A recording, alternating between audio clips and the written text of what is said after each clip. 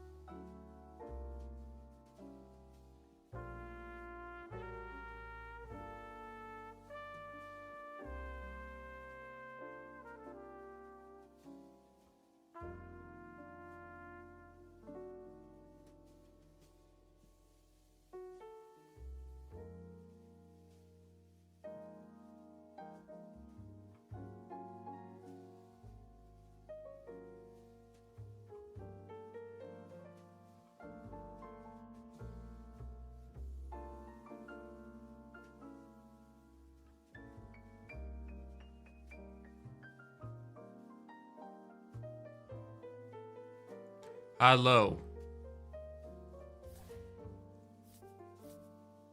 Hello. Oh!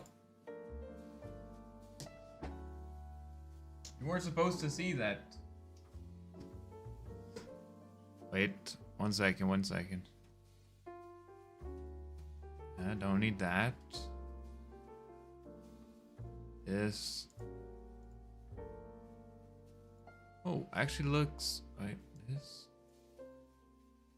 I'm always trying to get banned. Ask and you shall receive, my friend. At this stream, we give out bans like it's candy. Wait, why am I queuing US West? Don't need to do that. I might as well. It's only 65 MS. Sure.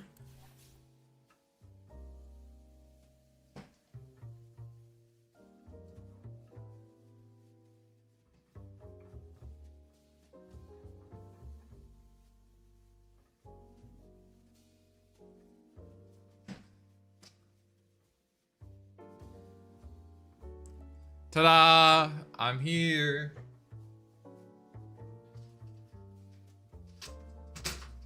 Sorry for depriving you all of my radiant visage for so long. Just got back from a grueling 4-hour-long advanced physics final. Oh my goodness, that is insane. Is there even enough physics to put on a final for 4 hours? Oh my goodness. Wait. Little did they know I have a custom emulator I built on my TI-84. I was playing Pokemon Crystal mid-test for half an hour. Well, sounds like time well spent, my friend. How did it go? How'd it go? That sounds insane. I mean, I know that I think my finals don't really matter that much. But fine, I probably got 90 or something. That's pretty good. Nice. You should be proud of that.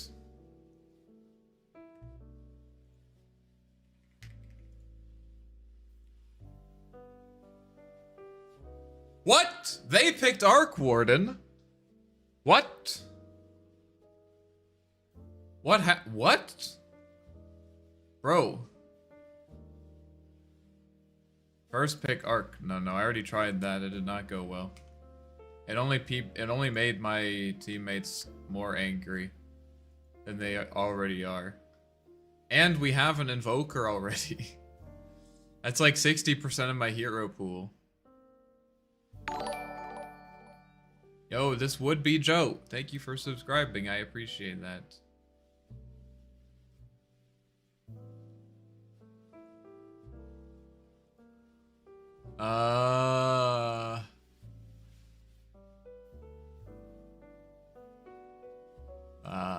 Just play Meepo. Kez it up. Kez is alright. I kind of want to practice my Meepo though. Been waiting for an opportunity to do this. Let's use the better Arc Warden. Come on, guys. You know the answer to that. Okay, this is so bad. I can't turn this off.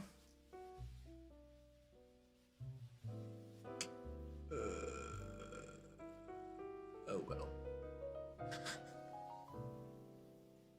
Lich is rough. Yeah, but I feel like my Mega Meepo will counter it, right? I don't know, we'll see what happens. Nice. YouTube UI being frustrating as always. Great. Nice.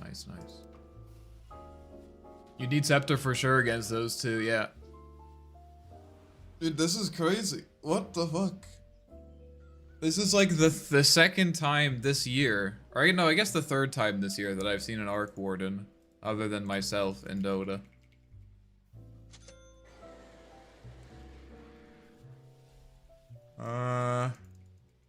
Kind of like the Crown start.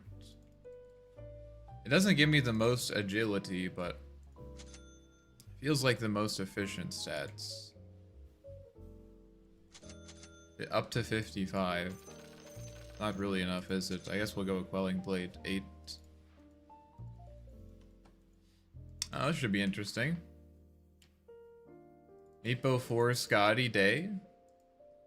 I'm not. Wait, you want me to play Meepo 4? What? Ark needs a crutch like Meepo with that axe. Yeah. I mean, yeah, it would be nice to have some kind of mobility option. Get Tango, Tread. I mean, I feel like going Ag's first item would be a mistake. Maybe Diffusal? Oh, you want me to buy 4 Scotties? In what order? What order? Which Scotty am I buying first?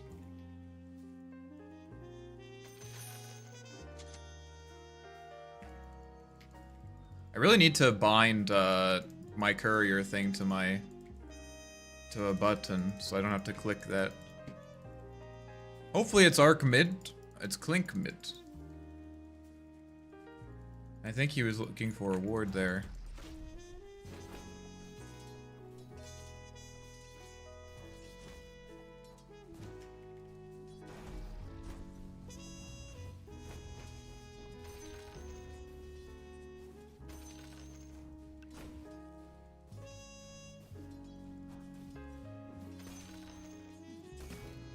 Playing for CS. Fortunately, I don't really want to get a wand, obviously.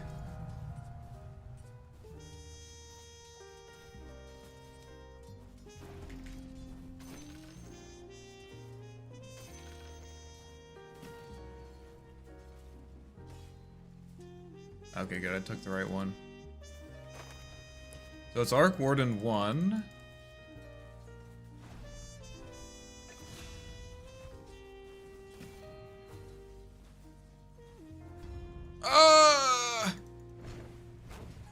Taking so much damage.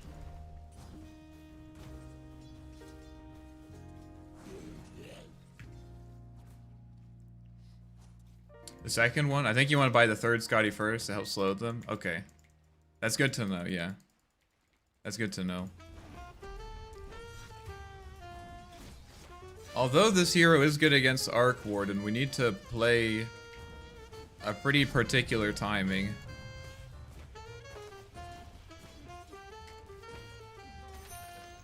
I think if the game goes too late, it doesn't feel as good.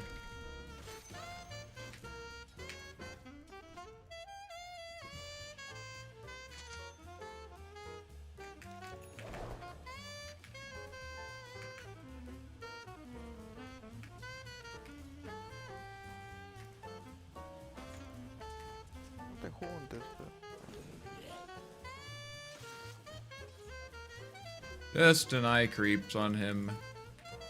Very simple. Don't have to do anything crazy.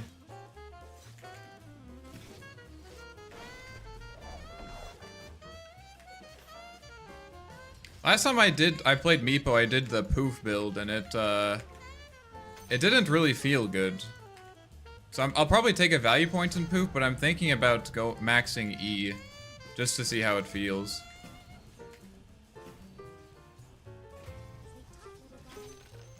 We're never gonna be able to kill this guy without a support rotation.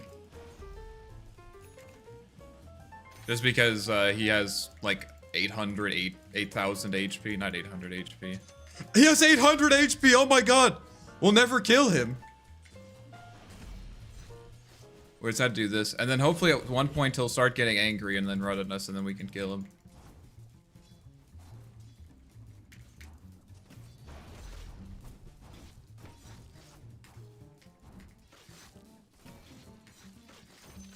We're already tilting him a bit, which is nice.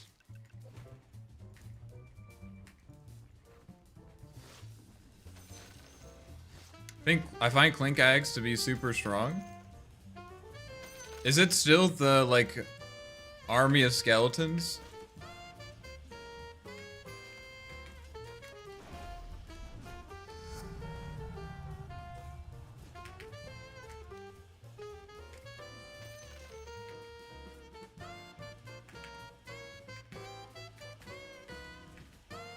The row of skeletons, yeah.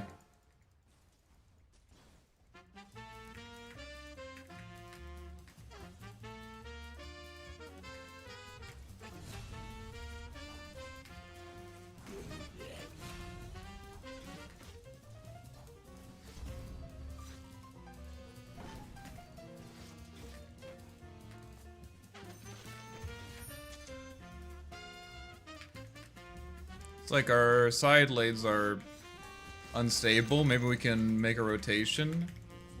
What would be a good timing? I guess like a rune. A rune would be a good timing for rotation.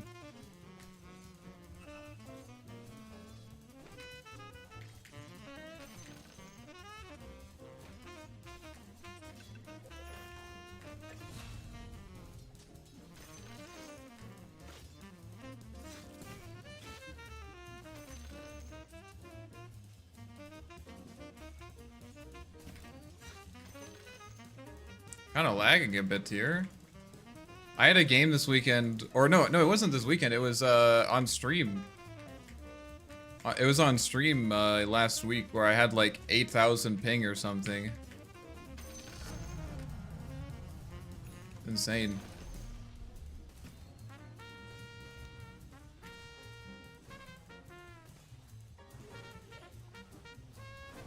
Guess I might as well get one of these, right?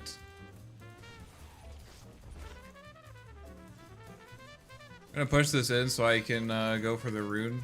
I guess I'll go for the rune now.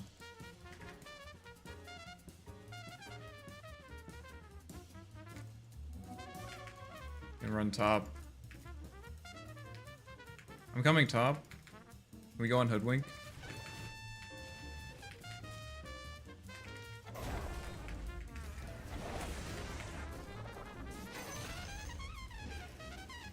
Nice. Easy kill. Do you guys remember when Atos built out of crown? It feels like there's like no good crown items anymore. Like I was kind of trying to think about if there would be like a way to do some crown builds on Meepo. And it just doesn't really feel like that's an option. At what point do you want to go jungle rotate with the other Meepos? I don't know, dude. I'm not a Meepo expert. I'm trying to learn the hero right now. I watched Tiga for the last updates. He had it wrong by one day.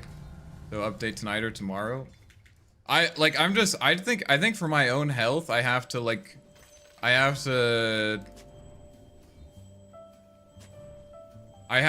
to eschew the copium. I'm TPing.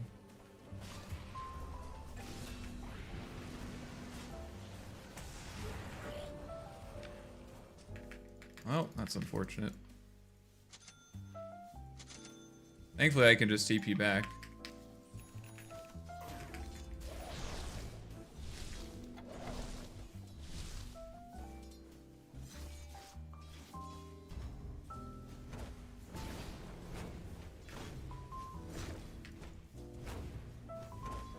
It's a random lich coming mid to D-ward me. Nice. Love that.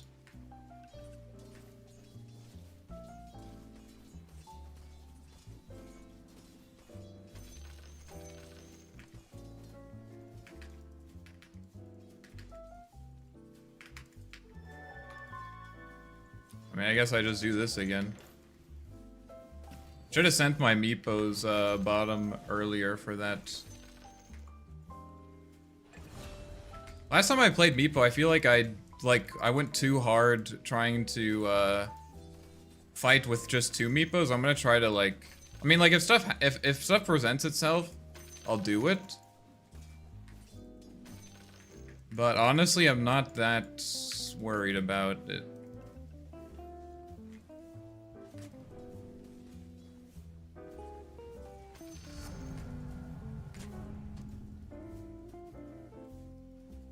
Axe this next.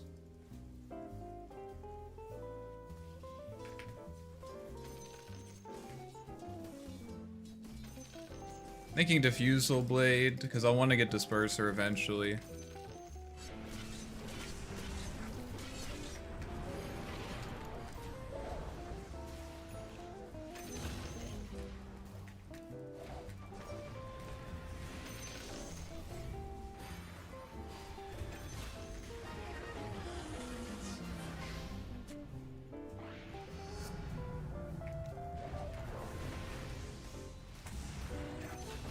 Easy. Okay, this is kind of working out well. How much is this? I'm not gonna worry about that. You will you will out farm Arc, and will be able to chase into jungle with 3 Meepos. Yeah, I need to. Yeah, I think you're right. I just need to be careful about like when I force my timing, because I think in the late game, at least whenever I play Arc Warden, I'm pretty happy if I can go late game against Meepo. Like, I think if Arc gets, like, all of his items, you're kind of okay.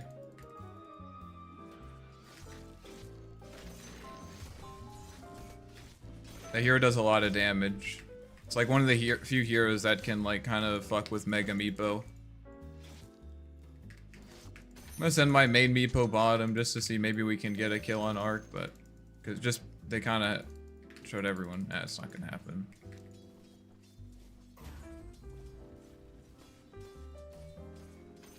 How's my jug doing? Not well. Not well.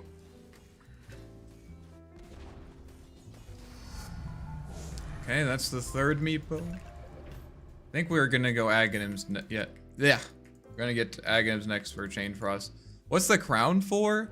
I just don't believe in the, I don't believe in the Wraithband Meepo. It's just, you miss out on value. Like, you literally just miss out on value.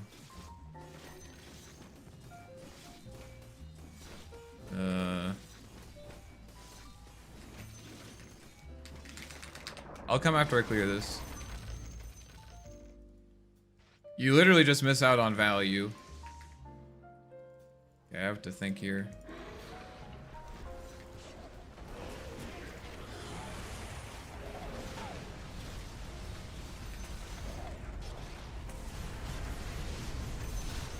Oh, I'm dead. Oh, I'm not dead. Easy. I never had any doubt, guys. It's fine. Never had any doubt. But yeah, the Wraithband, you just like you have this like +5 attack speed and +2 armor. It's just like completely useless. I can come back here.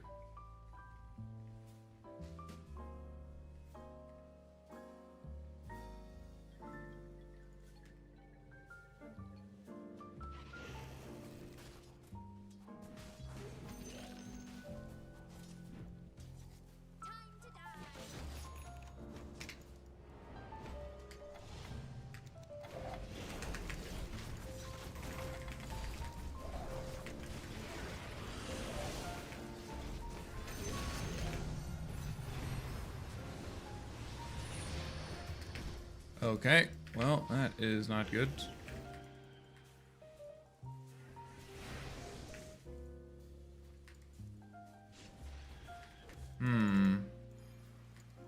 Surprisingly, they are playing the timing. All this is farmed.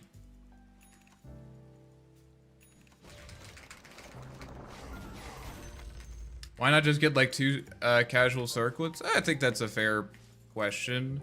I mean, 2 casual circlets is not a lot. It's not a lot cheaper than, or it's not a lot more value for the stats.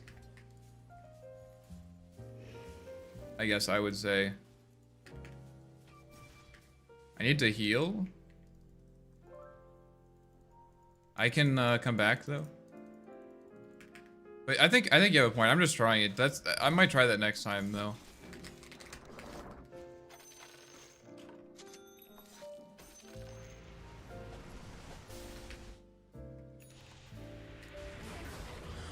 Coming.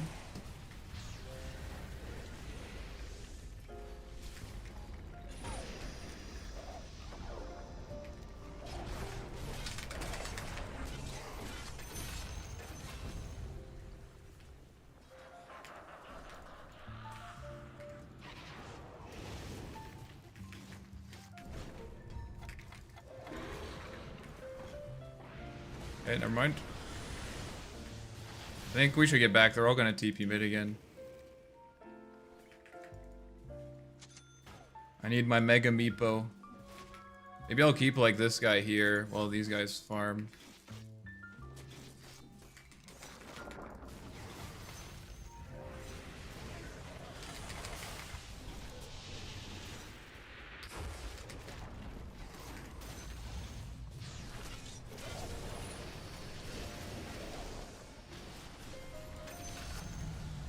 Guy's kind of hard to bring down.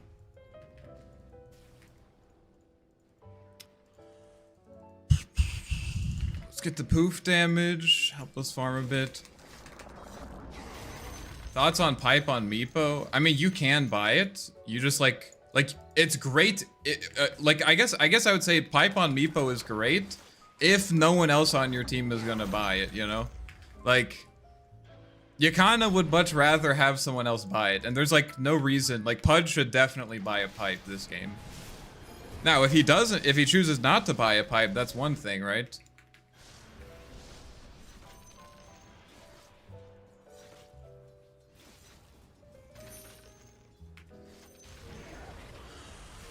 I don't know why I didn't,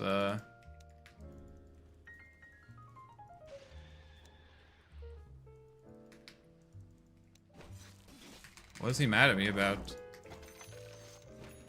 Maybe he's not mad, I don't know. He seems mad. I don't know, I'm just like, so I guess right now I'm feeling very, I want to be very cautious, you know? I want to be very cautious. Because I feel like this game is going to get substantially easier. Once. Okay, well I didn't clear it. Once I get my Aghanims. So I kind of want to just play for that. Like I'm happy to like take these early fights, but I'm like 6-0. Kind of want to be careful about not throwing the advantage, you know. Especially because it's like such a strong timing.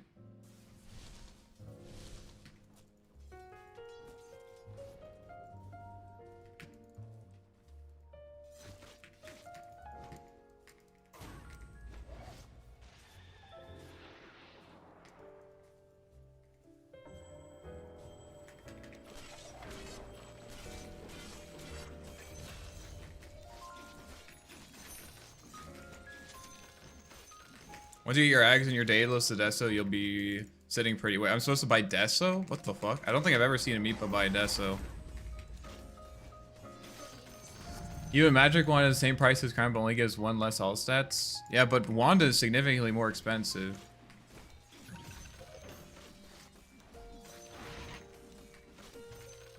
Kinda wanna try to kill this guy.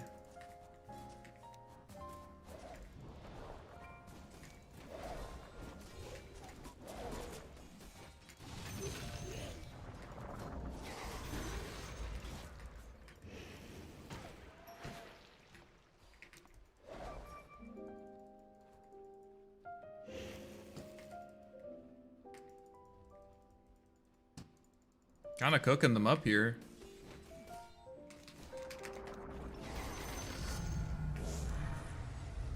Earthbind cooldown? I think Earthbind cooldown is really good. Don't like this smoke. They're all missing. I don't think this is a good... Okay, never mind. This is good. Arc showing top. It's a solid...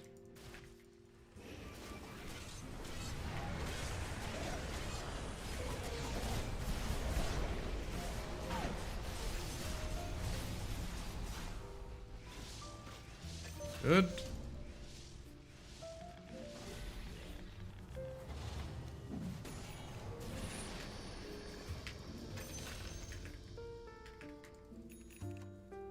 Got an extra Meepo here.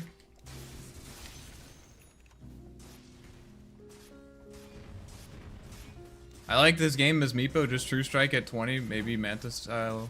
Manta else it's a normal Meepo stuff. I feel like Manta against all this AoE stuff is not a good idea. Oh!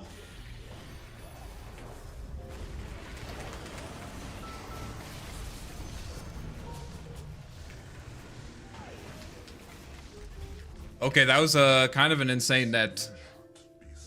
I didn't have my ulti, unfortunately. Let's get the dig. And then I think I want to get a Scotty, honestly. Is that crazy?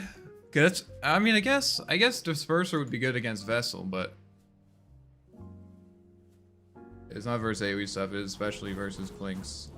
Oh yeah, because then if he silences my main Meepo, I can't ulti.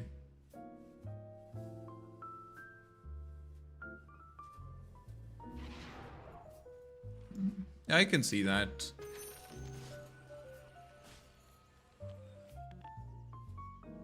Kind of got baited by just the insane net.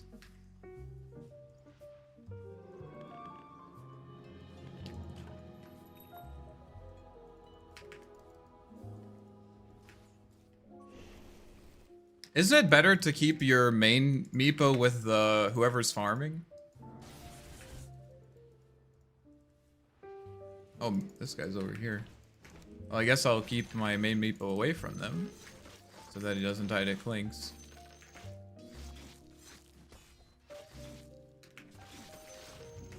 I don't think Clinks has the damage to kill my main hero. Like, I have 17 armor.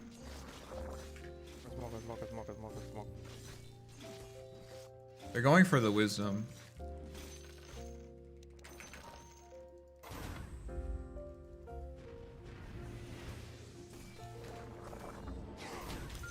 Is this the second or third Scotty? This is the second one, as advised by chat, of course.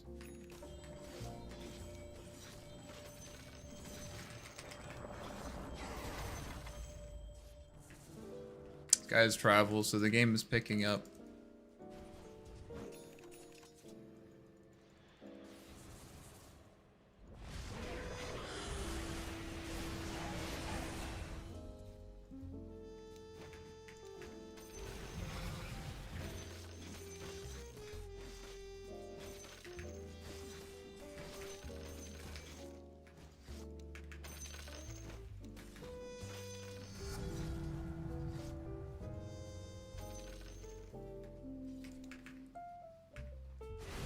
Oh, I should portal. I'm portaling?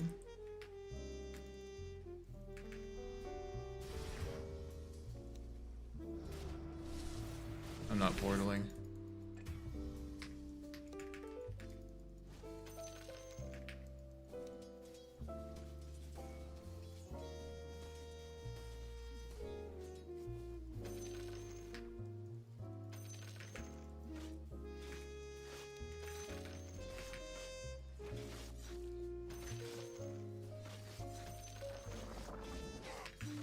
It's randomly stopping. They're attacking. Nice. Can you solo Tormentor? Oh, that would have been actually a great play. I didn't think about that. They're probably tormenting right now. This is like 3 and 4, right? I mean, I feel like I'm strong, but I also look at my health bar and I'm afraid.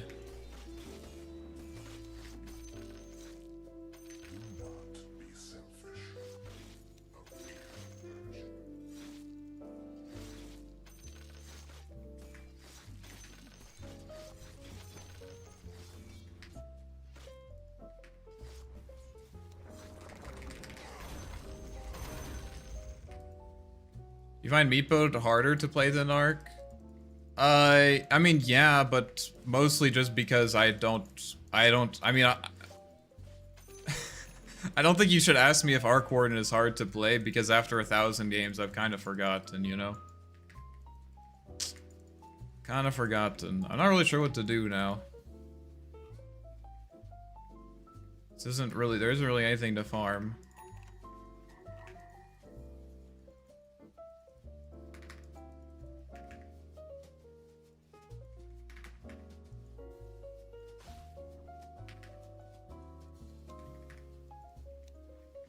Let's send 4 up here. I see Scotty, Axe, Hex. Yeah, I need to get a Blink somewhere also, I think.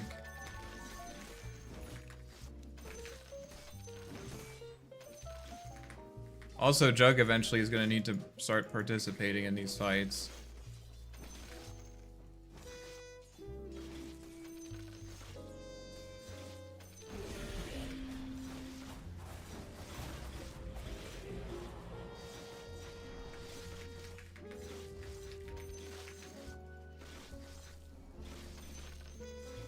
And that's why we don't show the main meepo.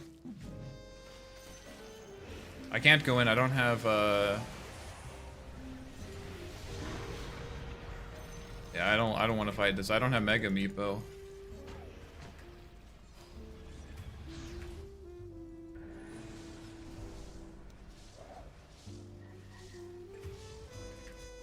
If I don't, dude, they force out my Mega Meepo. I can't do anything if I don't have Mega Meepo.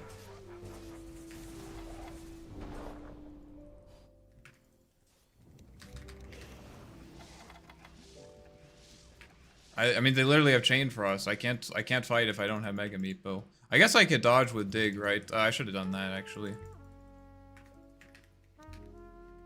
I could have dodged it with Dig. I need to go in, I guess. Kind of tempted to go Blink. I mean, it's just that they went on me first, right? Did you guys see that? Blinks went on me, so I'd use Mega Meepo to save myself. I don't think the mature conclusion is like we just farm. It's just that fight in particular was bad for me.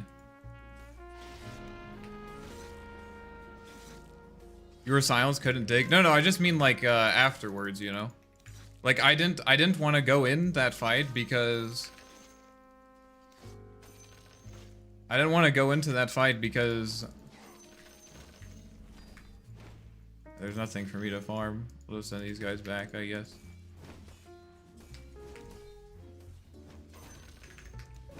I didn't want to go into the fight because if they Chain Frost me, like I'm always thinking about Chain Frost, right? I'm always thinking about Chain Frost.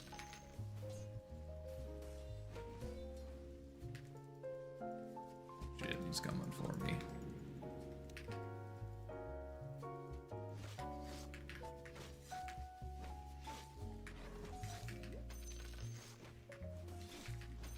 I get what I can. Oh shit.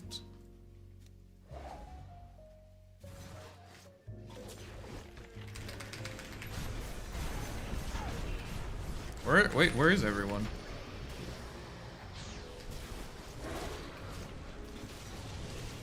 There's a random one here. Oh, I can leave. I could have left there. I'm fucking dumb. Yeah.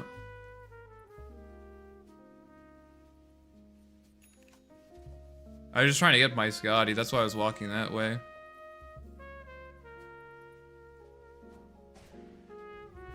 Dude, what is this fucking innate? Your meepos don't get your... Yeah, like, what the fuck is this for? Wow, I get to choose all these new... Like, I can't... None of this fucking matters. Literally, the only thing here that is useful is Cobalt Cup. All of this shit is fucking completely useless, dude. What the fuck, man?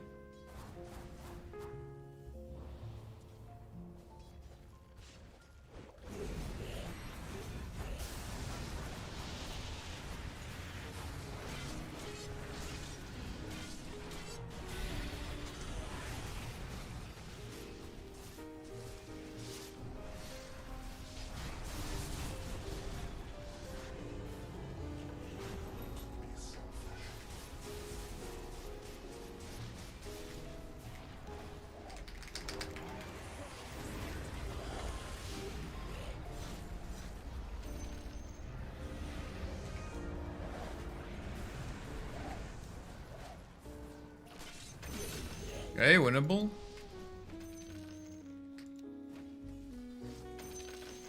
If innate should be as a neutral item to work on all units. It absolutely should. It absolutely should. This has to be the worst innate in the entire fucking game of Dota. And maybe that's the point or something. I don't know, but like this innate is so ass. It's actually so bad.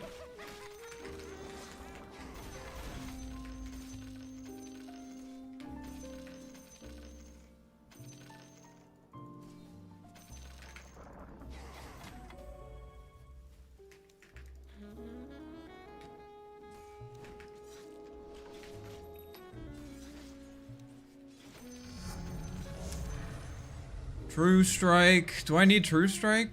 Oh, he's going Butterfly, so yes.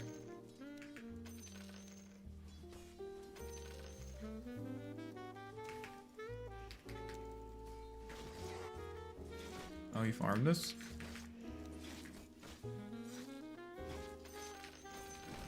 Well, I go Manta. Well, I was sitting on like 3k gold, you know? I just needed to farm it. I didn't mean to do that, but whatever. I needed to spend my money for that fight, you know? Manta's like one of the few items that you can actually just buy. Like a 5k gold item that you can actually just buy from base.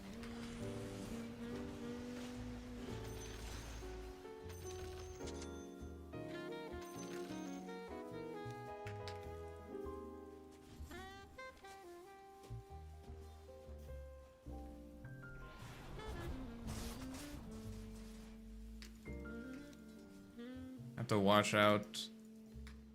I think I can show him this way, but I have to watch my guy.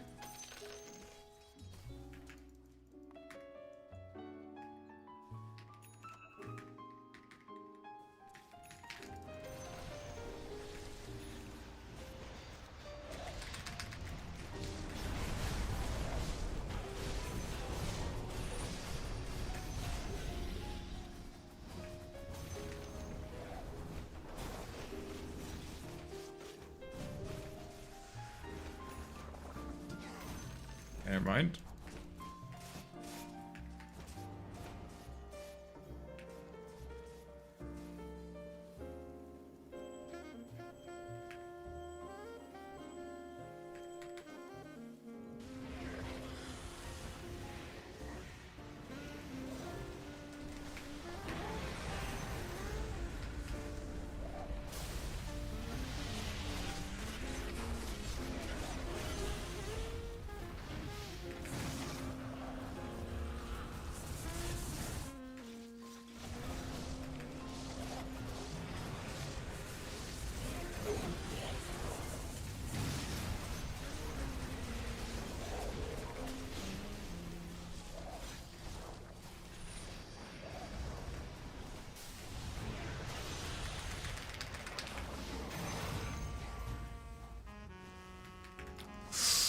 Holy shit, dude! Holy shit, we're doing it! Holy shit, we're actually doing it.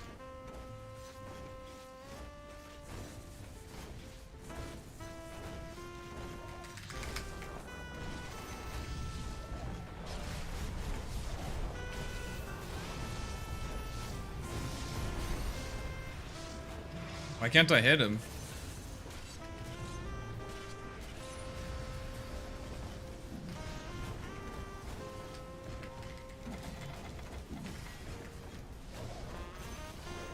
Okay, this is looking kind of spooky.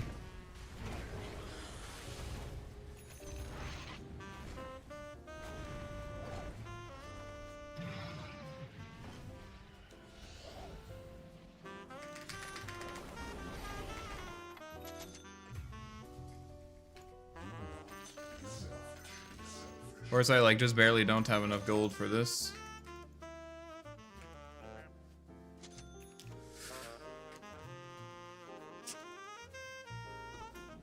Upgrading to Disperser is cheaper than Manta, and you can use it to Dispel. Yes, but Manta gives you more valuable stats, just in general. Manta gives you much nicer stats, like just a wider range. Is that the real Arc Warden? There's no way that's the real Arc Warden. I think it is. If you find him, we can kill him.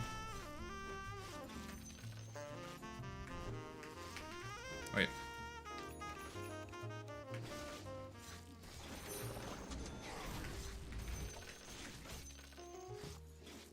Sorry guys, I am not very chatty during this game. Because I am playing Meepo, and Meepo is fucking hard.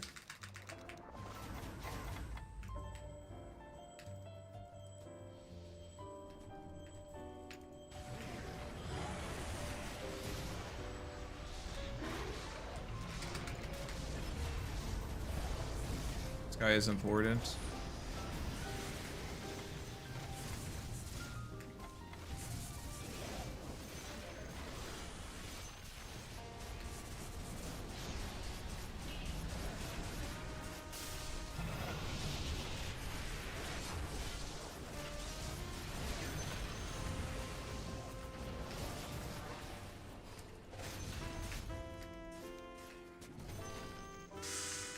Oh my god, oh my god. Sell your scepter for the last bit of gold. No, I'm not doing that.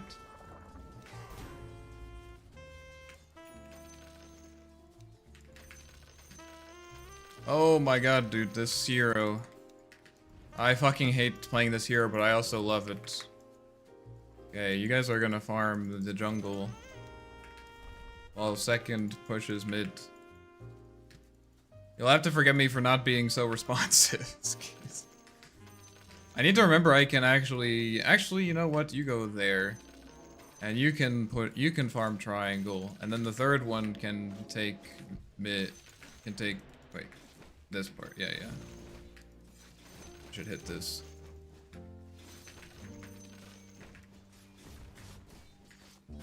There we go, now we're farming. We should check Roshan, yeah, I agree.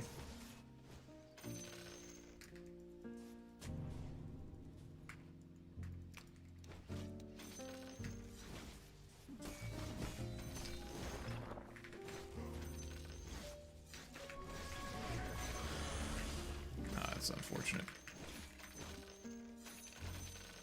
And you can farm this.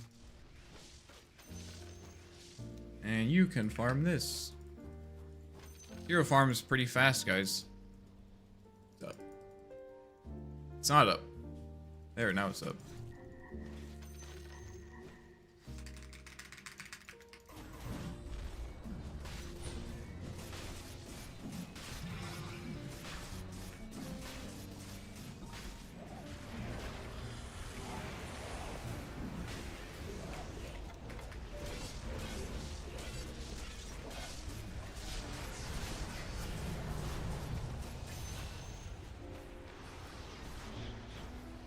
Got an extra meepo now. Oh, let's finish Roche.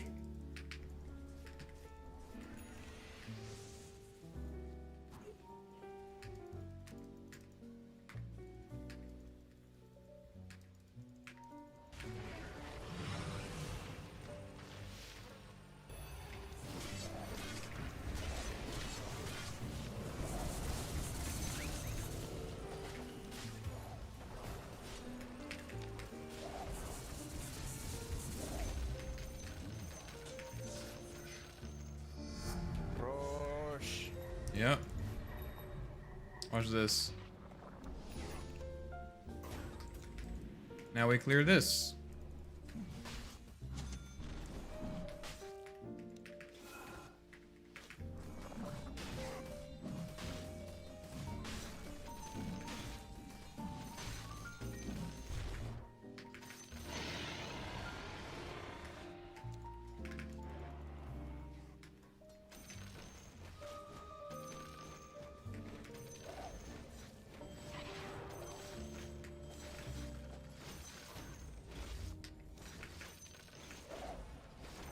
Oh!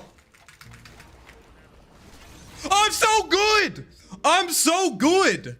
I'm actually insane, guys. Holy shit! Oh my god, who is this guy? Who is this guy? That's 4, okay.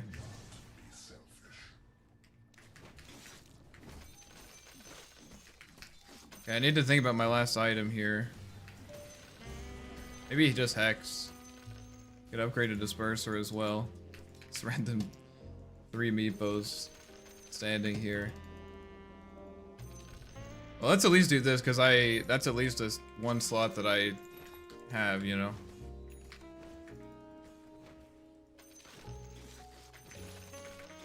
Okay, so 2 is here, 3 is here, 4 is here.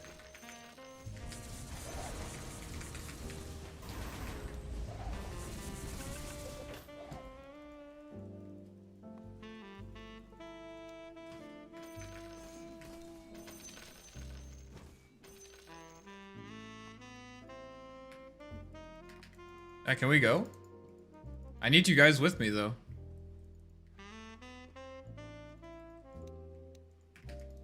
Countering Arc with Meepo is some extreme stuff. You have to do it. It has to be done.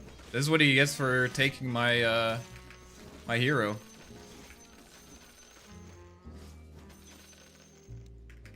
I'm also thinking, like, Daedalus would be good. Oh. Right here, watch this. Can you catch him, Invoker?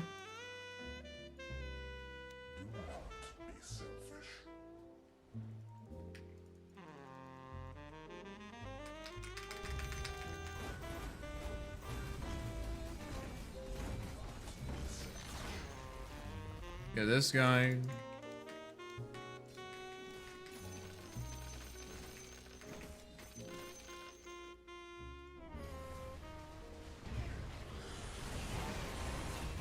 That's pretty good.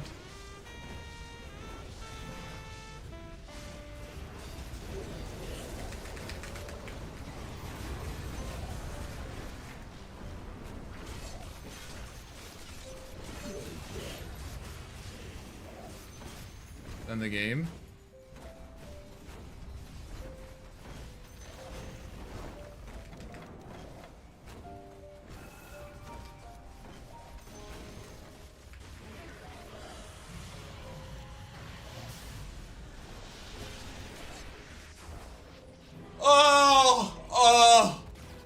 Oh, I'm so glad that's over. Oh my god. Oh my god, dude. Oh my god. You know what? You know what, guys? I'm never playing that hero again until I decide to play it again. Does the Dazoon AoE work for other Meepos? No, it doesn't. It does not. Okay, that was a wild first game of the day. Playing Meepo, for me, like, to play Meepo, have you guys ever, like, jumped into, like a, you know, jumped into, like, a lake that you know is going to be extremely cold, you know? Like, you're at a lake or in, like, the ocean, you're like, you know, it's, like, fall, like, you know the water's, like, 30 degrees. But so the only way that you can get yourself to jump in is if you have, like, forgotten what it's like. I'm waiting a little bit so we don't encounter this guy again. Obviously, I mean, we want, but, like, I still don't want him to pick Arc Warden before me, so I'll wait, like, a few minutes. But you have to, have forgotten what it's like. Like, you have to forget what it's like to jump into an ice-cold body of water. That's the only way to do it. And then after you do it, you're like, God, that felt good, but I am never doing that shit again until you forget what it's like again. Until you forget it, and then all you remember is, like, what it's like for it to be good. I do really enjoy, like, the micro mechanics of, like when we were in Roche Pit. That was probably one of my favorite moments. We were in Roche Pit. I TP my main hero back, I poof a clone to my hero, poof my main hero back, and then poof another clone to clear another lane. Like, that shit is just so cool to me. Just first pick the Arc Warden. We could do that one day. Arc Warden is weak enough as a hero that I feel like I'm griefing enough by picking it last. Worf is on Dota, not even in stream. I don't know, dude, what is he doing? He's playing Chen. Don't you find Meepo so much stronger than Arc? I mean, I don't have as much of a sample size, but it did feel stronger. Like, I made a lot of mistakes that game. I made a lot of mistakes. And we just ended up winning anyways. Like, I think not fighting in that team fight in our top jungle the first time was a mistake. I was just afraid because I didn't have my ultimate, then I remembered Dig. And then I forgot about Dig for the rest of the game. Literally forgot about it. Dig is so good. It's so good. You guys remember back when Meepo had a facet that allowed you... I mean, first it was a talent, but now it's a facet that allows you to... that allowed you to equip any item in your neutral. and it was shared across all of the meepos. And I was like, I wanted to theory craft like some like off-lane meepo where you get like an Eternal Shroud, because like Meepo's biggest issue is not physical damage, magical damage. Because like you get, you want to build agility, right? So if you have like a Scotty, a Manta, and a Disperser, like you have like an extra 60 agility. You're not having armor problems, right? But if you just got like if all of the Meepos had an Eternal Shroud, they also all get an extra like, I mean, how much does it go up to? 25, it's 20%. And then 3.5 times 6, it's like, what is it, 18, like 20, an extra 20%? So like an extra 40% magic resistance on all your meepos with this extra flat HP? It seems pretty good to me. The item timings were so good, Meepo makes most of his items. Meanwhile in Arc, you have to have 6k gold on all slots to feel the power. Yeah, I mean, with the Ags build, you can kind of get away with less, but yeah, you're right. My theory is that the facet and all the bias bug is what caused Valve to rework neutral items. I wonder if they meant to let the Meepo. I just like, just don't give him an innate. If you're gonna give him this innate, just don't give him an innate, right? Like, just don't. I guess maybe you can make the argument that like with Mega Meepo it's useful, but not really. I don't think it is. Make Meepo universal, and I'll become a Meepo content creator. If Meepo becomes universal, there are gonna be so many other interesting builds. Cause I feel like right now there aren't that many interesting builds on Meepo. Like Aghanims, Meepo kind of suffers from the fact that like Aghanims is really strong, and it kind of helps you get around all of these things that have been added to Dota. Since Meepo was created as a concept to like fix those issues, Like there are so much AoE now. People have so much kite now. And so like the Aghanims fixes all these issues, but the downside is that like you kind of need to get Aghanims, guys. Like you just kind of need to have it. Which is fine. I mean, that's okay. But it also means that, like, there aren't, like, that's one item that is just non-negotiable. You're mad for an interesting build. Echo Saber, Basher, Sanjin, Yasha, Satanic, Rapier, Dragonlance. Okay. What order are you building those in, by the way? And then also, like, as a Meepo hero, like, you have to build stat items, Like, you just gotta build stat items, because otherwise your Meepos don't benefit. Oh, in that order.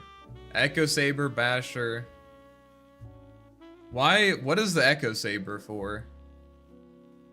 I mean, I see what you're doing, but like also, I don't think, like, it's like Arc Warden, where like, oh, it looks cool? Okay, never mind. I don't know why I'm trying to give a real response then. Alright, fair enough. Fair enough. Echo Saber's for echoing. Of course! I'm so stupid. I'm so dumb.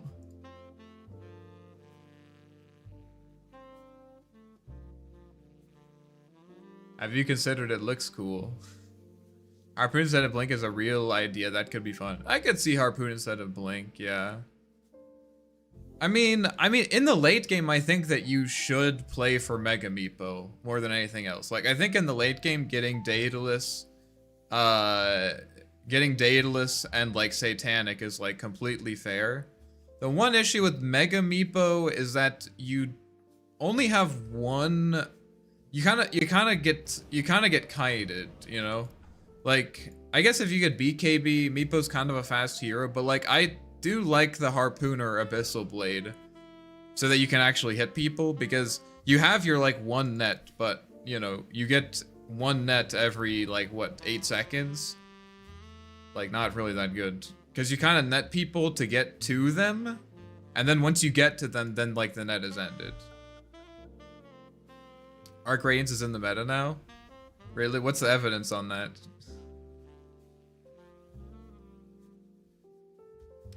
Mega Meepo lets you get BKB? Yeah, exactly. I think you have to get BKB eventually.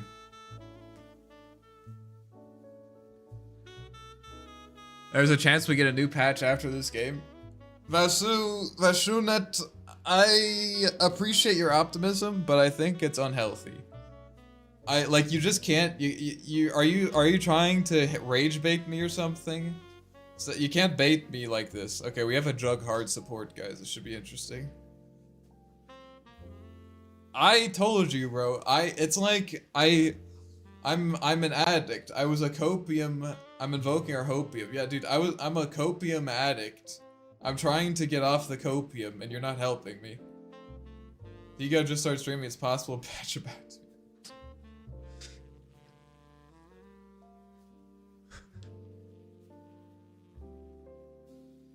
Guys, it's 10 degrees outside. Last time there was a patch, it was also 10 degrees outside. It must be happening. This must be it. Well, this is gonna be an interesting game, that's for sure.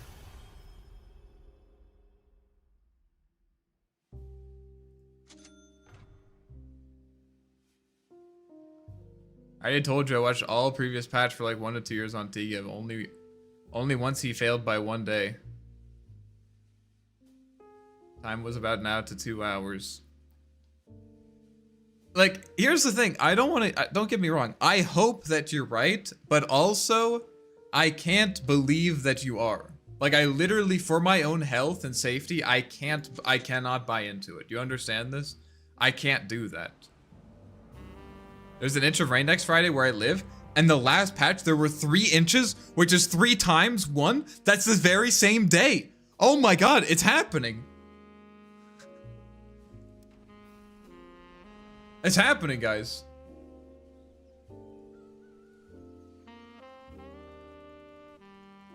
Glad your streams line up during my work hours. Glad to have something on in the background. I'm glad that you choose me to have in the background. That means a lot. Thank you. What do you do for work? What do you do for work? I'm gonna go stats because I'm gonna. I gotta do something here. How much is this? 140? Fine. If it's Lesh mid, I need double brace Baracere.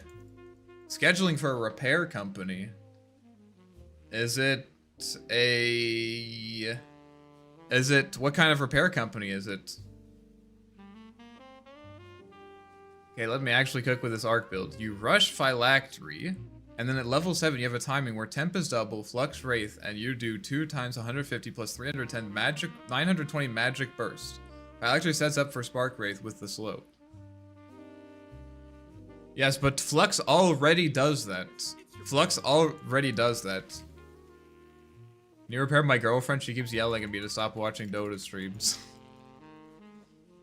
I need to just start recording. I keep forgetting. Nope, not that. This. And then this. Ah!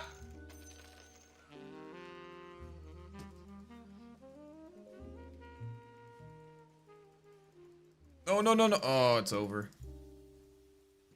It's over.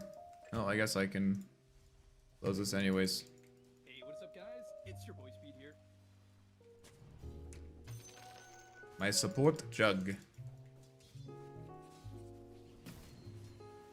Jugger hard support? Yep. That is what we're working with. Who's their mid laner, though? Okay, well, I was kind of afraid I was going to mess up my block, but there's still some crazy shit happening.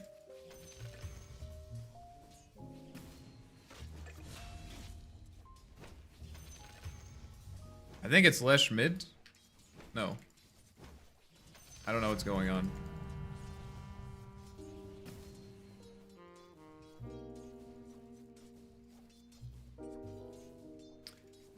I'll just say the thing with Phylactery is I just don't think that Phylactery. I know that Aghanims is more expensive. I know that Aghanims is more expensive, but I just don't think Phylactery, like 900 times out of 10, Phylactery or it's worth waiting for Aghanims. Like, Aghanims is so much fucking damage, dude, and it's a disable too. It's so good.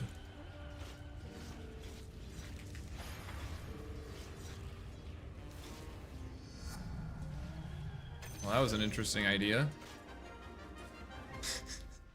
Nice.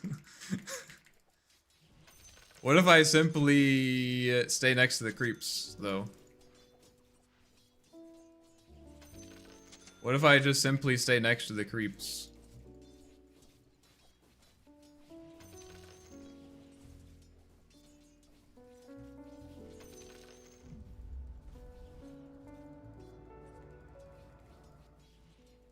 Unlucky.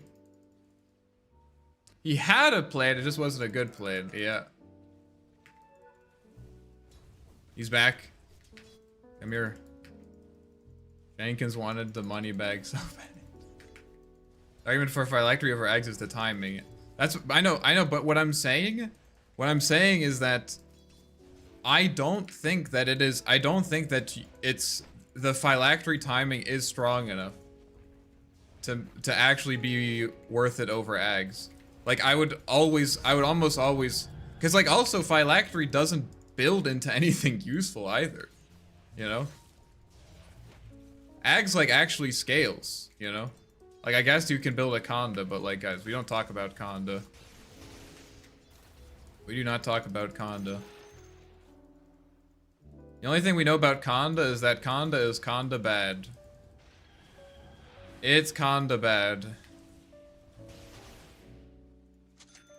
Am I going? I guess I can get this whether I go Treads or Midas, we'll see. What am I building this game? Am I going Ags? Am I going Ags this game? Alright.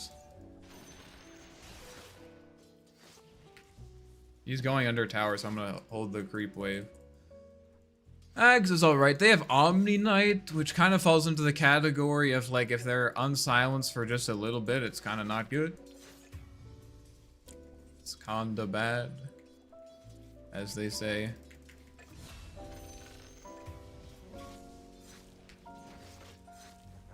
I have to be a bit careful here because there's a wave pushing in.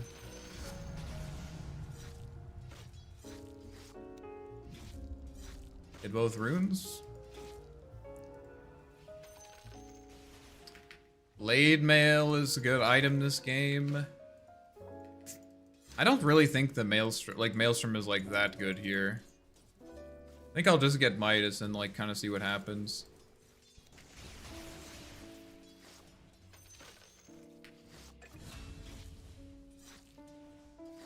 Is that gonna lower the creep enough to get denied? Yeah. How worried do I need to be about this guy diving me?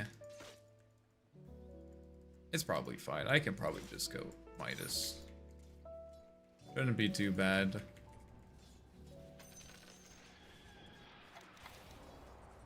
No, you don't get to be here.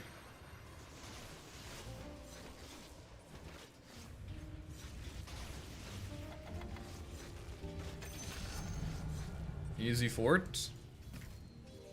See guys, I fortified the wave there.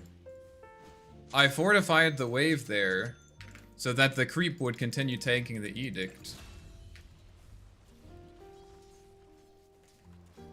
Those are what you call pro strats. Everyone called me Wash. Wait, this isn't an Elden Ring. Wait a minute. Oh, it's not Elden Ring.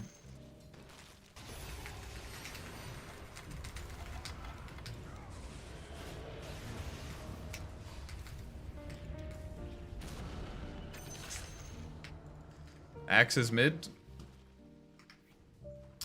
Please try to call out those rotations. Very important for me. He still died. And now he doesn't have TP, so he's gonna miss the rune.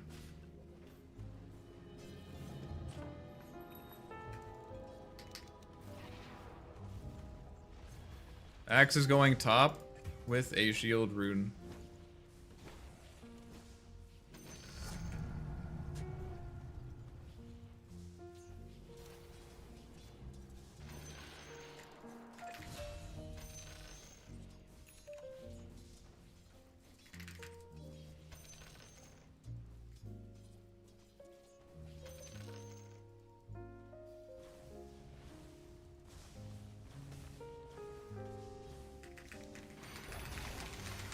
Ah, he baited me.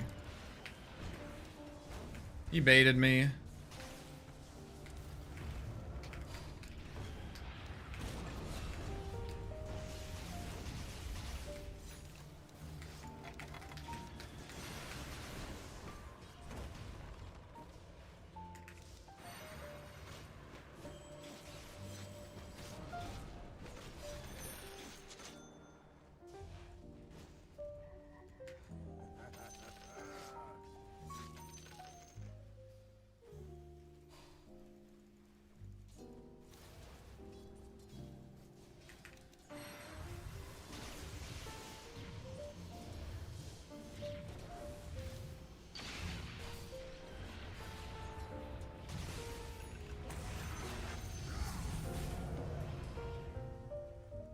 Good.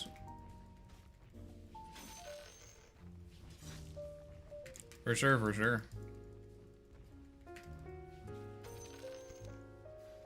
Got our Midas. Man, I think I can still,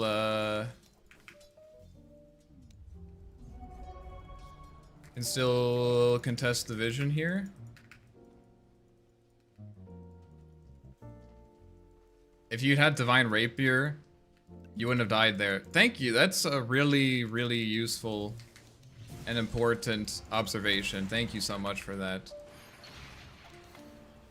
Hope you guys are enjoying your solo lane top. I certainly am not.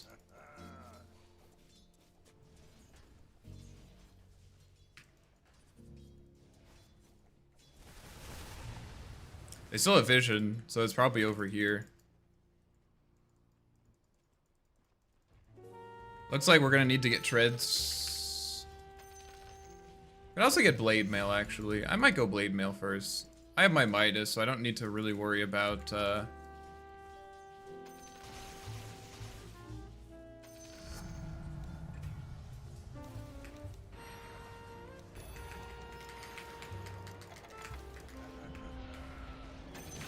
There we go.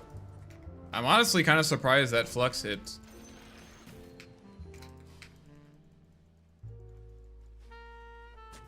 There it is. We got it.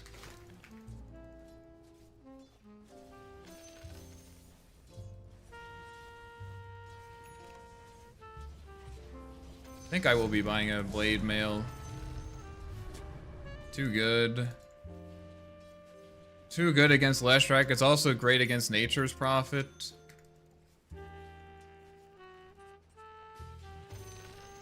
Pretty much incredible. We can kill him when this is up.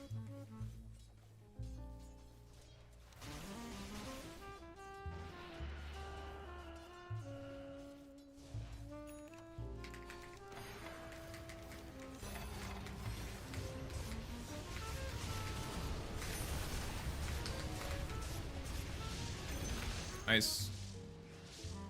Can I have this?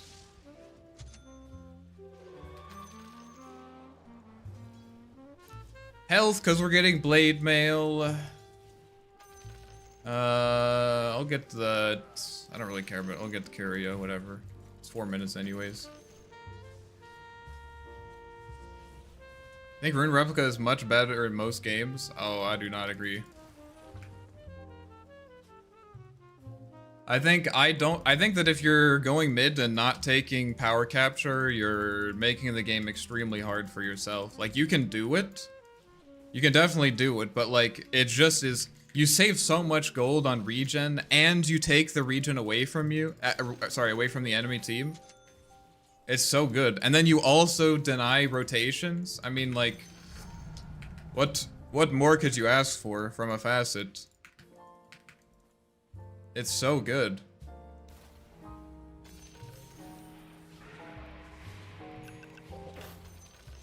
Okay, we got blade mail now. Oh, that is 3 heroes. I'm not gonna deal with that.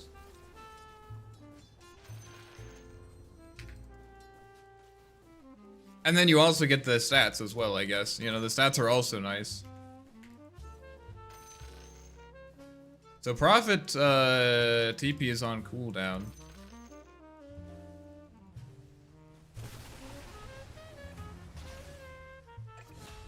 Trying to bait him into a blade mail thing.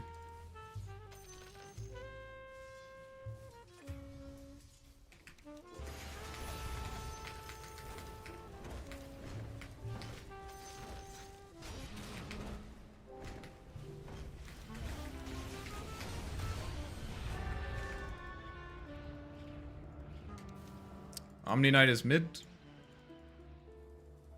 It's making space so I can secure the rune. The health is great for sure. But I think this game I'm gonna wanna go right click. I'm trying to decide if I can actually get the Aghanims. Or if I should get the Aghanims.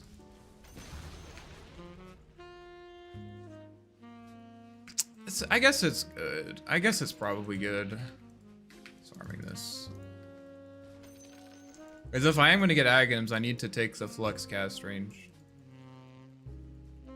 Mage Slayer solves the same issue, but your mana regen is good against Axe. Yes, except Mage Slayer doesn't actually help you kill them. Mage Slayer doesn't actually help you kill them. Which is very, very important. I mean, it does, like, sort of. Like, okay, yes, it gives you attack speed, but... and some damage, but otherwise it's, like, not that good, I think.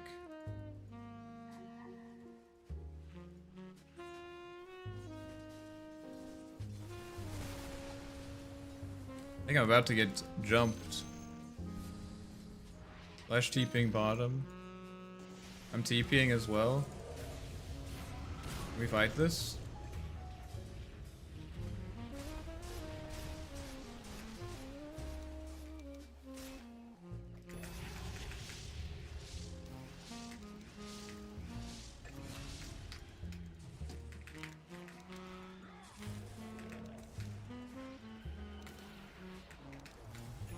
So fast.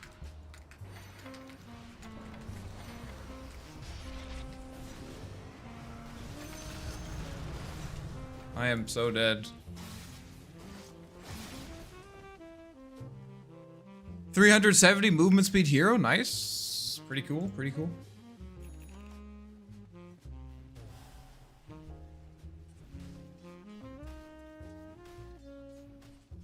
Rune Facet gives you sustain and stats. Just make hard lane more easy and gives you almost 100% power runes.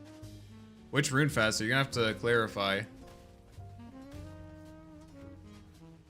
Power capture, yeah. I guess it's good, but the double is so good on Rune Replica. More spells with Arcane Rune. Yeah. That is, I didn't say that Rune Replica isn't good. I just think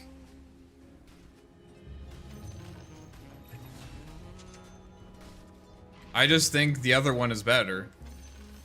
Right? The other one is better. That's what... I mean, like, yeah, you can say that it's good, but you have to make an argument as to why... Like, you have to actually compare them, you know?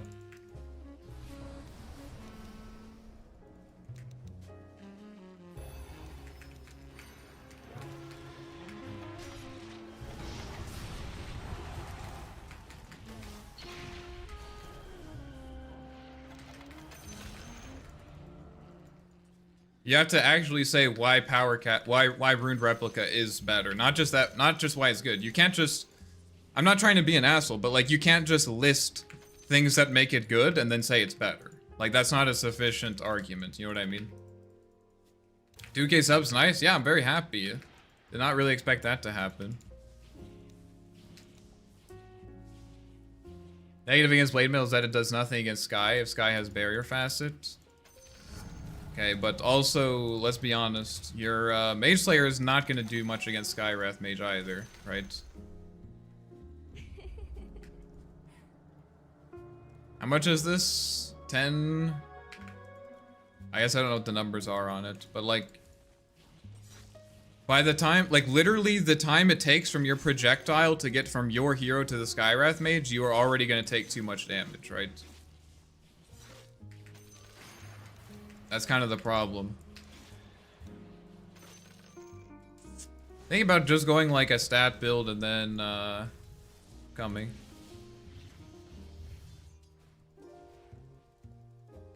Needs to actually get on top of them.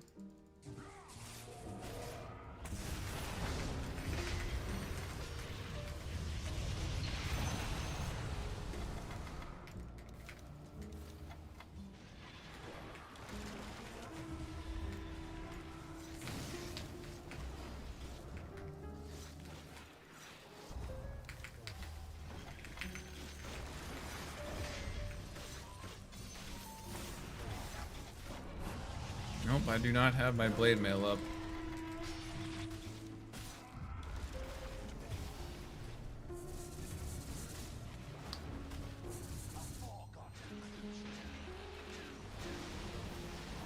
They're just bringing more heroes, but now my gyro's here. Nice. The way to deal with this guy is jump to burst him and not let him get you first. He's very squishy. There's not a single cheap item that totally answers him. Yeah, exactly. Exactly. Okay, I think I need to get a pike.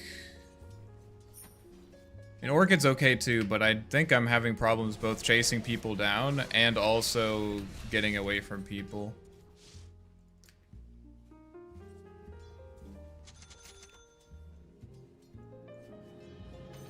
He's gonna get the rune of his bottom, so...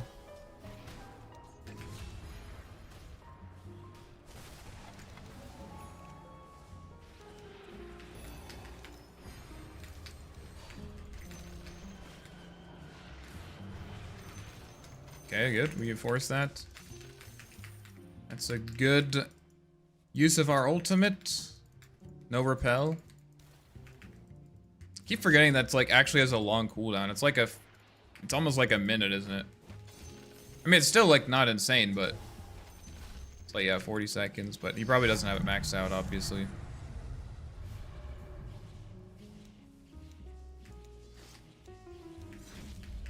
This guy just pike... Good against NP as well. Yeah, I mean, normally against Nature's Prophet, I think Pike is a little bit of a bait. I should be pushing with these. Because, like, I think usually against Prophet, you can just fight him. Like, there, like, he ran up to me and then I just fought him. Unfortunately, I didn't have Flux because I used it to control 2 heroes earlier. So I don't really care about Prophet. I actually think Arc Warden is, like, one of the best heroes in Dota against Prophet.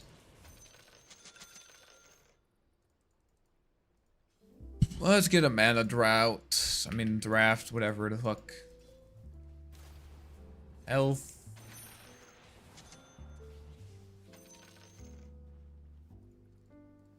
Just don't have... We have a good ward bottom. I'm gonna just use this. I need to run mid. This will help me push that out, and then I can actually get the rune.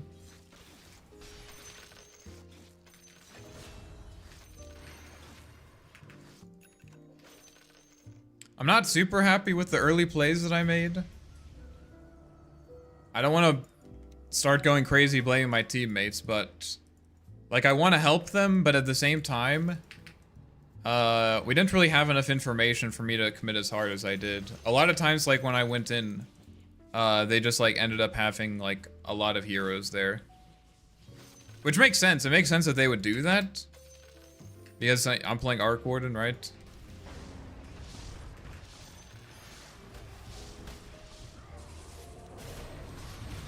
That guy is super dead.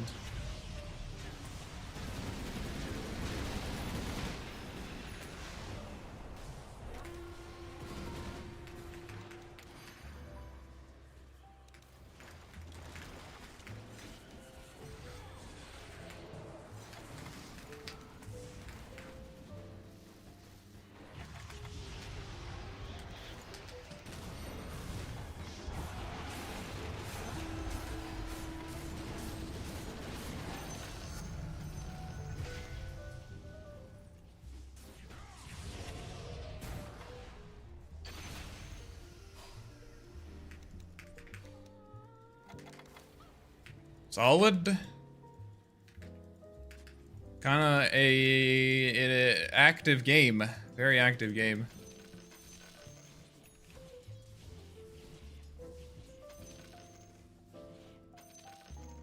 Your man feels so bald right now. Okay. Any psychos out here playing Treant Protector? That hero seems pretty fucking bad. That hero seems pretty bad. Are you going right click or spell build? I am going for a right click build. Using my clone to farm a bit. Trying to use it off cooldown. Probably for a more right-click build, just because they have a like a built-in BKB and Prophet will buy BKB as well. I'm thinking about getting Diffusal Blade, honestly. Yeah, I mean, I'm coming. I'm just really, really slow. Very inefficient. What are we even doing it for? Jug Shard.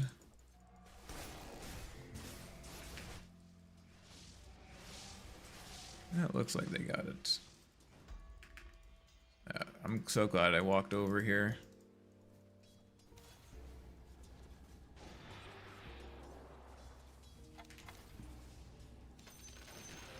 I gotta focus. I might get jumped by Mr. Axe. Gonna push with my clone.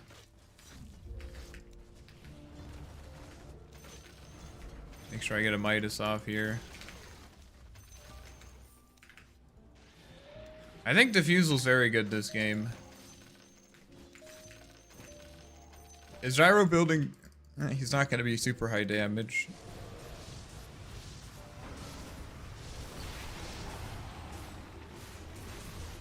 Yeah, Guardian Angel.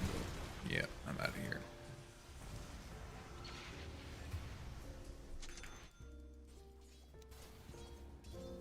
I am once again losing team fights because I am slow as fuck. Guys, have I mentioned before that Arc Warden is slow ass piece of shit? Have I mentioned that before? I don't remember if I've mentioned that before. That Arc Warden is like literally almost disabled.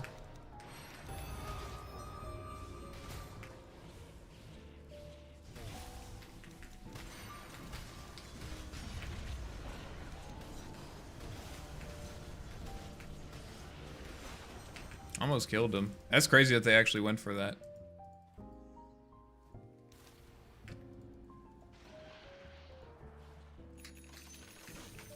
I need something to threaten Omni. Nullifier is good against Omni, but at the same time, he has a built-in BKB. Like, I think Bloodthorn is a better option. Actually. Yeah, I think we should go Bloodthorn. Lacking damage anyways.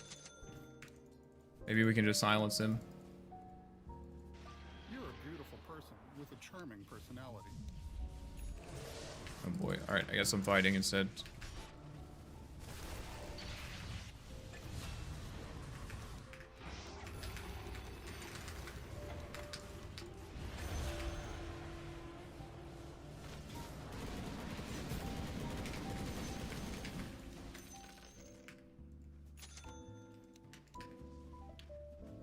No fight for Skybear, Leshag, Ghosted, and Omni, not urgent items. Yeah, I can see it for Lesh. I didn't really think about the fact that it dispels that. Oh, I got this as well, I guess. Okay. Nice. I just don't really think... I don't feel like Sky is a significant threat. I think Omni is. Like, Omni seems like the spooky guy.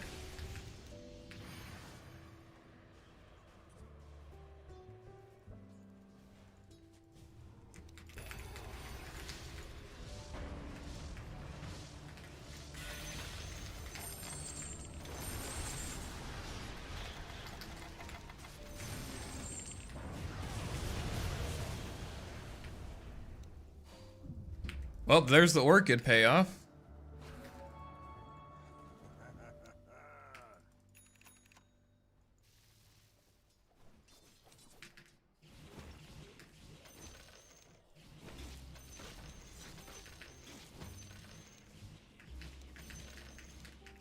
Orchid value? I know, dude.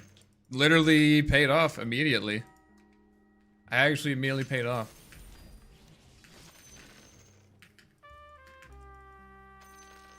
I think in Dota, like there are a lot of items. Like sometimes you have to solve a problem with a defensive item, right?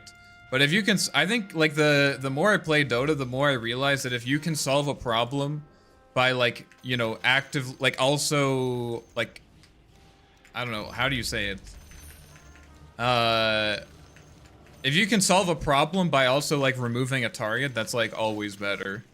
Like, you can, yes, you can buy Crimson Guard against Juggernaut, but it's always better, I think, to itemize to deal with Omni Slash by just fucking killing Jug. Now, obviously, yes, killing Jug is a lot more difficult than buying a Crimson Guard, but as on a hero like Arc Warden, like, this is why I think items like Pipe and, you know, Crimson and these aura items like Glimmer Cape and stuff are just like, not even like on a support would I buy it on Arc Warden, just because like you are so potent in your offensive capabilities.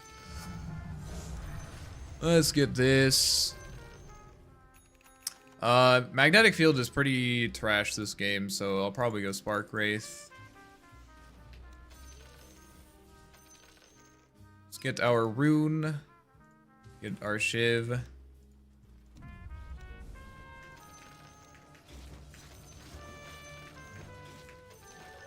Now the question is if we want to actually go for a Nullifier now, or if we want to go for Hex. Ooh, that is an ambitious duel, but I believe. Nice job, man.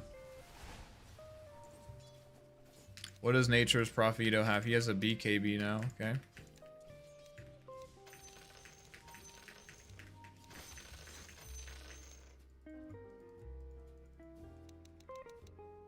I didn't notice he had a pause 5 Jug. Yeah, he's actually doing well. I thought he was griefing. Okay, he has a Midas. Alright, maybe the jury is still out on that. Don't really have enough information.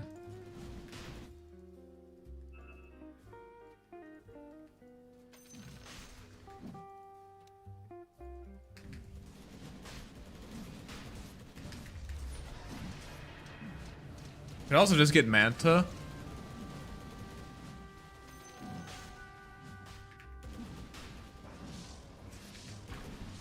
Finish it.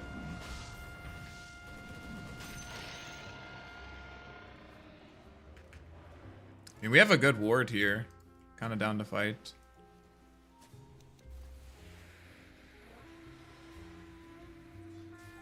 Alright, I gotta focus here, guys. Give me a second. Where might it please?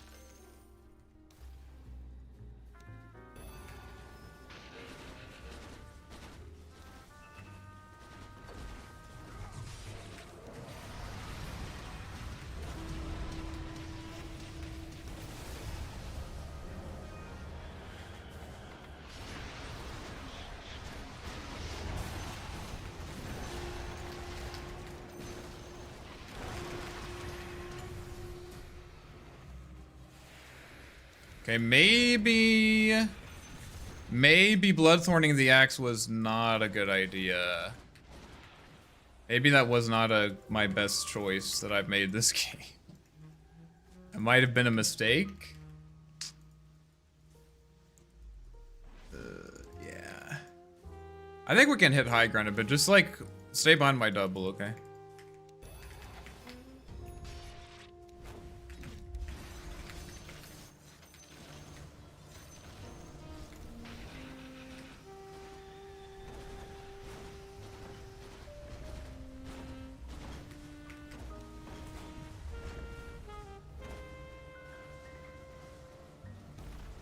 I think we should back. Let's get out of here. I'm gonna buy travels now. I don't, like, there are definitely items that I could have, but like, I feel very strong right now. I think like my next item is not that important. Like, I mean, it's important, but like, for fighting, like, I think I feel strong enough in fights. I think a much more impactful thing I can do is split pushing now with my travels. On one hand, it's going to give me more money, but it's also going to help us set up easier fights to take, right? So if I can like push out bottom or something and force someone back, and then we know that there's only like, there's like one less hero here or something, then like the fight is a lot easier. And it gives me money. And it gives me money. I don't want to get this,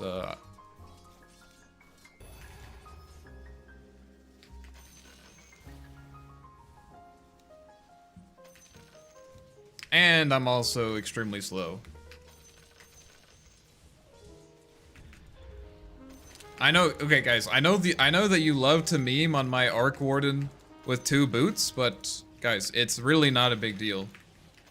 It's really not a big deal, guys. This hero has so much money that I don't think it matters that much. Obviously, you should like try to avoid it, but sometimes you just can't. Pretty sure Bloodthorn True Strike bonus damage only applies to units you control. Bloodthorn that accident make Gyro die faster. Okay, that's good to know. I'll believe that. I'll believe that.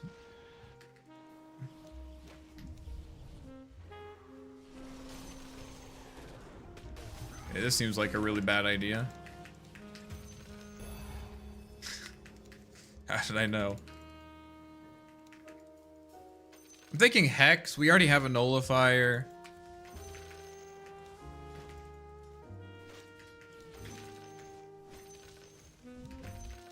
What is this guy buying? He has a Lincoln's now.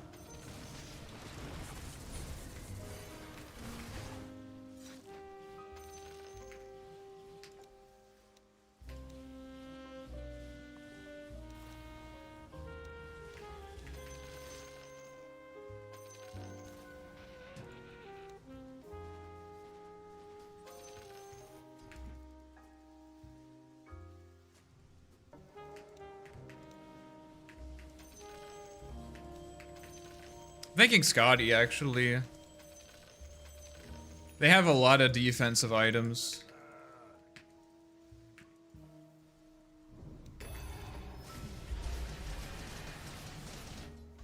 That was a lot easier than last time. Kite Nature's Prophet. Kite Omni Knight. Jug not going Scotty. Jug is a position 5 hero. Yeah. Yeah, Jug is a position 5 hero.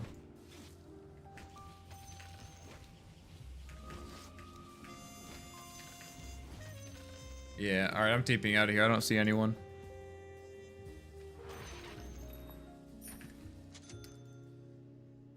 Just like they have 4 ranged hero, or no, 3 ranged heroes and a very healing dependent. Scotty, if you see it's right. Yeah, I mean, like, I could get Hex and stuff, but I just don't think, like...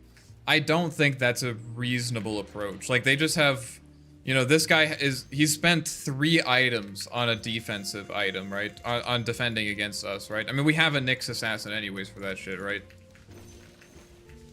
I think Bloodthorn was, like, a good choice, because I want the Orchid anyways. Yeah, Scotty is expensive. How much is Scotty? 50. It's almost 6,000 gold. Wow. I mean, it does give 35 all stats, so I guess I shouldn't be surprised.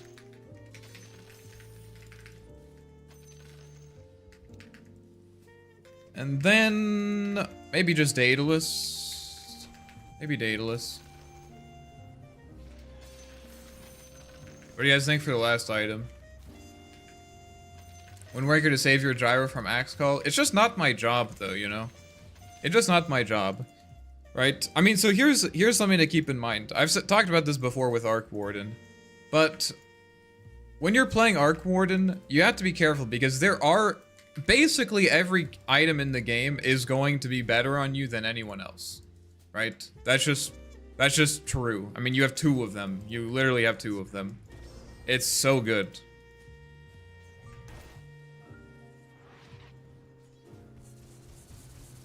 Of course, every item is going to be better on you. And so you have to be careful, you have to be very, very careful about choosing your items then. So for example, Wind Waker, you always have to ask, like, well, yes, I could get Wind Waker. Wind Waker is good on me. But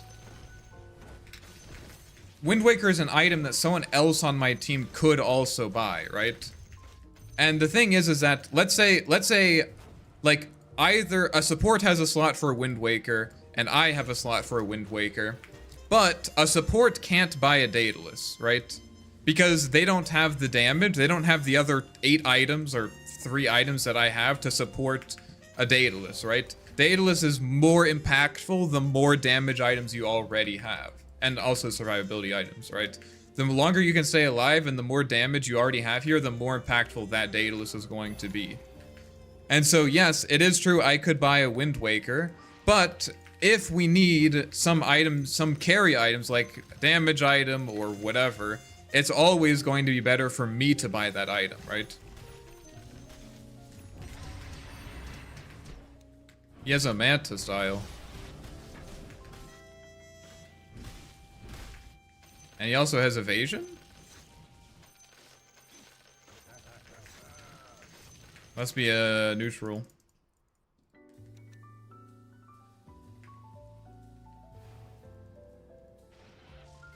Omni isn't here, guys. This is a good fight for us, I think.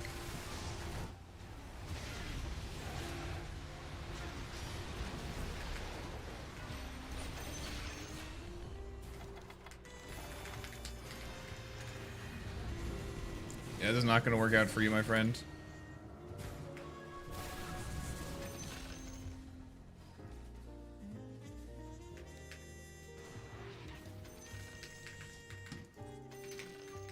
Nullifier is good here. Yeah, so Nullifier is another case of like a similar thing. Now, I would say Nullifier is like not as bad because I have the damage, right? But we actually already have 2 Nullifiers, right? Like, we probably don't need more Nullifiers, and it's great that they bought those. Because, like, you know, the Nullifier effect is good no matter, like, it doesn't matter who buys the Nullifier, you still get the Nullifier effect. Only, like, maybe someone with, like, Octarine Core or cast range, you could say, oh, like, Nullifier is better on them, you know? So again, it's not that those items are bad on Arc Warden, you just have to be careful. Support items are kind of designed to be, like, anyone can buy them, you know? Anyone can really buy a Glimmer Cape and get the same value that a Crystal Maiden would have as buying a Glimmer Cape. But not everyone, like, since that's true, we also always want to be thinking about, like, okay, well, if anyone can buy a Glimmer Cape, are there other items that it would be better for me to buy? Because not every item is like that.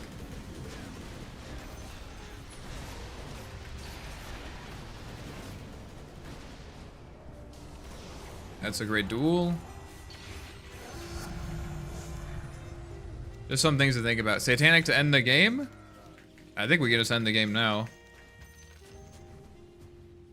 Unless they buy.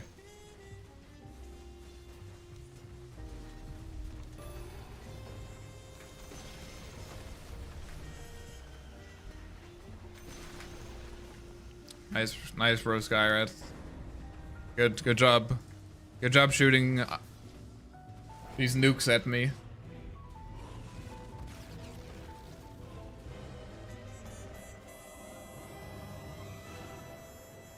Eco stream I watch. Nice. Nice. Supports can't buy a Wind Waker because it costs 1 billion gold. Yeah, but at that point in the game, they definitely can. You know? And it's like, not that, the timing doesn't really matter as much. The game at that point is, like, actually early game is a much more unstable position. You know, late game it's kind of stable, or mid game I mean it kind of stabilizes usually, so you can kind of wait. Like you can afford to like maybe lose 1 or 2 team fights while your supports harm a Wind Waker if it's really that good. Great thing about Power Catch is mid game nobody wants to play mid lane. Clone can easily get runes with a TP. Yeah, and also mid, like, you know, a DD rune on a Void Spirit, like that can fuck people up, you know? Like that can win a team fight. Or like Arcane Rune Puck, like just, I don't know, maybe this is like more felt at like higher levels, but like an Arcane Rune on a Puck is a fucking timing, you know? Like if people will make calls where it's like, oh, I just got an Arcane Rune on a Puck, like let's go take a tower, and you just lose a tower because of that. Like I know it's like, obviously it's like several steps removed from a lost tower, but it can turn into, it has a very real potential of turning into a lost tower or like losing your jungle for a bit, right? And so if you just deny all of those opportunities, it's like super strong. It's super strong. You want too fast for the patch, my good sir. No! Alright, we have to play one more. Really can't believe that they've never made the Dire Victory screen more epic. Is the Radiant more epic? I haven't even noticed. Why does it say I'm playing Chen? Because I turned my friends list to offline mode. So that people don't message me while I'm streaming. Power capture means the enemy mid can't gank well and makes the enemy supports not want to gank mid as much because there's one less objective. Exactly. Absolutely right. You're absolutely right. And the thing is that people still don't really, like, I still think that like every game there are most people, if not all of the players in the game, don't know what power capture does, right?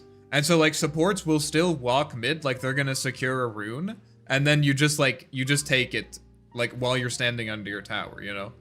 It's like, oh, wait a minute. Now they just wasted a support rotation, and now like my side lanes are a bit easier.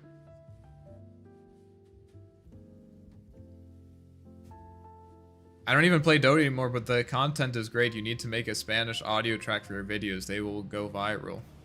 I don't know how you do that. Do I have to? I can't speak Spanish.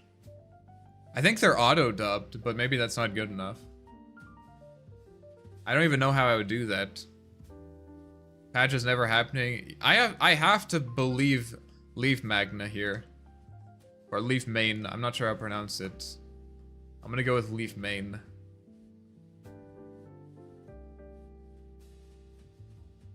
Yeah, power capture, again, I'll say, I think Ruined Replica is a great facet.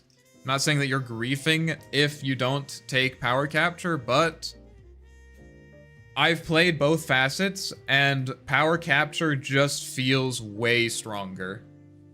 Power capture just feels extremely strong. I mean, the mid lane is balanced around runes. The mid lane is balanced around runes. Almost every mid laner in the current patch, aside from like Invoker and Sniper, buys Bottle, right? There's a reason for that. Bottle is extremely strong. It sustains them. It also allows them to choose when they use their power runes. And if you just take that entire mechanic and shove it down a toilet and be like, all right, bro, nice. You spend 700 gold on Bottle. Now you get no refills. You also don't get any runes. Even if Bottle wasn't in the game, those heroes are partially picked because they can make use of runes, right? Quap is a hyper-mobile hero. Ember Spirit, very mobile, right? Hits early timings with levels and their ultimate. And you just take that away from them? It's like, it's insane. Arc Warden Oracle would be an amazing combo. I've run that combo before, and it is really strong. It is really strong. I used to say that if you go Caster Arc, maybe you go Ruined Replica. And I just don't believe that. I genuinely think if you're playing mid lane, you should take power capture. If you choose not to, that's completely fine. But don't try to tell me that, like, it's better, you know? It's better not to take power capture, because it's really not. Phantom Lancer. I don't really want to play Arc Warden against Phantom Lancer, to be honest with y'all. That's kind of a butt matchup. Do I want to play Earthshaker? We can shake the earth a bit. I'm sorry, guys. I know. There's 3 heroes in the game. If you're new around here, there are literally just 3 heroes in the game. I'm happy to play Arc Warden against almost every hero, but Phantom Lancer, Chaos Knight, and Lycan, I can't pick it against those heroes. I'm sorry. I'll even play Arc Warden against Meepo because that matchup, like, there's stuff that you can do and you have a timing. But Phantom Lancer, Chaos Knight, and Lycan, there's nothing you can do. I'm sorry. I can't do it.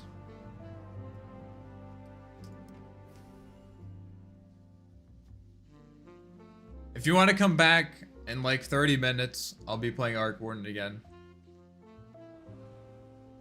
One way to look at power capture is to camp with Lone Druid. Lone Druid can control both runes with Bear, but he's still gankable by support to secure the rune. Yeah, exactly.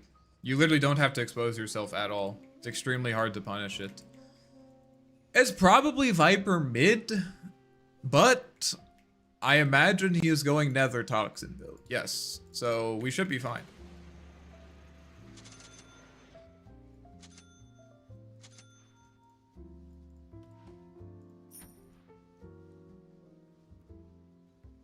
One time I considered Ruined Replica as if I think I'm going to get a run it early by 4 heroes and need earlier impact.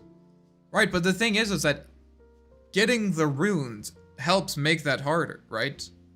Because the enemy, it's hard, I know it's hard to tell when you are not that person, but I'm telling you, if you watch a replay from the perspective of someone like a Queen of Pain or an Ember Spirit who is very reliant on bottle for resources and they don't get, they spend a lot of time walking back to base. And every minute that they spend walking back to base is time that they're not spending running at you. What can you do against Meepo? Well, if you're laning against him, it's definitely rough. I usually go double Wraithband into Power Treads, and then you max Magnetic Field, and when he jumps you can just run to one of these cute locations and just like have 100% evasion for 12 seconds and you just actually kill him. But the great thing about Meepo is that as the game goes later, it's actually Arc Warden favored. Which I know sounds weird, but Meepo is actually very weak against Arc Warden past the early game. Now I know I just beat an Arc Warden and I just beat with Meepo. I literally chose to play Meepo against Arc Warden. Like, it's still a good matchup. You should absolutely, like, it's still good for Meepo. But we're also in the world of, like, when I'm talking about these heroes like Phantom Lancer and Meepo and, you know, Lycan, we're in the world of, like, heroes that, like, suck ass to play against, you know? And so, like, out of those heroes, Chaos Knight, you never have a timing against him. There is never a point in the game where you are strong against Chaos Knight. Same with Phantom Lancer.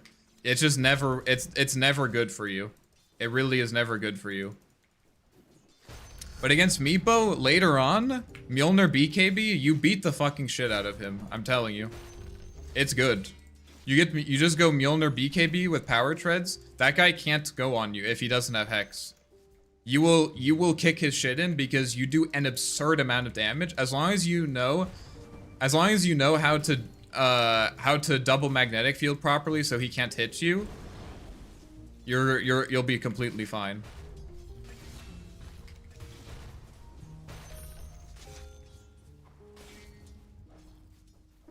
Again, still not a good matchup.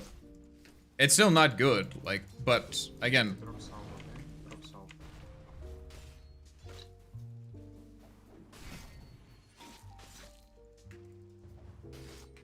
We're talking about dog shit matchups, you know. That webpage is updating. I can't, dude. I can't. I literally, dude. You're baiting me so hard.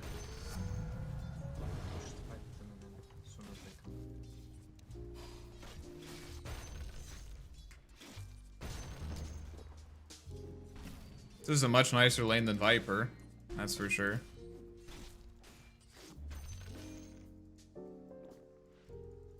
Might grab a wand here just because he's using a lot of spells.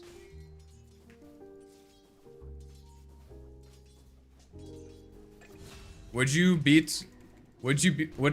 arc beat Meepo? It depends. I've lost to Meepos before, but most of the time I beat them. And I kind of say this jokingly, but it's like kind of true. It's like kind of true. Most Meepo players run every game, I think, the exact same way. Which is, like, completely fair.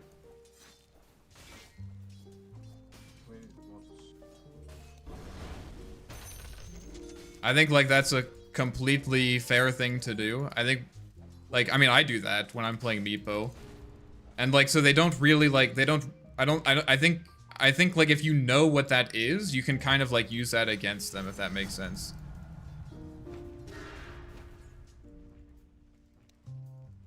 If you, like, kind of know what they want to do, like, what timings they want to play, like, you can kind of deal with that. Because the thing is that actually, the Mjolnir BKB timing, he honestly can kind of wait it out, or actually probably the better thing would be to try to play an earlier timing against him.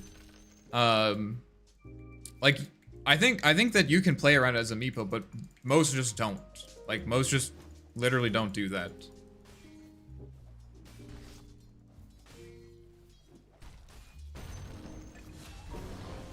Easy.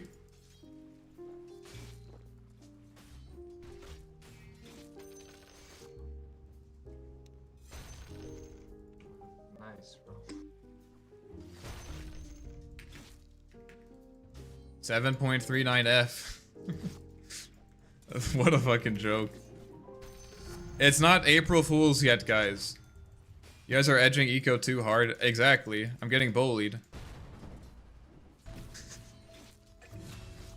Oh, I'm so glad I'm playing against this cloud instead of Hyper.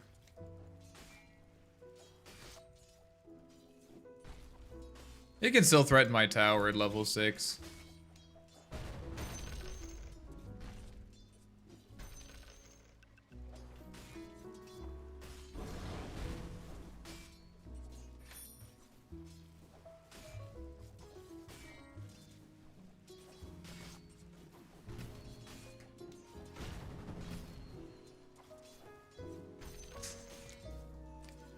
What a funny hero, Earthshaker. Am I right? What a funny haha hero Earthshaker is.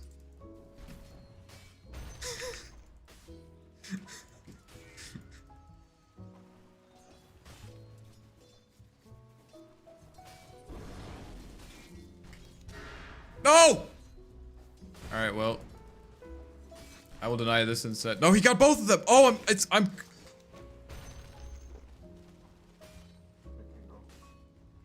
Oh my goodness. I've awakened his anime potential. He said, "Oh, you think I'm bad? Now what?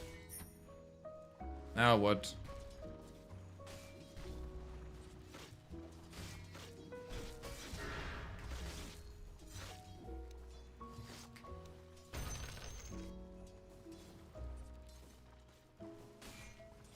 I'll see you in a second.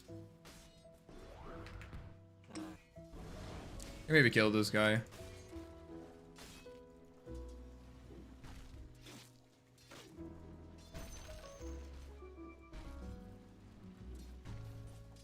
I don't really know how much damage we deal.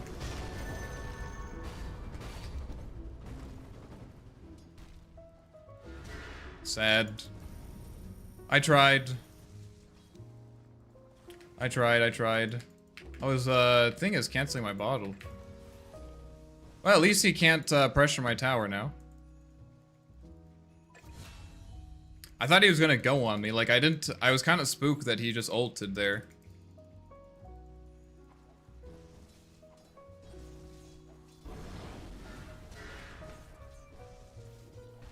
So he has 380 movement speed. He can just outrun me. Oh well. 7.40, it's out? I can't. Are you serious? Someone else confirm. I need Justin to confirm, because I know Justin would never betray me. I know Justin would never betray me. Justin, can you confirm? It's not. If it's not out, bro.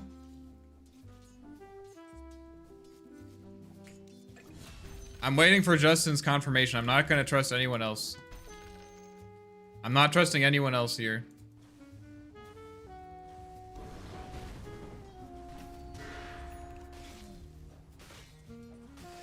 Oh, you don't like me? You don't like 15 denies?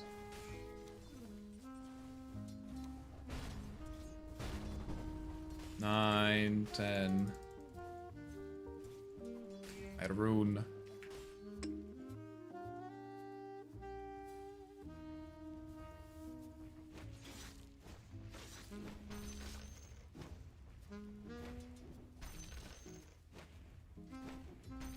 It's out. I need Justin. I need Justin. I need Justin. I'm not trusting anyone else. I'm not trusting anyone else. What the fuck was that?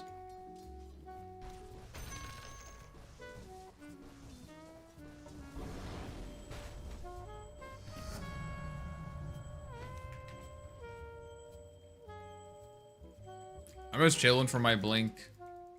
Their side lanes are pretty hard to gank. That's my Night Stalker, right?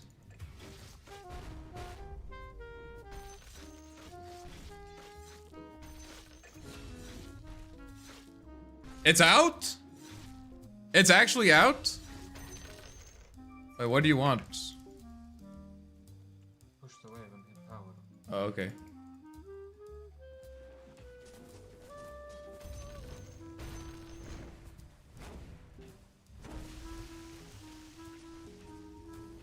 Kinda want this, my blink.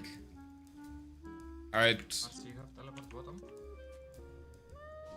I don't wanna just do dumb shit while I wait for my blink.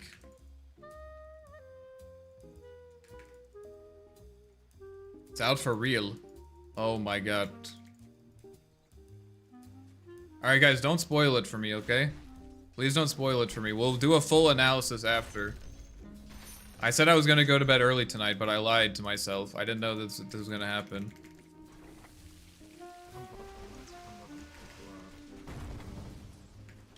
I have blink coming on the courier.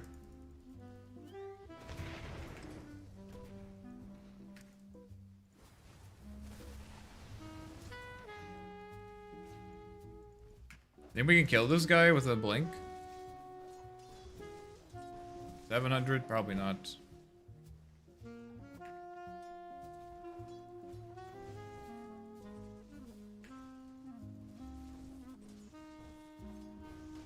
It's a really big one? Alright, I'm hyped.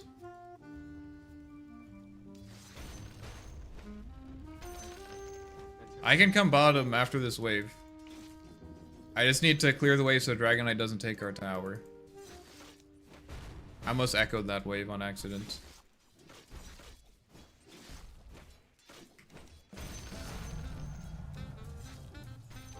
Coming.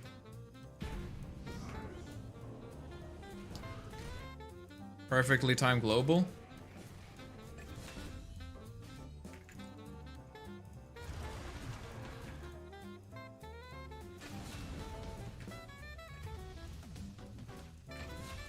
Nice. Glad I came.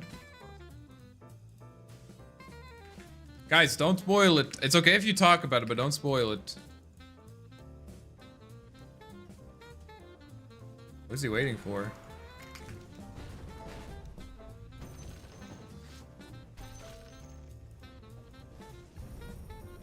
He's getting his revenge. 600 damage combo! He maybe kill DK if someone comes.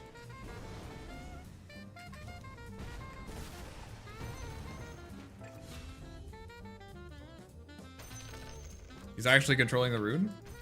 Did he actually guess right? He did. What a god.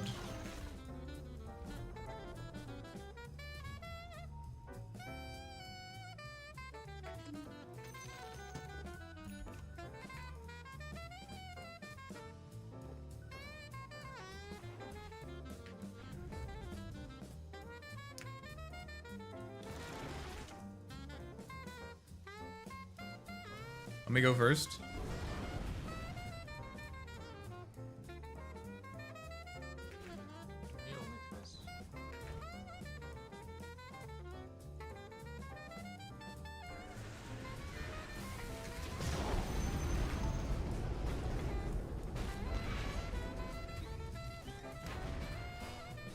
What happened?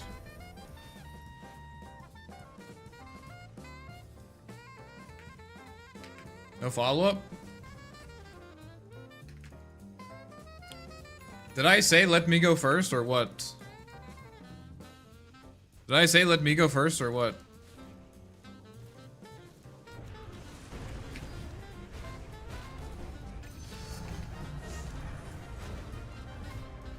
I literally said let me go first, and then they didn't let me go first, and we didn't get the kill. Wild. Crazy how that shit works.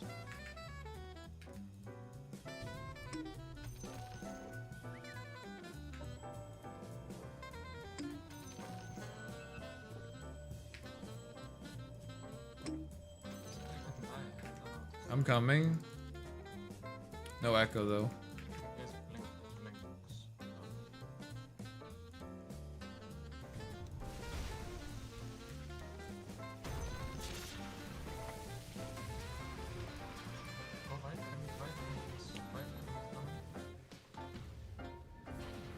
Invis rune.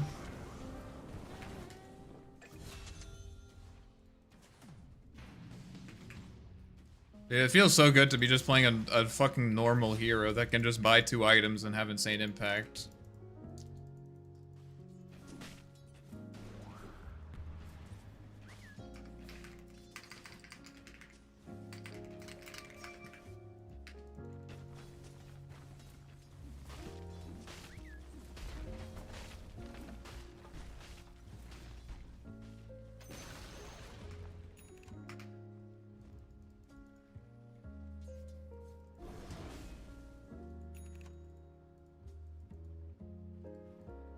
Unless this is all an elaborate joke. Yeah, for this game.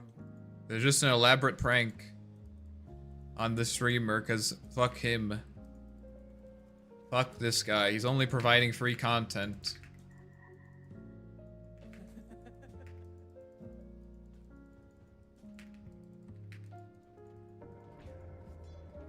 Guys, there's only one rule, okay? You cannot tell me changes for Tinker, Arc Warden, or Invoker, or Kez. None of my heroes, okay? You can talk about anything else you want, but not my heroes.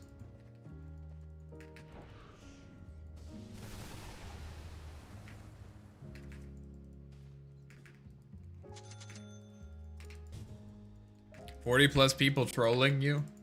It's happened before, okay? It's happened before.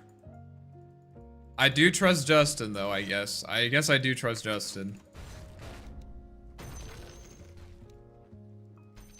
Justin is the one person I trust. Arc Warden removed. I told you not to spoil it! Finally, I'm free, though. I don't have to play that dogshit hero anymore.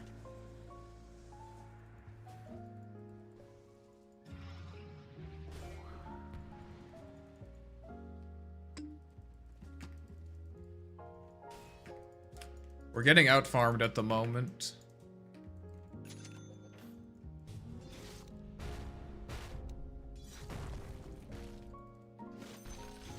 I guess they are only farming, like... They're not farming the entire map. It's level 13. Just like trying to make plays with my heroes, but...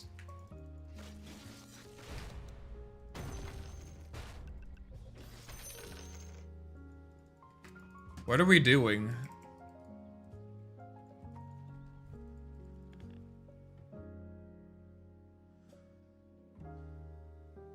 That's a pretty risky tower to get because we won't be able to get vision behind the tower. But I think, like, I honestly think getting the bottom tier 2 is easier. Is there a better Immortal Arc Warden streamer? None, exactly. It's a rhetorical question. I need a few more items, guys. I need a butterfly, a hurricane pike, and Aghanim to finish the game. Guys, I just need a few more items. I just need like 30k net worth. I just need butterfly, hurricane pike, Aghanim. It's not a big deal.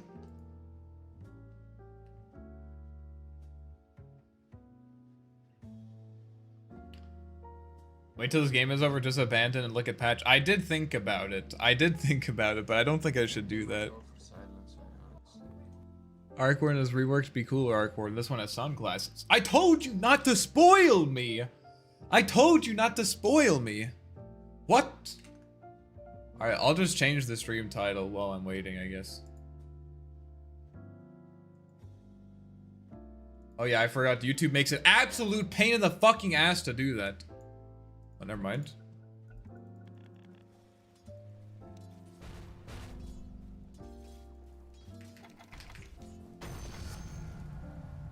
Coming. Jump this.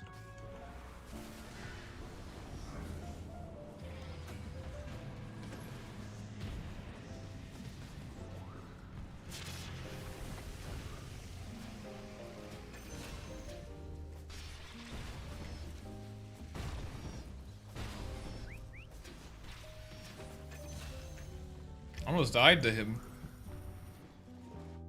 Are you coming?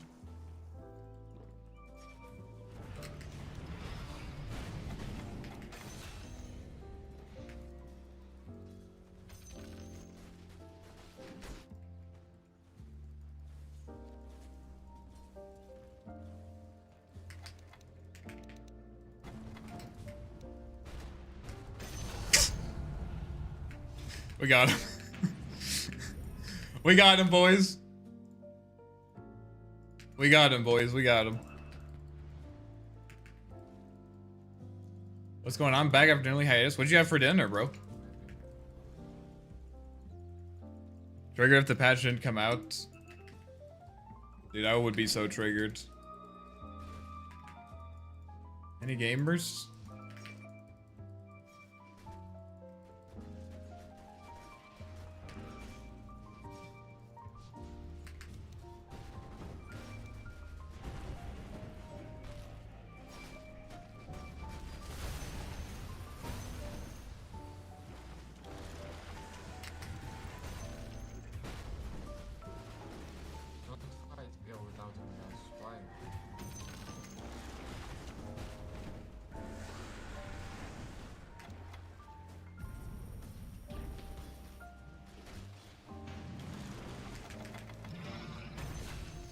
We did it.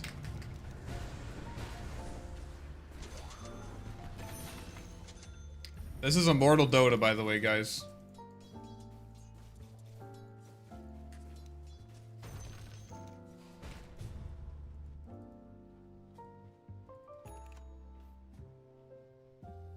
Alright, now I can change it.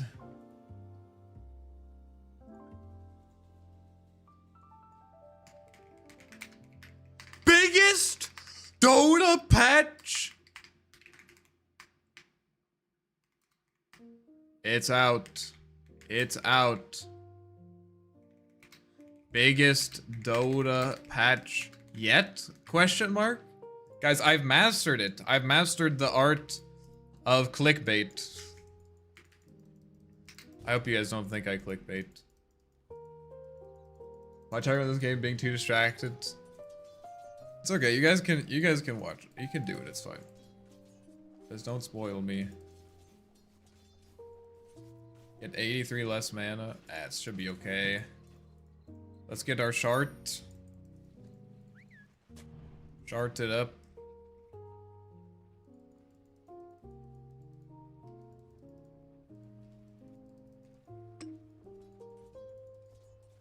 I think everyone in your game is also distracted. This is a wild game of Dota that we're playing. They have no PO up here. If you haven't spoken to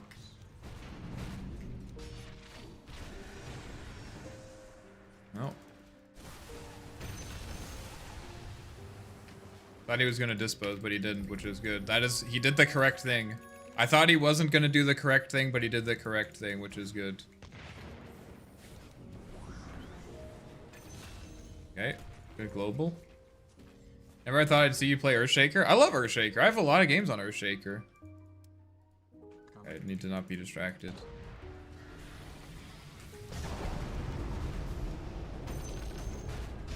We need to do something.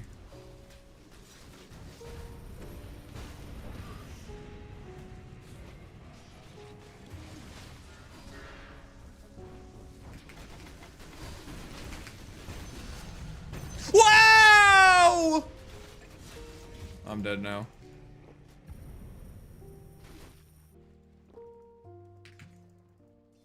I'm being too jumpy on my echo slams. I'm being too jumpy. I need to actually wait for good echoes. How many games do I have on Earthshaker? Yeah, it's fine. Earth. 208. That's pretty good. Guess I should go for this. I'm fighting with you guys. So Radiance on Arc meta. Well, I told you guys. What part of don't spoil it does it? What part of don't spoil the patch does not make sense to you? I literally told you. Why are you spoiling it? It's over, guys. All right, I guess no need to do patch analysis then. I guess. Look, yeah, low HP guys. What the fuck? Boingo time. Wait, don't troll on this, don't troll on this. I thought he was gonna walk up here, but honestly, that would've been a pretty fucking stupid idea. I don't think I need BKB this game. I have like all of the items now, right? I just go like Octarine Core. We have to push top lane, guys.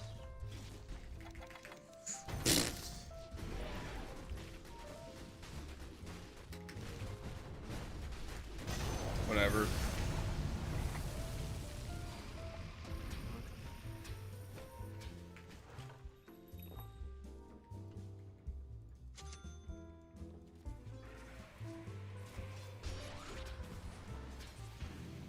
You missed?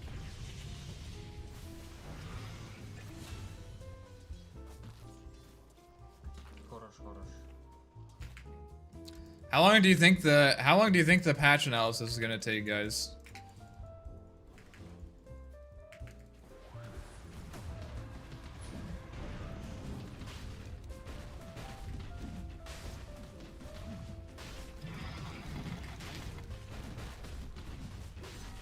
$50 minutes? Guys, I've spent 4 hours on patches before. I'm no Purge, but I mean Purge like goes into everything. It's fucking insane that this just one-shots creep waves. What the fuck? We're gonna be here for a long time. You guys better get snacks. We gotta enjoy it. It's like Christmas. We gotta enjoy it while it lasts, you know? Gotta squeeze every ounce out of it.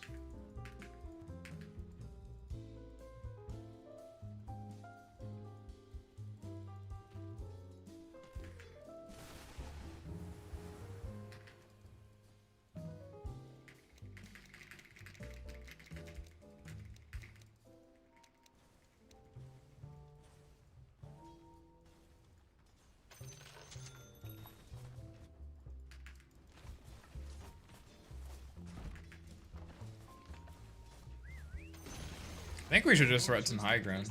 Guys, go, please, teleport, everybody.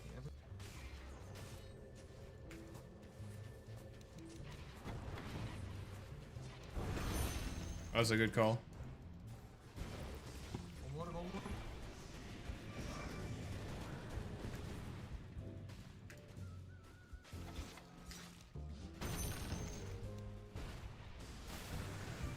Chase them, don't back guys.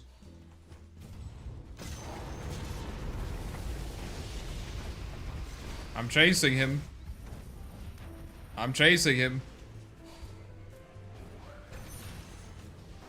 I did it. It's one fight. Trust me, bro. Trust me. I chased him. Guys, why do I subject myself to all this torture, bro? All I had to do this fight is press one ability on one guy and we won. Arc Warden, you have to do so much fucking stuff. Hey, put your Dominator into backpack. Come here. Put this in backpack.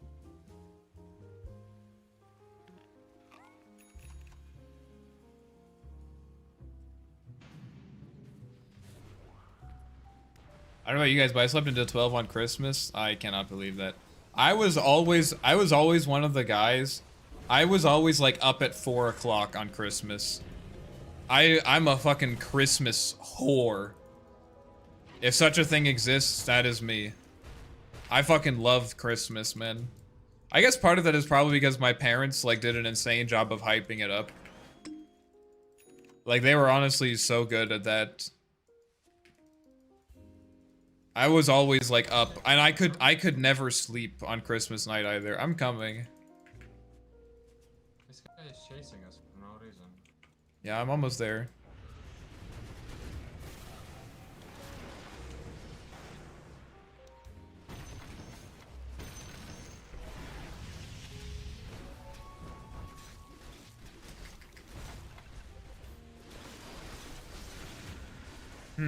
It seems as though we are throwing.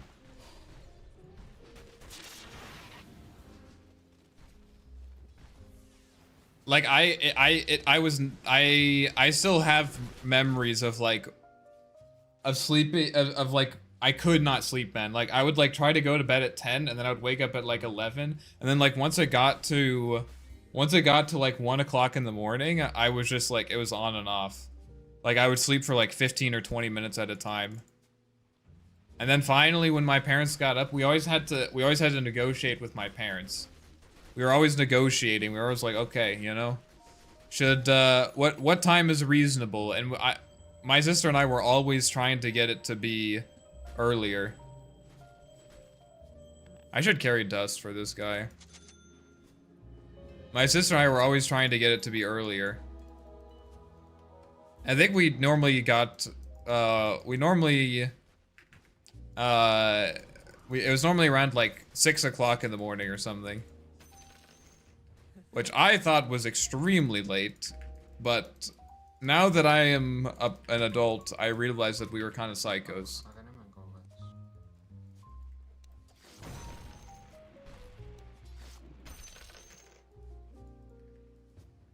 I love Christmas just as much as the next guy, but at some point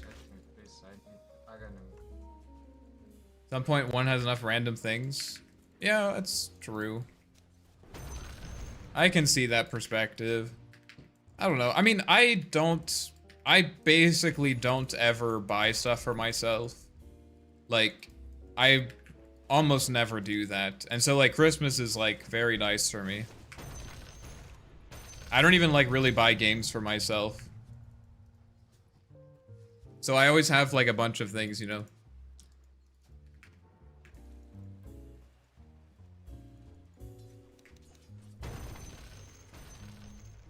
I bought stuff for myself today, groceries. Okay, okay, that's not okay, bro. Nice. Yes, I bought for myself and a home to live in. I hope I'm not being too greedy, you know. Wow, you're paying rent, bro? Oh my god, dude, you need to save money. Imagine paying rent. You need to save your money for some actually important stuff. Jeez.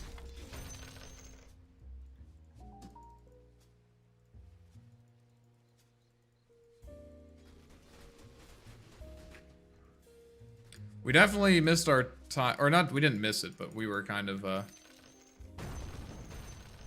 through our timing a bit.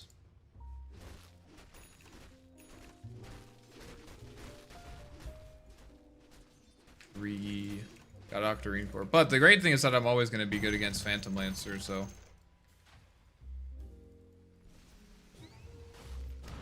This Techies is building a Maelstrom? Yeah, I'm coming. Oh, careful, careful, careful, careful.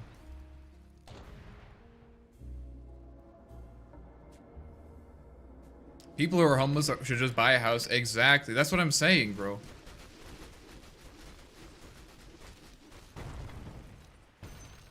That's what I'm saying. Stop wasting money on stuff like food. What are you doing?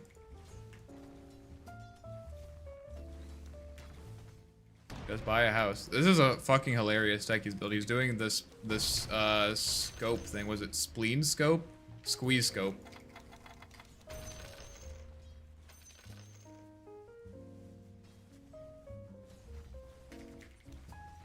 I'm just vibing, bro. I don't really care what happens in this game.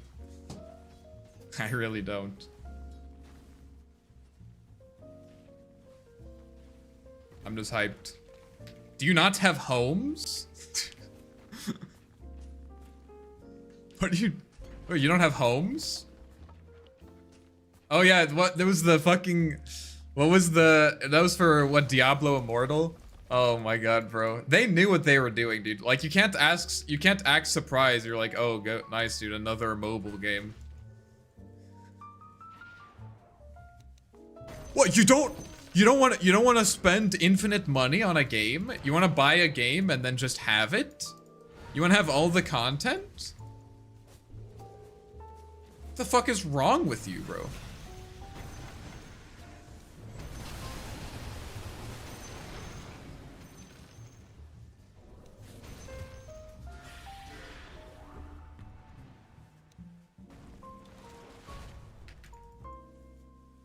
I swear, dude, gamers these days, they just want too much. They want the entire game to be they want the entire game to be available after just one $60 price tag. Like, what the fuck, dude? So ungrateful, am I right?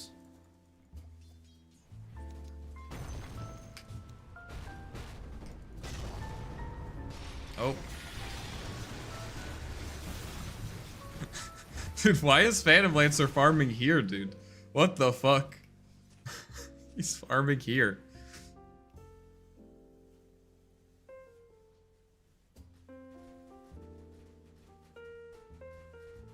You should have to pay at least the price of a used car for a basic set of cosmetics. Yes. Oh. Oh, this isn't looking good.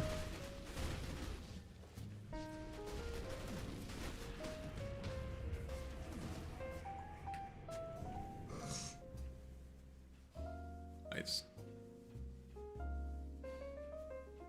Just end? I'll keep that in mind.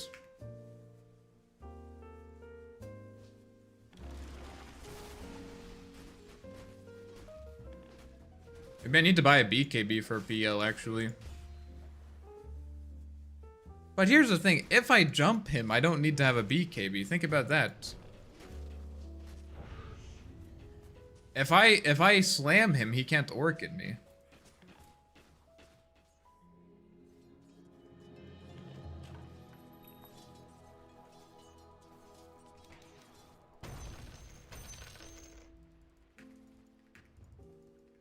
Yeah, the last word talent is pretty good. Unfortunately, it's a tiny area. They used to be his Aghanims and it was insanely broken.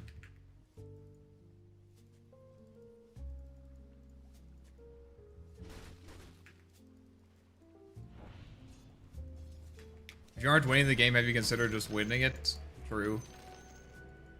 That is a good point. How far away? He's 2 levels away. Needs a refresher. Literally only one of them has a blink. I don't know why he has Aghanims. I guess it's still good damage. There's a Viper here.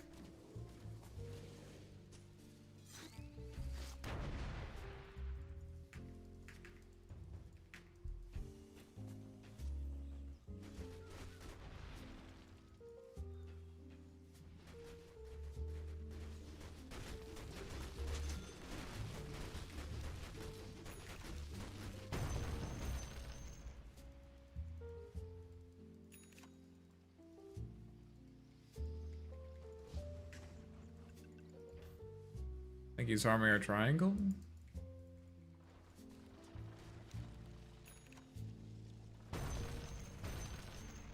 I actually missed it.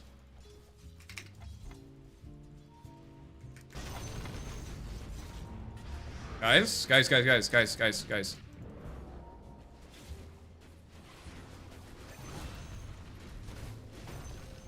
Okay, we should fucking Roche. That was pretty psychotic. But I mean, to be fair, it's worked out in the past. But I've just been baiting for this moment, actually. I've just been baiting for this moment. This entire time I've been putting the idea in his head that I don't know what the fuck I'm doing. And even though that's true, now I'm finally remembering how to play Dota, and it's gonna be it's working.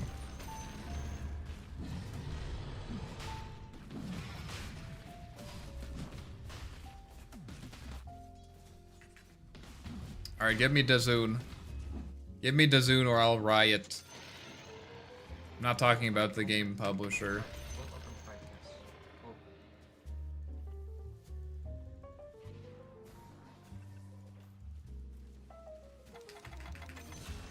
Oh shit. It's a lot of damage.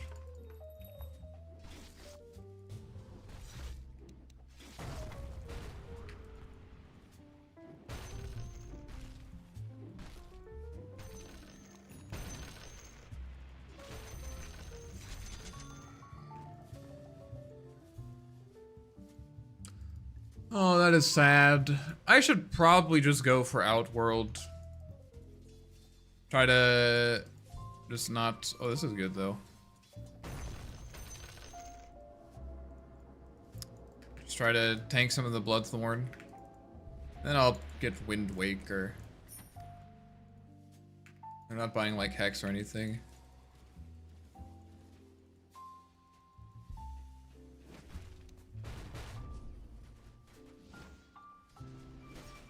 No.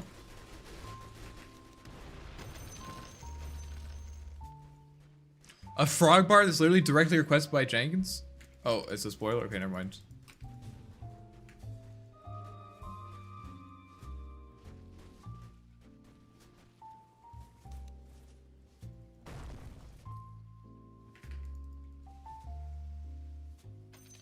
We need to attack a tower here.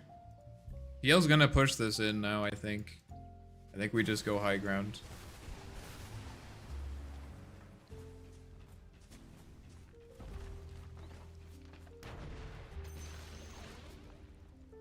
You might try to cut this wave. You might try to cut this wave. I'm gonna try to catch him if he does. Okay, I'm walking. Nah, he's not doing it. I think we just go high ground.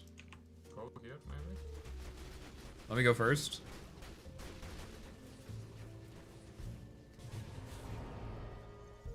I really think that you should let me go first. Yes, my bad, my bad, my bad. He's here. He's not here, he's not here. They're just random illusions on the camp, I guess.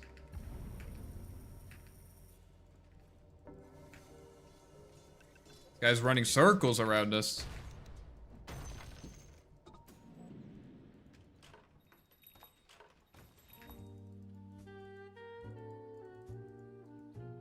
I can bait them now, guys. I have BKB, I can bait them.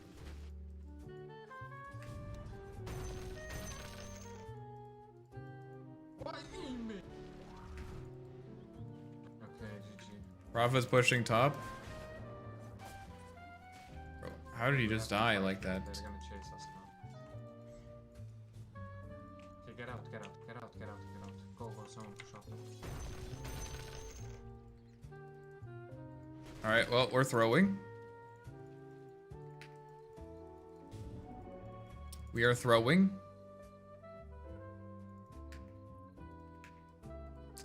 Kind of hoping this game would be over fast.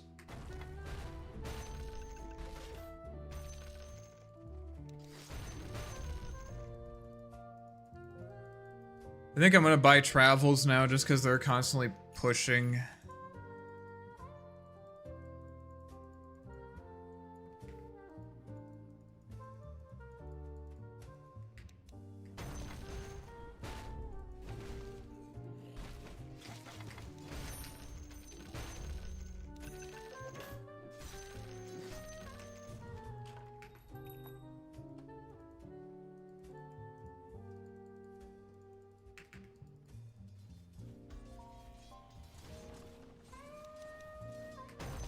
Tormentor. You have to actually wait for next Roche now. Well, does this guy have Blink Bloodthorn? Maybe I need BKB. I just think like once you get 25 on this here, you want to be like low commitment.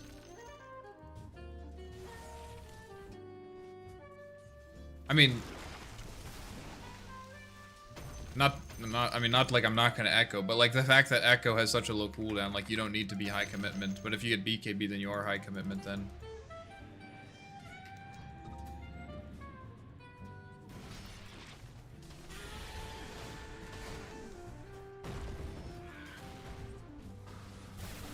Whose creep is that? I can defend this. I travels. He's here, he's here, he's here now, he's here. Oh, he TP'd out. Can we go kill? Can we go kill him? I have TP in 20. Maybe on this way we can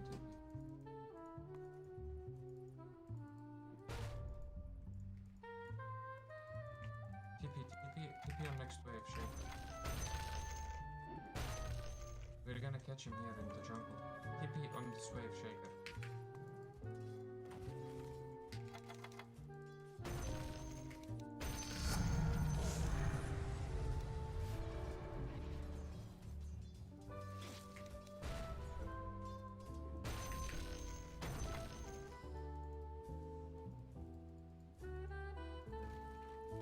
Maybe we can hit high ground here a bit. Not optimistic.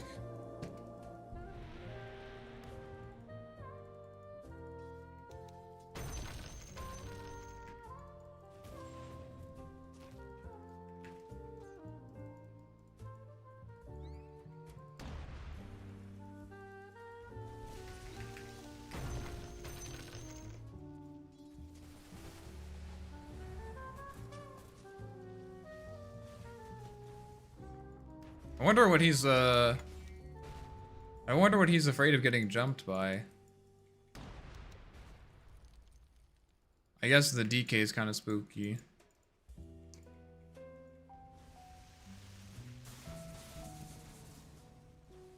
I have travels.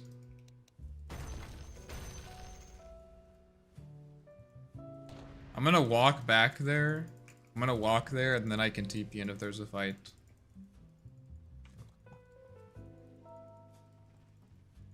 No, I can't.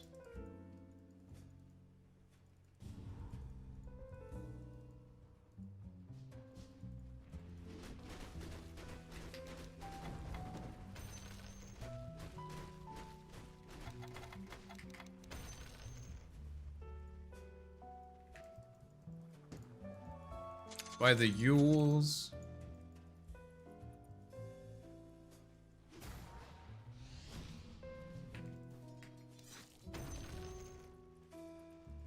I mean, if we can get this wave in, we're in like a super good position. Here, look, look, look.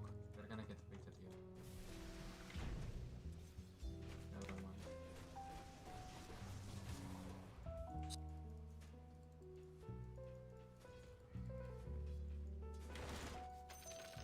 Might look for profit.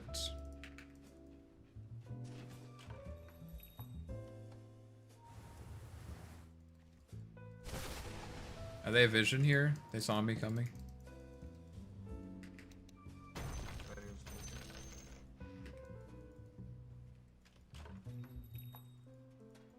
See if Roche is up.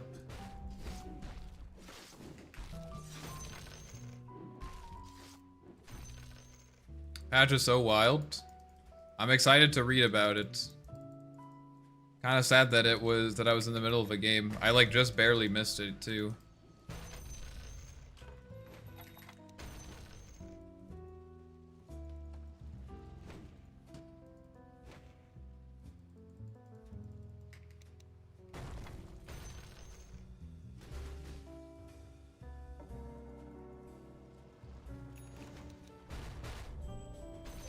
They have like vision in triangle, I guess. Coming?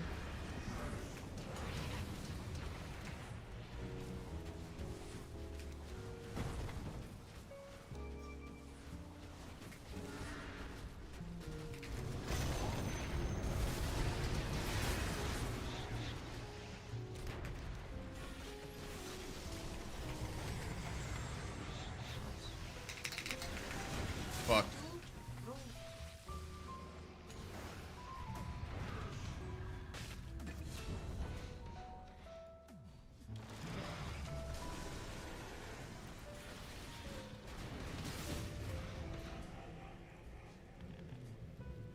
That was his first BKB usage. No, it wasn't. Wait, why did it last so long? It felt like it lasted fucking forever.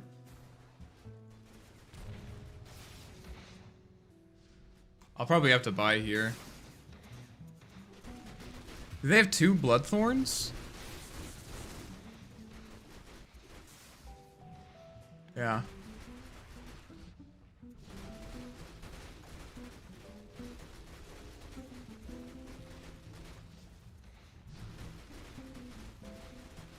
If they go high ground, I will buy back to defend it. I don't think that you need to. Just give up one lane. No, I think it's worth it for me. Why?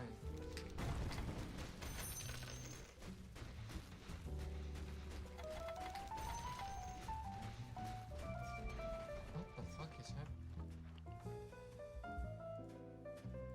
The fuck do you mean why? Because I don't want to lose buildings? I know, that's a crazy take.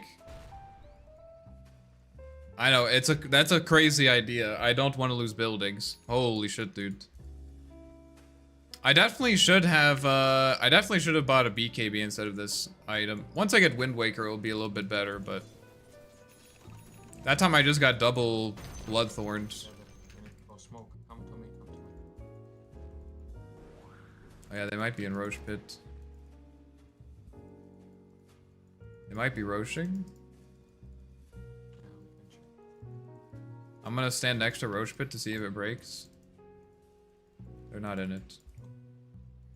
Oh, double damage. We can do it, we can do it. It's double damage. Just, I need some help. I will stand outside. That's crazy that he blinked on high ground there. Holy shit.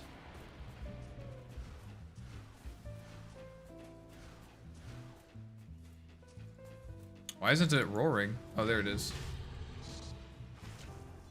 Oh, it's unfortunate for him. Take some stuff, guys, please.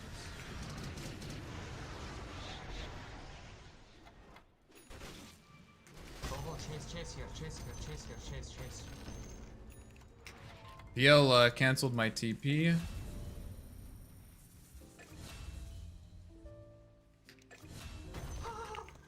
Okay, it worked out.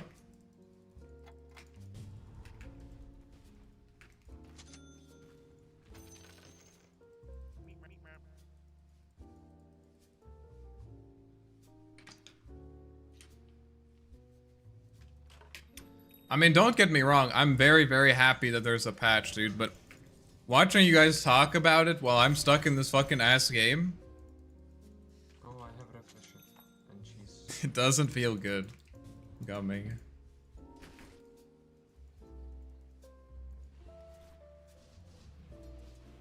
Oh, that guy is dead.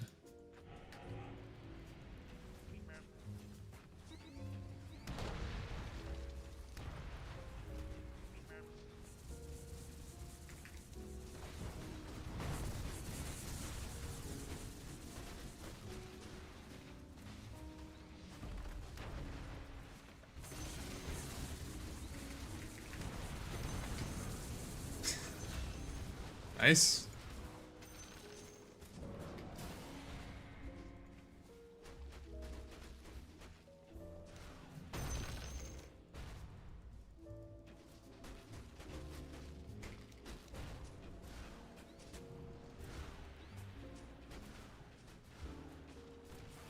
Alright, man, you can always get a rapier. Yeah, that would speed things up. Real one, guys. That is true.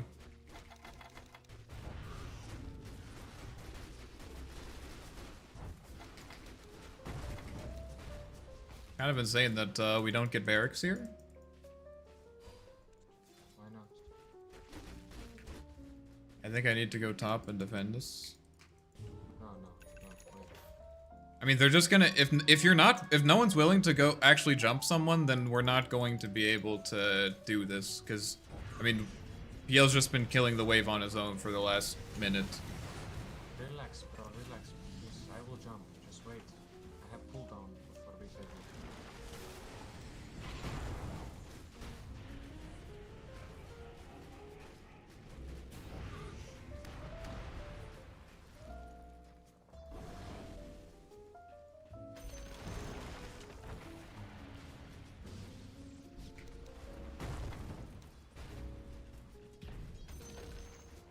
We can get back now. There's maybe a good jump there.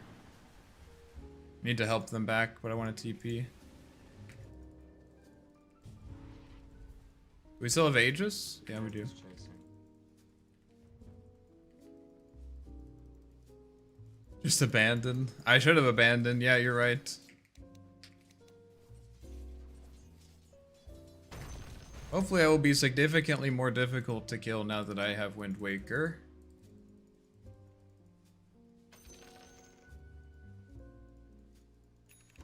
I think Hex might be a better use of your gold.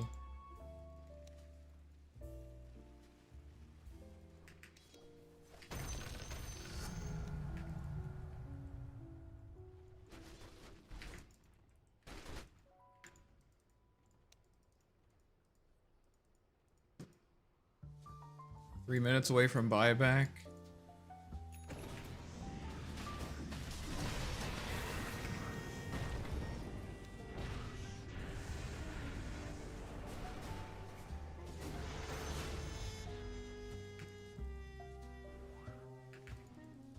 Go kill shark quick and then push mid.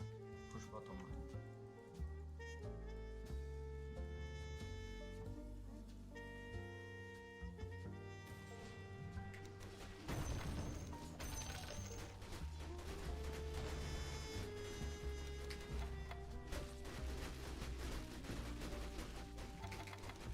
Need to remember that my Echo Slam doesn't have very long of a cooldown. Like, I should just, like, jump people. I really should just jump people. No, I ate it, sorry. I have travels too. I can easily connect. I'm gonna try to keep waves pushed. Yeah, this is a war zone, guys. Go over to... You cannot go. Yellow's top.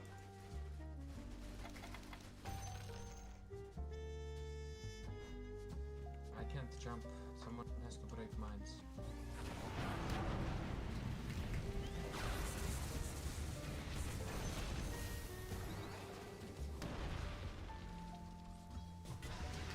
Help me, please. I can Yule you.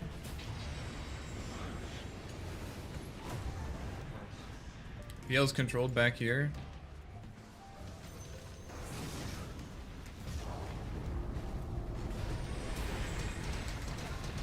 Fucking Yule's a random guy. I don't have buyback.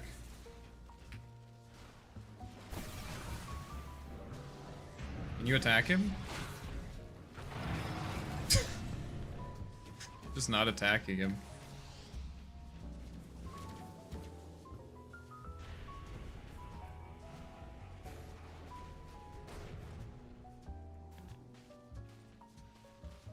I definitely need BKB, but I don't know. I guess I'm kind of out of items.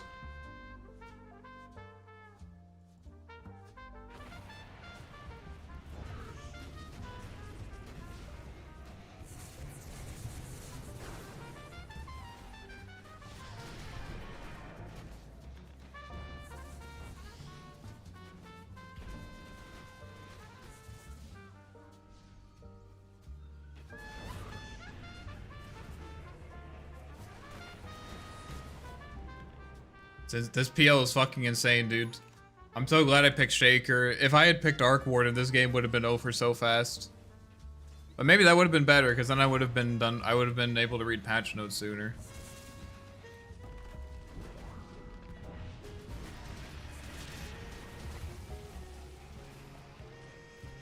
They're up soon. Maybe you try to escape.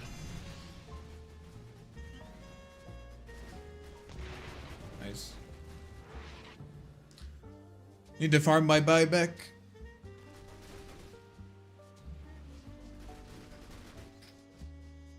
The problem is this PL just does too much with just his illusions. Like, he doesn't even need to send his main hero in.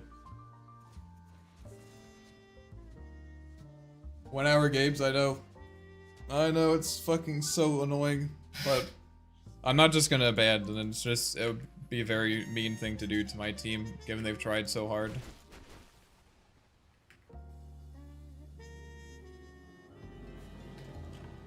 It's okay, we'll be done with this soon enough.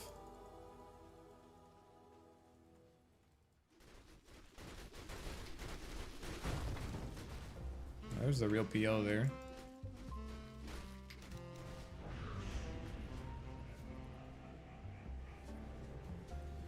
Oh, what the fuck is happening? Coming?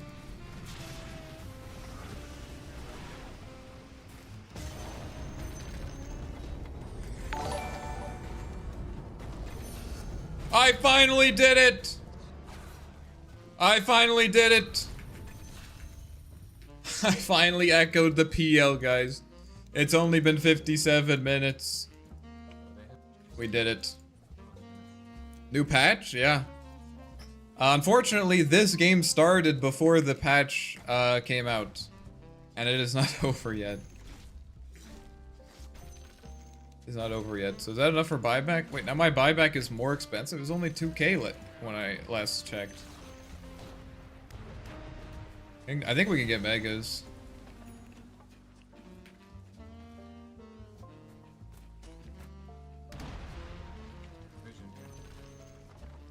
I think we can go for megas.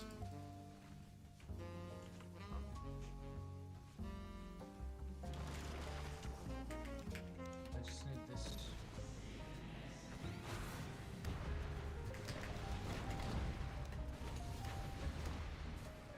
Good space.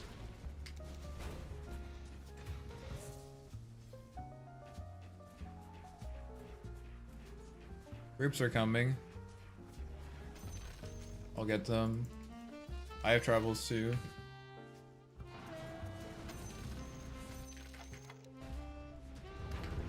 Nice.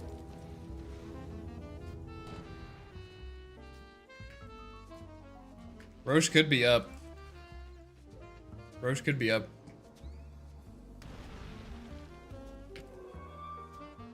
I'm gonna go check. Okay, now we have buyback, that's good. Surely it's up, right? Nice.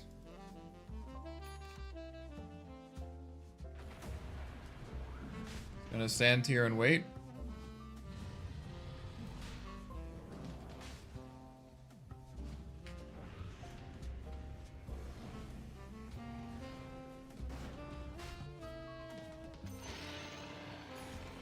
Can we kill this guy?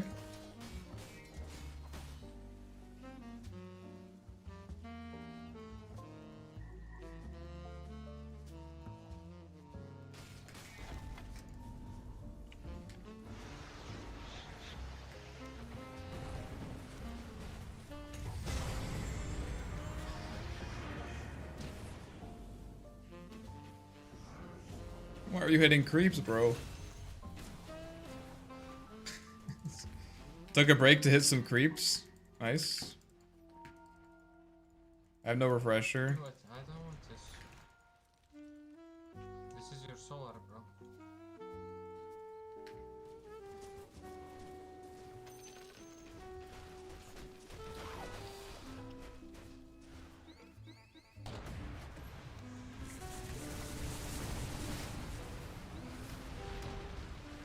Use a BKB.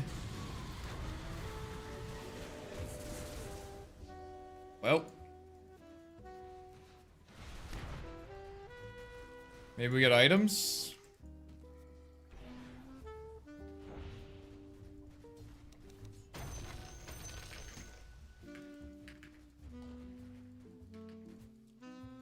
It's fine, guys. It's just techies, Phantom Lancer, Nature's Prophet things. Not a big deal.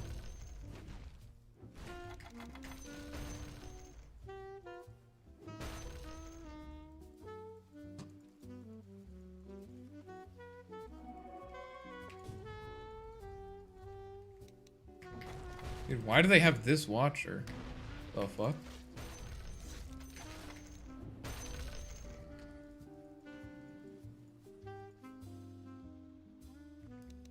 Above Meteor Hammer stun? Oh wait, maybe we can try some more Meteor Hammer Arc Warden then. Big? Okay, we got the Regalia. Okay, we have to take Book of the Dead for sure.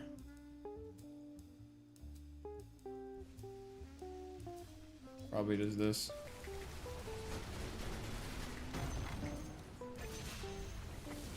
That's good.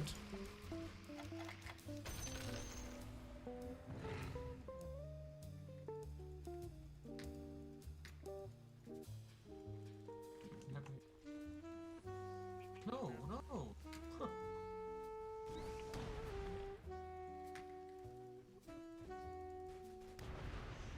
I'm gonna try to kill mines with my Necrobook units.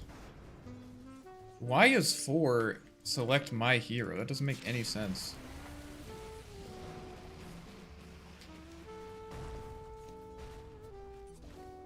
Almost fucking died because of that.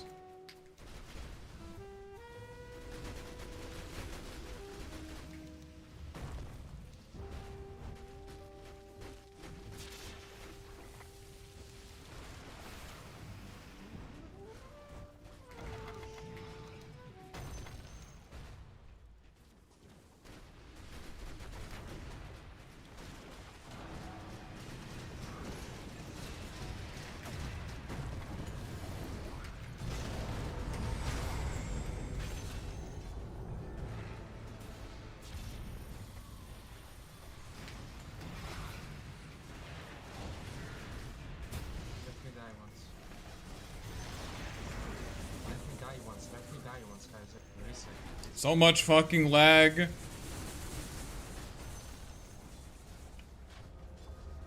we can.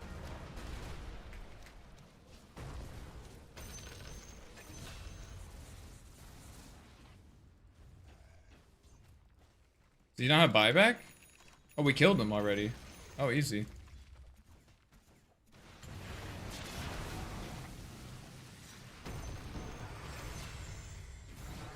Can you just hit the ancient?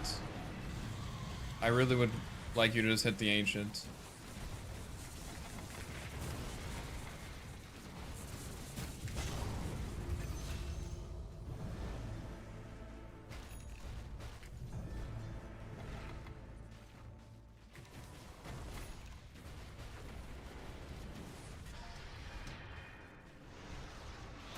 Oh my god, we did it! Oh, thank god, dude. There's a rapier in their fountain. Nice. We're done! I can finally read patch notes! Oh, I'm ecstatic. I'm ecstatic. I'm ecstatic. Oh boy. Alright. How do you feel about the patch? Oh, never mind. 58-minute game. Yep, that's where we're at. But, guys, winning Dota game. Good. Good. What's the MMR? 6.8? Happening? Wait, why can't I see these emotes? Why can't I see these emotes? I don't know what's happening. Okay. Patch of Dota. Here we go. Here we fucking go. Alright, here are the rules. You cannot spoil Arc Warden or Invoker or Tinker, okay? That's it. Oh my god. I'm so happy. Complete rework of Arc. It's okay. It's okay. It's okay. It's okay. If you're just here, it's not a big deal. Don't read chat about it. It's all good. It's okay. I haven't read anything yet that has completely spoiled it, except for the complete rework, but here's the thing, I can just believe that you were trolling. You shouldn't have said whoops. I'm just gonna believe that you're trolling. Alright, here we go. There's some stuff. I need to go to the bathroom because I think we'll be here for a while. Get some snacks, guys.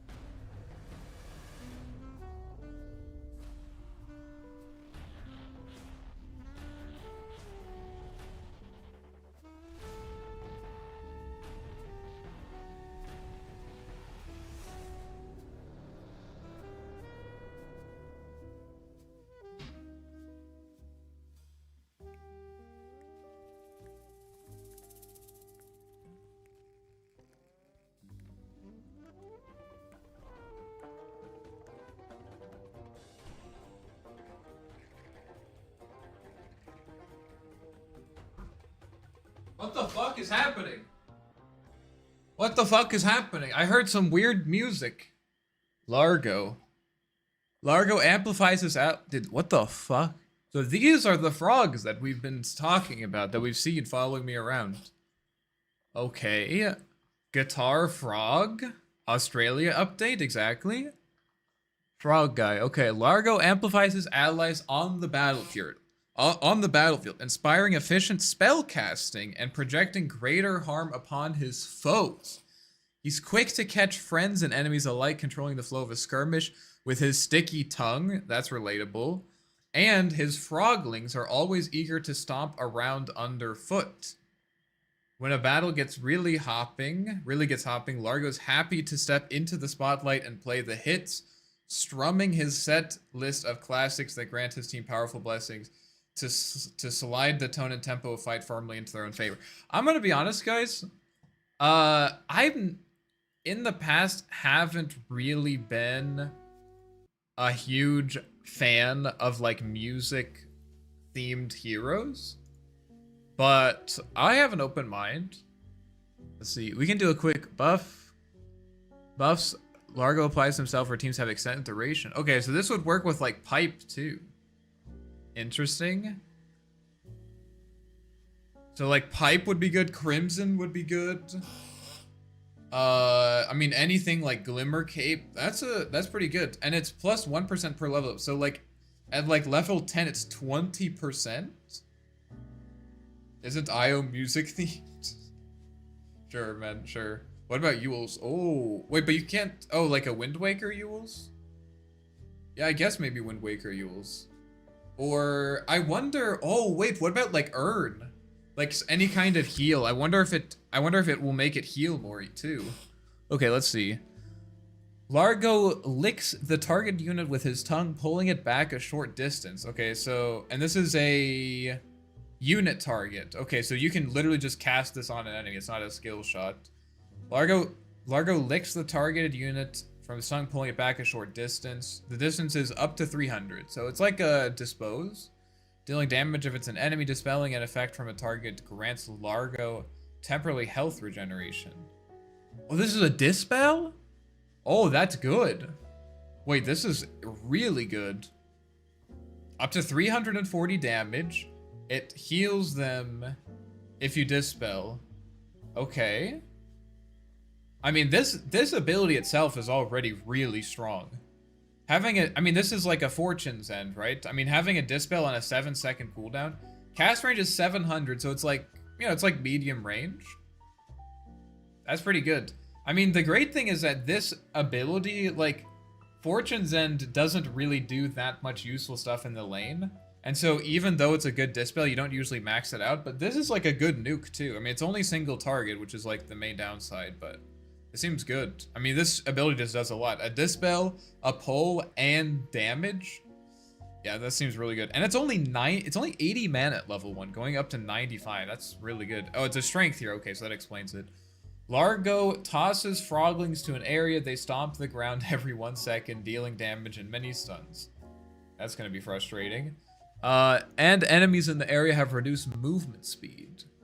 Okay, and it's a 350 radius, so relatively small radius. 20-second cooldown, so this is probably going to be this is probably going to be the spell that you keep at level 1. 65 damage over... Oh, it goes up to 7. Oh, what? Wait, what's 65 times 7? Is that enough to clear a full creep wave? 455? I mean, it won't kill... I mean, it will definitely push the wave in. This... Okay, maybe you will keep this at... Maybe we'll take this to a high level. I mean, if you can farm with it. Let's see. Cloak of Genius. Largo strums a tune to a friendly hero. The hero's items and abilities have reduced mana cost. What? 15%? Okay. And a percentage of their damage reverberates over the following 5 seconds. 45%?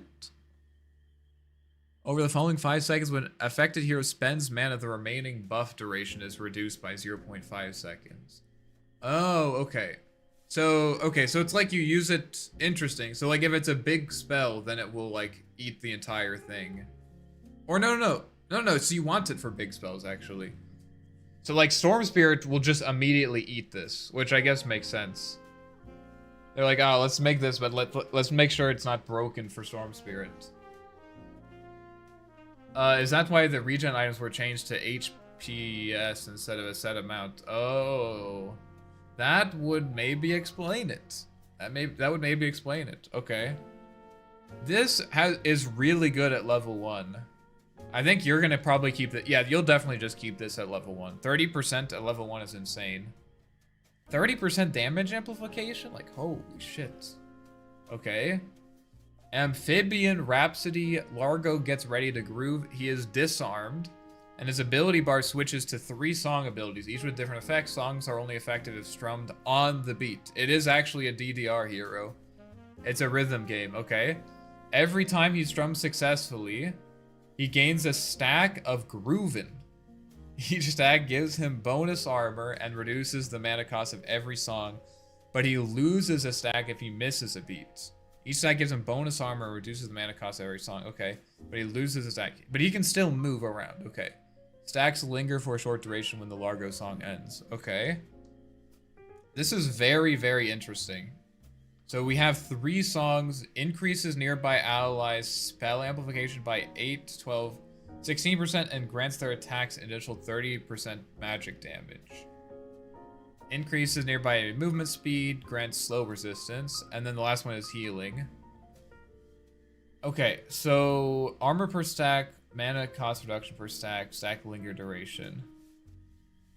So you use this ability, and then you have 3 song choices, and you press them. How long does it last, though? Beat interval 1, stack linger duration. Each time he's strong, he gains a stack of groovin. Okay, we're just gonna have to demo this. I'm just gonna have to demo this. I don't really... I have an idea of, like... I think I understand what it's doing, but I don't really know how... Because each song doesn't have a cooldown. So how does it... Can you just, like... Can you just trigger all of them? Oh, he looks... This guy's big. Oh, they changed all this, too? Okay. Let's see here. So we ult...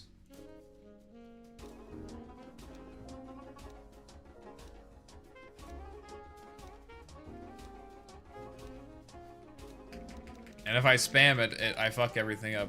What the fuck is this, dude?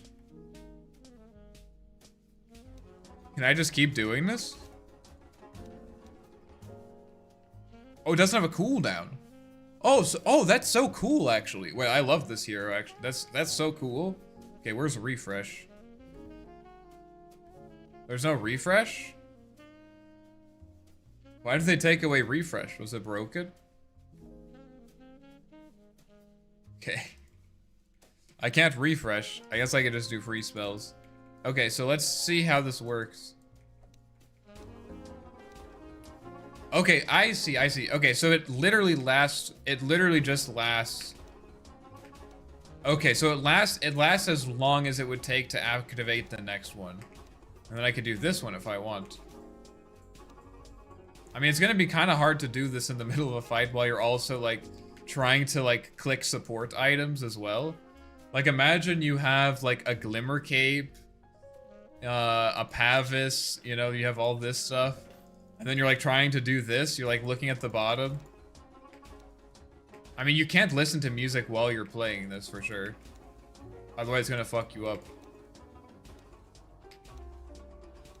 Got all these frogs following me. Okay, this is cool. I like that. You choose when to stop. I really like... I thought that... Okay, so I thought that this was going to be you turn it on, and then you have, like, a certain amount of time to do this. But this is sick. This is super sick. I mean, it's set to rhythm, so you don't actually need to see the bar. See, that implies that I know how to time the rhythm, doesn't it? Did you think about that? Oh, you didn't, did you? You're overestimating my capabilities yet again. You can press other songs while timing them to change it up. That's cool. That's pretty cool. How much does the mana cost? So starting at 20. So like if you did this for like, if you did it 5 times, it's 100 mana. It's okay. And what's his int gain? 2.4? It's pretty good. Let's see what our other abilities do. I mean, we've read it, but let's just see. Oh, that's actually kind of long. Oh, I forgot. That's actually kind of long. It's okay. Actually, it's not that long. Interesting. And then we got the frog stomp. Kind of a goofy hero. My streamers watched. You didn't know this already? You should have known that. Don't be saying that about the guy's tongue. Why not? Why did they take away the refresh? Demo with friends. Oh, you can have demo with friends? That's kind of cool. And then this one. So if this guy... I just have to type it, I guess. Refresh spells and health.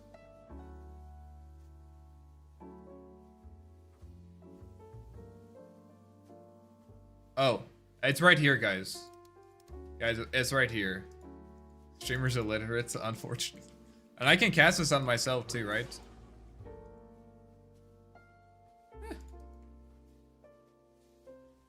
Okay. So I can do this, babingo, babingo, and then I start vibing.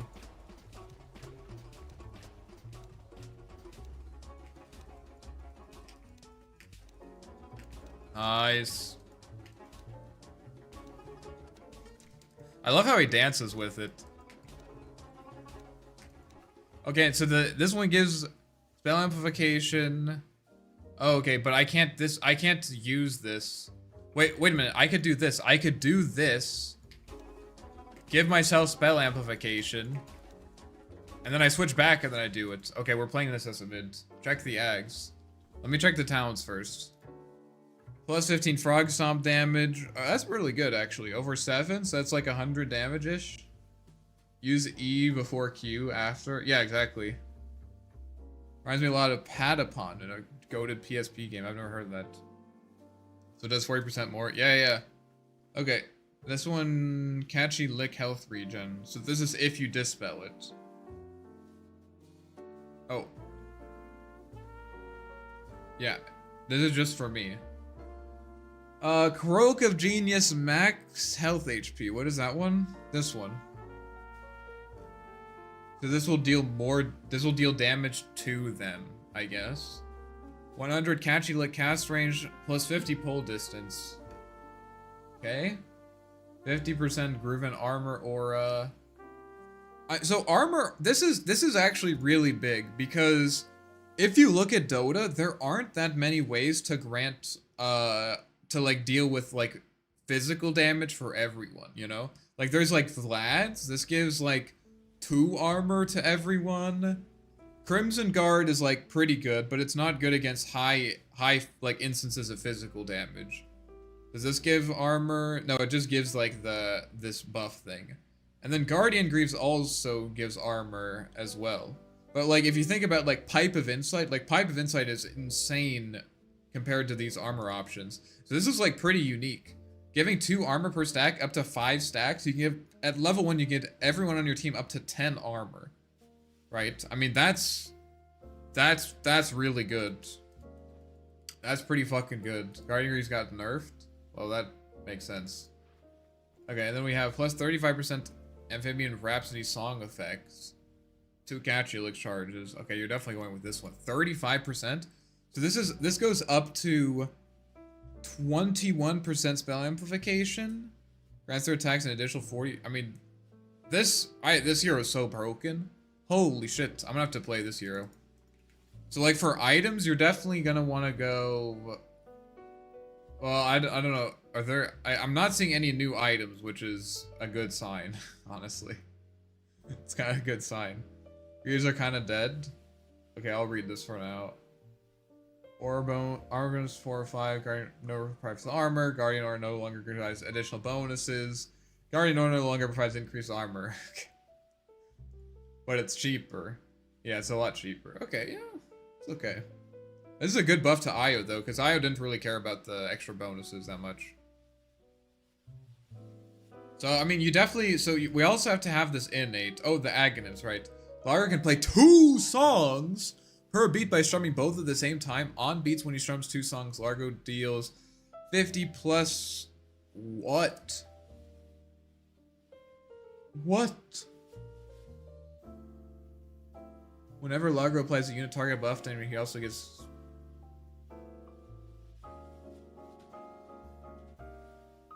Bruh.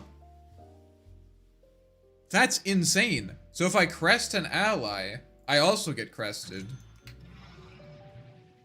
What? That's fucking crazy, dude.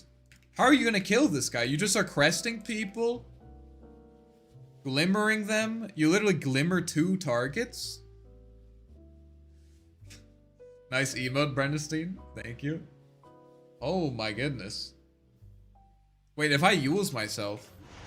Okay, the use doesn't work. Apply to nearest ally here within cast range.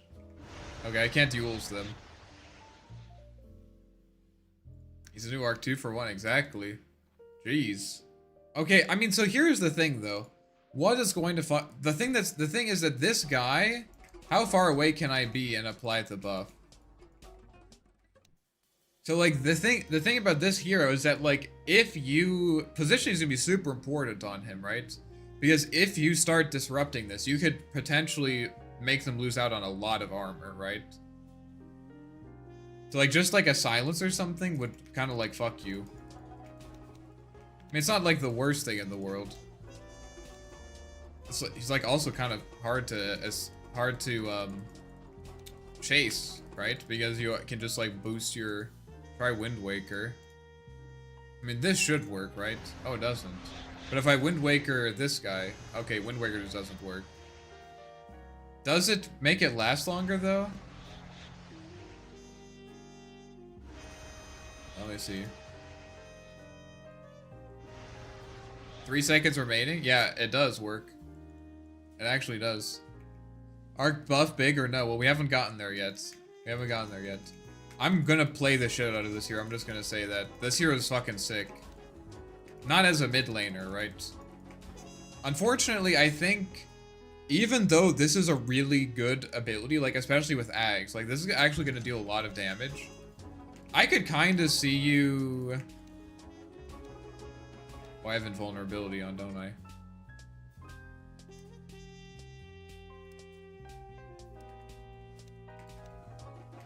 Why is it dealing no damage to him? I don't think it works.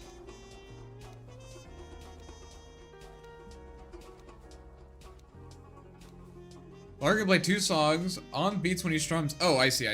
Oh, because it also increases. Yeah, you have to do 2 songs.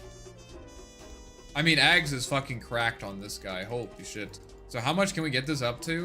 158 damage per second.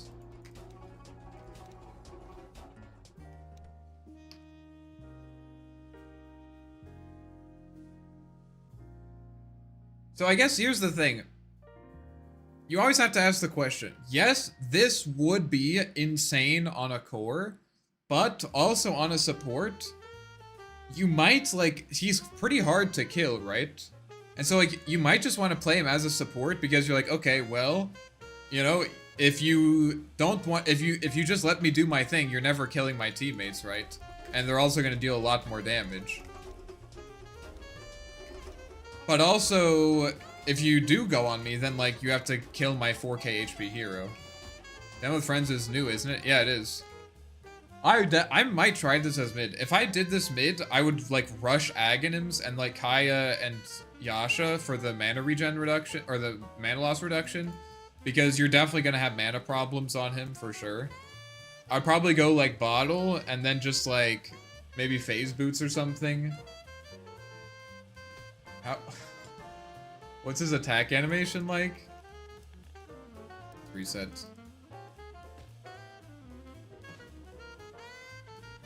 This is okay. What's our... and 66 base damage? We could try it. Radiance. Radiance. But, like, here's the thing. I see what you're saying, but wouldn't you rather... like, you should get Aghanims first, right? And then maybe later you can get Radiance, but...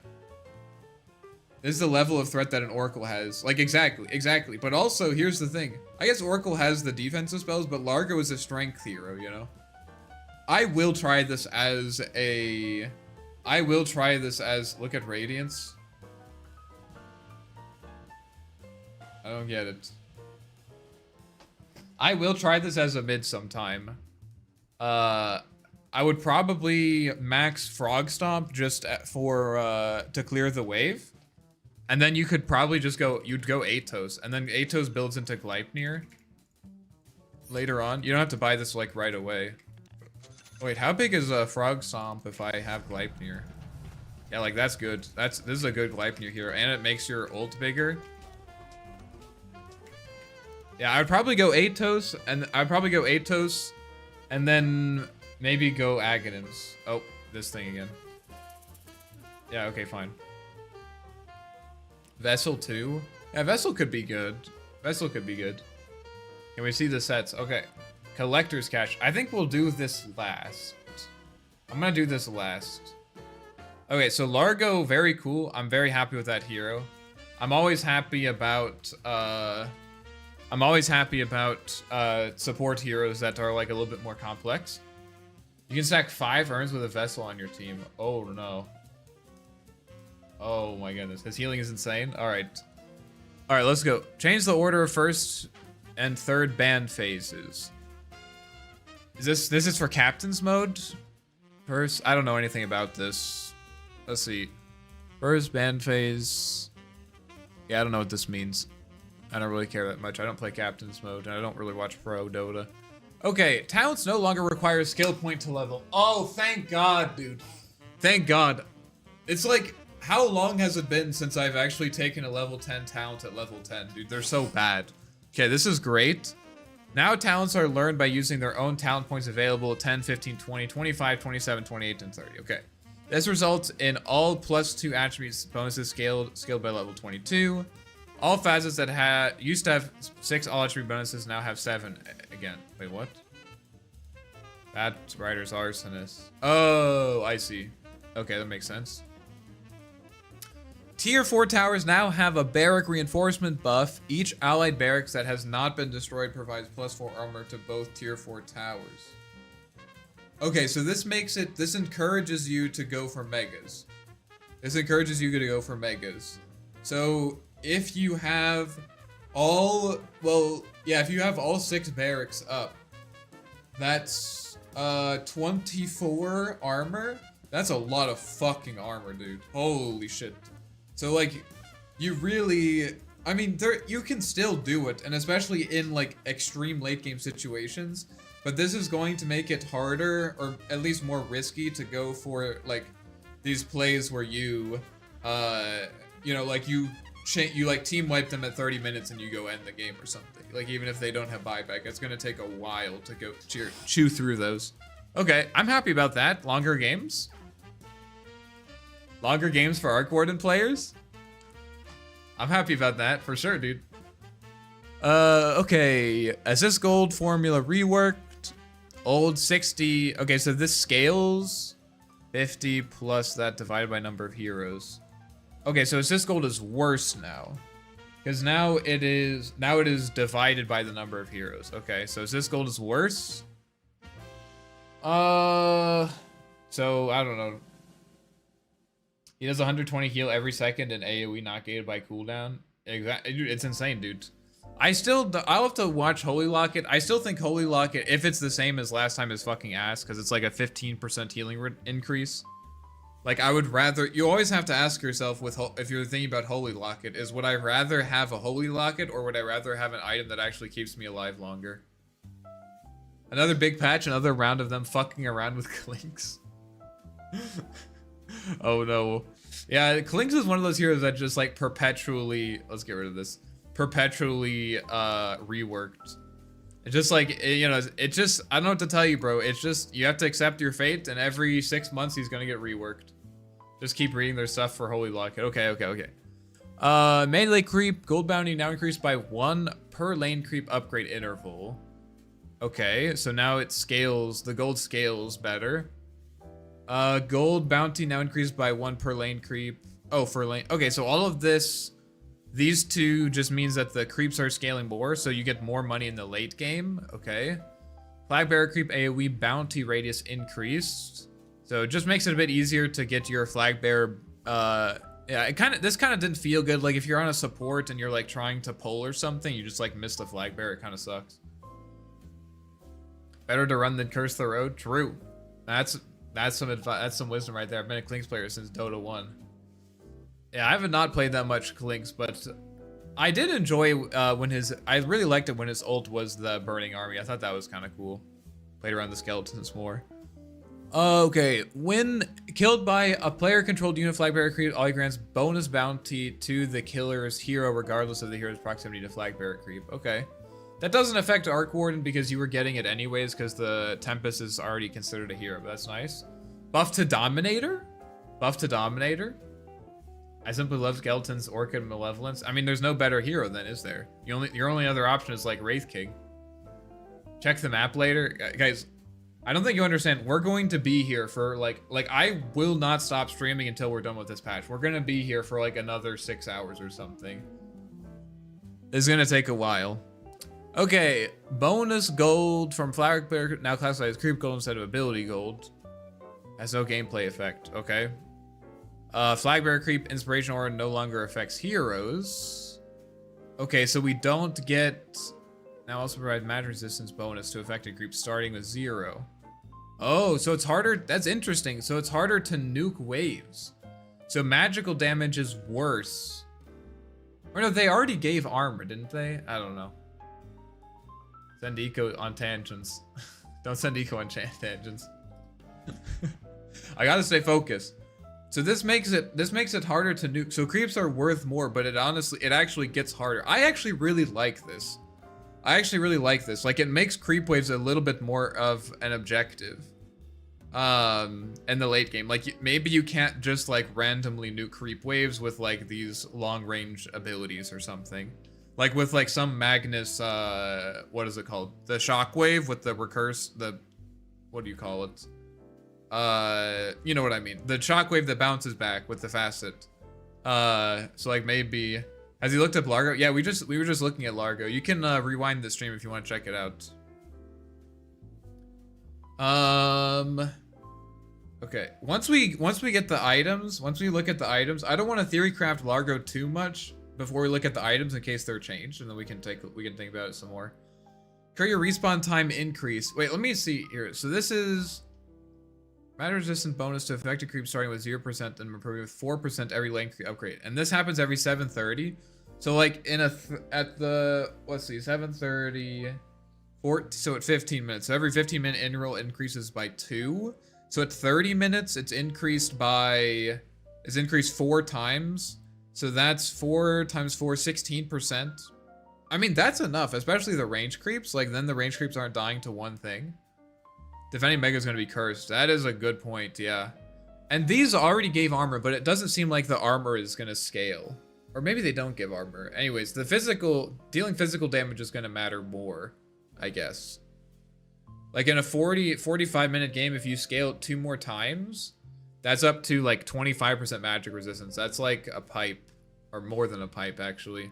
Pipe is like what, 10 or 15%? Anyways, that's cool. It makes it harder for like supports, and like it makes it more of like a carry's job to actually clear these. And since you only have 3 cores, it's gonna be harder for like magic damage dealing heroes to clear waves later on. Courier respawn time decreased. Okay. Courier no longer has 50% movement speed penalty while carrying clarity. I didn't even know this existed. That's nice though. So maybe we can actually do some more interesting region plays. We'll see how Bottle is. Flying Courier will now go to a more obscure shopping area within range. Thank goodness, dude. Oh my god. Oh my god. Because you could fly it over those trees and then it would be fine. That is so nice. An illusion now has 800 daytime vision, 400 nighttime vision, which is, I think, low. Okay. Roshan is no longer considered a hero for all lifesteal mechanics. Physical lifesteal from damage reduced by 40%. So you're gonna need more people there, basically. It's like a Tormentor. Like you can't just, it's gonna be much harder to solo Roshan. Word of Retribution, no longer dispellable. Slam no longer has double duration against creeps, now deals double damage to creeps. Okay. So harder to do, you actually need to bring like your whole team to do it, kind of. We got buffed. No Arc Warden spoilers, please. We'll get there soon enough, right? We'll get there soon enough. It was weird that Roche was easier to solo than Tormentor. Exactly, like you could just walk in there with Phantom Assassin. Like Ursa, I guess Ursa didn't really need lifesteal to do Roche. I guess I don't really know how Ursa works, to be honest. Ursa's one of the heroes that I've actually never played. Huskar sometimes. Yeah, but Huskar doesn't take lifesteal. Huskar I think is still okay with it. Because he just has healing. Okay, Tormentor. Added a Tormentor timer near the minimap. Nice. That's nice. I always forget when Tormentor spawns. Ping Tormentor location will trigger the same ping as the timer. Minimap now only has 1 Tormentor icon. Okay, that's such a nice quality of life improvement. Banners now grant gold based on when it was created. Haste rune duration no longer increases by 3 seconds. I didn't even know that was the case. So like, no longer grants. That's nice. That's a good thing. I didn't even know this happened. I guess haste runes were just like good in the late game. You just like have extremely long haste rune. Ursa just kills it because it swipes. Yeah, exactly. I think people used to go like Morbid Mask to do it, but. Okay. Terrain changes. I'm gonna do this. I'm probably gonna look at the mini-map, or look at the map. We can look at the map now. Extend the streams, remove some trees, hard camp. Lowered the Wisdom Shrine areas to low ground. Wisdom Shrine, wisdom. Oh, interesting. Interesting. Okay. So we need to check the wisdom. Hard camp triangle has been demoted to medium camp. That's interesting. So triangle's less valuable. It's less valuable to hold triangle. You can't just like sit there. You kind of have to move around the map more if you actually want to farm. Twin gate mana cost decreased to 30. Oh, thank God. It was so expensive. Like, it was nice that I understand why they did this, so that you didn't just like play chicken with the twin gate, but 75 mana is a lot of mana, especially early on. Twin gate's now refunded mana cost teleporting channel was interrupted. So okay, I don't know if does that count as a stop or as a so maybe you can still play chicken now. Okay. Watcher night vision range decreased. Watcher capture time decreased. Remove tree, dire safe lane. Interesting. Very slightly adjusted paths. Invulnerability targeting. Invulnerability targeting for certain abilities. Some items could previously target. Okay. You can no longer target invul. So you can't nullify people that are in Yules now. That's what this is talking about. Or is there anything else? Yules. I don't think there is. Something. I don't think so. I think that's basically just Yules. Neutral creeps. No longer affects invulnerable units. Dire Sirens and Sarah no longer affect invulnerable units. So okay, so these are for Song of the Siren purposes. The gates are in your base that you used to have at offlane. Wait, what? Wait, what? So all of this is basically, so invulnerable units would be like what? Like Song of the Siren, Yules. What else would there be? Darkseer vacuum used to catch on target. Like, could you vacuum people out of Yules? That's hilarious if you could. Is this? I wonder if this is. So, I mean, I don't think that guy's targetable though. There's our board Largo. It's honestly a really nice hero model. Check that out. His face, especially. You could before. Wow, that's fucking hilarious. That's pretty funny. Is there anything else that invulnerability? I don't know. Invulnerable. Shadow Realm. Well, Shadow Realm is untargetable. Like, it's specifically untargetable. Not invulnerable. Anyways. Catch Storm and ult as well. Oh, that's another. Yeah, okay, that's a good point too. Okay. Since Cyclone effects makes you invulnerable, all changes meant. Okay, fair enough. Yep. Okay, we'll dispel Cyclone off. Wait. Nullifier will dispel if the Cyclone was cast on a unit already affected by a nullified. That makes sense. Cannot target Cyclone units, but it will dispel Cyclone off units in the area around the target. So if you like walk next to it, then and you use it on yourself, you could dispel it.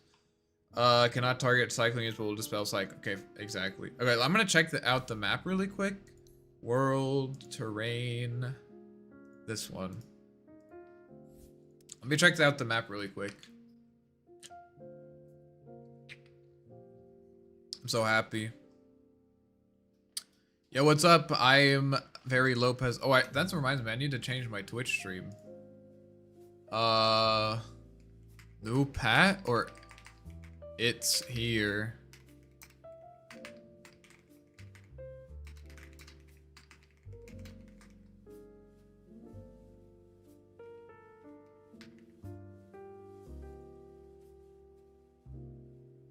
How are you doing? I'm doing well.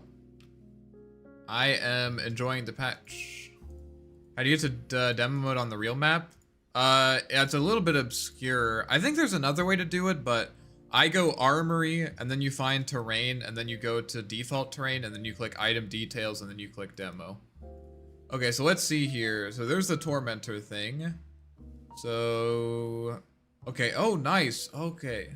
This wasn't here before, so now there's one of these things. That's nice, so it's symmetric. Cool. This is the same. Does this work? Not really. Okay, this looks the same. Twin gate. Okay, so twin gate is where it is. What were we saying about the twin gate? Like the gates in your base. Oh, I see. Okay, you weren't talking about the twin gate. You're talking about these gates. Yeah. I see what you're saying.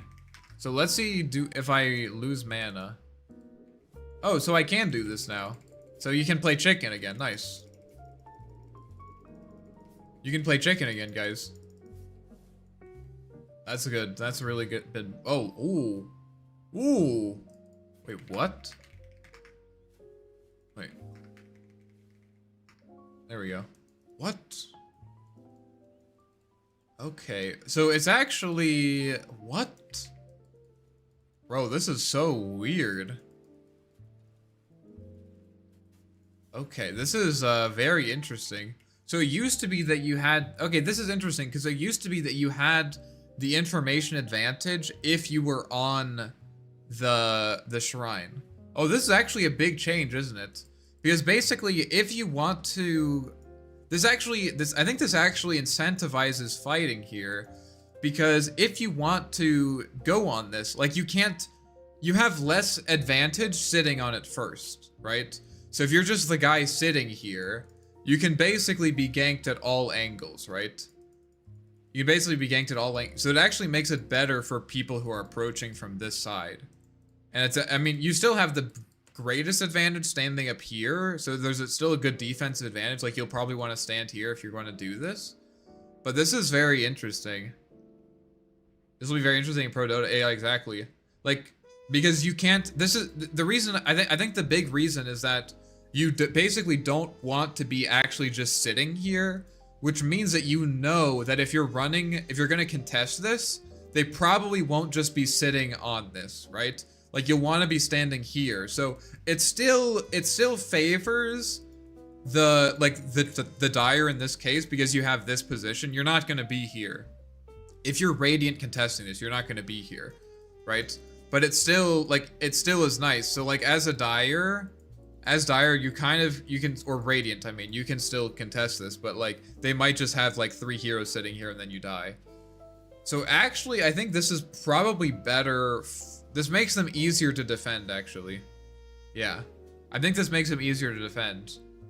Which is kind of weird to say, but I think basically every time that you would contest this, the team that was contesting it, like the team that, like Radiant in this case, like Radiant would just be sitting here, and then they would have the advantage. First person to get there no longer has a big advantage. Yeah, like it's not about when you get there as much. It's more about, it actually matters more that you are the defending team essentially. This also potentially spaces out wards more, gives more value. Oh yeah, there's not really any good ward spots. Maybe this, can I ward here if I have a Quelling Blade? Oh, I can't. Okay, yeah, there aren't, maybe here? I mean, this is kind of redundant with the Watcher. Yeah, so that's a nice ward here. I mean, you still don't see this. This is probably the best ward, right?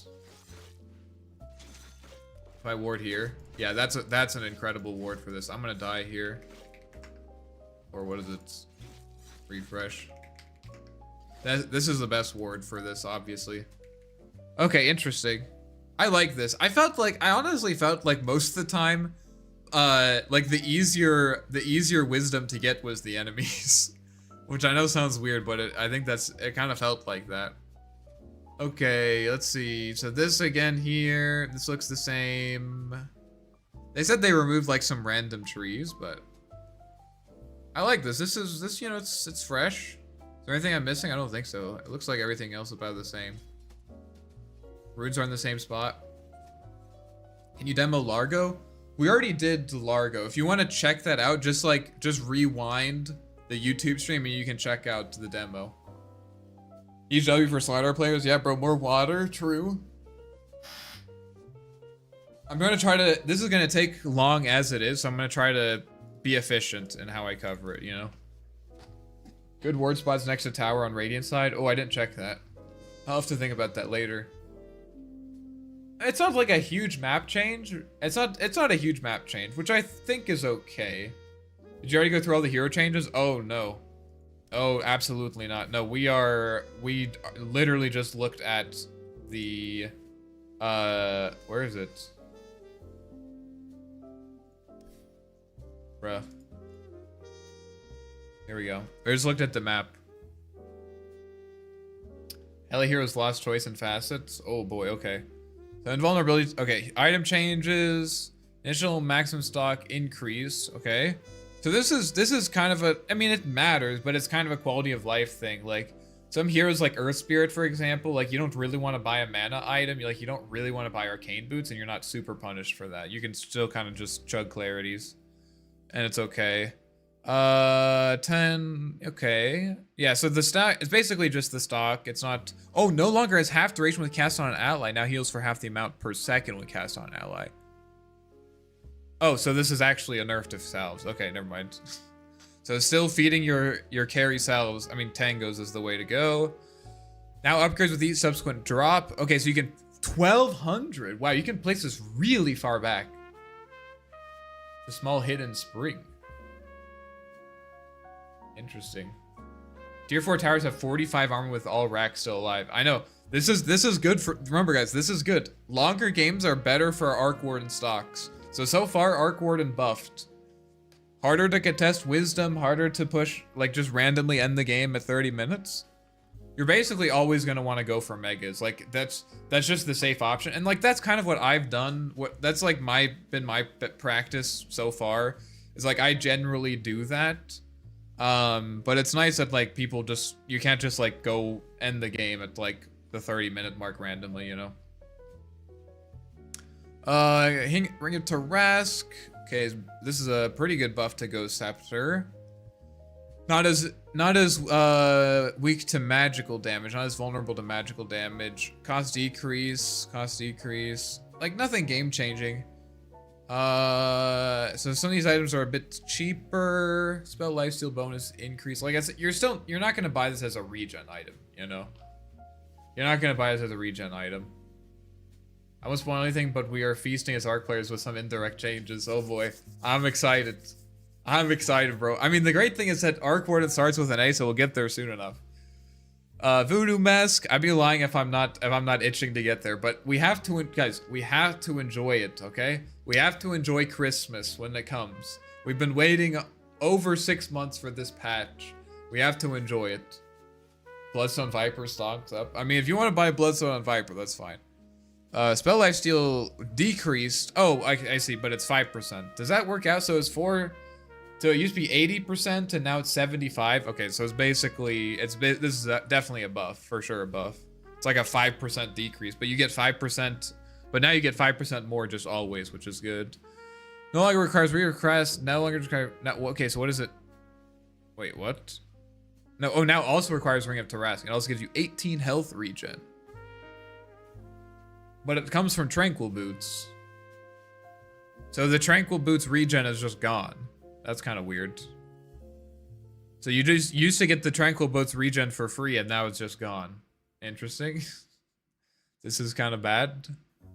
But I guess it's like, you know, I guess it's technically a better build up, right? Because you can have the Ring of Tarask in your inventory.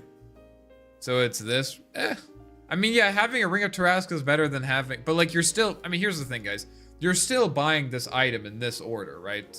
Like you're still buying this item in this order. So like, I don't think it's that big of a deal. You're buying this item last. There's no way that you're buying Tranquil Boots and then you're buying the Ring of Tarask and then the drum. Like that would be unhinged.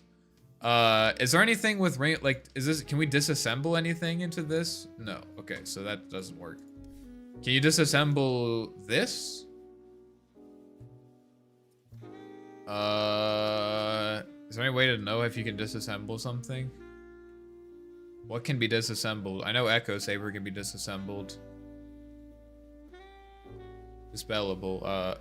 Dispel. Yeah, I don't know. I don't care enough. Ring goes into pipe and refresher. Yeah, but can you? I don't know if you can disassemble it. Oh, I went back. Anyways. Guard buff no longer dispellable. Nice. Buff. That's a nerf to Invoker. Phantom Lancer players in shambles from diffusal changes. Oh no. Actually, and what? Holy shit, dude. Wait a minute. First of all, thank you. Second of all,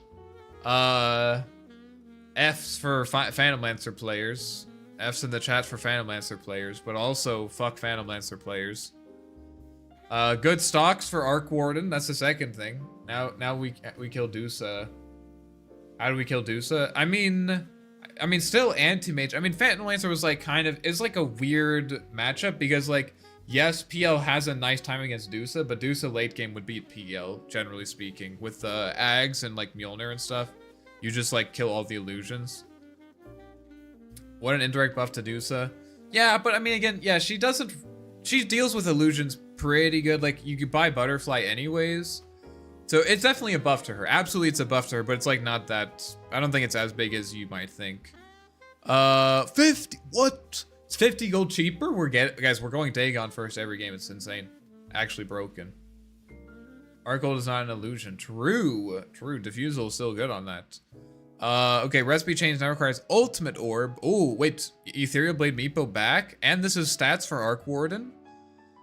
Aether Lens, but no Aether Lens. Okay, so what does Aether Lens upgrade into now? Recipe cost decrease 60 to 900. So it's cheaper. I guess 24 all stats. Okay, so this is actually a good Arc Warden item now. 24 all stats. Still a bit weird because, like, one of the reasons I didn't like Ethereal Blade on Arc Warden is just because, like, as a universal hero, okay, assuming he's still universal, but as a universal hero, not being able to attack them, just like you end up decreasing your damage a lot more than you're increasing it. So we'll see. Aether Lens turns into nothing. Well, I mean, it's rough, but I think that's fine. Aether Lens itself is just such a good item. And late game, like, you know, I think it's good to force people to get in range, you know, like you want to force people to kind of get blinks instead. I think that's a nice thing, instead of having like Rubik sitting at the back with like 8 trillion cast range. Vulnerability decreased. Wait, Ether Blast attributes as damage changed 1.5 1 times the sum of the caster's attributes. Okay, so Ionic was right. This is, Shotgun Morphling is back. Shotgun Morphling is definitely back. Because now this depends on the caster's attributes, and it actually gives good stats now. I mean, 24 all stats is a lot, so this is a good item. Are there any, like, other universal heroes that would like this? I guess we'll just keep that in mind, because we'll see what happens. But, like, Ethereal Blade, like, just right off the bat, like, who else do I know that's universal would like this? Okay, Arc Warden is still universal, so this could be a good Arc Warden item, we'll see. Like, Bat Rider, Ethereal Blade, like, honestly, Ethereal Blade, Bat Rider, kind of good. Techies? Actually, yeah, Techies. Sand King? Yes. I mean, the truth is that Ethereal Blade, this is really nice because now, like, anyone can build Ethereal Blade and you're kind of happy about it. Like, you know, you're kind of happy. Like, you get good stats. Void Spirit, maybe? Void Spirit's pretty right-click dependent, so always sends me back here. Okay. This is good. This could be a good Arc Warden item. Go look at Tinker, he's always important. We'll get there, Okay. Glimmer Cape, increased total cost, unchanged. Okay, fair enough. Recipe change, we saw this Giga nerf. So it's a significant, well, it's not necessarily a nerf. Significantly weaker item in the late game, but it's cheaper. Which I think is nice. Like, this kind of puts you on par with things like Pipe or Crimson Guard, which is good because, like, Guardian Greaves is best paired with items that amplify that HP, right? So maybe you'll start seeing people going Crimson plus Guardian or Pipe plus Guardian because it's cheaper. But it used to be that, like, a 1700 gold recipe was pretty hard pill to swallow. But the big thing is that you're no longer getting the armor aura. It's kind of like a nice casual upgrade from Arcane Boots, honestly, now. I kind of like that. Yeah, that's very frustrating. Transmute no longer has an experience multiplier. Okay, so basically you always should always Midas small creeps. Alright, that's fine. I mean, it's definitely a nerf. Well, actually 90 seconds, let's see. What's 90 divided by 120? Or 110, I mean. So it's 80, so it's like a 20% increase. You're gonna be able to use it 20% more, right? That's how that works. You're able to use it, because it's 90 is 80% of 110. So this is more of a gold item, which I'm honestly happy about. Like, I was already thinking, like, maybe I should start Midasing small creeps. But yeah, like, now you really don't want to Midas lane creeps. You want to Midas, like, go to the Satyr camp and just, like, Midas the small guy. And just get, like, an insane amount of gold. Major Ogre buff. It's not as good for Ogre. Ogre's more of an XP dependent hero than Arc Warden is. So I think it's actually a nerf to Ogre, especially because you don't get to pick what you're Midasing. But this is actually, I would say this is an Arc Warden buff. The flip side is Arc Warden kind of has an XP problem. At least in the past. I always have to add an asterisk because we don't know how Arc Warden has been changed, right? My skeletons of trolls, exactly, yeah. You're exactly right. Like, he's kind of an XP problem because you spend a lot of time farming with your Tempest Double, and the Tempest Double doesn't get XP without the Midas. So, you know, we might have even more XP problems, but it's not a huge deal. Like, you'll get your ult to level 3. Should be okay. Total cost decreased by 100. Okay. What? Wait, what? New passive ability. Wearer's health regions increased by 1.5% of missing health. Oh, it's like Old Heart then. Okay, this is I like this. I felt like now, like right now, previously Heart like didn't really feel like it had a specific use, but this is like more like Old Heart. That's nice. Yeah, okay, so this is kind of like Old Heart, where you would get this to like tank damage and then heal. It's like a big Tranquils, you know? Yeah, this is a PL buff as well, but yeah. It's kind of like a big boy Tranquils. Kunkka mid back, not happy. I would be careful about that because actually, this is a great Kunkka item, actually. Holy shit. This is actually a great Kunkka item. Is it? Wait. I mean, Heart is always a good Kunkka item, but Kunkka usually get bursted. I don't know about that. I don't know if it's specifically good on Kunkka with the rum buff. I'm trying to figure that out. Oh, yeah, boat plus Heart passive, but you want to have more regen, like you want to have more sustained regen, so I'm not exactly sure. But, I mean, what I like about this is I think it puts Heart of Tarrasque back into its position as a situational item for a lot of heroes. Like, there's a lot of carries that I could see buying this. Like, if you're playing Sven, for example. Sven's still gonna buy Satanic. But, like, who's a good example of this? Like, you could even... Jug has Healing Ward. I'm trying to think of this. Like, basically, you used to buy Heart of Tarrasque if you're playing against, like, an Earthshaker, people with Burst. So you would tank the Burst, kite out, and then go back in when the spell's on cooldown and your health is. We'll see what happens. Buy E-Blade and Heart on Kunkka. Oh, wait, this is actually... Wait, I see what you're saying. Yes, this is good on Huskar, yeah. Okay. Disarm... Jug, yeah. I mean, you meme about Jug, but it, like that idea, like, you could buy it on, like, Gyro's still gonna buy Satanic. Like, here's a good example of this. Anti-Mage. Anti-Mage used to buy Heart. Anti-Mage, like, you could do it on Ursa, even. Like, Terrorblade, I think, like, these heroes, I think you could justify buying Heart on. Spectre, people have not bought Heart on Spectre in so long. But I think you could actually do that now. If they have, like, a bunch of burst. Lifestealer, Lifestealer doesn't really have this issue, but yeah. Does not indicate that the region gets disabled? It doesn't, no. Yeah, it doesn't. But it's like, it's better if you take a bunch of damage, right? Oh, you will see. Oh, okay. This armor is now only dispellable by strong dispels. Okay, that's good. No one was really buying this item because you could just manta it off. Love that we got a big ice frog. That's it. With Largo? Yeah, Largo Ice Frog. So, and BKB also. Oh, yeah, BKB also still does not pierce. Okay, never mind. Okay, yeah. Because it's, yeah, that makes sense. But you can halberd someone right before the BKB ends and you're still okay. But I guess you could do that before.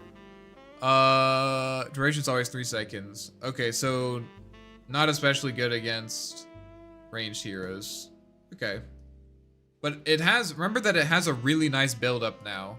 It has a really nice build-up. If Vanguard builds into any item like this, you always have to be careful because people just might start buying Halberd every game. Okay, Dominator Giga nerf. Dominating gold experience when dominating creep decrease. Okay, that's a good nerf. Good option versus Troll. Troll's that's a good point. Yeah, this would be a great Troll counter. Or like even like a Drow Ranger still. It's not sure. I guess the thing is that you always have to think about, like, do I want to buy Halberd or Crimson? You know, like, Crimson is such a good item. Okay, Holy Locket now requires a crown. Okay. Another crown item. Cost and change due to Iron Branch cost increase. Wait, how much does an Iron Branch cost now? I forgot about that. 55. It's over, guys! We can't buy Iron Branches! Oh my god, we can't buy Iron Branches anymore. It's 55 gold. No! Branches are out of meta. We can't buy them anymore. Unlucky. Actually, that might fuck with starting items. Wait a minute. Wait a minute. Circlets. Does this start? No, because my starting item build had gold left over, so it's probably fine. It's probably okay. Okay. 800 stats in +7, 10 seconds. So not as good as just a casual regen item. Ooh, wait a minute. Look at this. Active now also increases target's incoming healing amplification by 10% for 4 seconds. Okay. So definitely good on Largo for sure. Because this buff will also last longer because of their innate. Still huge for IO users. That's another good point. Yeah. Absolutely. Although, okay, so that means that you're always going to want to use this on. Well, I don't know. It's still good, but like, do you want to use IO on your? Do you want to use it on yourself or your ally? Probably yourself, right? Because that healing amplification is still going to transfer over, so it's still good. Max charges to 25. Yeah, so this is they're taking it. People like Storm Spirits even or Timber Saws would just buy this item as an upgrade to Wand because it was like a good sustain item, but it's not as good as a sustain item because they increased this, but it has more charges, so it's like more of a like actual save item, which is nice. And it okay, so that's exactly what they're trying to do. Okay. Pretty good. I mean, it's still only, I still think 15% is like abysmal. It used to be 35%, guys. It used to be 35%. And now it's 15. But I guess with that 10%, and it's multiplicative. So on that specific target, so for single target heals, it's actually really good because it's also amplifying the 15%. It should at least. I don't know why they got nerfed so hard. I almost never get this item. Well, they nerfed it. Yeah, it got Giga nerfed. I think it got Giga nerfed because the attributes were just so good that people just started buying it. 25% more on healing Locket target, more nearly double what would have been before. That's pretty significant. Well, it's actually more than 25% because I'm assuming, I could be wrong about this, but generally the way that amplification works is that it's, especially since these are two different sources of it, so you have the Holy Locket boosting all of your heals, and then you have this buff on them that's increasing it by 10%, right? So let's say you heal someone 100 HP. If you have Holy Locket, now it's 115 HP. And if it was an additive bonus, now it's 125 HP. But you're actually, but now it's a 10% increase on that 15% as well, right? So it's now a 10%, instead of plus 10, it's now 115. So instead of or sorry, it was what, 115, instead of 125, it's 115 times 1.1, which is now 126. It's a whole 1 extra HP, but it is better. I know it's only 100. Okay, let's see what would be for 500. If you healed someone 500 HP, 500 and then times 1.15. Oh, 1.15. 500 times 1.15. 575 and then times 1.1. Anyways, does that make sense? I don't know if that makes sense. Since it's multiplicative, it's actually more than 25%. That's what I'm trying to say. It's at least 25%. Okay, let's see Conda. It requires a soul booster.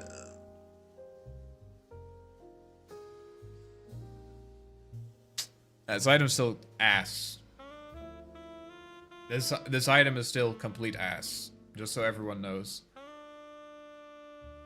I played a Largo bot game to get a feel, bro. He's actually so fun. I'm excited to play him, yeah. I'm pretty excited. Maybe we could play some maybe we could do a viewer game, a lobby. Play some Largo. I wish they told us if that's how it worked. It should work that way just because it's two different things. The only time where it's additive is if you have like if it's a stat on your hero. You know what I mean? Like if there's an actual stat where like items are just adding up. But if it's two different sources, it should be multiplicative. Okay, magic wand. Okay, oh my, 10. We can't afford this anymore. All right, magic wand's out of the meta. I really want to join, but I probably can't join tonight unless you do viewer lobbies Saturday. Yeah, we'll do it. We'll do it Saturday for sure. It's all good. Stun duration increase, what? 50% increase in the stun duration? Alright, Meteor Hammer's back on the menu for sure. Invulnerable units can no longer be disassembled. I didn't even know it could be disassembled. Why would you ever disassemble Octarine Core? Oh, you could disassemble it for Hex. That's actually kind of interesting. I didn't even know that. Now can be disassembled. Okay. Recipe cost. Recipe change. Now requires a Perseverance point booster. That's good. Okay, this is actually an interesting item. I could actually see buying. I know you guys are gonna freak out. I could see buying this on Arc Warden because it actually gives good stats now. It gives good stats as a universal hero, and it gives health regen. Like, this is good, actually. This is actually good. It gives you sustain. This is what you want. Radiance, evasion bonus, burn no longer. Okay, so worse against illusions. Not even just because of this, but it doesn't make enemies miss. But also, you know, 15% miss chance. It was like not that big of a deal, honestly. Like, it wasn't. It's definitely a nerf, but like, it's not that big of a deal. Let's be honest, guys. Like, oh my god, my 15, like, no one bought Radiance to make, like, enemies miss. On your allies, I mean. Okay, recipe costs. Okay, so now it just doesn't have a cornucopia. No longer applies plus stand damage. So just refresher nerf. Fair enough. This item's been broken for a long time. Or just very strong. Okay, Revenant's Brooch unchanged, surprisingly. I feel like no one buys this item, really. Okay, 600 to 700. Okay, so just counterbalancing the increase here. So cost decreased. Okay. R2 Blast no longer does extra damage to illusions. So they're taking away the mana burn. I'm honestly happy with that. Any day of the week, I would take having illusions be harder to kill if they don't burn mana. We can't buy wand, exactly. We can't buy wand anymore, guys. It just costs too much gold, too much of a commitment. It's actually too much of a commitment. I'm very happy though. I would take this any day of the week. Fuck illusions draining mana. Okay, did this. Debuff's not dispellable. Oh wait, Shadowwalk debuff now caps the target's movement speed? Oh, so it's a slow. Oh, this is very nice. This is very, very nice. That's actually quite nice. This pairs really well with like Bloodthorn now because you don't need an item to lock them down, like in terms of mobility. Like a lot of the times with Bloodthorn, people just kind of walk away if anything. Does he know about the Terrorblade? Oh, I do not know about the Terrorblade. Okay. So risk gain all copies. Okay. Gained. Okay, so you don't have the weird, oh, who's buying earn thing. Can be gained by both. Same hero death. Nice. Enemy hero dies. Both earns will gain a charge. Spirit will also gain a charge as well. One for the allies that was closer to the dying enemy. Okay, so you can like casually buy an urn. You can casually buy an urn. You still don't want 2 spirit vessels, which I think is fair. 2 spirit vessels would be very difficult to deal with. Because the main counter to spirit vessel is dispels, and if you can just like apply another spirit vessel, it'd be very strong. Okay, so it's like this is just a nice quality of life change. This is just a really nice quality of life change. So like you don't have to really be like, oh, who's buying urn, because like you'll all try to be happy with it. Because it used to be that if you like access, like you still don't, I don't think you still want to buy 2 urns, but like if you end up buying 2 urns, it's like not that big of a deal. But it used to be like you kind of, like if you had a mid invoker and you're like playing clock and you buy an urn, like you kind of have to sell your urn because you need to make sure your invoker's getting urn charges. Okay, cool. Cool. 5 urns is a new meta. Oh my god, I do not think. Bit more available blink breaks for supports, I guess. Yeah, that's true. I still don't think people are gonna just buy urn on everyone, but we'll see what happens. Maybe it will. Oh, nice. This is a nice build-up. Ring of Health, Chainmail Circlet, 320 gold. This is a very nice casual item then. It's just very easy build-up. I think like a lot of offlaners will be very happy to just buy this, or like a Leshrac or a Primal Beast, just like some nice regen. Like Ring of Health is just always nice, gives you some armor. Pretty chill. Wind Waker, nerfs. Okay, neutral items. Cycled out. Ooh, new items. Wraithband buff? Wait, what was the Wraithband buff? 6 attack speed! Oh my god, it's insane! This item is broken, guys. Let's queue up Dota. Start buying Wraithbands. 6 Wraithbands. Okay. Cycled out. Good. Fuck this item. Good. Good. Good. 1 attack speed. Well, I know, dude. It's insane. It's actually broken. They're gonna have to hotfix this. That gives techies 0.75 more range? Oh, no, dude. Oh, it's over. Okay. Active shield will decrease warrior's movement speed by 12 to give all their player-controlled units with an 800 radius a 140 damage barrier. Interesting. This is a great item. 140 is a big number for a tier 1 neutral. By 12. For 6 seconds. I mean, it's not... 12 is not that much. 12 is not that much. This is a very solid item. Like, any offlaner is going to be very, very happy to have this, for sure. Very happy to have this. Honestly, this would be a great... I wonder if this stacks. Wait a minute. I'm not going to try Arc Warden. I'm not going to try Arc Warden, but I need to know if this stacks. Brood counter to Earthshaker. It's physical damage, isn't it? Isn't it physical damage? It's going to go back to... Why does it always go back to 7.39? Oh.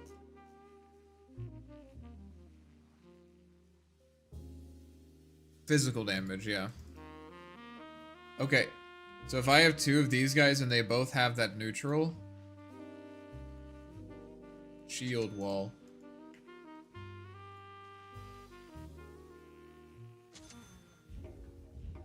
It does not stack. Okay.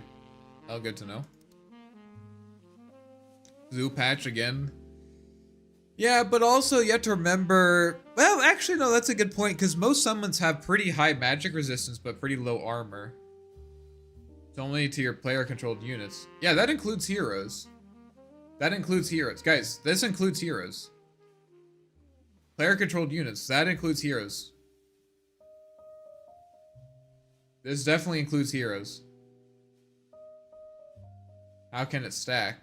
Well, I'm saying if two people have it and they both pop it, then it would stack.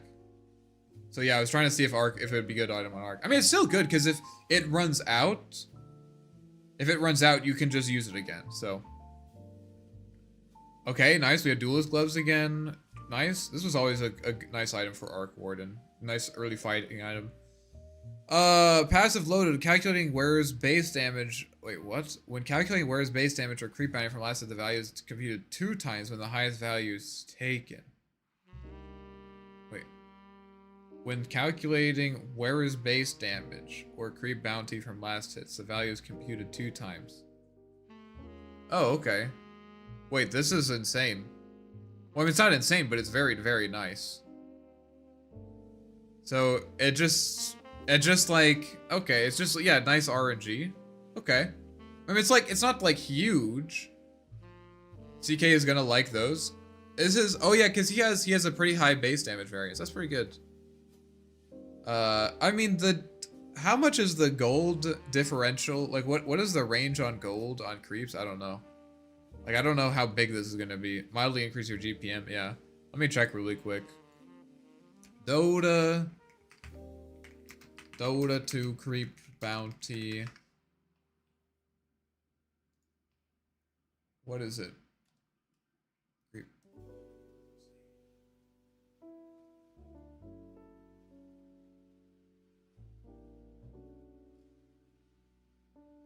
Doesn't say.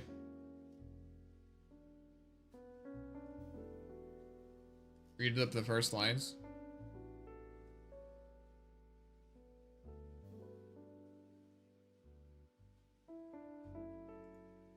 Gold.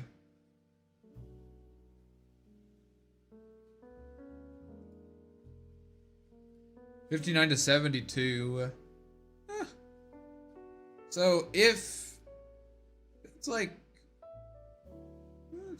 it's not bad. It's like a what, 30% something? 30% variance? It's like it's definitely worth having for sure. Dragon Blade. Nice. CK hits from 48 to 78. Oh, geez, I did not know it was that bad. That is a good CK item then.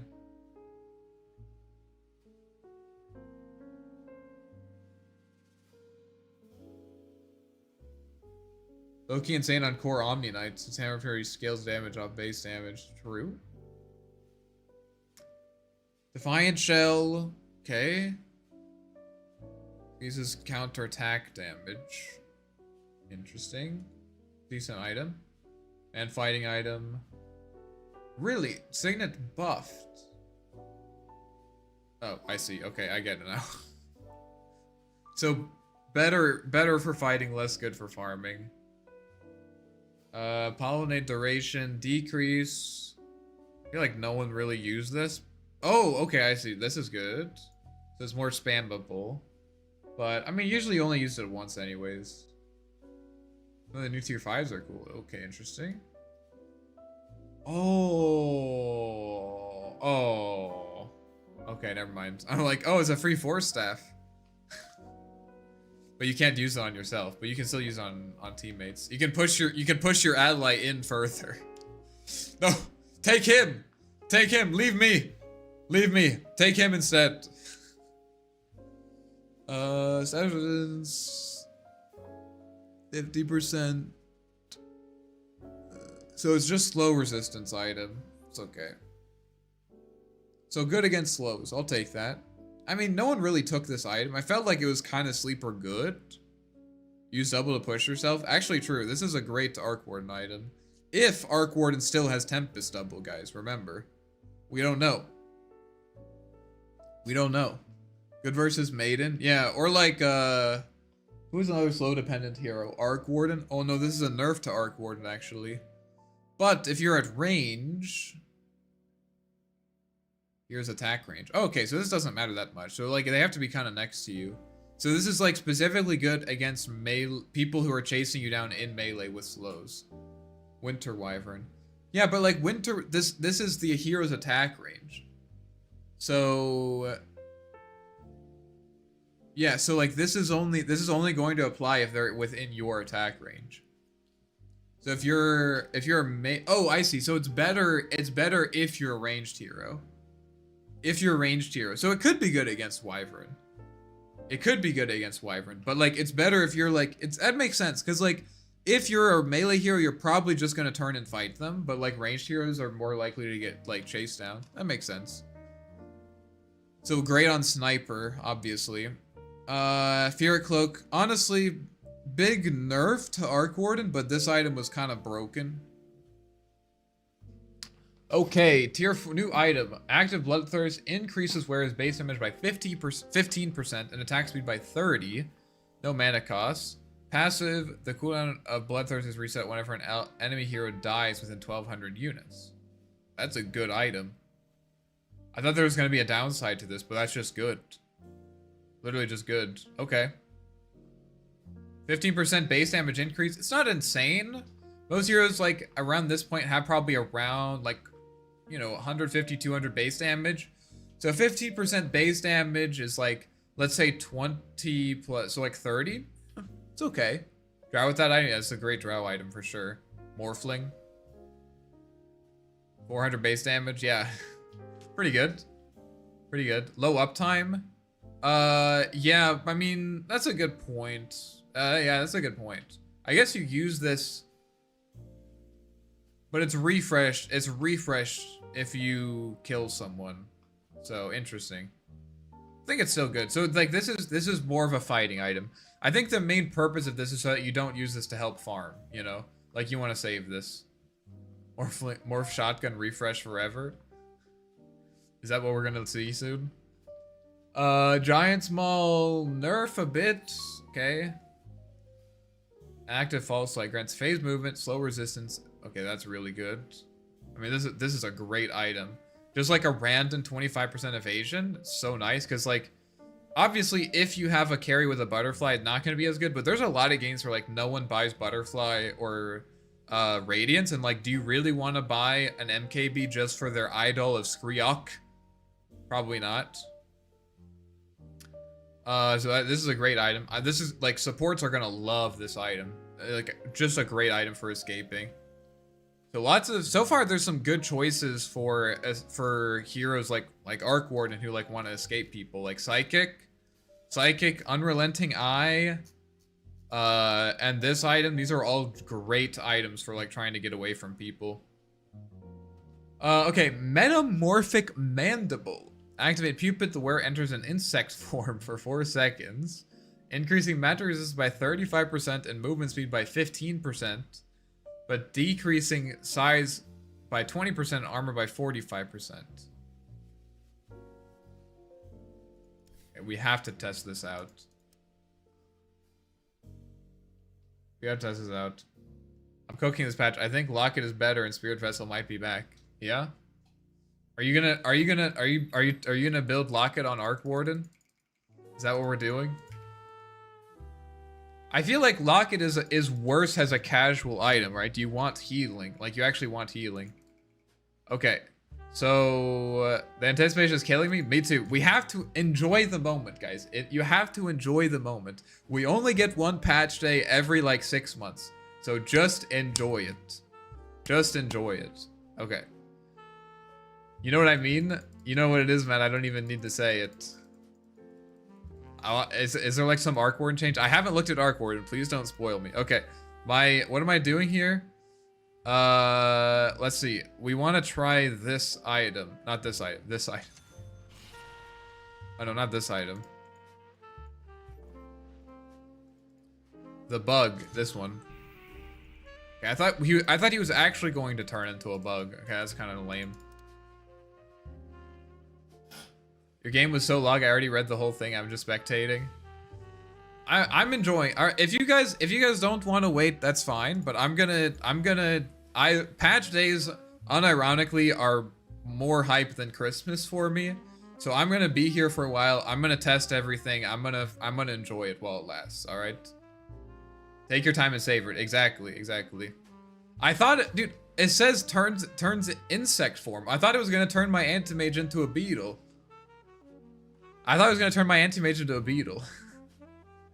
Okay, so this is good against magic damage. Okay, so like Skywrath Mage kind of thing. Fair enough.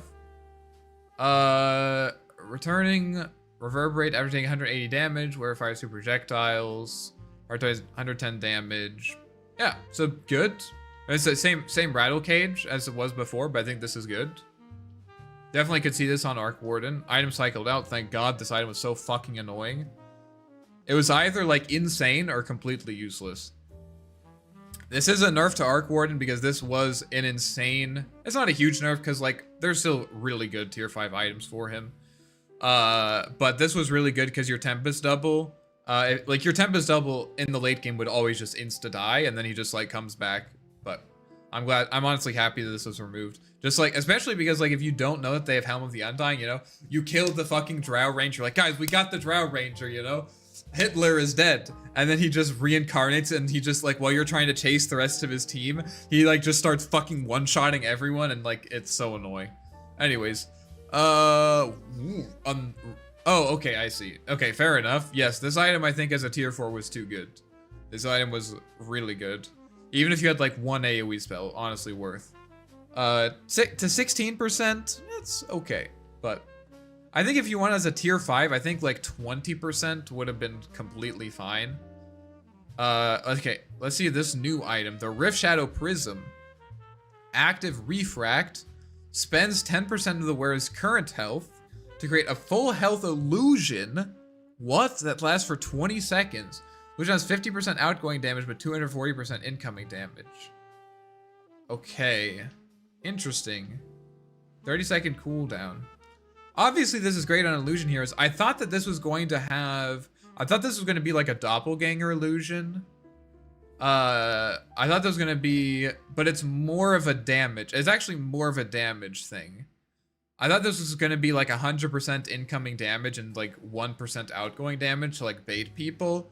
But it looks like it's actually more of a damage option. Reminds me of the old armament cape. Yeah, illusionist cape. Yeah, that was fucking good. I will now be playing Arc like a PO with Mantipus Rift Shadow Prism. Yeah. I don't get it. It doesn't seem that amazing as a tier 5. I mean, 30-second cooldown for an illusion like this is pretty good. I don't think this is... I think this probably is going to be a weaker tier 5. It always feels... I mean, I guess you could make the argument as like a scouting thing. I don't know. I mean, on any agility hero, this is going to be nice as a wave clear item. 50% outgoing damage is like very good for illusion. That's a really good damage value for illusions. Like for just for reference, Naga Siren's illusions, those are 40%. I think he has an illusion, yeah, plus 10%. So it's like a Naga Siren illusion, but very tanky, right? 76% uptime and 1/2 DD rune is instant, not amazing. Yeah, I mean, like, remember, you can also use this to push out waves, right? I think that's like always really nice. But yeah, I mean, this always kind of feels bad, like as a support. You don't really want to see this. I kind of don't like it when there's like these like tier 5 items that are like only applicable to certain heroes. But anyways, okay, now this is the big change. Mana burn target's intelligence multiplier decreased from 2 to 4 to 1 to 2.5. Justin is in shambles. Justin is in shambles. He can't do his Chen creep sitting mid mana draining anymore. It's only 1 times. Virtue no longer affected vulnerable units. Alright. Here we go. Hero changes now. Hero changes. Like, don't get me wrong, it's good. I just feel like it's not a tier 5. Yeah, I mean, you have to remember though that tier 5s, especially now the Book of the Dead is gone. I think, not Book of the Dead, sorry. Helm of the Undying. I think Helm of the Undying was like insane compared to the other ones. It used to be that tier 5 items were like, just fucking crazy. Like absolute, like they're still good, but like they used to be insanely batshit shenanigans tier 5 items. And I think the idea was like, well, if the game goes to tier 5, first of all, you can use that tier 5 as a timing to maybe the enemy for one team to get the items and then like quickly go for like a play. But I think like more than anything else, it was like just to destabilize the game, you know? New patch? Do we get a new OP item for Arc Warden? Doesn't seem like it. They haven't added any new normal items. But we'll see. Yeah, E-Blade seems good. And so like it just destabilized the game, and so it's like, well, if the game has lasted this long, just like let's flip a coin and see who gets like Mirror Shield. Like, for those of you who weren't around for like Mirror Shield, old Apex, Ex Machina, like, dude, old Apex, I don't think you understand this. Old Apex used to increase your primary attribute, not by 40, by 75%. 75%. The original version of Apex increased your primary attribute by 75%, right? So if you're a Morphling who has 400 agility, right, which I think is reasonable in the late game, you now have an extra 300 agility, guys. And then there's, of course, Mirror Shield, like 10-second cooldown, Lincoln's plus Lotus Orb. That was broken as fuck, right? Ex Machina, refresh all of your items. They've dialed it back because a lot more games are going to 60 minutes, but yeah, Medusa with Ballista, yeah, dude. Ballista was fucking crazy. Anyways, let's move on to these. Base strength, base agility, so a little bit nerfed. This hero's pretty strong. Cooldown reduction on hero death, decreased 6 to 5. Minor change. Cooldown increased a little bit. I mean, no one... Let's see, cooldown increase. This is actually a nerf to support Abaddon, because like no one really uses Mistcoil on carry Abaddon as far as I'm aware. I guess it's better. Oh, it's a little bit better early. Maybe it's... I guess you weren't really spamming it. I don't know. Maybe it's a little bit better for support. No one really plays support Abaddon anymore. Don't mention Ballista. Dude, Sniper Ballista plus 400 attack range? What could go wrong? Okay.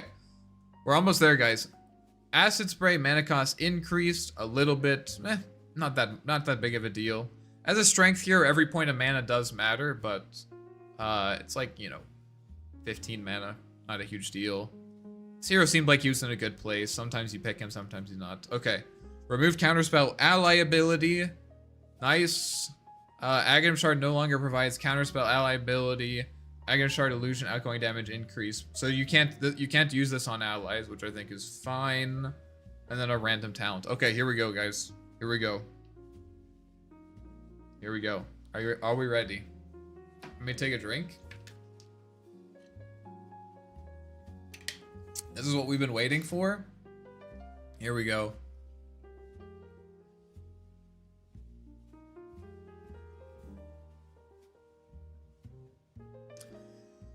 Alright guys, I hope you enjoyed the stream. I'll be back tomorrow, same time, 5 o'clock. I'll be back tomorrow. Play some more Arc Warden. But yeah, make sure you give a thumbs up to the stream. And yeah, I'll talk to you guys later.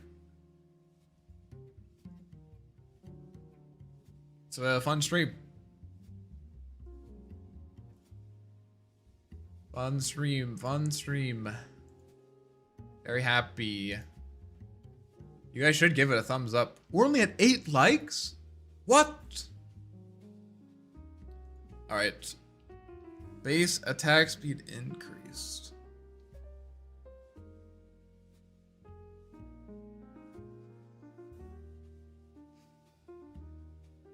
I mean...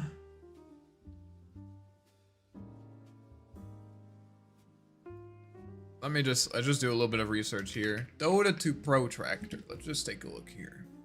Arc Warden.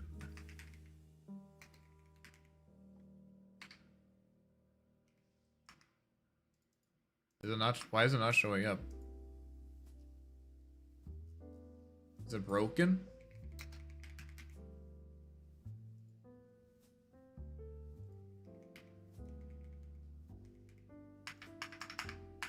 It's not working. I can't search heroes. Control K. What? What am I missing?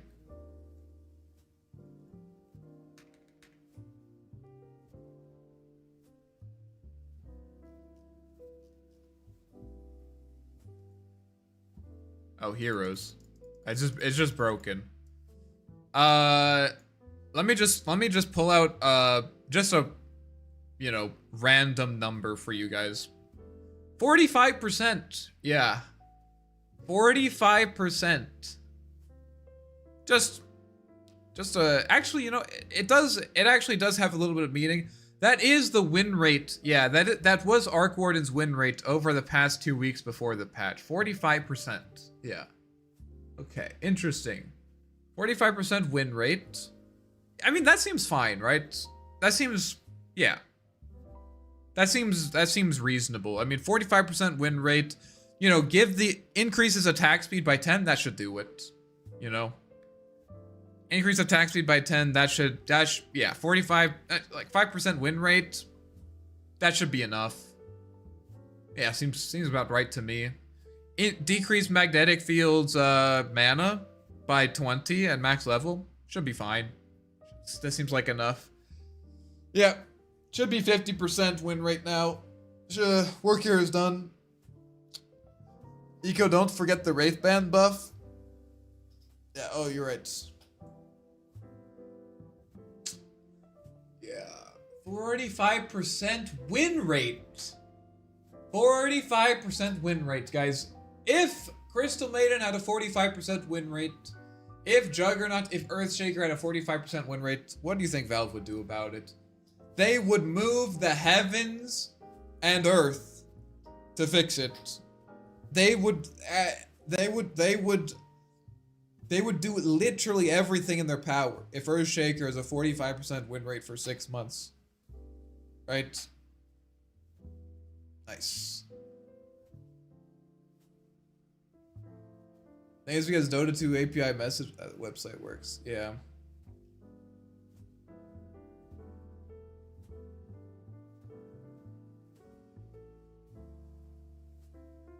Yeah.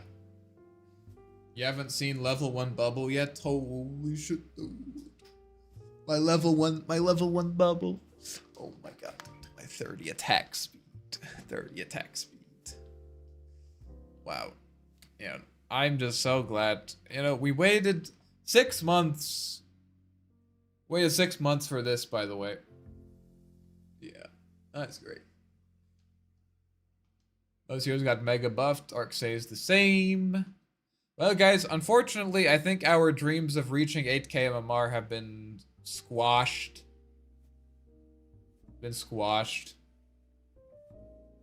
Yeah. Unfortunate. Yeah. Yeah, it's just the mana costs.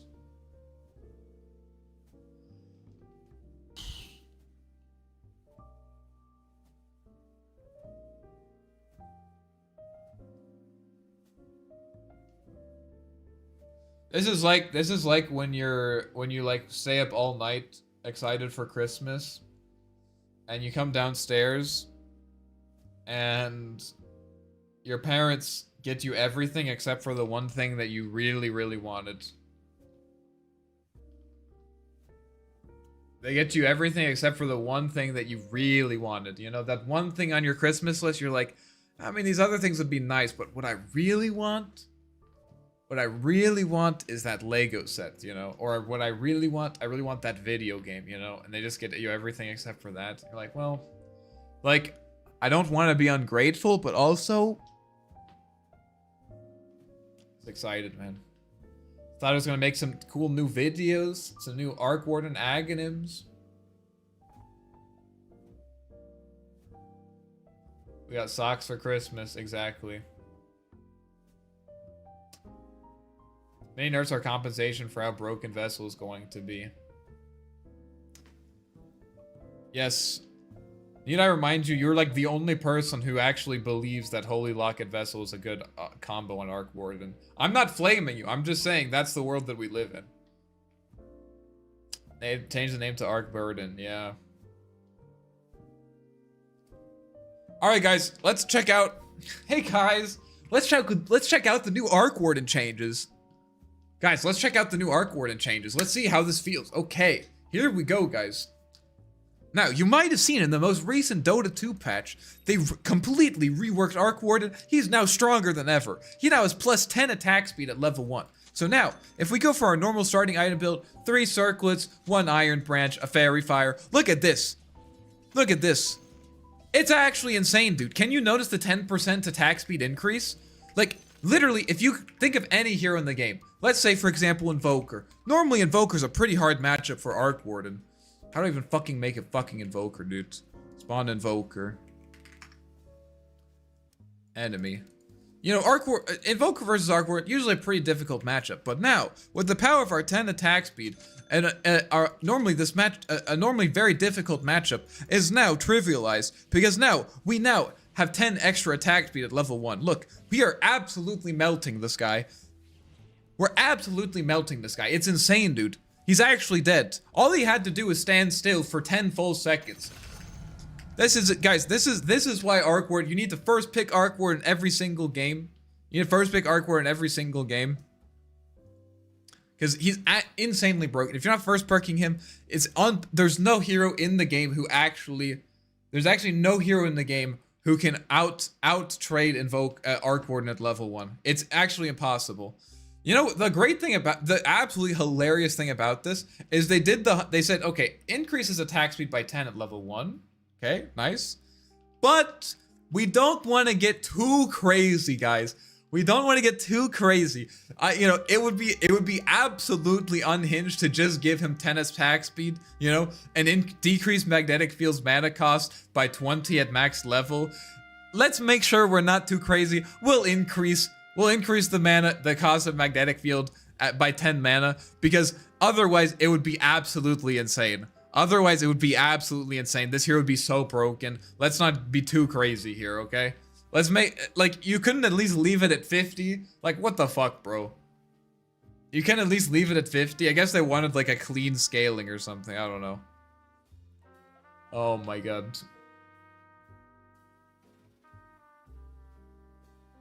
I can't. I blinked and Invoker died. Exactly.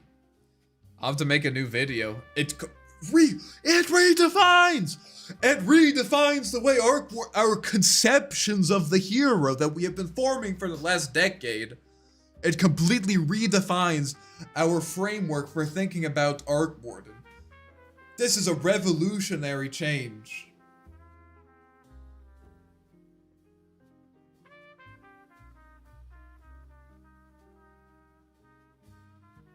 Alright, well, I guess we're moving on, guys. Stay tuned. Stay tuned for my 7.40 Arc Warden guide. It's gonna be complete. We're gonna be playing the hero completely. We have to now play around that 10 attack speed increase, okay? It's gonna be, we're gonna be playing Arc Warden completely differently this patch. Absolute game changer. Everything that I've said so far is irrelevant now. We should boycott Arc Warden in protest. With this, all this extra attack speed, we don't need to invest in damage anymore. We can build things like Locket and Vessel. Okay, Sack, I love you and I appreciate you. Okay, but I need to put you in a timeout. This is for your own good, okay? I need you, this is for your own good, just for a minute, okay? Just gonna put you on, I need you to cool down from, I'm happy that you're excited, but I just need you, for yourself, to cool down on your Vessel healing Holy Locket, okay? Like, I think you're a great player, and I'm not saying the build is bad, but I also just need you to chill for a second, okay? I hope you understand. It's for your own good. Rose tilted by no arc change. That is not, I don't feel bad denying that. Yes, that is absolutely true. I think if you're not tilted by this, he's been the same for 6 months, guys. Literally the same. Alright, well, let's move on. Maybe there's some interesting stuff here. Also, let me say a few more things. So, another thing, because the rest is just hero changes, right? Yeah. So, the thing is that a lot of times, this is, I'm speaking seriously now. A lot of times, not having an Arc Warden change or anything like that can be justified, or it ends up being okay because there's like some new items, right? Or like there's some interesting like new kind of builds that you could do, right? Because these items and stuff are like different things on the map, but they didn't really change the map that much. They didn't really add any new items. They didn't really, I think Ethereal Blade, yeah, Ethereal Blade. I know that Sack is excited about Holy Locket and Vessel. Vessel is still unfortunately kind of bad on Arc Warden since they made it the double not replicate your earn charges, that's like why I don't do it. So like maybe that like, but there aren't very many, I think, like kind of universal changes. Like there aren't very many changes that like are across the board that we can sort of like kind of make interesting for Arc Warden, right? There aren't like any new items. There aren't like there isn't like some Gleipnir item or like a different Maelstrom buildup. Like most of these items, like, I mean, it looks like a lot, but most of these are like, oh, we changed the cost of like these items back here, so now these items are a bit cheaper or whatever.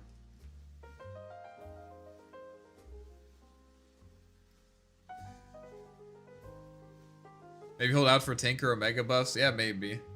My reaction was identical to yours. Yeah, I don't know. Don't doom her too hard. A lot of heroes are fully reworked. Yeah, that's fair. I mean, I'll still try to enjoy it, but I'm trying to explain why I am especially frustrated, because it's not just, there's been a lot of times where like Arc Warden wasn't really changed at all, but then they add like Gleipnir, you know, or they add like Meteor Hammer, or they add like, you know, they add some items that we can at least play with, you know, some new items, like when they changed Solar Crest, stuff like that, or when they, you know, did the Dagon, because this used to be built out of like Null Talisman for some reason, and not a Voodoo Mask, right? But like they didn't really, I mean, it seems like it's mostly gonna be hero changes. It seems like it's mostly gonna be hero changes. So, anyways, maybe we can try out some E-Blade stuff. I don't know. Still kind of an ass build up, but I guess we have the Phylactery thing. We can do the Phylactery.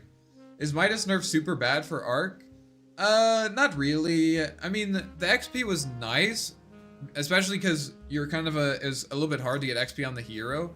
But like honestly, like you're getting more gold, and like gold is also great. Like I don't think if anything I would say it's a buff. I definitely don't think it's a nerf. You just need to make sure that you're Midasing the small creeps now. You need to make sure you're Midasing the small creeps to maximize the gold you're getting from it. I'll definitely try Phylactery now. Unfortunately, Conda still asks, would you still go Midas? Oh, absolutely, yes. I would absolutely still go Midas, for sure. Midas, as long as Midas does this conceptually, it will always be a great arc item, especially on the mid lane, because Midas, unlike any other item in the game, allows you to synthesize more gold from the same amount of space that you have on the map, right? Like, Midas allows you to actually get more value out of the creeps that you have available, unlike Maelstrom and stuff. Like, Maelstrom is still good, but, like, so the amount, if you just, like, look at a game and just be like, how much extra gold did my Midas create for my team? Not just for me, but just for my team, right? Because those are creeps that I can just give to my hero, you know, I mean, to my safe laner or something. So it's absolutely, you should absolutely, it's just like, it just breaks the game in a significant way. Just like you just substantially increase the gold available to your team without having to secure more map control. Like if both teams have the same amount of map control and you have two Midases, like you're just gonna slowly get stronger. Wait, so why do you want to Midas the small creeps? Because you want to Midas the creeps that have the smallest gold value. Because this just now gives you a flat 160 gold, right? So if a camp in total has 100 gold, it's split up among these three creeps. The biggest creep has the most amount of gold, right? So if the big creep gives you like 60 gold and then you Midas it for 160, you get an extra 100 gold from the camp, right? But if you Midas the small creep that gives you 10 gold, you get an extra 150 gold from the camp. That's why you want to Midas the small creeps. I swear Rune Replica's bug with Midas doesn't actually work. Yeah, I don't really know. I haven't really paid attention to it. I think that people overhype the, even if the arcane rune worked with Rune Replica, it's still literally one of your Midases, so it's like half as good. So if it's like a 25% cooldown reduction, it's like 10%, 12%. Midas Skellies, yeah, exactly. You want to Midas the least valuable creeps. Rune Replica got far better. You have to wait to sync your ult up with Midas, lower Midas cooldown for more ultis. Nice. They buffed the worst. They buffed the worst facet. They buffed the worst facet. Good. I'm glad.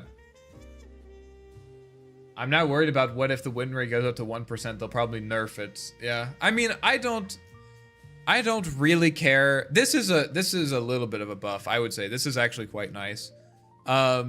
I don't really care about, honestly, the hero being buffed or nerfed. I just want them to, like, just change him. Keep him interesting. Anyways, let's continue on. Duration increased. Cooldown increased. Okay, no longer has an armor, thank God. Change from physical to pure. I don't know how that works out, because I don't really know how much damage you are getting normally. So, I mean, from physical to pure is a substantial damage increase. It's going to be better earlier still. 12 damage per second for 12 seconds is 144 pure damage. I mean, that's still an insane number, actually. That's actually an insane number. 144 pure damage for a level 1 spell that costs 50 mana? I mean, this has to be one of the best level 1 spells in the game. The great ability. So Axe seems like he's still fine, which is great, you know, because people were really concerned that Axe was too weak, you know, except for the fact that he was being picked in literally every single game and literally every single role except for mid and carry, you know. Pudge Hook is also like 120 pure damage at level 1 or something. Yes, but Pudge Hook also costs 120 mana, right? Pudge Hook, most level 1 spells, even if they're AoE spells, should give you about 1 damage per mana. Like, that's kind of like the standard. Like, Arc Warden Spark Raid does 80 damage, it costs about 80 mana, right? What, Crystal Maiden's, Crystal Nova? Crystal Maiden. This costs 150 mana, does 110 damage. Like, that's kind of like the metric that you want to use. Now, admittedly, single target spells are a bit stronger, but 50 mana for 144 pure damage? Remember, it's pure damage, so we should act like it's basically like a magical damage with spell amp. So if you wanted to do 144 pure damage, if you want to do 144 magical damage to someone, they have 25% magic resistance, then you want to do... Because you want to know, like, basically what, or like 0.75 times what is 144. So we do 144 divided by 0.75. So it's like, it's... What? Bro, this is like a 200 damage nuke. Like, it only is going to deal 144 damage, but since everyone by default has a 25% damage resistance, magic damage resistance, what'd you practice? There's background noise now. There should have always been background noise. There should have always been background noise. Was there not background noise before? I'm sorry. Something changed with your mic. Voice got louder. Your mic said it seems different. It used to be worse. Wait, what? Wait, let me listen to this. What? Incoming damage and like 1% outgoing damage to like bait people. But it looks like it's actually Warden Spark Rate does 80 damage. It costs about 80 mana, right? What Crystal Maiden use. Now admittedly, single target for pure damage. Remember, it's pure damage, so we should act like it's basically it's like a magical damage with spell amp. So if you wanted to do 144 pure damage, okay. I don't hear it. We're gonna be playing Arc Warden way, just like you just nuke. Oh, it only is going to deal 144 damage, but since everyone... Wait, what happened? What happened? And then went loud. I don't know what happened.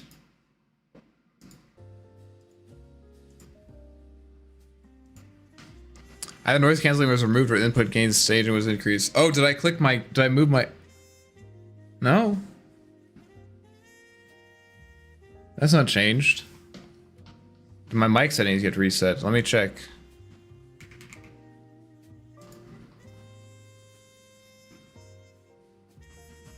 Your mic got buffed down.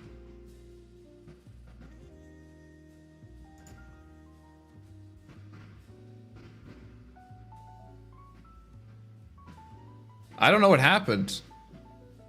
Ba ba boo ba boo ba.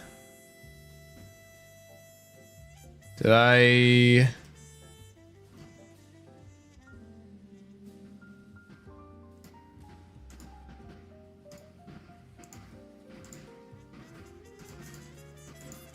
This doesn't have any filters on it. I don't know what's happening. Does it sound okay now? I don't know what happened there. Still sounds fine regardless. All right. All right, whatever. I don't know what happened there. Okay, let's continue. Anyways, yeah, 200 magical damage nuke is kind of fucking cracked. I'll just say that. Yeah, that's good. That's fucking broken. I think it's noise canceling artifacting as the gating is stuttered on the release. I don't know what that means. This guy knows what he's talking about, though. Sounds like a little bit more gain on the mic. I didn't change it, though.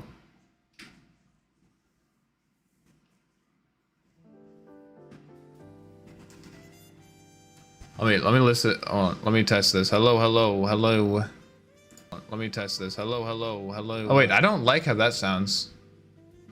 Wait, I don't like how that sounds. It's like it just breaks the game. What?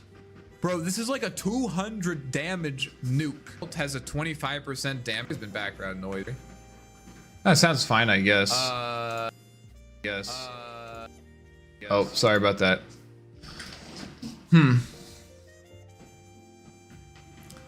The mysteries of this shit. Is that the gate removes audio after amplitude decrease and the release time on that is increase. Okay, but like what did I do to change it? Sorry if I'm getting nerd sniped on this. Threshold was increased. Let me just try reselecting it. This one, signal cleanup, gate. Whatever. Sometimes software bugs out, yeah. Anyways. Okay, anyways, let's move on. This is extremely broken. Which is good because, you know, Axe before, people weren't really playing him except for the fact that he was literally picked in every single fucking game. So good thing that they buffed him, glad about that one. Anyways, cooldown increased. Nice. Minor changes. Daytime vision range increased. That's good for supports specifically. Easier to catch people. No longer has decreased number of +2 attribute bonuses. Nice. So you get +2 all attributes. Everyone hates Bane, I guess. I mean, it's like, that doesn't really matter. It's like a 1 second increase. Oh my god, bro, nightmare. This here's unplayable. Damage per axe rescaled. Okay, worse early, so you have to like level it up. Not as good of a just like 1 point spell. Happened right when you're doing the 144 pure damage if you need to know exactly what happened. Yeah, I don't know, because I just opened it up. It must, maybe if I alt-tabbed or something. Worsened. Okay, so some Beastmaster nerfs. Cool. I mean, I'm always happy with Beastmaster nerfs. Base heal increased. No longer upgrade with neither Aghanim Shard or Aghanim Scepter. Okay, new Aghanims then. Okay. Aghanim Scepter, move to Shard. Shard targets max health with pure damage decrease 3 to 2. Okay. Now upgrade with Aghanim Scepter, increase current health as additional damage by 3%. Replace cooldown with 2 charges. Okay, so what's our new level 25 talent? So more, looks like he's more of a right clicker now. Plus 20 agility. It's pretty good. And then 2 rupture charges plus 2.5 is okay. I mean, whatever.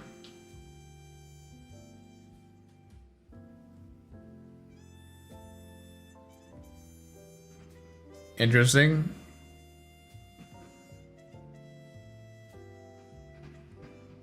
Why are we buffing Bounty Hunter? Does anyone know? Does anyone know why we're buffing Bounty Hunter? I feel like this guy was in a good place already.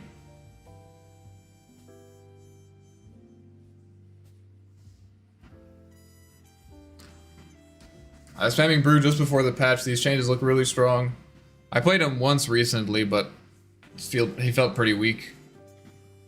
Okay. I mean, it's like, these are obviously like minor, like 0.5% win rate changes, but interesting.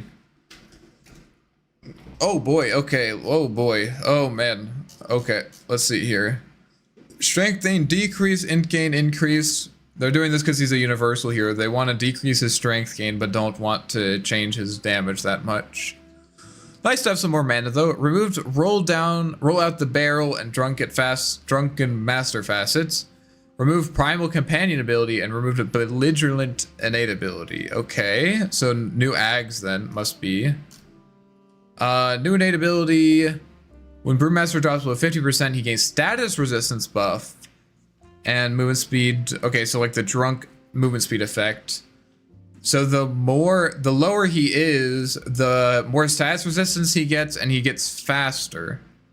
Or like he's like kind of alternating between the two.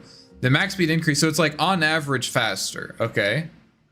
Brewmaster may activate the ability to toss a strong drink to himself or teammate, granting the max effect. Okay, I mean that's good. Definitely good.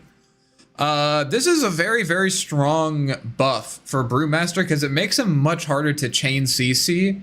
like it's gonna be really hard to prevent him from primal splitting, right? Like let's say for example, you like blink on him with Lion and you hex him, and then you like bring him down to 50% HP. Well, your next stun is going to have some status resistance on it, right? So it's going to be much more difficult to actually chain CC him down. Now, we did reduce his strength gain by 0.5. So like if you're at level 10, that's like 5 strength. Yeah, I mean that's something. That's like 200 HP. So maybe he has less health, but he has the status resistance, which is nice. Okay, I mean this is a great innate. This is for you ability drafters in there. This is like really good innate. A really good innate if you're an ability drafter. Okay, Thunderclap. Okay, nice. So it's actually good to max this out now. Well, it's still kind of bad, but yeah, still kind of bad. Or no, it's actually best at like I guess level 2 or something. I don't know. Seems still kind of weak. Now rolls a barrel. Oh, my game is there. We go. Rolls a barrel. Okay, so just yeah. Okay. So this just has the facet built into it, which is nice, and it does physical damage, but it's still you still want to ignite it with magical damage. Okay.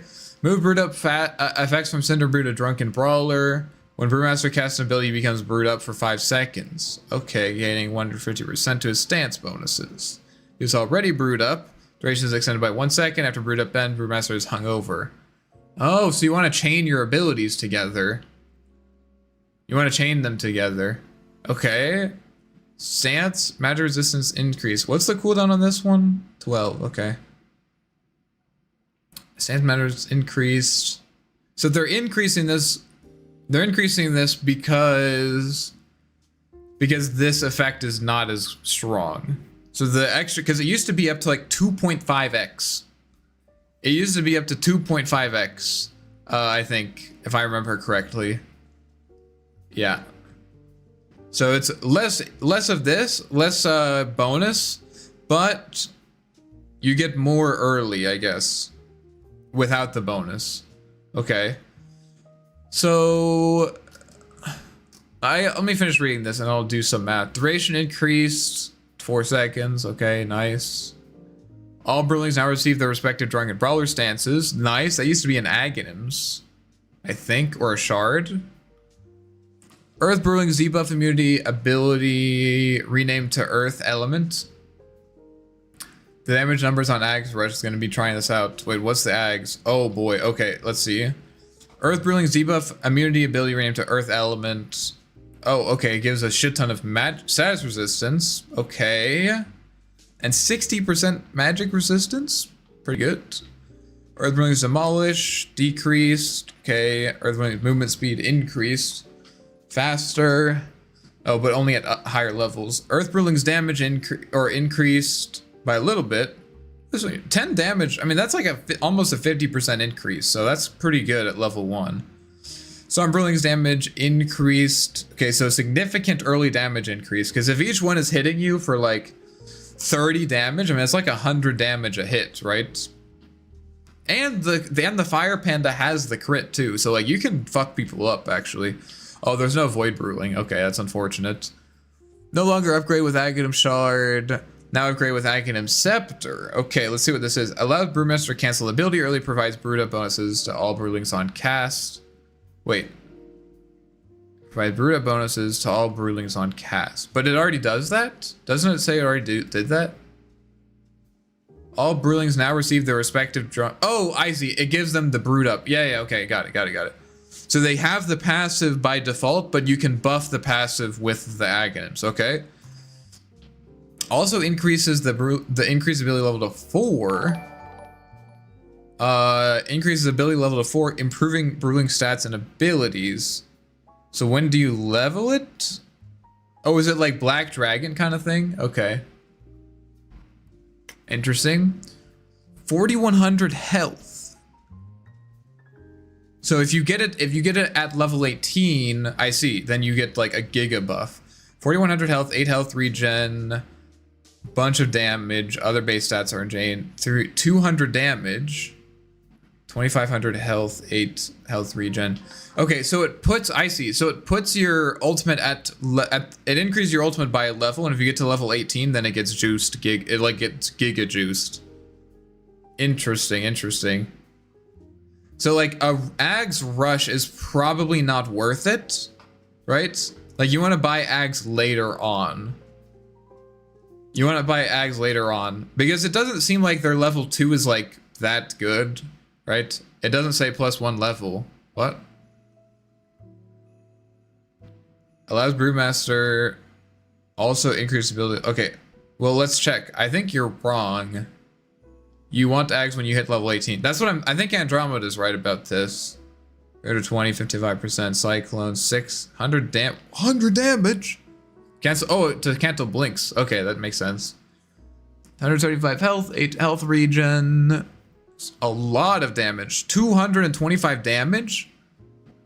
Bruh, that's a lot of damage. That's how I'm reading at least. Yeah, we'll check it. That's good. That's really good. That's really good. So like, because this doubles, because you're only going to be, once you do the first ability, the second ability is only going to give you an extra 1 second. Well, okay, no, but you're only using 2 abilities. So it does, this is going to increase it by 2 seconds, right? Or no, 3 seconds. Because it's going to increase the base duration, and it's also going to increase it by 2. So it's a 3-second increase. It's okay. 10 Brewlings damage replaced with 14 Brewlings base damage. Okay, Cinder Brew damage duration increase. 1 extra multiplier, 600 Brewlings health, 1200. So this makes sense because now it's the Ags that gives the extra health.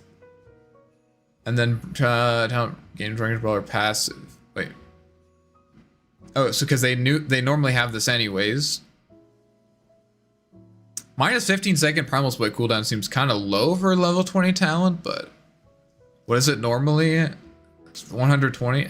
It's like okay. 1.5. So this will also affect it.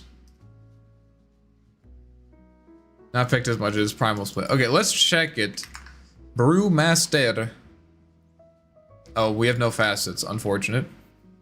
Let's check it out. So I think that if you just get the Aghanims, yes, I already have the secret strats. Watch this. You don't level your ult at all. You don't level your ult at all, and then you buy Aghanims, and now you have a free skill point. It's genius. But yeah, so if you get the Ags early, you only get an extra point. So you need to be at level 18. So if we look at like a Brewling right now, we still just have. Okay, I should 2, 3, 4. Let's add this to 4. 1, 2, 3, 4. Yeah. So like they're still like kind of weak, but then once we get it, if we level up again, level up, so we get another point in this. 320 damage on Windwalk at 15 minutes. I mean, that would have been insanely broken because it's also increasing their stats. I mean, look at these stats though on these Brewlings though. 40 damage, 50, 120, and he's also going to get this, right? Let's see what a level 1 ulti looks like. I think this is a good thing. I think this is a good thing. I know you're not going to do this skill build. I just want to see what it's like. Because Brewmaster has been kind of a dog shit hero for a while. Like, if we just have all of them hit.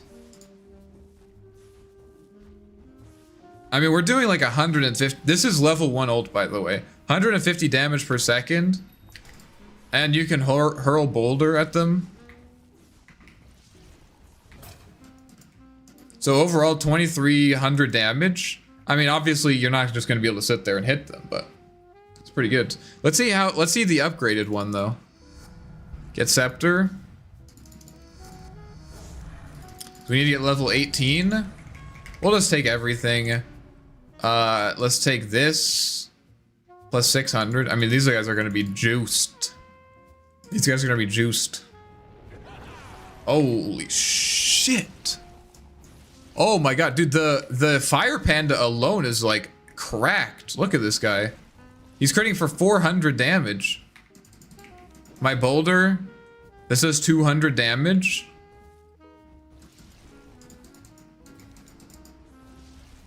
Wow. That's good. And these guys, both of the other two pandas are very hard to kill too. I mean,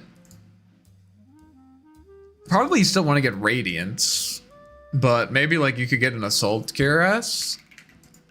Assault Cuirass. Reset this one. Health. Like Assault Cuirass, like what is the build? I mean, probably Midas Aghanims, honestly. You'd like a Midas? Well, let's just see what this looks like. Yeah, that's a big deal because this guy has a very low base attack time. Like, oh my god. Oh, it's because they're juiced up from the. It says that it's because they're juiced up from the cast because they're brewed up. Why does this give you XP anymore? Oh yeah, good point. Okay, that seems good. Good for brew players. I don't think people are gonna be like rushing Aghanims because like you have to get the 18, and I don't think the extra level in the ult is like that important. How do I get back there? Here we go. Okay. Good, good. No longer increases armor loss per sec. Okay. Okay, so this is a good buff. Well, not for Snot Rocket, but I don't think most people were running Snot Rocket anyways. I think it would honestly not skill ult and just buy Ags. That's the strat. Alright, Brood Mother. You guys are excited for this. We got some Brood players in the chat. Aghanim Shard no longer increases duration. Okay, Brood Illusions now also benefit from the web. Big. Attack bonus increase, so better for spiders. New wind ranger at 25. Oh shit. Oh shit. Attack bonus from yeah. Spider, that's nice. I mean, not huge changes. I just want to see what this looks like. Like with just normal brood items, you know?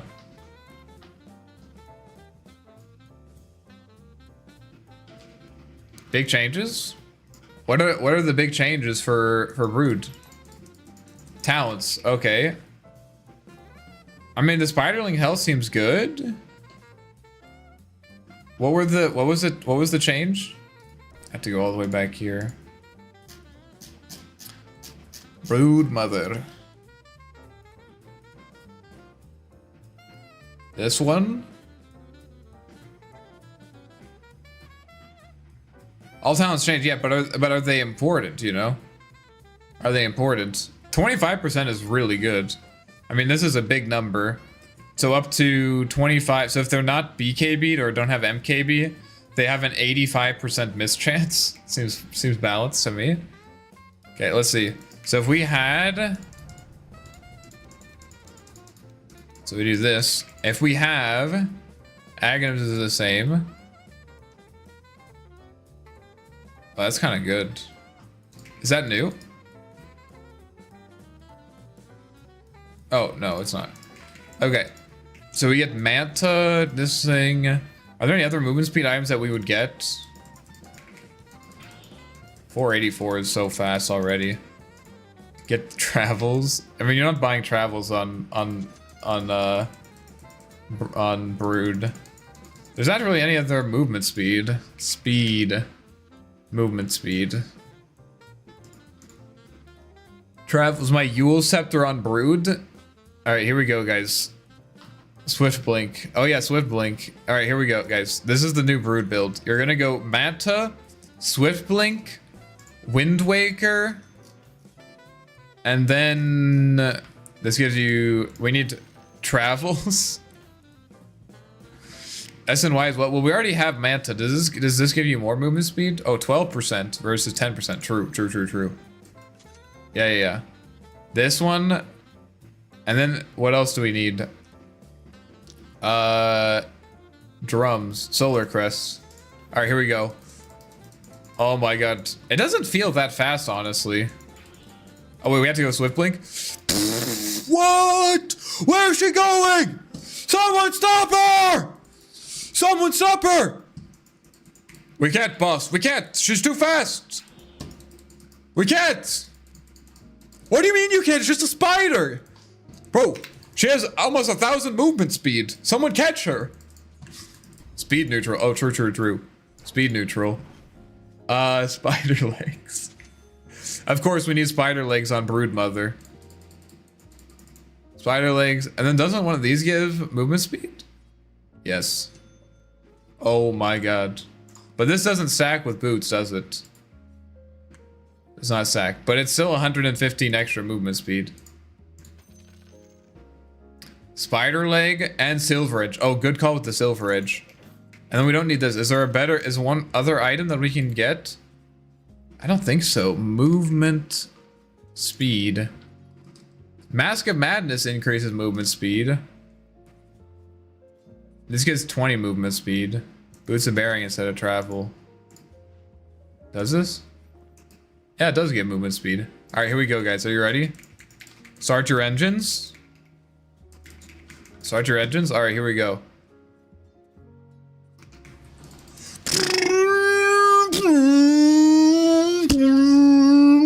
Oh my god, she's too fast! Cue up the need or what is it? Fast and Furious montage. Got the bearing active. Oh wait, you're right.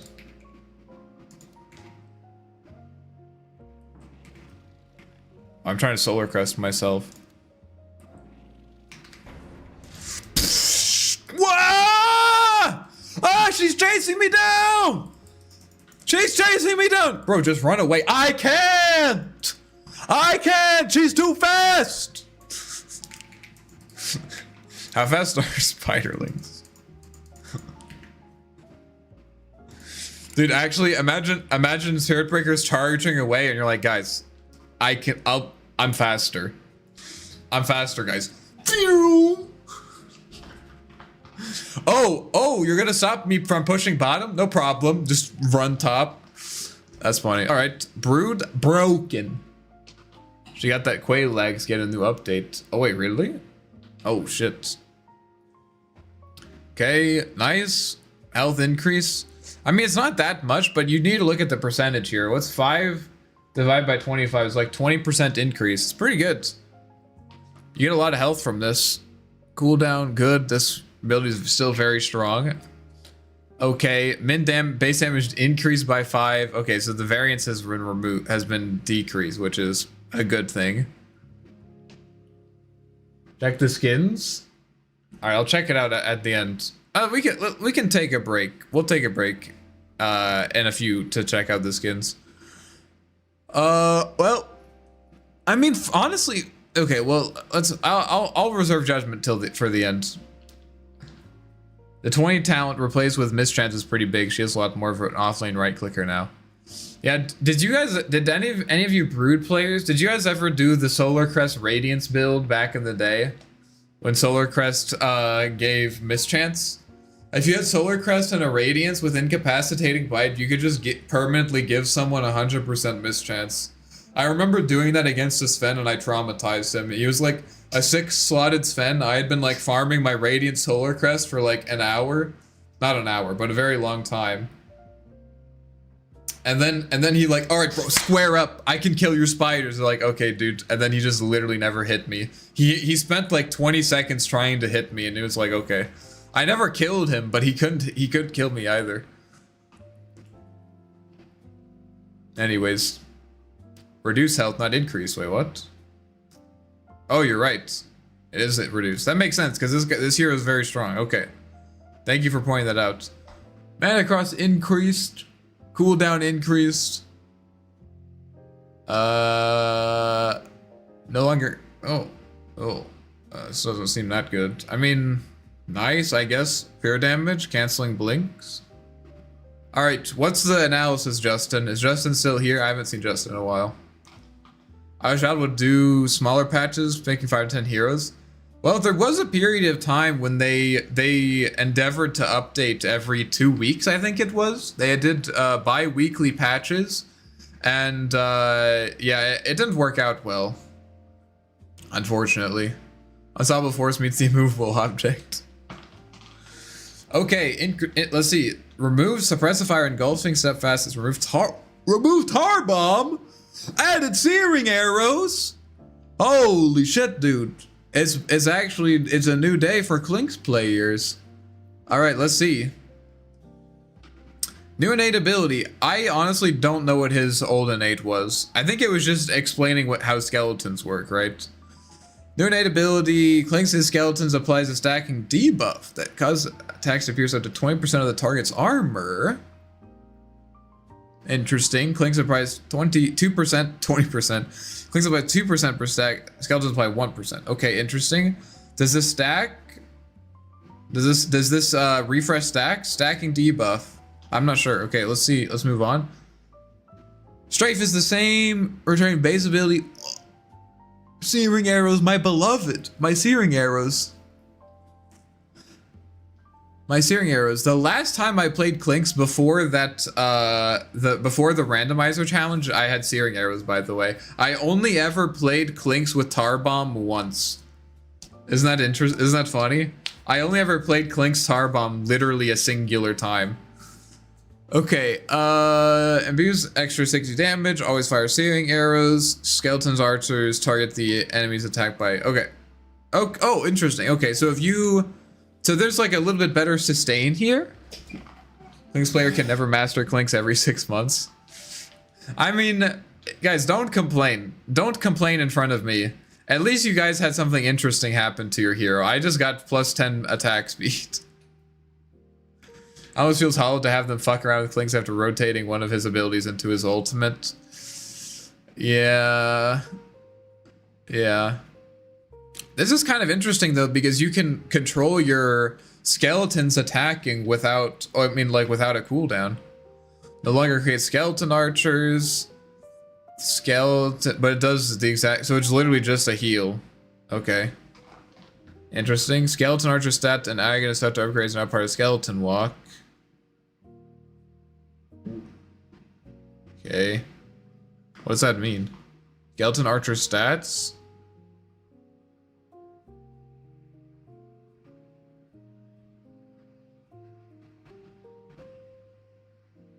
I don't know what that means.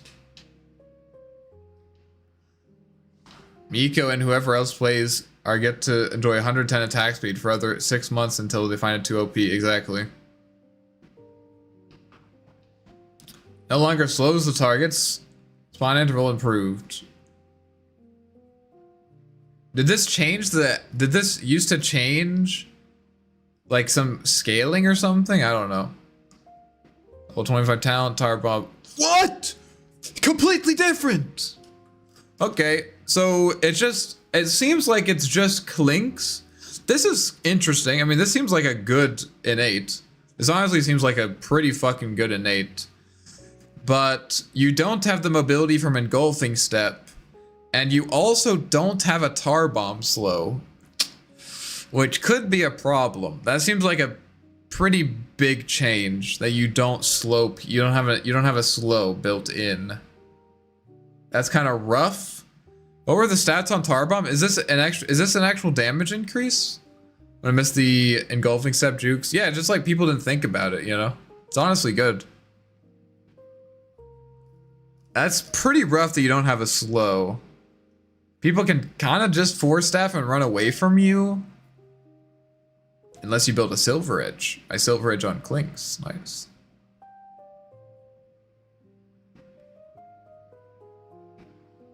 I still don't know what this one means. Anyways. Now it can be toggled on and off. Cool. Never accept the double invis. He just used invis. I mean, this already has a low enough cooldown. You don't really need to. 100% uptime. Alright, minor changes. Base damage decrease. This guy's unplayable. Oh, wait, no. Okay, never mind. They just wanted to increase her intelligence. Alright, never mind. Base intelligence increase. Damage at level 1 increased by 1. What? How did they think this was okay? How did they think that this change was okay? How did this get through the conference meeting? This guy is actually insanely broken. +1 damage? He has infinite mana too. He literally has infinite mana. You can't kill him. Seems like a lot of these changes are pretty minor. Stun duration increased. Jack's return speed increased. Okay. Base damage increased by 1. Damage at level 1 increased. Items that no longer reduces airtime or channel time. Okay. Okay. Nice. That's 1 attack speed with his quick kit facet from the innate int. True. Quick wit facet, I see. True. That's a good point. That is a very good point. He's actually broken. So it seems like a buff plus a nerf. Like, I don't know how this is gonna affect. I mean, you know, you don't. I guess this makes her more gankable with Aghanims. I don't know. Base strength increased, damage level 1 unchanged, intelligence gain decreased, damage per level decreased by 0.1. So like at level 20, you're missing out on 2 damage. Wow. Big deal.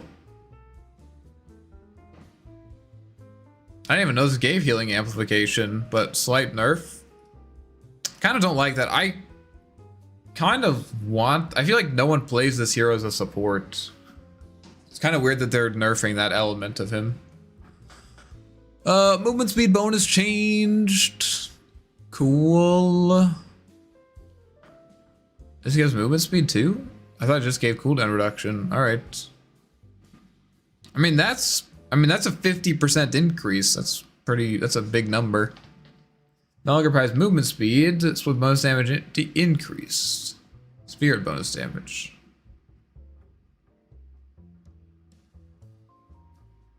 Okay.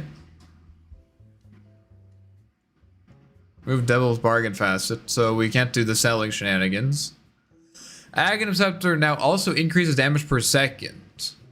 Okay. I mean, that's nice, I guess. 8 damage per second, 16 seconds.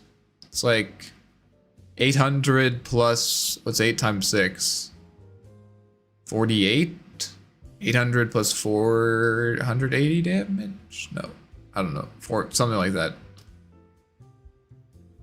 Base agility decreased by 2. Bonus attack range, or bonus attack damage decreased. Pretty marginally. I mean, 30 attack damage is not nothing. So it doesn't scale as well. -2 breathe fire cooldown. Okay. Hero kind of has mana issues, so this is like probably not a great talent. I have to remember that you get the talents for free now. I keep forgetting that. Oh wait, there's some Earth Spirit changes. Wait a minute. Okay, might be something. You were at A when I last tuned in. Glad we made it to D. It's gonna be a while. There's a lot of heroes in Dota. Okay. I mean, minor nerfs. Feels like this hero should. I mean, I feel like I see this hero in like every other game. I'm kind of surprised that this guy isn't more nerfed. Are you an ES Centurion? Oh yeah, for sure. One of my favorite heroes. Absolutely. Movement slow increase. That's a fair amount. I mean, that's an extra 50% at level 1. I mean, that's a good number. That's a good number. Sable range decreased. Okay, so that is a buff. Just so you guys know, that is a buff. That makes it harder to negate the marksmanship bonus. You have to be closer to her. And then Gus costs no mana. The best talent in the game replaced with -25% frost arrows mana cost. That's pretty nice. Okay. Okay, let's see what we got here. Base damage decreased by 6. That's a lot. Damage at level 1 decreased. Wow, that's a lot. 6 damage is a lot. Removed resonant stepping stone. Okay, let's see what happens here. Oh, interesting. Now, what? Now passively grants bonus attack damage per currently unused charge. Whenever Earth Spirit uses another ability or stone turn, he gains what? So we're Core Spirit again. He gains 7.5% bonus attack damage for 10 seconds. Okay.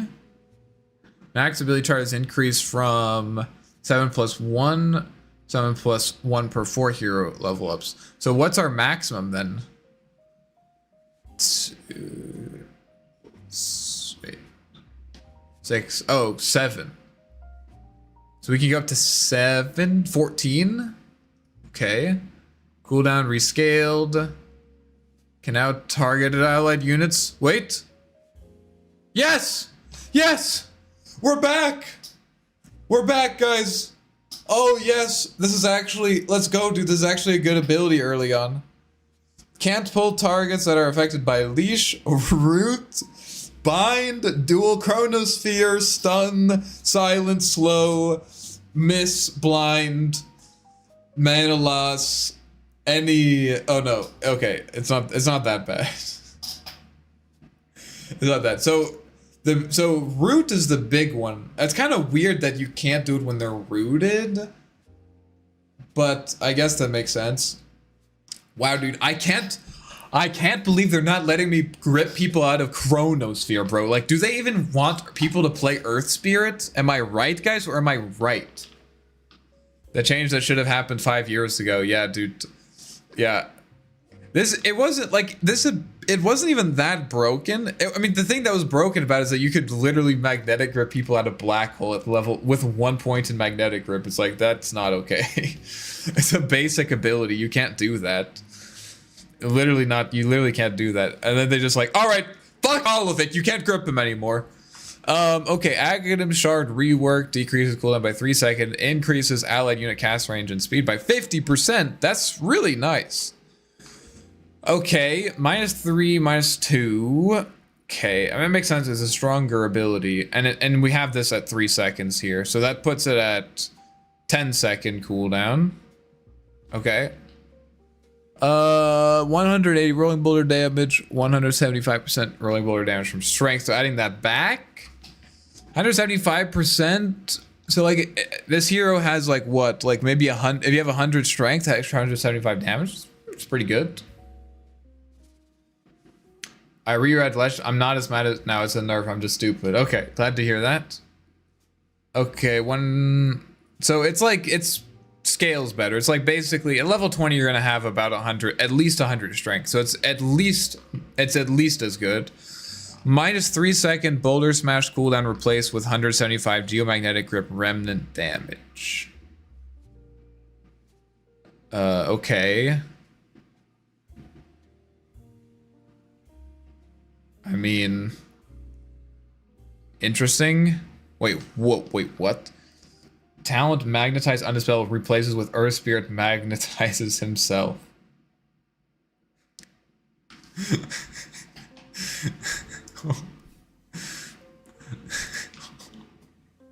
This is so goofy, dude. I want to see what this looks like. So it's basically the same talent, but you have to reapply it, which is not. It's a nerf, just so everyone knows, but it's not as bad. Okay, here we go. I mean, he is a rock. Like, guys, let's be honest. This makes sense. He is a rock. And I can refresh it, right?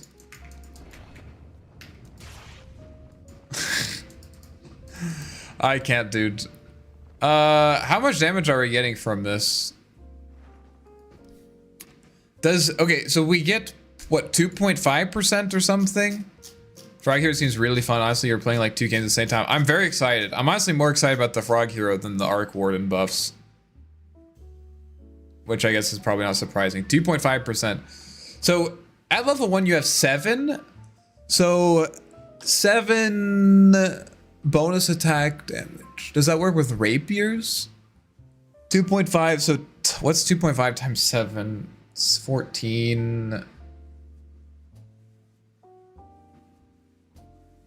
14 plus 3.5, 14, 15, 16, 17.5%. Let's see what we're at level 1. Plus 8. Plus 8. Interesting. And if I get just like some normal, like, mid-starting items, right? Like this. I mean, that's pretty good. We took away 6, added 4. And that's without even using a remnant. So if you actually use a remnant, like this, now we're getting more. So 65. 75 for a little bit. And then it goes back down. Wait.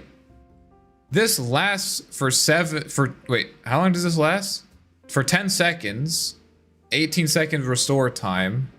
Okay, so it's like 50% uptime then.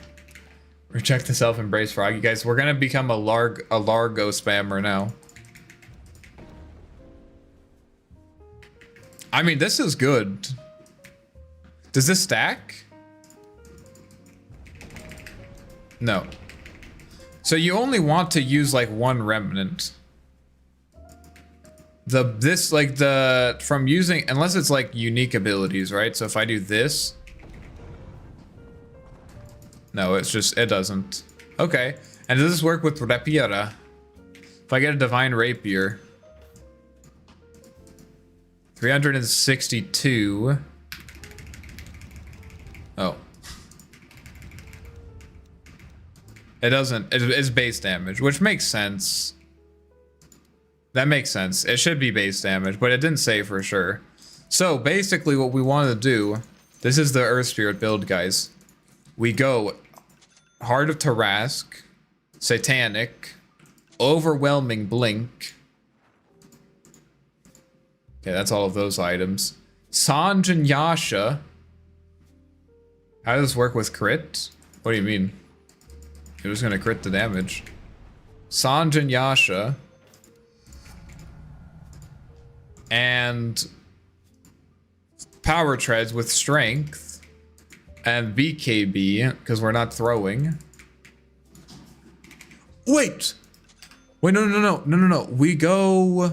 We have to get a Harpoon. It's Harpoon Spirit again. You guys remember Harpoon Spirit? I'm actually so tanky. Guys, you guys have to remember Harpoon Spirit. And then we get it. Oh, instead of this, we get Abyssal Blade. Holy shit, dude. I'm actually gigantic. Here we go. So we roll onto them. Bing, bing, bing, bing, bing, bong, bing, bong. Harpoon. I can't. Wait, you can harpoon out of your roll? That's fucking hilarious. I didn't even know that. But bingo. I mean, this is 400 attack. 500 attack damage, actually. Okay. This is the build, guys. This is the build. Listen. Power Treads. Like, in order. We're doing Echo Saber Spirit again. We're doing Echo Saber Power Treads. Obviously, you get Bottle and Wand, and this is your timing. You're just gonna beat the shit out of people. It's Echo Saber Spirit again. This is honestly good. And we can grip allies, including, I guess we could grip creeps before for some reason. This still destroys trees, right? Yeah, unfortunate. Alright, this is a good core hero now. Eco approved mid hero. We'll probably be playing some Earth Spirit. Where's the mana? What do you mean?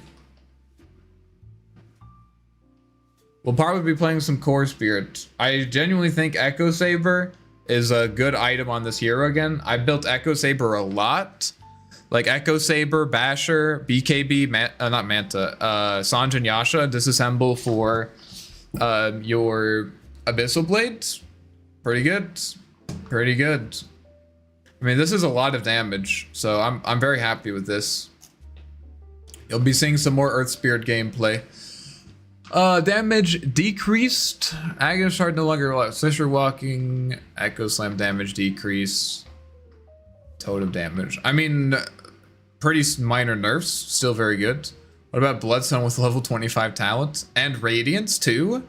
And Sanj and Kaya? Might be better than Heart. Yeah, it might be. I mean, yeah, But I think I think probably if we're gonna play core spirit, we want to take advantage of the attack damage bonus. And so like we would probably just want to go satanic, right? Like I think satanic is just gonna be a better choice rather than having to like negotiate or like depending on like magnetize being up on like 5 heroes. But okay. So wait. Oh, nice. Okay. So this is just nice for people who didn't want a micro. Cool. Add the same functionality. Decreased by 3 seconds. This actually could be a big deal. Actually, this is very nice because now you can clear. You don't have as much downtime between creep waves, right? You can clear almost every creep wave. If it was exactly 30 seconds, that would be really nice, but that's pretty good. Chains nerfed, obviously. It's kind of like the ability people are playing around. Maximum was decreased from 4 to 3. Damage application change 4 plus 4%. Level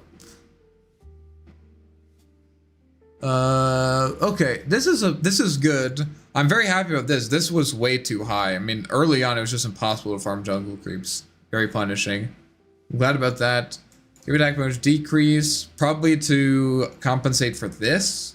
Genuine may now be mounted with persistent hotkey. Okay, cool.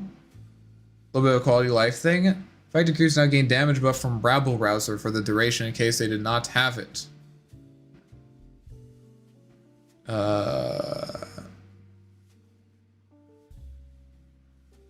Oh, I see. I see. So if you use Little Friends and it gives them the buff. Okay, cool. Largo with Radiance and Octarine Core, BKB bearing Kaya, Sanj, and Shivas.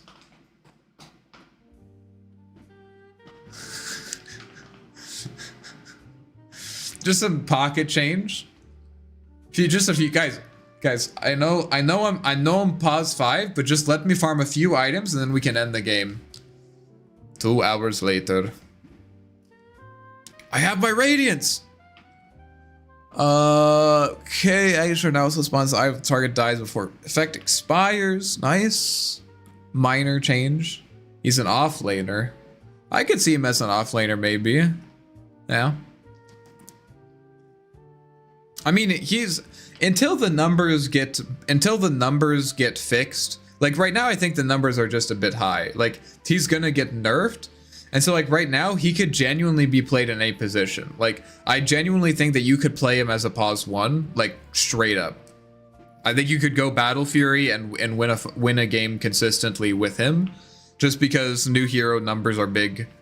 So we'll have to see like where they tune their numbers, right? Now applies 1 instance of damage in slow in addition to the per cooldown instances. What? Now applies 1 instance of damage in slow in addition to the per cooldown instances. Oh, okay. So even if they don't have any cooldowns, it still slows and damages them. Okay. And then we've decreased this accordingly to make up for it. Okay, nice. And then nerf this talent. Yo, what's up, Pingin? How's it going? How's it going? Phantom's Embrace. Cooldown is now also refreshed if the Phantom's target dies before the Phantom latches onto it. Great. Great. Just woke up. We got a patch. We got a patch, my friends. For real. We're not dreaming. At least I don't think I am. Ability cannot be reflected? What? So this works with Lotus. Oh boy. And Counterspell. Okay. I mean, it's not a huge deal. Because you can still soul bind the other guy, you know? And it's fine. Selected spells now get casted onto both units affected by soulbind. Oh, interesting. So if you're Lotused, let me check that. If you're Lotused and you are, if you're wait. If you cast an ability on a Lotus target, it reflects onto you and you're soulbound, it will also affect the other guy, right? That's what that's saying. So I need myself to have 2 Grimstrokes. And I am gonna be soulbound. And then this guy's gonna have a Lotus Orb.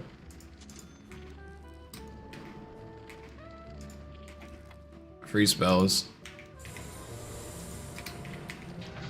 Yeah. Interesting. Are you gonna make a video for this? Probably. I think so. You can always, are you asking if you, because you want to go to sleep?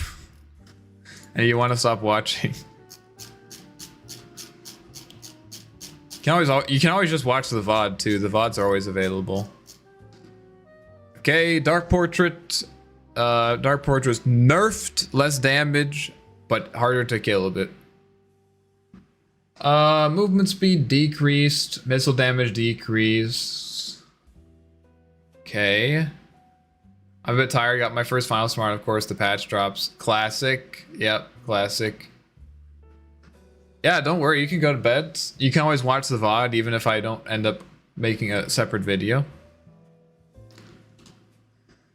Okay. Invoker coming up. Pretty negligible changes. A little bit nerfed. He felt like a pretty strong hero. Decreased. Yeah, I think this is fair. This facet was very, very strong. Kind of made Hoodwink viable in even, I mean, not just viable, but like people picked it a lot. You're heading to bed, Andy? All right. Thanks for hanging out. So hope you sleep well. Good night. Good night. Ability can no longer target trees affecting Acorn Shot or Bushwhack. What does this do again?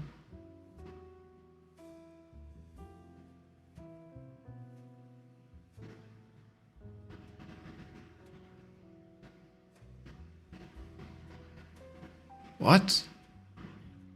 So this allows you to redirect attack. It can't target trees affecting Acorn Shot or Bushwhack.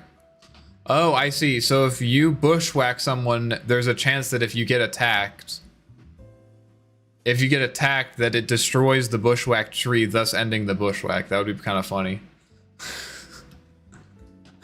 Okay, so that makes sense. Oh damn, this was a good talent. That's gonna feel bad to miss.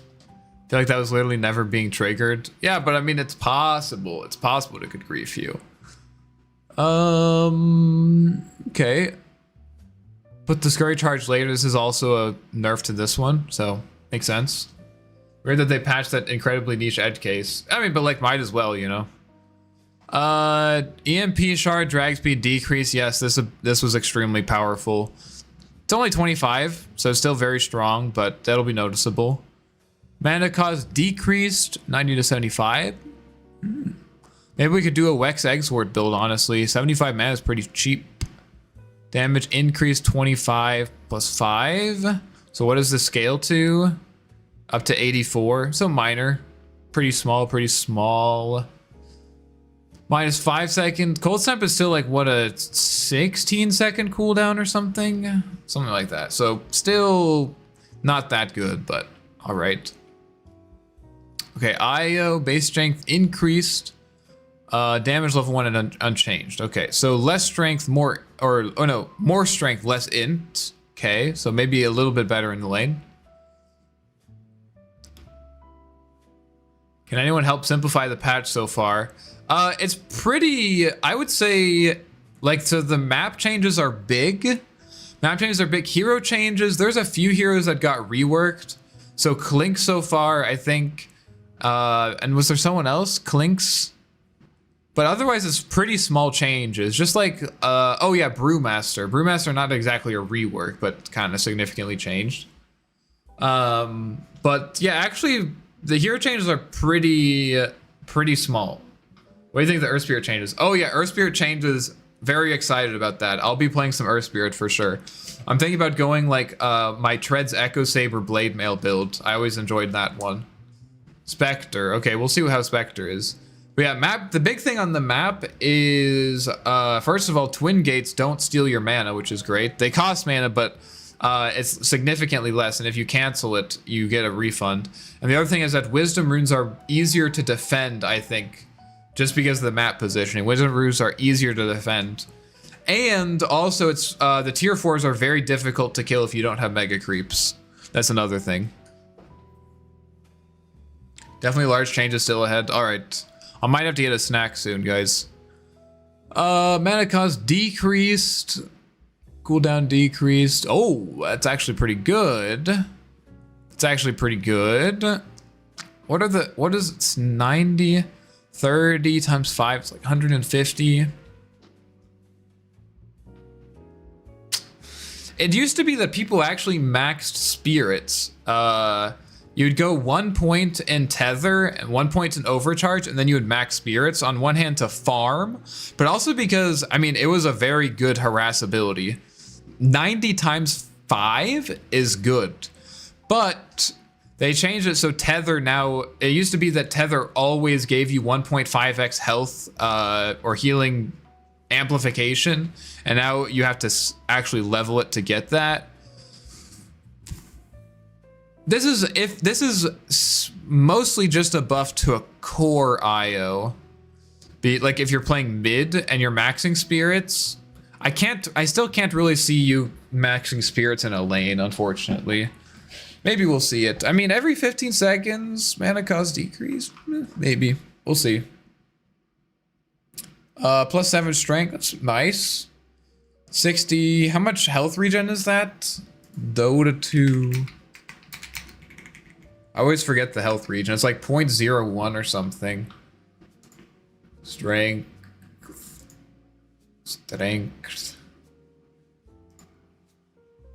Yeah, 0.1. So 0.7 health regen. It's like, you know, it's okay. See these other ones, 60, 50 spirits damage. Wait, so plus 50%. So, ooh, that's a big nerf. Okay, never mind. All right, guys. Unfortunately for everyone, Core IO is dead. Yeah, I'm sorry. Core IO is dead. So this is, if I'm reading this properly, 60. It used to be 60 hero damage. Now it's only plus 45. That's a hard pill to swallow. It doesn't seem like much, but spirits is something that you repeatedly hit someone with, right? So, I mean, plus 50% is still okay, but it's gonna add up. You're gonna feel it. Maybe it's not dead, but I don't like it. Sure used to be such a good spell. It did, yeah. It really did. Honestly, man, like, I feel like with all these, like, healing nerfs and stuff with Holy Locket, like, can we just get the tether 1.5x health regen, or just health and mana regen at base? I don't know, man. All right, Justin, here's yours. Here's your hero. Let's see what we got. 60th pass damage. What? Yeah, these seem pretty unremarkable. 175 attack range, level 15, but it's a later on. It doesn't really matter that much. What's your analysis of the Jakiro rework, Justin? Nothing major on Jakiro? Okay, good to know. Base agility decreased. Damage level 1 decreased a little bit. Mana cost increased. This is substantial. Again, he's an agility hero, so every point of mana matters. Talent healing ward hits to kill decrease from +2 to +1. That is really good. That healing word was fucking impossible to kill. Basically switch to 10 and 15 talents, yeah. Coddle, base intelligence increased by 1, damage level 1 increased by 1, damage increased, blinding light a little bit, help you clear creep waves. Mana restore increased from 75 to 90, so a little bit better early. Sad Juggernauts, yeah, I mean, this is big. I mean, what's his base mana pool? By the way, 243? Yeah, so you can like just barely cast 2. I mean, you're only gonna cast 2 anyways, but yeah. The hero I think is still very strong. I mean, this is very interesting to me because I think it feels like most big number patches like 7.40 in my experience have been about like really shaking things up, like adding some new mechanics to like completely unbalance the game. And usually for the first like month or so, things like there's like some extremely broken heroes. There might still be, but I don't really see that here. Like there aren't really any new mechanics. Like there aren't like neutral items or like, you know, a significant map change, right? I mean, there's a new hero, but it feels like a lot of these changes are actually stabilizing changes, right? Like it feels like this is actually more like they're trying to go to a 50% win rate. And I know maybe for a lot of people it seems like, oh, it's a patch, like that's obviously what you want to do. But there's a lot of patches that are not about that, right? There's a lot, like when they added innates, for example, when they added innate abilities and facets, that patch wasn't about going towards that everyone has a 50% win rate.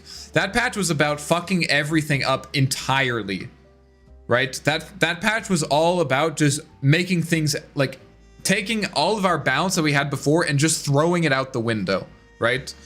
And I think those are great patches. Those shake up the meta. They make some new ideas, right? Did you go over Arc Warden already? Yeah, don't worry. I can summarize the changes very quickly for you. Plus 10 attack speed.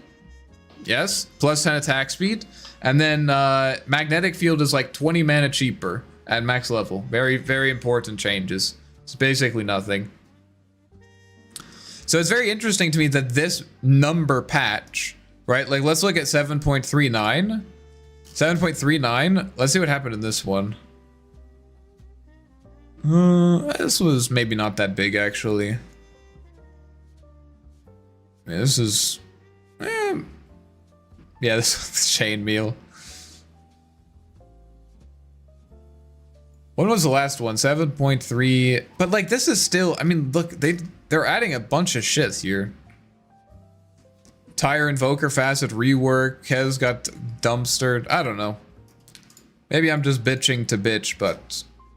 it feels like a very conservative patch. Feels like a very conservative patch, but we'll keep going. You're still here? Yeah. I'm not stopping until we finish the patch. We did good tonight. Yeah, I know. I know. It's insane changes. Insane Arc Warden changes. Heroes completely reworked. Okay, let's see the Kez changes. Strength increased by 19 to 20. That's very nice. Hero kind of gets fucked by getting bursted. Looks like we're getting nerfed though. Cooldown reduction per level increased from 0.2 to 0.25. Nice. Cooldown level decreased from 7.8 to 7.75. Negligible. Cooldown level 30 decreased from 2 seconds to 0.5 seconds. Okay, so pretty well. It's. I mean, here's the thing. Once you get Aghanims, the cooldown is pretty much. Have you tried Lone? No, we're just working through it alphabetically. Spectre got jerked around. No idea if this is better or worse. Old Spectre. I'm excited. I like Spectre. Spectre's one of my most played carry heroes. Once you get Aghanims, this doesn't really matter. It would be nice to have a shorter cooldown earlier. So let's see. So I mean, maybe at most it's like 1 second less. That doesn't really matter that much, I don't think. So it's gonna be like what? If you have 10 levels, you get an extra 0.5 seconds. All right, man, nice. By half second, and it's like a half second off of like 8 seconds. Like, I mean, okay. Damage per second rescaled from 5, 7, 9, 11. This active effect. Wait, the active effect may only trigger up to a maximum of 500 stacks. What? What? Bruh, that was so fun to detonate like 4,000 stacks on it at some point. It's like instantly deal 4,000 damage if you backstab them. Well, this is a buff to my build then, because I for a while now have been maxing the passive instead of the Q. Say no one knows what Kez does anyways. I am a Kez enjoyer. And I have been maxing Kazurai Katana, and this is good because level 1 Kazurai is fucking ass now. You need to max this for it to be good. But But the Shodosai is still good, which is the main reason you max in the lane. So I'm kind of happy about that.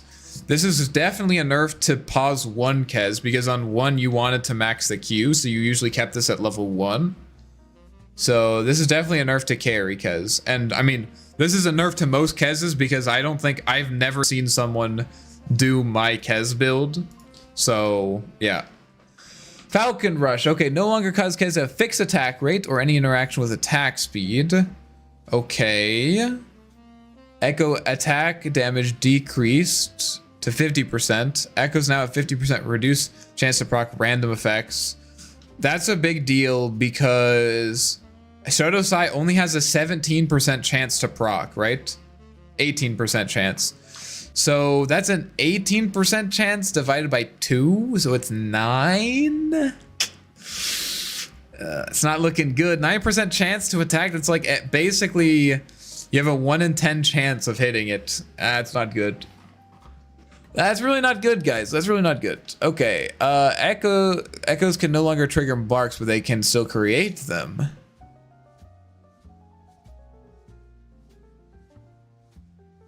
Actually, that's not necessarily a bad thing, because that means that you can start your combo in Falcon Rush, wait for a mark to happen, and then switch over. Oh no, I'm stupid. Never mind, I'm stupid. That is true. What I'm about to say though is true.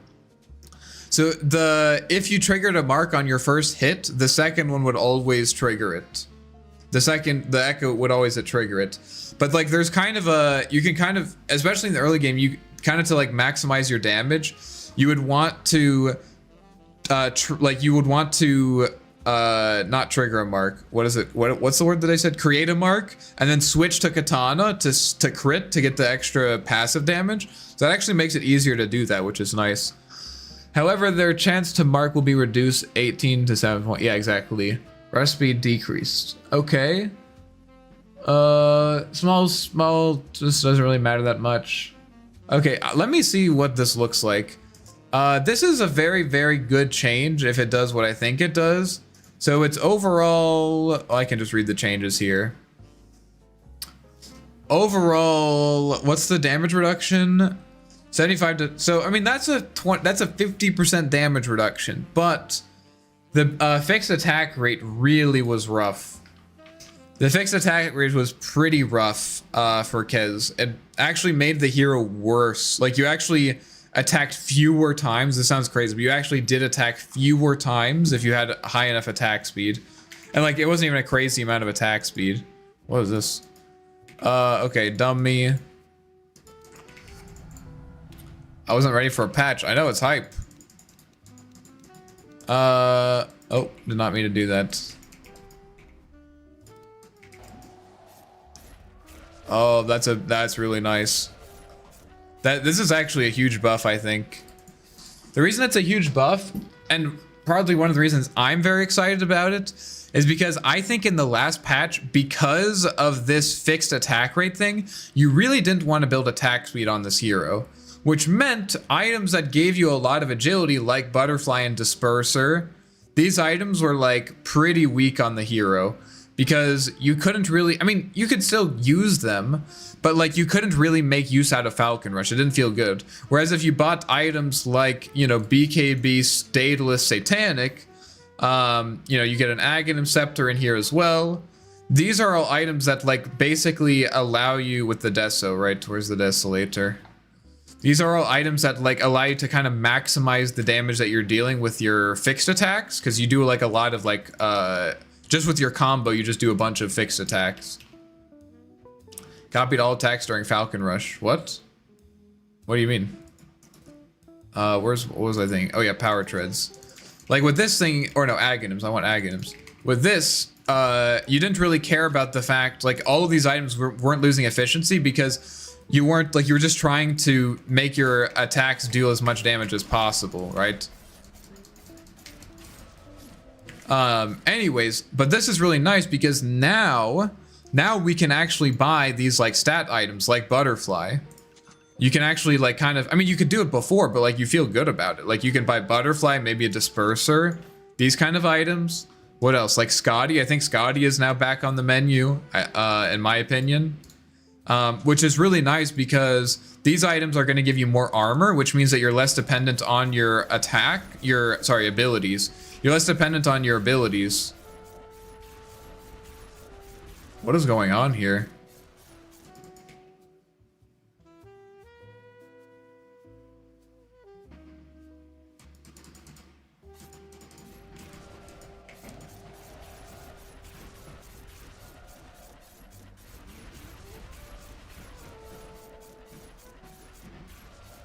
What the fuck is going on here? I'm pretty sure it copied all attacks during the buff. Why is it making my... I don't know what's going on. Pretty sure it copied all attacks during the buff as well.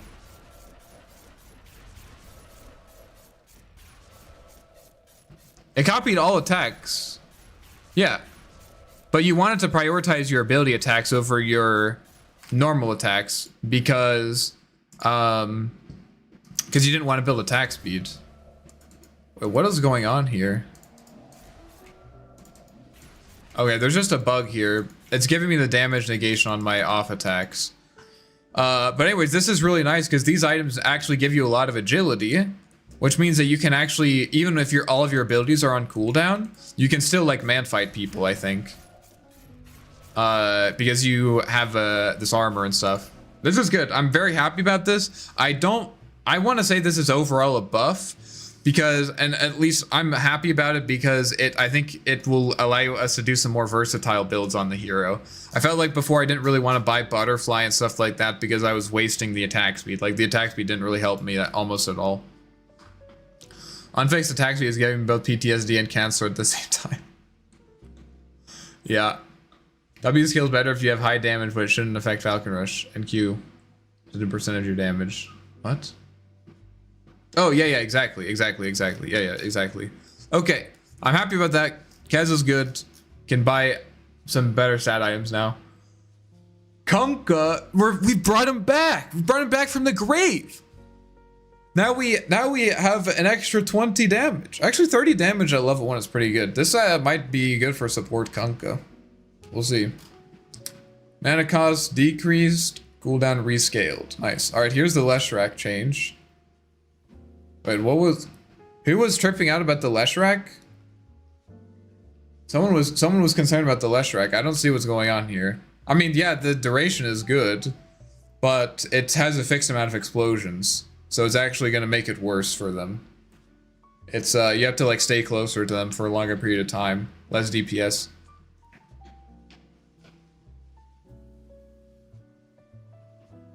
That's a nerf? Are you talking about on Lesh? Yeah. It's definitely a nerf to Lesh. Endgame increase? Okay. Better late game. Pretty good. Cast range increased. Nice. Alright, we're about to get to the Lone Druid. Mana cost decreased. Cooldown decreased. Okay, this is a nice buff. Because you kind of want to keep Hex at level 1, so this is very nice. I think his brain's getting too big for her lithe figure. Exactly. Gotta stop this. 10 seconds. You know, I'll take it. Alright, here, what does go? Holy shit.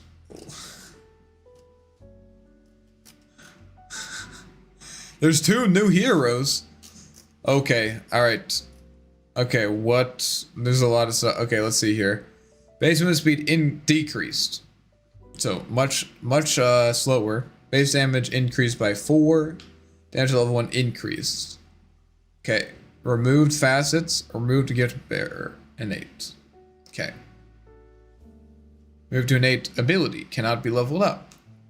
Ability is moved to the 4th ability slot. Okay. Fearbearer now counts as a melee hero for most spells. Since the bear is now a hero, all unit-related changes move to a separate Spirit Bearer section below. The section is for the summon ability changes only. Cooldown decreased to 120. Nice. Can anyone tell me what they changed with my Bloodseeker? I can tell you what they changed. The main thing is the talents. The talents favor, I think, a right-click focus build. They changed the Aghanim Scepter. The main thing is that they changed the Aghanim Scepter from what it recently was, which I don't remember what it was before. But now his Aghanim Scepter gives you 2 rupture charges again. And his new level 25 talent is plus 2.5 seconds blood right silence duration, which I know, don't freak out about it, it's insane. Lone Druid writing us a whole damn novel. Yep.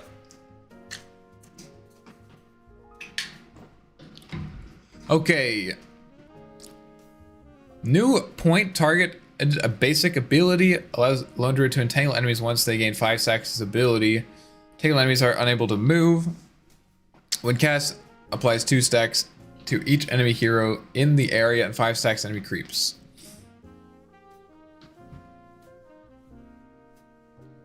When cast. Oh, okay.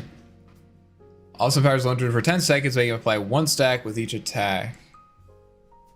Oh, I see. So when you cast this... I see. So it gives you a buff that allows you... Wait, what? Stack duration 10 seconds.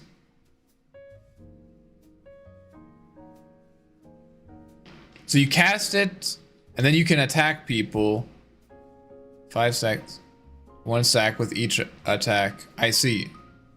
So it's kind of like to negate the... It kind of negates the RNG factor. Like you could just say like, oh, I really want to entangle someone right now. Okay.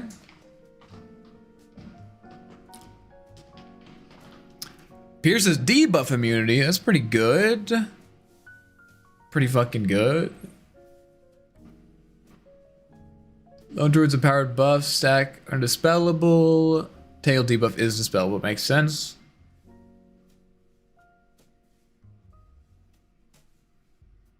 Super Entangle class rework. Okay. Levels up with this ability. That's good to know. Upgrade with Aghanim Scepter increases radius to 450 and hero stacks on cast of 5. So this has cast range? Oh, so you okay, I thought it was just everything around you. Okay, that's interesting.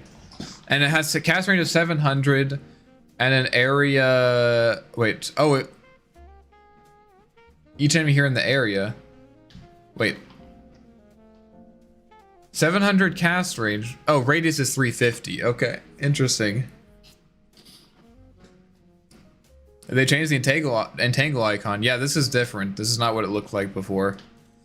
No longer grants attack speed, now grants movement speed. Okay, that makes sense. Lone Druid attacks now heal the Spirit Barrel by default. No longer upgrade with Aghanim Scepter. I'm assuming the Spirit Barrel will have something that allows him to heal the Druid. Wait. Oh no, the Spirit Bearer can't heal the Druid. Wait a minute.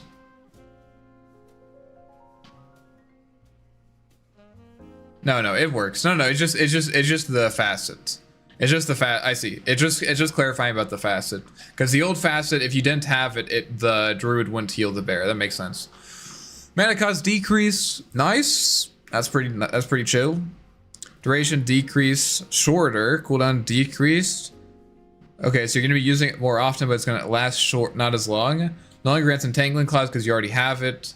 Or not demolished, but you already have Entangling Claws. Now provides bonus. Ooh, that's a lot of attack damage. It's point target seems. Yes, exactly. It does heal the Druid, but it doesn't say it. Yeah, it's just, I understand, yeah. It's just clarifying of the old facet. And then bonus armor increase. Okay, this is really good. I mean, 50 bonus attack damage? Level 1? I'm gonna have to make some coffee to read those notes. I've been reading that solo and change my builds if I need as I go. Yeah, fair enough. Hope you enjoy. Hope you enjoy it. And then we got new facets, 30 movement speed. Okay. And this is what, up to how much damage? 90 damage per second. 200 health. Minus 25%. Oh, that's pretty good. That's really good. I mean, I feel like you always take the cooldown. I don't know. 25-second cooldown? It goes down to less than 100 seconds? I don't know. Oh, not scrolling anymore. There we go. 12 agility? Pretty good. Plus 55 attack speed. I mean, so this is gonna make our Druid significantly stronger. Interesting. Tangle root duration. Slow resistance. Okay. Now counts as a universal melee hero. I want to talk about it with someone, but my one Dota friend hasn't been responding lately. I think he's busy with work and the re-release of Heroes of New Worth. I'll be here, I'm sure. Well, it seems like Lone Druid is the most reworked hero. I mean, he doesn't seem that much different. We'll see how this goes. I mean, these look like the same, right? The big thing is it's an innate. The big thing with innates is that like now you don't have to level it up, right? So you're probably maxing Entangle because this only gives lifesteal now. We'll see. Maxing Savage Roar. Now guys, Universal Melee Hero. Okay, Roshan's Banner. So that's a buff. If you're ever gonna be target or affected. Spear Mars, yeah, that makes sense. Oh, it can break smoke. That makes sense because it's kind of, I mean, it's almost as valuable as a hero anyways, right? Charges for Urn of Shadows and its upgrades. Pudge is permanent. Strength or Flesh Heap Silencers. Ooh. Oh, okay, good. Okay, so that's good for a Druid, actually. Did you see the new hero? Yeah, I'm excited about it. I'm excited to play it. The ult seems super cool.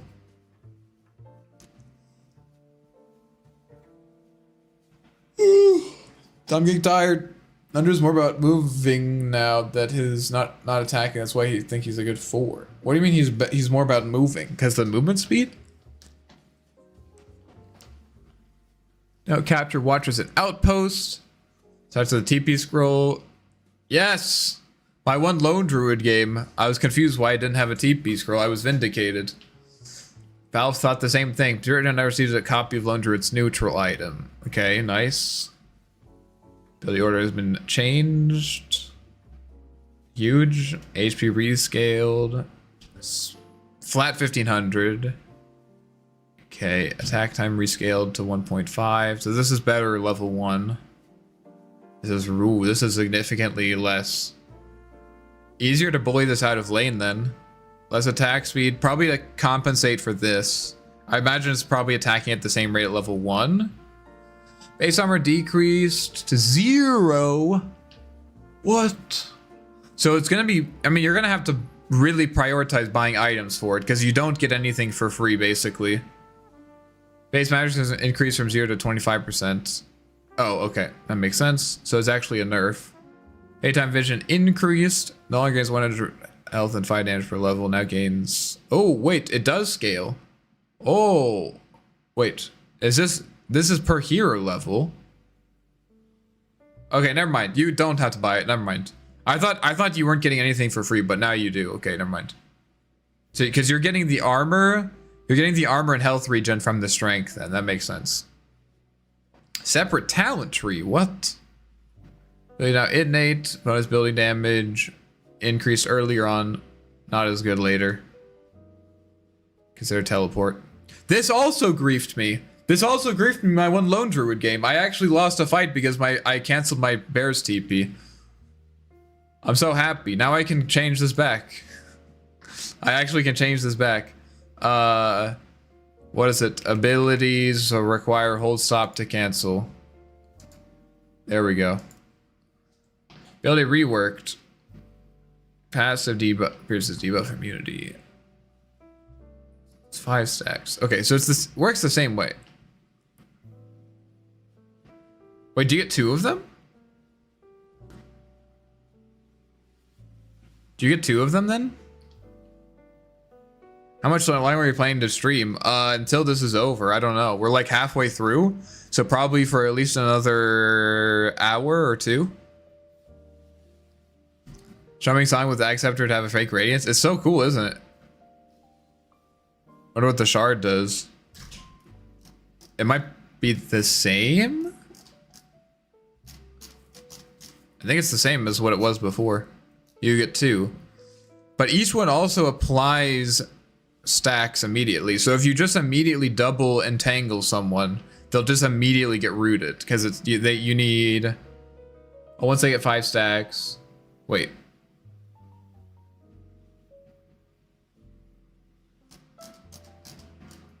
This one immediately applies stacks. When cast applies 2.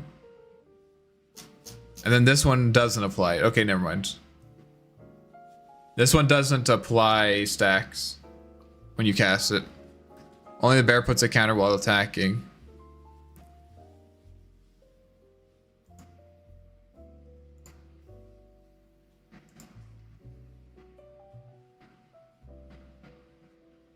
Oh. Terrorblade attacks are permanently empowered, making it apply 1 stack with each attack on enemy heroes. Enemies are protected from gaining new stacks while they're already entangled. Okay. Yeah, it looks like it has the same shard. After fetching, enemies will have attacking an issue towards the target. And we have our new bear talent tree. 10% magic resistance, 20% movement, or 20 movement speed. Turn has no cooldown. Ooh, that's good. 4 armor, 30 damage, 500 health. Okay. I'm gonna test this guy out. Just see how the entangle feels. No facet, cringe.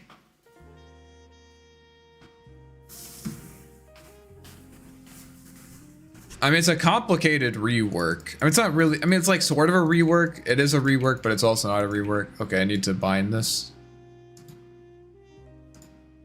What?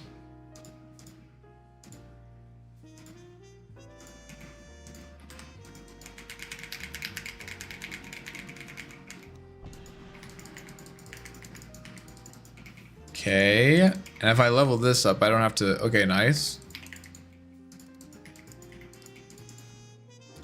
2, 3, 4, 5. Nice. So this guy does it, but I can cast it to immediately do it. 2, 4. Nice. Okay. So you can kind of cast it to go crazy. It gives you more control of it. What's the shard now? It's the same as before. They both have, it's the same shard for both of them. So then the interesting question is, what do you level? Do you keep this at level 1? Seems like this is a better level 1. You probably do. This seems like a better level 1 spell. I mean, it does go up to 2.4 seconds.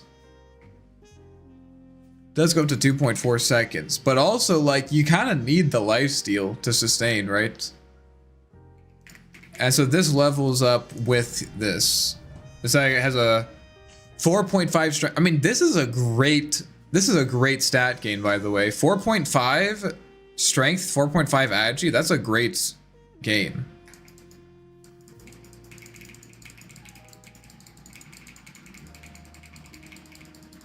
If the druid casts, the druid counts stacks on attacks. Yeah, exactly. Or we could max Savage Roar. No, we're not doing that. You're gonna put a value point in this.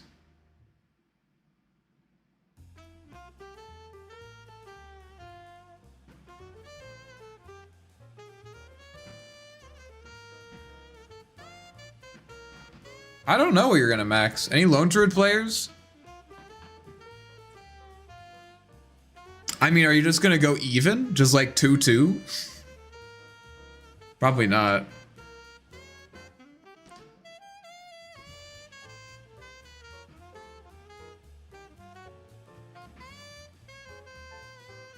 I don't know.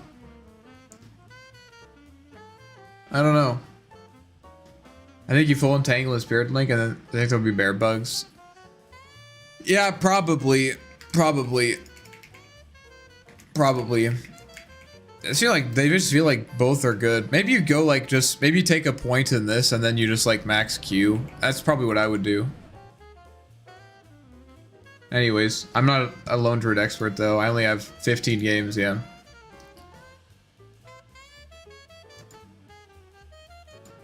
Extra new speed knife for Jason on lightning stage. Yeah, but the lifesteal isn't as good because, I mean, lifesteal scales with, I guess that you can make the same argument because entangle scales with attack speed. Lifesteal scales with damage. Anyways. Interesting, I'll have to try it out. Lunar Orbit. Collision damage increased. Okay, so better early, formation time decreased. Rotation radius decreased. Collision radius increased. Okay. Sustains a point for not buying regen. Yeah, but you have to remember you're getting regen from the strength. At least, remember, I think against melee heroes you go 3-2-0. Otherwise, you go 2-3-0. That makes sense. Yeah. Okay.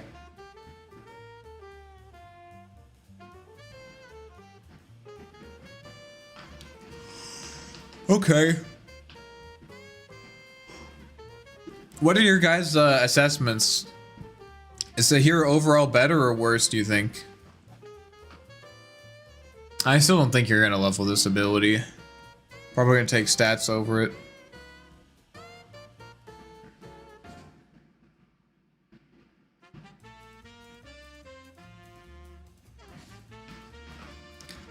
Lunar buff does not merit value point for it. Yeah, I agree. I'll be very niche. Almost no one plays it. I just hope it's weaker now. Yeah, me too. I might try it a bit. I like Lone Druid a little bit. I say that, but I just checked that I only have 15 games on him. The ult feels good though. The ult feels stronger.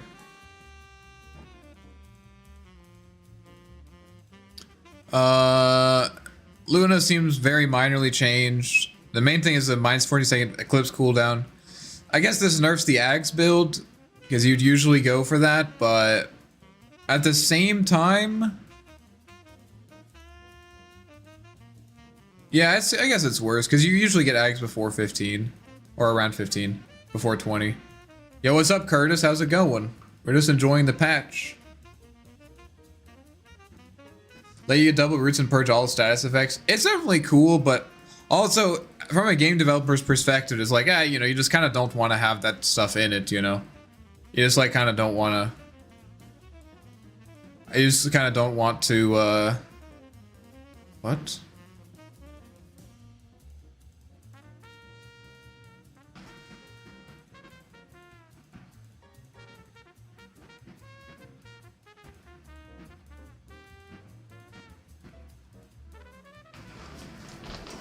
Did Morph get his baseball redone? Wait.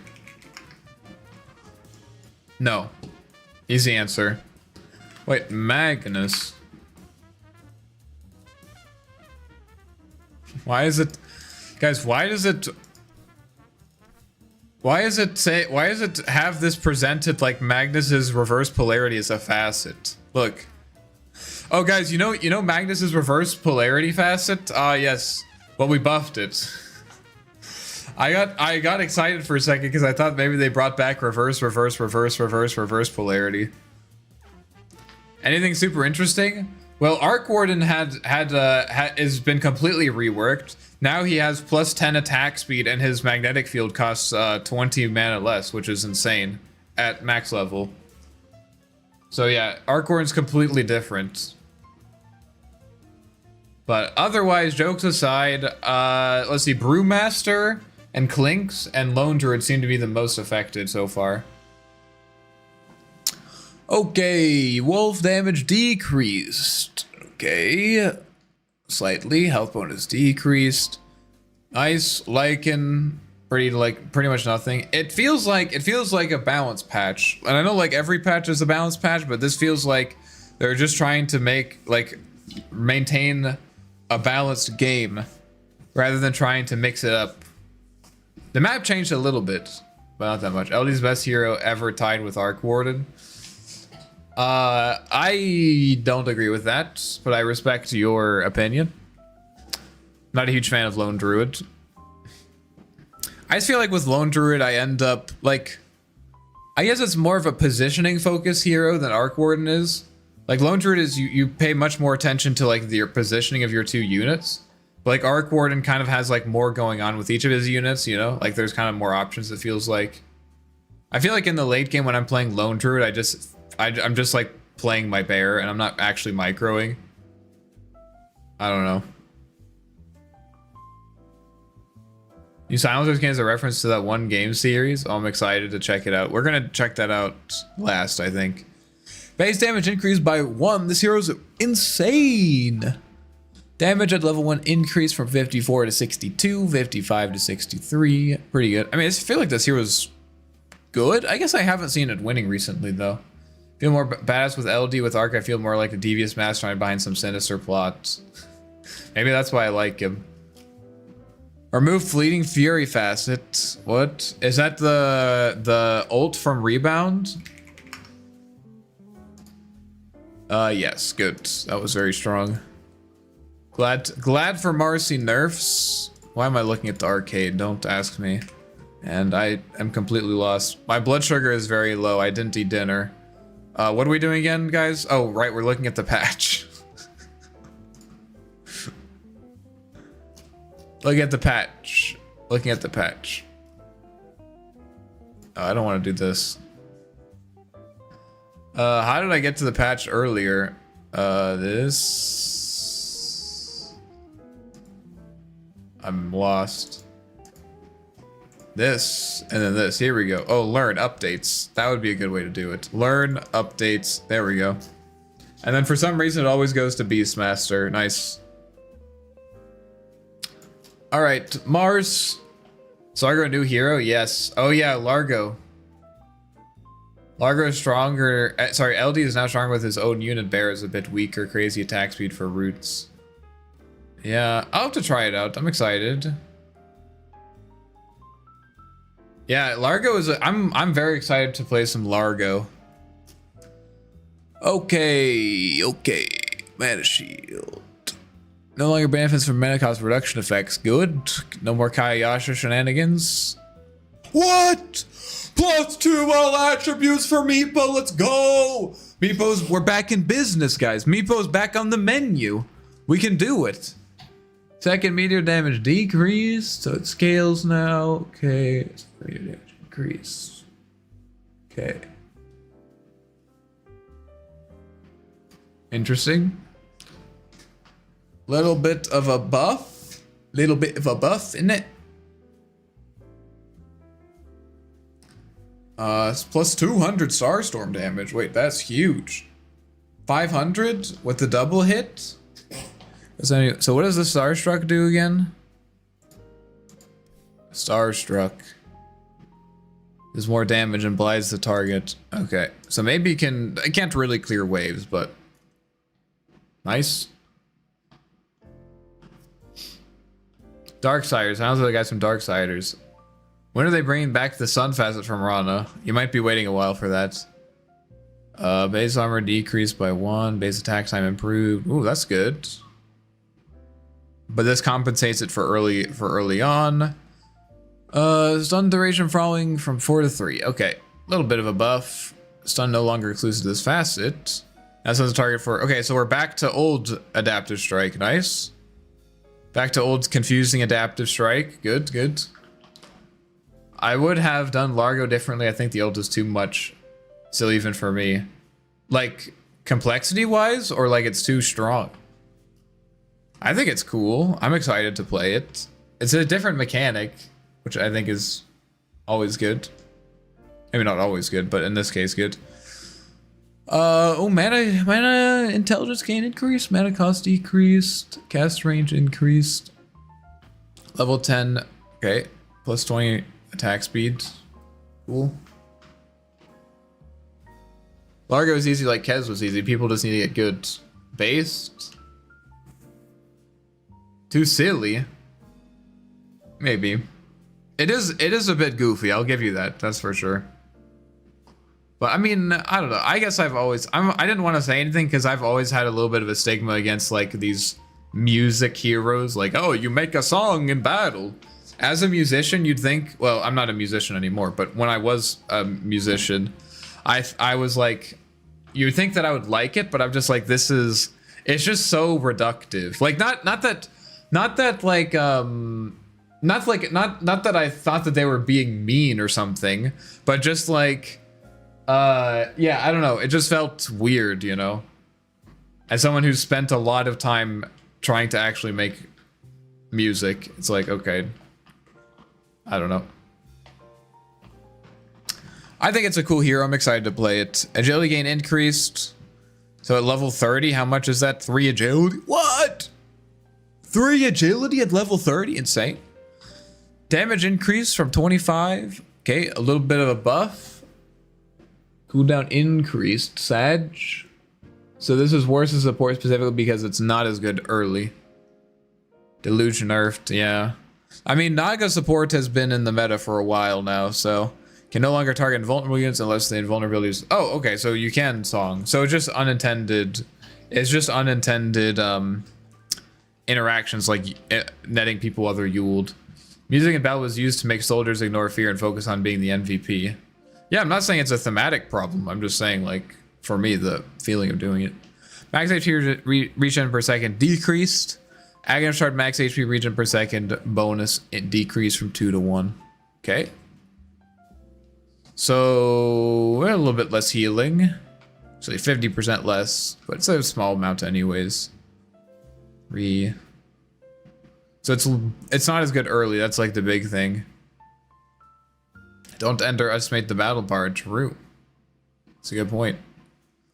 Nature's Prophet agility gain decreased. Ooh, that's a significant amount. 0.3 is actually that is not a small number. Let's see, like level 20, you're missing out. What's 20 times 0.4? 0.8 times 10, 8. You're missing out on 8 agility. It's not, I mean, that's something. Bonus damage, okay, now that's something. That's a 50% decrease, or not 50%, like a 33% decrease, depending on the way that you look at it. Mana cost decrease. Please level Nature's Call, guys, please.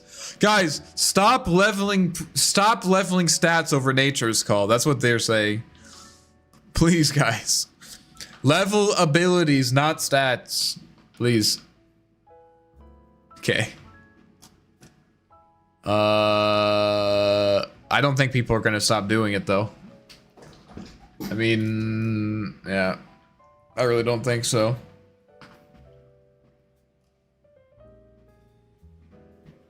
$40 to $35. My ability draft builds. No. No. Oh, this is like by half.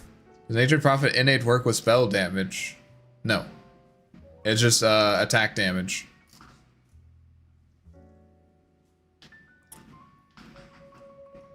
Okay, I mean this wasn't like insane, but it's like kind of annoying.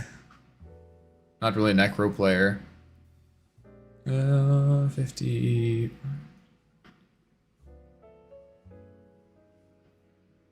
Okay. I don't really see necro that much, to be honest. Not a good person to ask about Necrophos, because 90% of the time that I'm playing against Necrophos, I'm playing Arc Warden, which is like very, very good for Arc Warden. So the hero always feels weak to me. Okay, nice. So it's only good. That's good. So it now only increases by 20% at night. Solid. How much does this... How much? I don't care enough to look. Well, this damage increase 20... or decrease 20 to 15%. Small. That was nerfed already before. It's not that much damage.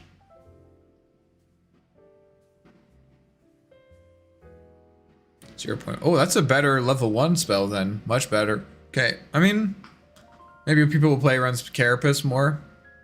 Not gonna change the skill build though. Because Carapace was already a value point anyways. Base damage increased by 1. Damage at level 1 increased. Okay. By 1. Cast range increased. No longer target invulnerable units. No! Can still target invulnerable buildings. Okay. Small bloodlust changes. Little small buff. I mean these are really very minor changes. Just surprising. No longer disabled by silence. So you can hit this even while you're silenced. Interesting. One thing that's really good about Catapache is that it blocks damage instance completely. It's global. Returns a lot of damage if the instance is a nuke. Yes, it's true. Oracle. You can't amplify it with spell amp? I don't know about that. I don't know. I don't really play Nyx. Can no longer 99% of the time when you're blocking something as Nyx, it's like some random tick damage to like just randomly stun someone. Can no longer target vulnerable units. We saw that already. So you have to stand next to them if you want to dispel them. No longer has a separate effect for allies and enemies. Wait. Yes! It's back, guys! Yes! I can finally be an Oracle masochist, guys. Let's go. As an Oracle enthusiast, I already know my stupid teammates aren't gonna know Edict got changed. I'm gonna get flamed. Bro, I love Oracle, dude. I fucking stopped playing Oracle because this shit is so dumb. I actually got so angry when they changed this. Because beforehand, Oracle spells were so cool. They were, I mean, they still are kind of cool, but like each one had its like, except for the first one. His other 3 spells had like all of them had like an upside and a downside that you could like manipulate. I thought that was so cool. And they're like, actually, you know what? No. That was like Oracle's whole thing, you know? It's like if they removed Tempest Double. Not really, but yeah. They're super strong, but super punishing if you misuse them. Exactly. I thought that was like, that was like the double-edged sword of Oracle. Like that's what, that was the vibe of the hero. Was that like, you know, you had these extremely powerful abilities, but like they could go either way, you know, you had to use them at the right time. I'm very happy about this. Very, very happy about this. Surprised that they didn't, well, I guess it makes sense that they didn't really change the duration. Nice. I'm very happy about this. Very, very happy. Even though this is cooldown decreased. Oh wait, actually down to 8 seconds. 8 seconds? That's actually it. 70? I think this might be, I mean, it's hard to say. I'm biased. I'm really biased because I fucking hated the other, I really hated what it was previously. So I'm very happy. It's now 70 mana. It's now 70 mana, so it's like very low commitments. And it only has an, if you max it out, it has an 8-second cooldown. And it has a lower cooldown at all levels. 17-second cooldown versus 20, that's big. So I'm very happy about this. Now, admittedly, the other, what it was before was very strong, what it was. So it's hard to say if this is a buff or a nerf, even though this is very, very good. Like 70, from 110 to 70, even at level 1. They reverted Fate's Edict to grief version. Incredible. I know, now I can grief my teammates. Now if I duo mid, I can disarm my my partner so that I can make sure I get the last hits. It's genius. Okay, Pangolier, lots of changes. Cooldown decreased, okay, slightly, 1 second, but this is also a spammable spell, so every second matters. Briefly slows enemies' movement speed on hit by 100% for 0.4 seconds. That's very nice. It's basically always going to land all of the hits then. Disarm your PA right as she blinks in. Exactly. It's okay, you won't get nuked. Exactly, exactly. And then people just disable help. It's amazing. Or you, you, what is it called again? Fate's Edict? You edict them right before Lina is about, you edict an enemy right before your Lina's about to Laguna. Nice. Very nice. Even better yet, use it on a Grimstroke ult. Cool. Okay, so that's a good buff. Cooldown decreased. 7 seconds. Wait, there must be something crazy that's changed here then. 7-second cooldown versus 12. That's almost half the cooldown. Okay, mana cost rescaled to. Whoa, what? Barrier changed. Here's hits. Here's not provided. Barrier duration decrease. Huh. This is a very good offlaner now. Very spammable spell. 75 mana is nothing. 7-second cooldown? That's really good. They basically reduced the cooldown by half and it decreased the damage by 20%. That's very good. Pango ceiling and floor is a bit closer now, yeah. Now, the thing is that you have to hit an enemy. You have to hit an enemy to get the barrier, but like you're not going to use it otherwise, probably. I guess if you're running away, maybe. Okay, cool. Maybe this way, if you're griefing them, they did something to deserve it. True. Exactly. Also a facetless hero. Aghanim after swashbuckle decrease 1% to 75%. This makes sense. This is actually still a buff because 7-second cooldown is crazy. 7-second cooldown on this ability is insane. You also, like, you get an Octarine core, which is, like, not that uncommon on Pango. Like, this is going to be very short cooldown. You're going to constantly be getting new barriers, right? You're going to constantly be getting new barriers. Oh, I see. So this, okay, but you don't get more. Oh, I see. You don't get more barrier. I didn't see that. So it used to be if you hit like 5 years, you get 1,000 barrier, but now it's just whether or not you hit it or not. Okay. So, a little bit better actually as a mid laner then. The numbers are just a bit higher. It'll be interesting to see how, I think this is overall a buff. You're going to be dealing more damage. You're going to be tanking less. So maybe actually better as a mid laner. But even if you're tanking less, because you still get to use it more often, like you're basically going to be able to use this 2 times. So as long as you weren't hitting more than 2 heroes with a barrier, with a shield crash, it's about the same. I don't know. We'll see what happens. Hold on, reduce a shield crash cooldown. Oh, I didn't even know it did that. I thought that was a talent still. Duration rescaled, so it scales not as good early. Now it takes 1 second to reach full roll speed. Sad. I used to roll my enemies with Pango. If you nerfed, I'm gonna be upset. I think he looks. I mean, these are the kind of changes that I like. I'm not sure. The swashbuckle is definitely good. It's hard to say whether this is a buff or a nerf overall, but it definitely changes how you're gonna play the hero, which I really like. These are the kinds of changes that I like, and I wish I got for Arc Warden. Like when they did the universal change, for Arc Warden, I don't think it made the hero stronger or weaker, like definitively, but it changed the way that you could play him, which I thought was really, really good. I like that. Okay, and then minus 2 second swashbuckle cooldown talent. That puts it down to 9 second cooldown. But you can also take an extra 125 shield crash barrier, which is going to be more useful because you're getting it more often. 20% of attack damage is swashbuckle. Okay. Okay.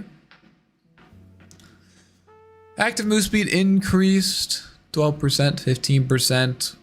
Do 2 charges. Wait. Not bad. Wait, this is actually really good. I guess 5 second cooldown though. It's only 2.5 second duration though. So it's better. I think this is better because it means you're gonna get more out of your BKB, right? You're gonna get more out of your BKB. So I think this is overall good. And also, I mean, you also weren't really maxing this ability anyways, right? So having 2 charges, I think that's good. Yeah, I think that's good. Surely they make it so you can alt cast magnetic field to pull yourself to its location. That'd be so cool. I've heard of the PL changes several times. I can't figure out what to make of them. Phantom Lancer. Oh, here we go. I'm like, we haven't read Phantom Lancer yet. Played an LD game, he's a carry, 95% cooldown, bear with Ags and Maelstrom farm so fast. And the level 25 plus 50% damage to rooted enemies on the bear is crazy good. Having access to twice as many talents and it's absurd. I'm excited to try it. You said Ags and Maelstrom? Interesting. You went what was your item build? I'm sure you didn't go Ags and then Maelstrom. It also seems like maybe there's like a Druid build. I mean, the talents seem good for Druid, but maybe Phase, Maelstrom, Mjolnir, Ags. Okay. Standard carry stuff. Huh. I was 100 to 0 people with Pango, bro. This is over. Pango's gonna feel like trash. 0 solo kill potential. Yeah, I mean, I understand that's probably frustrating. I think this is cool though. It's like kind of more of like a spamming hero. Okay, let's see. So significant agi gain increase. That's a 0.6 increase. 0.6 increase. So at level 20, it's like 12 agility. Pretty good. Lose your armor's ability reworked. Whenever an illusion of Phantom Lancer is created, it can't have less than 18% Phantom Lancer's damage for 3 seconds. What?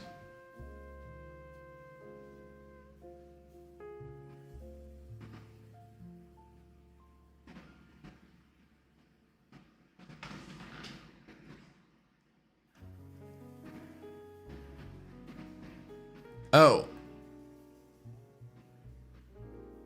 Okay. I see. Okay, so this damage doesn't, I'm assuming this doesn't care about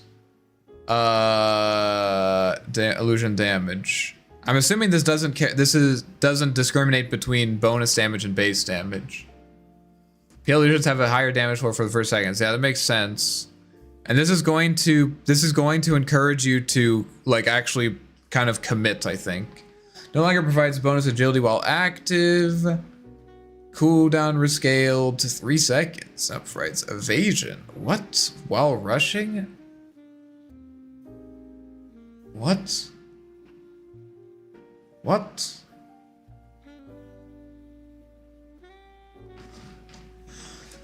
Seems low damage depending on how this. Well, every 3 final matches, so like level 15, you've done it 5 times, so 10. So 10, so it's like 28%, I guess. 28%. I mean, that's a lot, actually. 28%. But you have to remember, I guess it depends how much bonus damage you had.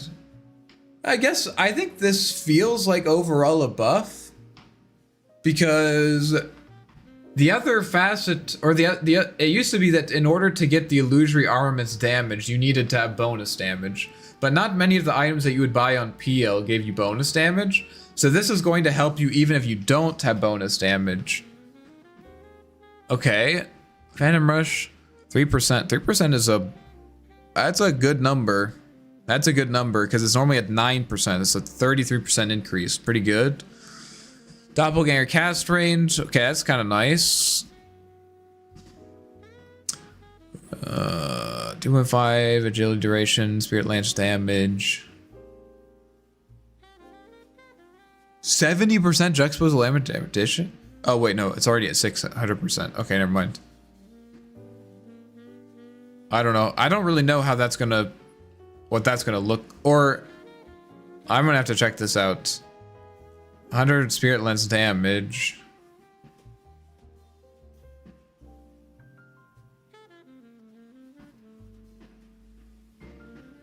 Huh.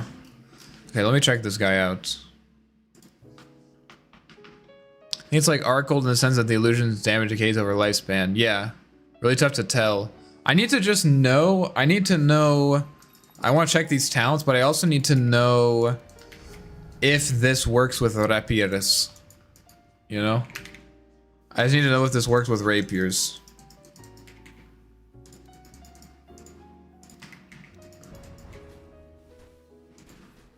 No. Okay. So we're back to stat build. It's actually kind of fucking him up. Aghanims is still this. This ability seems so bad right now. I mean, the 3-second cooldown is nice, but evasion while you're rushing, it doesn't, like, it literally is only giving you evasion while you're rushing to them. That's it. I mean, you don't need Ethereal Blade anymore. There must be some crazy build that we're supposed to figure out, like Ethereal Blade. I'm gonna Ethereal Blade this guy. Look at this. Babingo. We got him, guys. We got him. Because I mean, Diffusal is probably still good, but I mean, like Manta, maybe like this Manta. It'd be interesting to see. I thought that this was still going to work, but now it's 36%. Vlad's on PL instead of Diffusal. I mean, you still, problem with Vlad's is you don't get attack speed from it. I don't know, I'll have to think about it. It's interesting hero. Very interesting rework. I did kind of feel like the last... I felt like the last version of PL was like one patch away from being very broken. The illusory armlets are... illusory armaments with like a Daedalus was insane. Health cost per second decreased from 6 to 5%. Okay, good. Yeah, people weren't really leveling this ability, so I'm glad that they're kind of buffing it. Seems good. AoE slam decrease from 25 to 20. Okay. Interesting. I mean, this was definitely the prioritized facet. It's hard to know what this is going to mean because it's for each pulverize. So overall, it's going to be 20 minus by 3, so it's 15%. It's not that significant. I mean, that's like a Dazoon now. No longer applies disorienting attack from buildings. Good. It's fucking stupid. People just like walking under tower to take 2 tower shots to get mana. Kind of weird. When you remove cooldown reduction. Alright, I mean, Puck still seems great. Damage to heal decreased from 25% to 20. Damage to mana decreased 30 to 20. Nerf definitely to a to the support Pugna, which is very, very nice.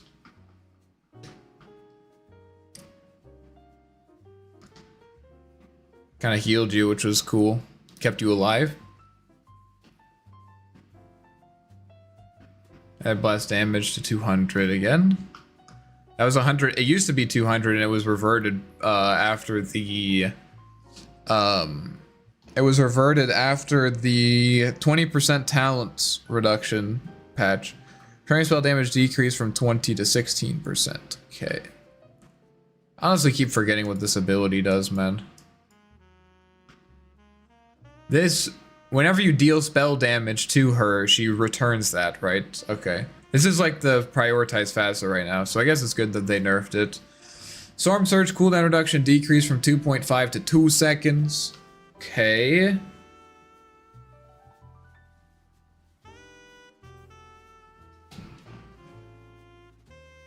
This is reducing my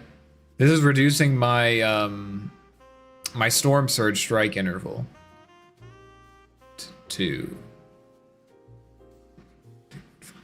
Oh, I see. So they buffed it like this. Is Arc meta now finally?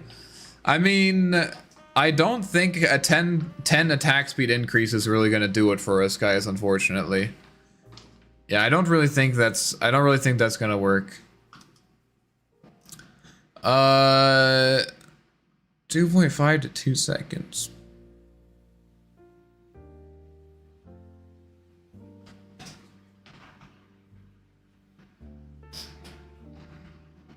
So it's normally 3 seconds, and they changed it to 2.5, and then this reduced it from normally from 3 to 2.5, and now it's 2.5 to 2. Okay, that makes sense. You got the mana change on magnetic field, huge. Exactly, bro. It's insane. It's insane, dude. How are we like? What are we gonna do with ourselves? It's a complete rework. Okay, Richard, no longer levels with cloak and dagger, agility and damage and ultimate. Okay, level up. So it just scales off of level up. Now it works on allied units. Nice. Oh, so he's not as good at denying. Okay, that's good. Damage is now done as a separate instant damage instead of part of attack damage. So that's gonna make Daedalus worse on Mr. Richard. Last few patches, I haven't been very happy with the general direction of changes. The update is not different. They're simplifying heroes and making them one-dimensional. Swear that's because the IQ of the players is half. I mean, they did do the Oracle thing. I understand what you're saying. I feel a similar way, but they did do the Oracle thing, you know? You did do they did change one of Oracle's spells back. Think about it. Okay. 2 charges replaced with 4-second. Ooh. That's pretty good. Richard is now dead. I mean, 2 charges. Would you rather have 2 charges or a 4-second cooldown? I guess you can't go in and out. I mean, you sort of can. He was ever alive. Why did they nerf Earth Spirit though? I don't think that they did. I feel like it's overall a buff, but that's because I usually play Earth Spirit as a core. Wait, I think he's good as a support too because you have the geomagnetic grip as well. What are you talking about? I think they buffed him. I really like Earth Spirit. I'd rather have 2 charges. Oh, that's fair, I guess. I don't know. I don't really play Richard, so mana cost rescaled. Cooldown increase again significantly.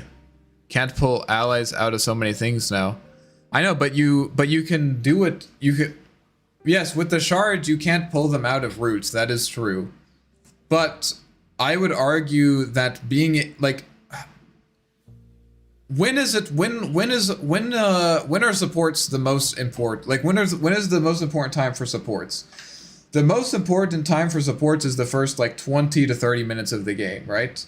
And so, yes, they made the shard weaker. Wait, what is his shard nowadays, actually?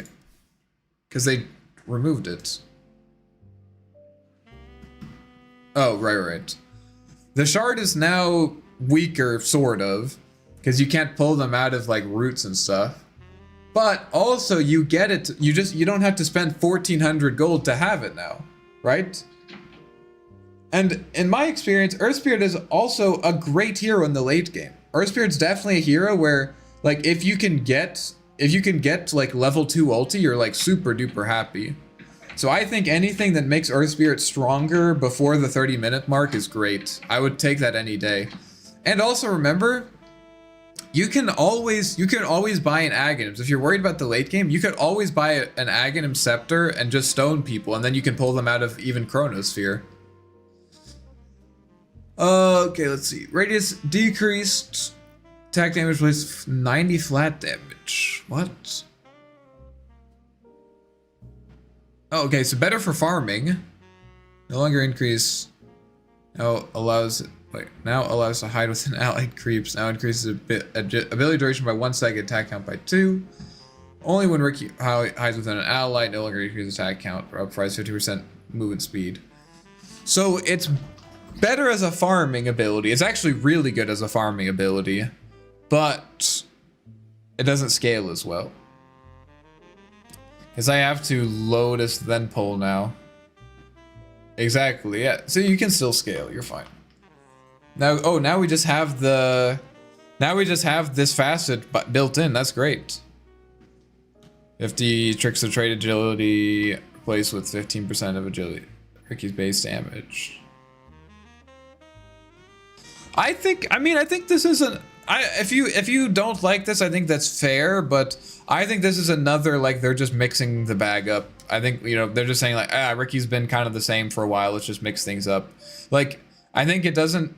It's hard to say that it's necessarily worse, but, like, being able to farm on Ricky is nice. Like, you don't have to rely on getting kills. It's harder to kind of shut you down in that way. Like, if there's not that many kills going on, like, you can kind of farm a bit. I don't know, I think this is... But yeah, you don't scale as well. What does this end up being? We scaled from 1.6 to 0.05. So at level 20, you're at 1. Okay, that's a lot less, actually. Oh, 0.6. Oh, no, 1.6. So at level 20, you're actually there. Okay, I mean...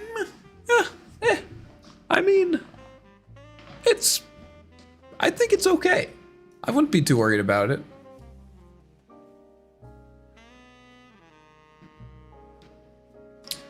Mana cost decreased.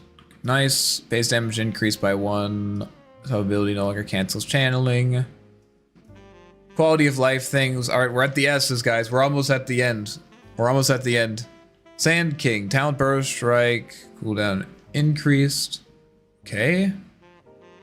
Epicenter pulses 10 to 8. It's not a huge deal, but yeah, it's very powerful. I get it. Bonus base damage decrease from 25. Okay, so weaker in the lane. No longer can target invulnerable units. No longer can target invulnerable units. Okay, so a little bit weaker in the lane. This is very good level 1 ability. You know, 5 damage doesn't seem like a lot, but you get 2 of them. Right, you get 2 of them, and they're hitting a lot, right? So I think you should consider it like it's, yes, a 5 damage decrease, but it's more of a 20% decrease. I think the percentage is more insightful there.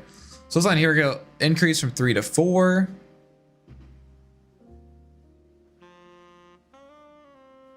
Does this still give you max souls? Current max souls 0. I don't think so. This used to increase your max souls whenever you got a kill. Health and bounty multiplier decrease from 10 to 9x.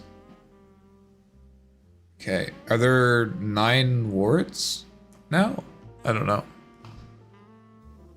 Boo, better at level 100. That's pretty good. That's pretty good. I haven't seen the shaman here for a while. Go ahead and decrease from 110 to scaling a bit down. Null grabs decrease, nice. Files multiplier decrease, and still increase. Oh, this is a better level 1 spell. 2. It's pretty good. This is might even be worth leveling in the lane as a support, just like a nice value point, because now it's basically level 2.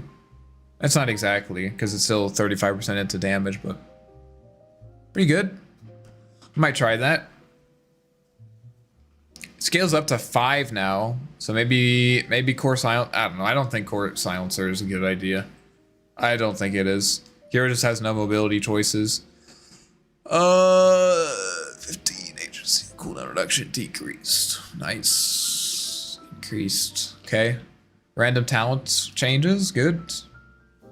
This is a hero. This is a hero that has been very strong for a long time. Or not a long time, but as of late.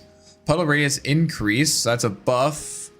That is a little bit of a nerf. It's not that huge of a deal, I don't think. 50 AoE. I don't think it's that big of a deal. Bash duration decrease. 0.1 second. Unplayable. Unplayable. I mean, this is insane that this is all that they changed on Slardar. I mean, this hero has... I feel like I've seen this hero in like every other game in the last month. And they... barely nerf him. I mean, people don't really play around Bash, so like this doesn't really matter that much. I will see. Oh wait, what the fuck? Removed leeching, leech, and dark reef renegade facets. Remove Barracuda innate. Sick of slaughter. Yeah, me too. Especially in the mid, dude. Like he just has like an insane amount of armor, a shit ton of health regen, a bunch of damage. It's so fucking annoying. Now an innate ability, passive. Ooh, nice. Duration rescaled. Okay, that's nice. Now applies 1, 2, 3, 4 essence shift stacks when leeching on enemy hero. Nice. Now new basic ability, passive. Autocast modifier. Slices enemy hero with his salty shiv. Stealing targets 3 movement speed, 3 health regen, and 3%, 3 to 6% of their health restoration. Each subsequent use of salt register refreshes duration of all shift stacks. Steal duration 6, 8, 10, 12. Mana cost 20. Cooldown 10 to 4. Ooh, that's a very strong. That's very strong. I mean, it makes him even better against who he's already good at, right? He's already good at dealing with tanky heroes, and you're just gonna slowly reduce their health regen and slow them down and their health restoration. So this might look weird, but I think if I'm reading this properly, this is basically a heal reduction, right? Like every time you steal their health restoration, it's like applying a little bit of a spirit vessel debuff. So like against a timber saw, that's going to be very nice. Very, very nice. Interesting. Now passively grants some extra movement speed and health regen when unseen. Oh, right, because they changed the innate. But now you don't have the Barracuda innate early, so you don't have that early on, that extra health regen. Okay. Cooldown reduction. Shadow Dance regen. Shadow Dance duration. Definitely, I think overall this is a buff. I think this is definitely overall a buff. I think you're probably not going to max. I mean, against certain heroes you can. I think, you know, against certain heroes you can. But like in lane, I don't think this is going to be that useful. I think you're still going to want to get Death Pact for farming. Or not Death Pact, Dark Pact. Not Death Pact. You're still going to want to take Death Pact for farming. And then you'll probably want to take Pounce, max this out, because it actually, the essence shift stack scales. So yeah, I think this hero seems pretty good. Don't have to put, I mean, I guess you didn't really put points in essence shift anyways. This is like our new essence shifts ability, I guess, in terms of how we would level. Sapphire now affects only attacks made on enemy heroes, so not denying. Basically, can't ricochet, you can't buckshot on denying. Mana cost increased.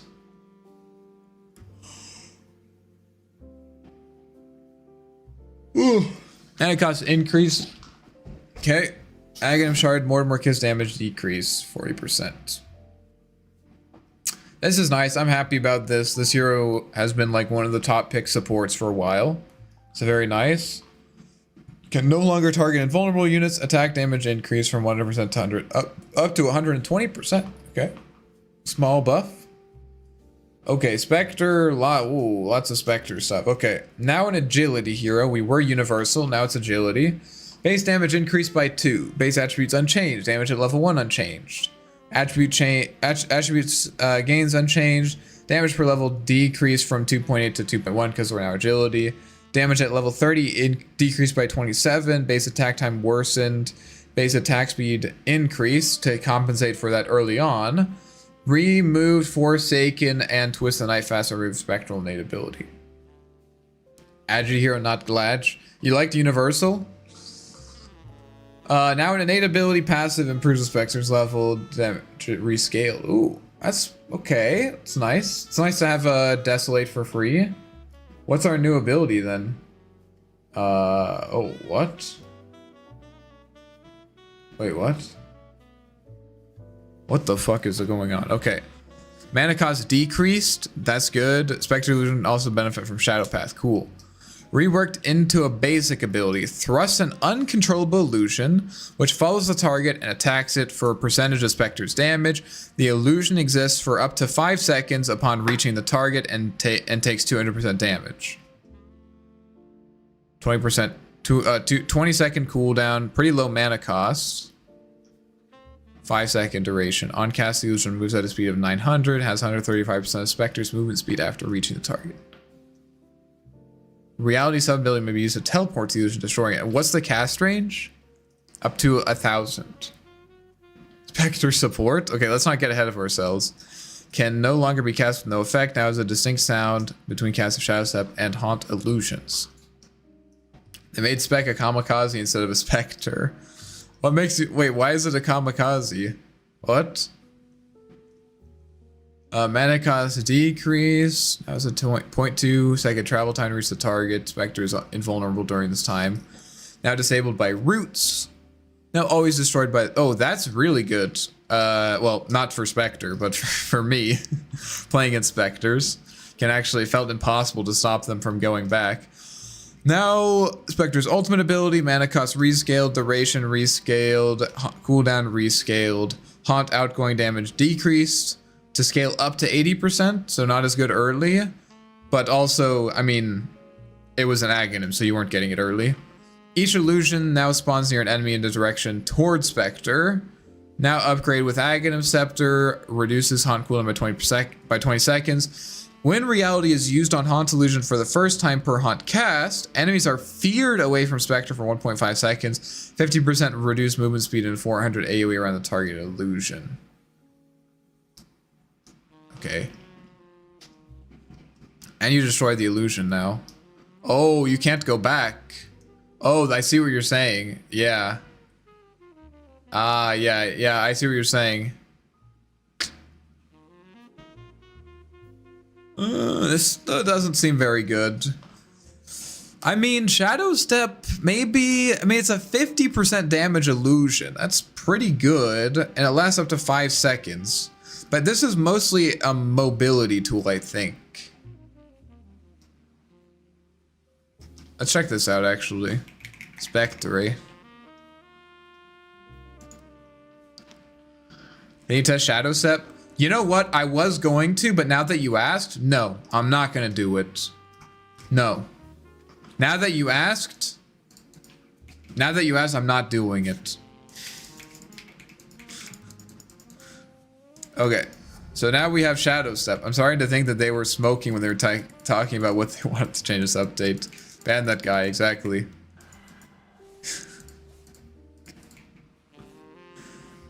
Well, I mean...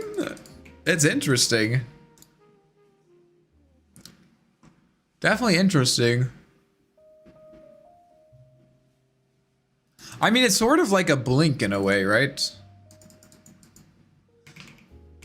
I don't think I will continue to play this game. Valve does not know how to balance this here now that people in third world countries can make a decent living playing Arc Warden. Valve can't buff Arc. What? What the fuck is that chat message? It's all over the place. I don't think I will continue to play this game. Okay, that's fair. Valve does not know how to balance this hero now that people in third world countries can make a decent living playing Arc Warden. Oh, you're talking about boosters. Okay. Oh, I see. So you're saying that they don't want to buff Arc Warden because boosters are going to abuse it. I see. I see what you're saying. Yeah, that's fair. I'm sorry that you feel that way. I'm sorry. I've had my fair share of patches like that, like when they reworked IO. They changed like all that stuff. I got very frustrated when they what was it? When they changed, even when they changed Boulder Smash to stop stunning, I was very angry about that. Joined after quick game. Any opinion about Spectre? Any new idea? Because it's going to be played completely differently. I mean, it's definitely a stat hero, right? It's definitely a stat hero. I mean, the weird thing about this is that it does deal good damage, but if you want to teleport to it, which seems like the most useful thing, it removes the illusion.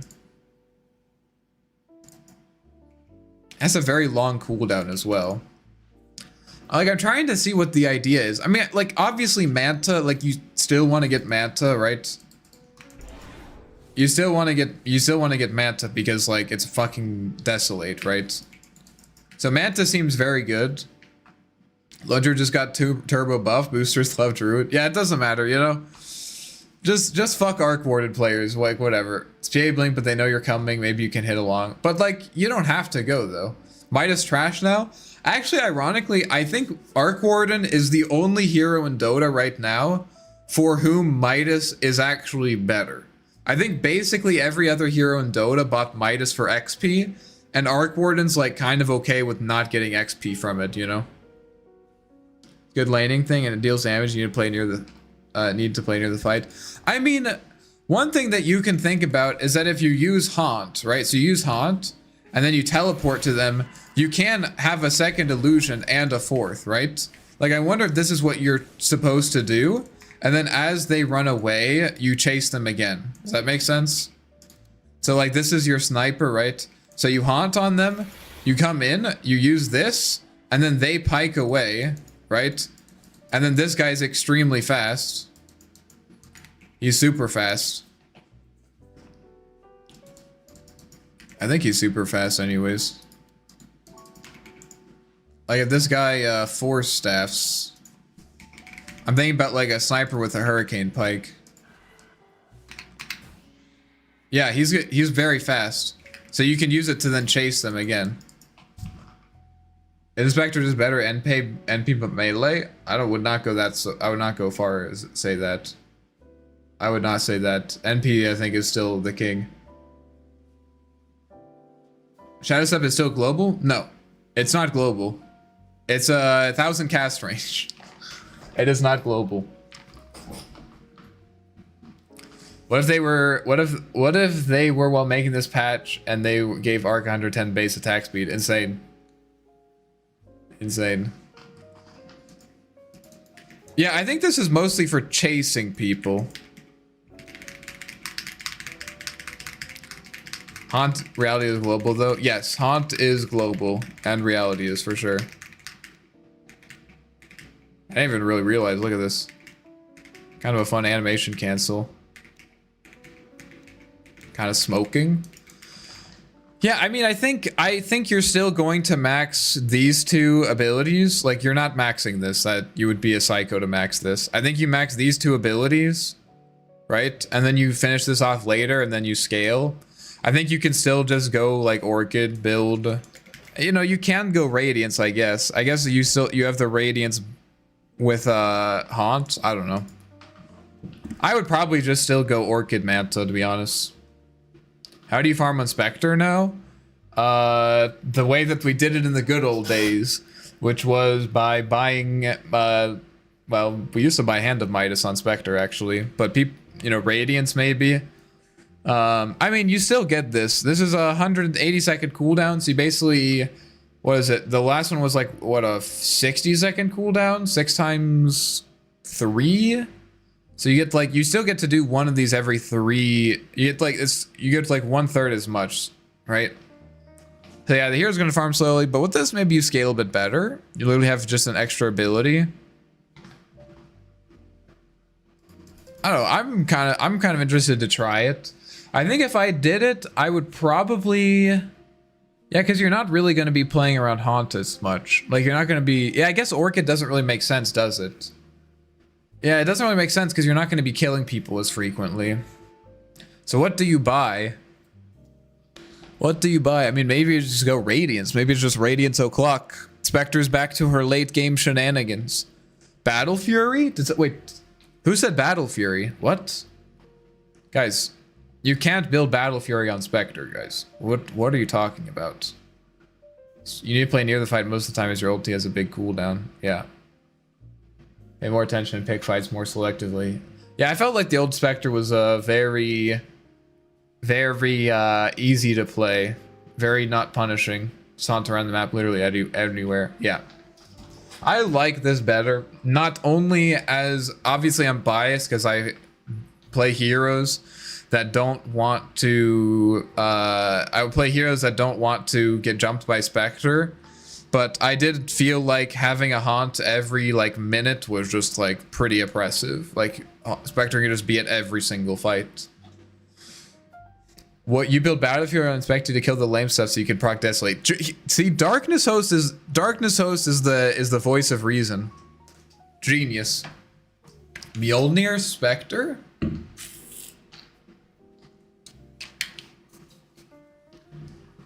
Mjolnir Spectre? Oh, I didn't even test the Aghanim's. Let me test the Ags. Do you even scale? I mean, Spectre always scales. Spectre absolutely scales, just with Dispersion. Literally, like, I mean, Dispersion isn't, I mean, you scale it really well with attack speed. This also helps you scale, right? And you have Desolate, and also Dispersion is an insane scaling ability. And Haunt, even though Haunt doesn't scale, Haunt is just always, I mean, it does scale, the Haunt damage does scale, but just conceptually, Haunt is an insanely good ability at all points in the game, especially in the late game. Because as the game goes later, just being able to see everyone is insane. It's so strong. Most games break down in the late game because Spectre can just see everyone. All Spectre illusion damage. Desolate plus Disperse is insane. Yeah. Okay, I'm checking Aghanim, so I'm getting distracted. So we have a dummy target. Let's make 2, because I wanna make sure.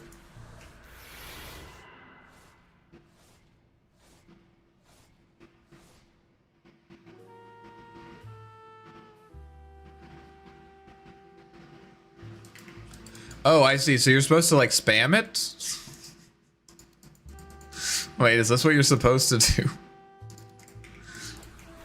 Yeah! And now it's you! Oh no, it only works once. Alright. Guys, on an unrelated note, I found the new worst Aghanim Scepter in the entirety of Dota. Just in. It's the new worst Aghanim Scepter in all of Dota 2. Guys, I've spent 4,200 gold to reduce my ultimate cooldown by 20 seconds and make it slow or sphere for 1.5 seconds. 1.5 seconds. That has to be a typo. There's no way that was intended. Are you kidding me, dude? 1.5 seconds. Okay, man. Whatever.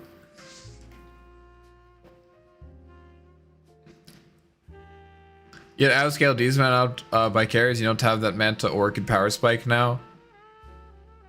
I think you underestimate Dispersion, my friend. I mean, yes, you don't. The weird thing about Spectre. The weird thing about Spectre is the hero doesn't scale in the same way that other heroes do. Like, How does Sven scale? Oh, his ultimate just amplifies his damage by a number, right? Oh, how does Juggernaut scale? Oh, his ultimate like makes him attack super fast, and his crit makes him deal more damage, right? Like there's a lot of heroes like this. Drow Ranger. Drow Ranger is good because she's a ranged hero and she has an ability that literally just increases her damage by like 30%. But Spectre is like Spectre scales in less tangible ways, right? Like Spectre scales by being like her health. She can reflect her health as damage, right? Desolate scales with attack speed and it's pure damage, which is really good.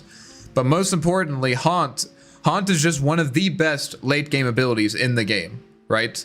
It's like Black Hole. Like it's honestly like on a similar what's the word?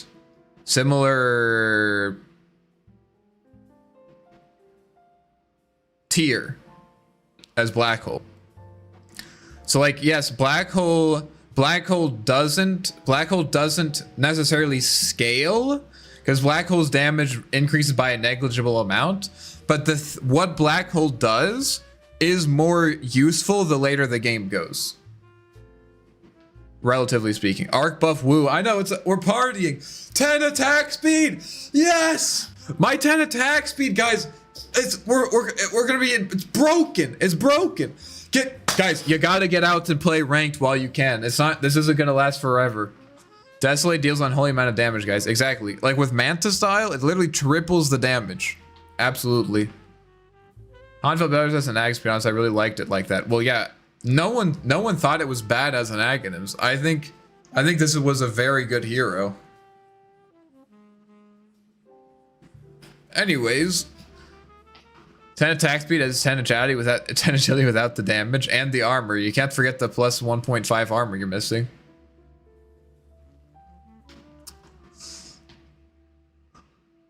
Guys, I'm gonna build Mjolnir on Spectre. You can't stop me. Arc gets 10 attack speed, Lundry gets 25% off bear cooldown.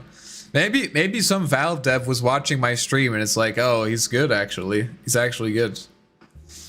A little bit better, not that much, just a little bit better.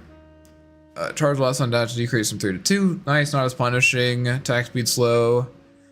Aghanim Scepter. Oh, how is there still this much left? What? Oh my god. Okay. No longer targeting. Yeah. Increase bonus change. Okay. Cleave damage rescaled. So it's better early. But I mean, it doesn't really matter. You always max this out first. Cooldown decreased. A little bit. Maybe you support Sven? My support Sven? Any support Svens out there? Some of the Valve dev was thinking, fuck this guy's community in particular. True. But we can take it, guys. We're strong community. We're strong. I think, at least. I need you guys to be strong, at least. Base agility increased by 2. Increased by 1. Wow. Techie's broken. Meld armor reduction decreased. Oh, wait. That's actually very, very, very potent. Because you don't really max this ability out. Well... Now my cores have a reason not to level Meld because it's not as good level 1. 2 armor is not that much. Still okay. I think honestly this is still a good value point, but I can understand not leveling it. We had the Meld incident recently. Okay, Cyanic Trap dealing a little bit more damage. Yeah, I think this is good. This hero felt extremely oppressive and you didn't have to commit that much for it, right? So Good. Patch notes are long because you haven't skipped the Nothing Burger changes. Yeah, I was excited. I thought there was going to be something interesting because we haven't had a number patch for 6 months. I was wrong. That's on me, I guess. Illusions that are outside 1200 race, no longer damage penalty. Thank goodness. Damage increase for illusion increased. Okay, so they don't take it away, but they give you more. That makes sense. That's a lot of damage. I mean, Terrorblade is good. Terrorblade is good. Not as good as a like an offlane. People kind of built that a little bit ago, but damage decrease. Oh, I see. You sneaky bastards. You sneaky bastards. Guys, you can split push as Terrorblade without being punished anymore. Look, we removed the damage penalty, but moved it to conjure image. All right, dude, nice. So if we take 35%,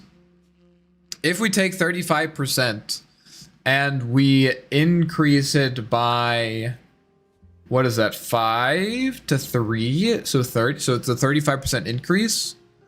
So we do 1.35 times 35. So they're now dealing, when they're in the range, they're dealing 47% of their damage.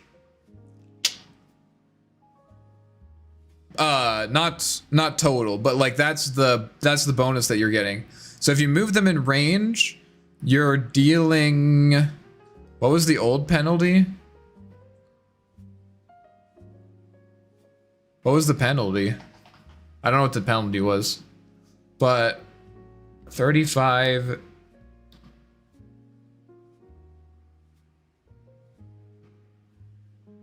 That's what you would have without the penalty, I mean. So illusion's much weaker. I'm trying to figure out if it's better or worse than it was before. I guess I don't know what the previous number is. But let's see what we have now. So now we have 35 times 1.6 is now 56. Okay, so they're actually weaker. I think, or no. Oh, no. Sorry. Because it also had a benefit, because now they're dealing 56%. Oh wait, no, it's actually significantly weaker. So now if they're close to you, they're dealing 56% damage. And if they're, whereas before they did 60 times 1.25, 75% damage. Ooh, baby. Yeah, so it's actually a nerf. It's actually, well, in terms of that, it seems like, I think though that I'd have to check what the penalty was before, but I imagine the damage when they're further away from you is not, is less punishing. So you can split push a bit better. So I think that's probably the trade-off. Mental illusions are better, I guess. Well, mental illusions are not as strong as conjure image illusions, right? Yeah, 28%.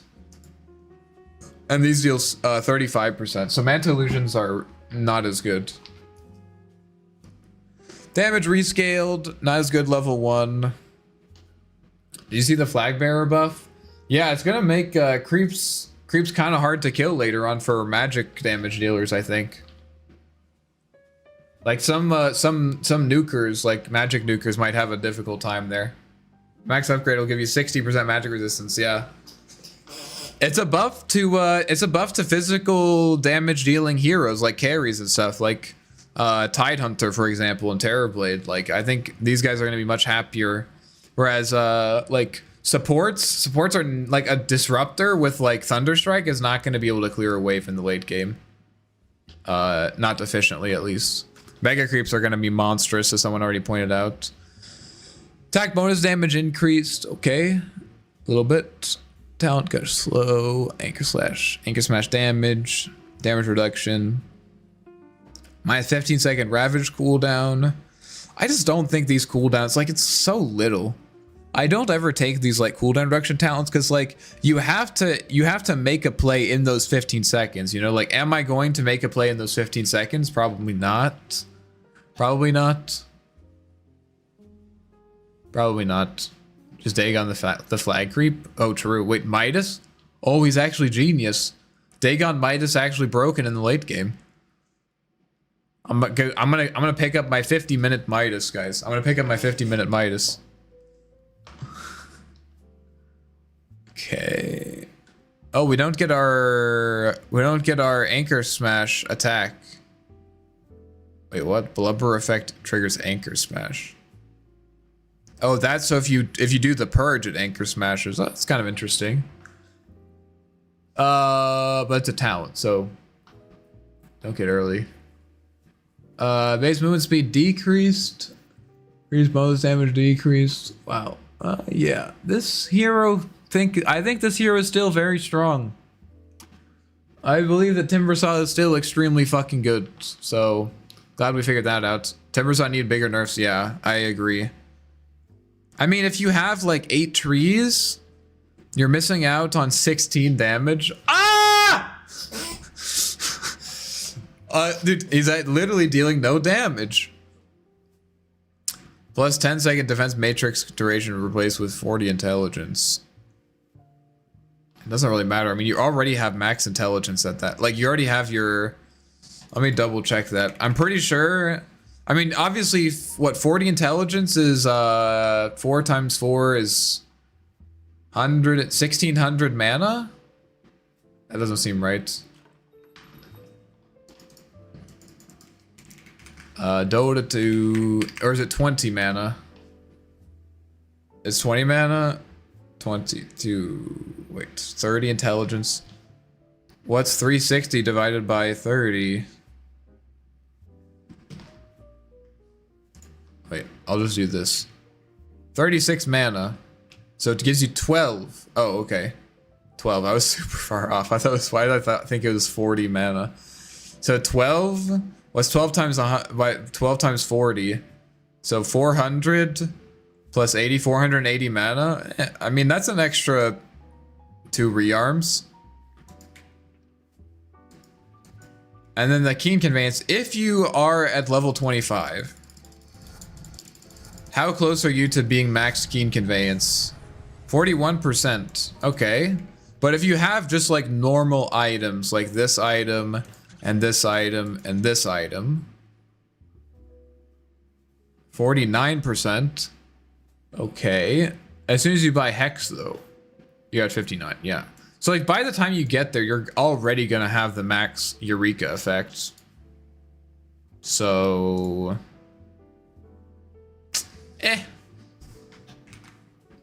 I mean, the level 10 talent's more impactful. 480 is close to 500. That's true. That is true. RP anyone who fell asleep watching this stream. Exactly. Dude, I'm so hungry. I haven't eaten anything in the last... I did not eat dinner. Should have done that. I thought I was going to be done. Back when Mice was a guaranteed neutral item, getting a 60-minute Mice was so... Oh, yeah. Okay. Tinker unchanged. Strength gain increase. Send duration out stuns as an aura in the area. Okay. No longer affected by status resistance. Oh, okay, cool. That's good. That's a good buff. I see. Okay. It's like a black hole kind of thing. No longer has separate damage bonuses. Uses tree gas value instead. Bonus damage rescaled. Okay, I don't know what it was before, so.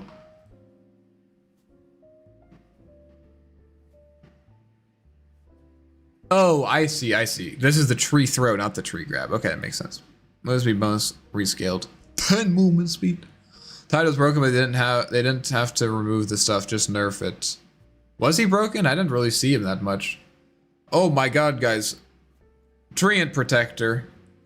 Primal power is happening fast. It's no longer upgrade with Aghanim Shard. Now it can be activated while tree walking to make Treant Protector invisible until he attacks or loses nature guy's buff. We're back to old Treant Protector, guys. I love Treant Protector. This is one of my favorite supports. This is like the old Treant. The old Invis Treant. Nice. Linger time 2 seconds. No mana cost. No mana cost. Cooldown 50 seconds. Cooldown reduced by 3 seconds per 2 Treant. I love this actually. This is actually sick. 50% anchor smash on attack plus effect building. It was broken. I don't think so. I mean, and I don't really think about level 25 talents that much. Tree is one of my favorite supports. I've been waiting for him. Like, yeah, if you get there, sure, but you have a lot of time to deal with him before that happens. Like, at that point, the most broken stuff is always the stuff that happens early on in the game, because at that point, like, you have the opportunity to buy Silver Edge. Now, I'm not saying it's not strong, but, like, those 25 talents, they're much harder to make broken, right? Because you have time to deal with them. And then, so it only makes him invisible. It doesn't give him, like, a root on attack, it seems. Okay. No longer does 50% more damage and slow when touching a tree. Damage per second increase. Okay, so just basically just gave you the extra damage. Nice. Movement slow, but it's worse early. Need to max it out. Movement slow increased. That's substantial. Creep penalty decreased. Oh, it did less damage to creeps? I didn't even know that. That's kind of lame. It's kind of lame. Lead sheet rework. Auto cast attack modifier. Treant Protector's attack plants a life sapping seed in an enemy unit, dealing an extra bit of magic damage. The enemy is bound for up to 1.5 seconds and emits 2 healing pulses, one upon application and one upon expiration, healing up to 5 allies within 650 units for 45 plus 20% of the damage dealt by the attack. No mana cost cooldown. No mana cost is kind of crazy. So 20 damage, 20 magic damage, 1 second. I mean, this is a great 1-point ability. Incredible 1-point ability. Yeah. I mean, 1 second root, that because you're going to get 2 attacks in off of that. That's like a big deal. Early invis for early career kill. True. I will continue to load Nature's Grasp. Yeah, like it feels like a pretty bad spell. This is a great change to his lane because now you have a way to actually land your attacks. Like basically, I know it doesn't look like a lot of damage, but the real, I think, star here is the 1 second root at level 1, because that's gonna allow you to get 2 hits in. Right? That's gonna allow you to get 2 hits in. You get 1 hit in to get it, and then the second hit in, right? And maybe even a third. And remember, his attacks, he hits for like 90 damage, right? So that's like a 300 damage nuke, plus 20 bonus damage. Is pretty fucking good. No longer has bonus armor. 100 damage block. Okay, we're back to the damage block. Each time the spell blocks damage decrease. Ooh. It's like refraction, kinda. Damage block affects any types of damage. Heal ends. Decreased by 35. And it's normally... Oh.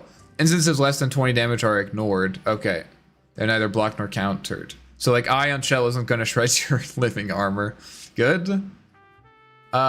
Duration decreased to 12 seconds. What? It only lasts 12 seconds. Each time the spell blocks damage, the effect is decreased by... Oh, I thought it was the duration.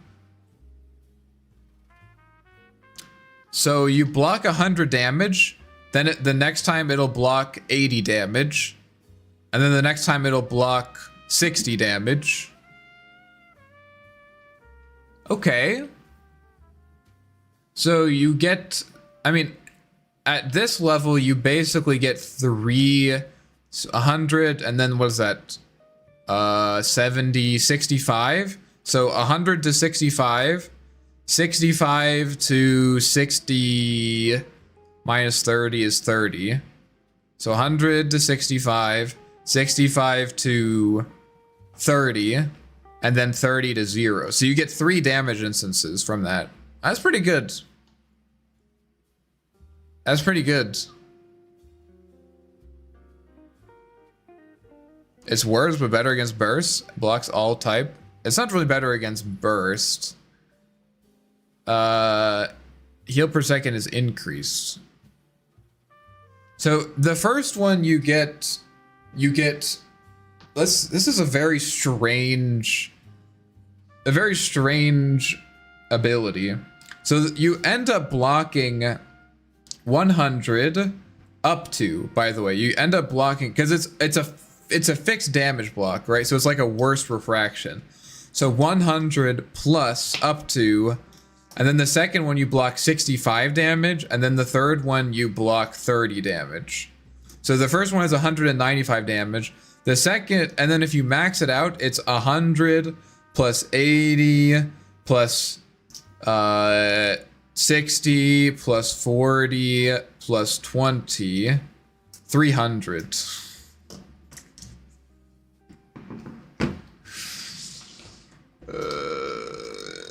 Okay, bro. Yeah, nice. maybe one of the worst scaling abilities in Dota. So at level 1 you can block up to like 185, 195 damage. And then at level 3, at max level 4, you can block 300 damage. So if you put the extra 3 skill points in, you block an extra 100 damage, guys. It's very good. I mean, I guess what's the cooldown on it? Is it still it's still a 30? You can't put a 30-second cooldown on this. I guess maybe that's the reason that you scale it is so it's spammable. Right? So you put it on them for 15 seconds. Every 15 seconds you can do 300 block. I'm not convinced. And I guess it heals a fair amount. If you keep it on them for the entire duration. Duration is 12, so you get 12 times 4. So that's 48. So 48 heal versus 13 times 12. 156. I don't think that you should, I honestly don't think that, I think 1 point in this ability is great. I think any more than that, you're throwing. Like, I would honestly max out Nature's Grasp before I would put points in Living Armor. Unless there's like some, I think this is the kind of thing where you have to, like, you have to play with it to kind of know how it feels, because we're only talking about the maximum amount of damage. Because the first time you get 3 damage blocks, and the last time you get up to 5. Yeah, it doesn't seem that good to me. But maybe with the cooldown it'll be well.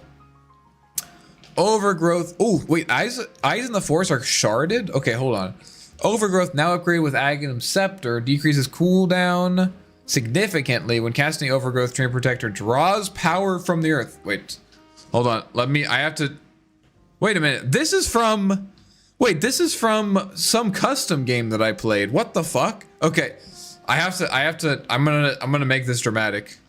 When casting Overgrowth, Treant Protector draws power from the earth, becoming massive for 16 seconds, gaining 100% strength, phased movement, and a splashing attack that deals 60% of attack damage and 300 unit radius, while large.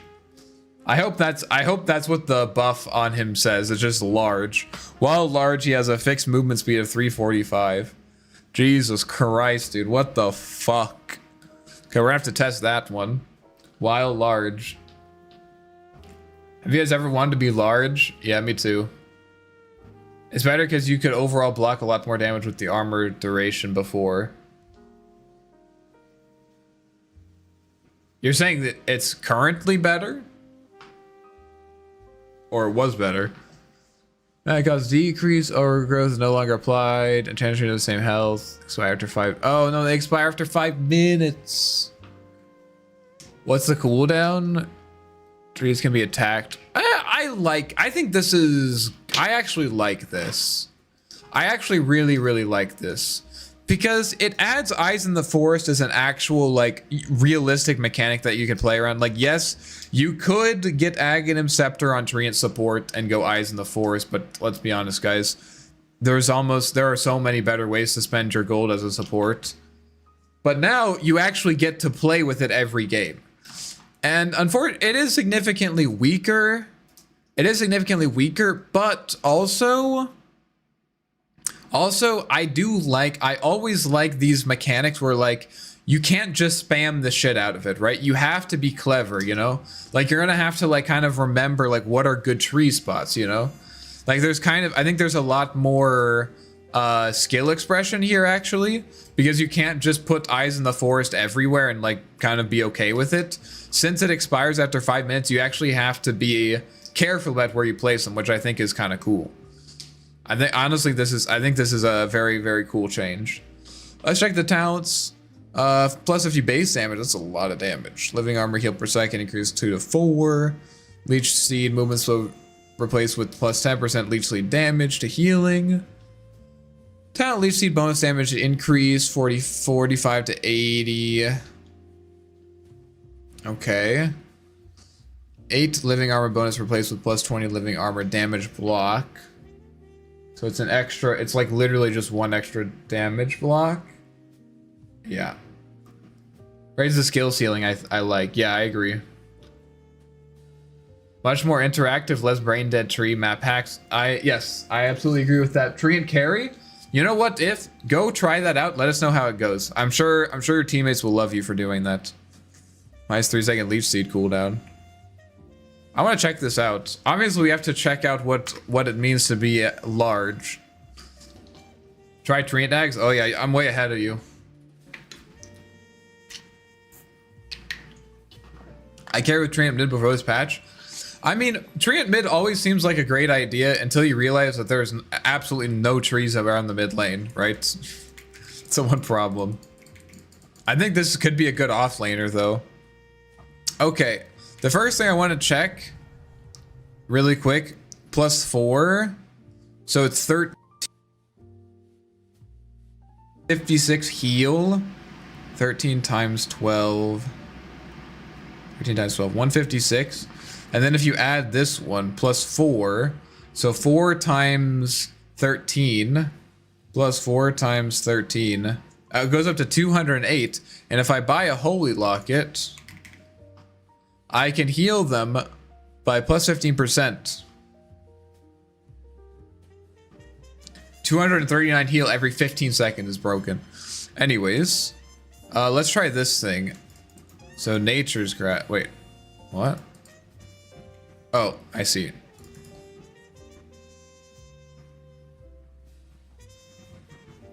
Wait, I can't bind it.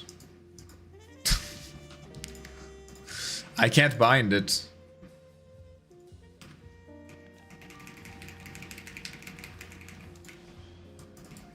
Wild? Is anyone else having difficulties using nature's guys? Am I missing something? QWEDR.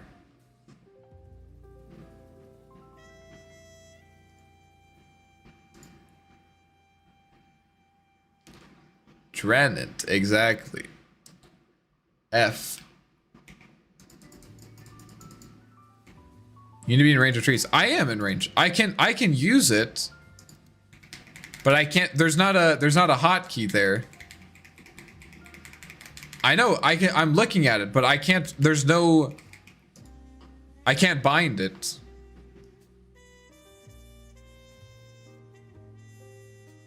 I can't bind it.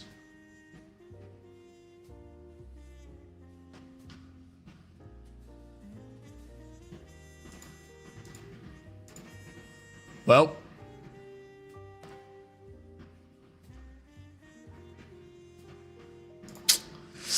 That's unfortunate. Oh well. Hopefully they fix that.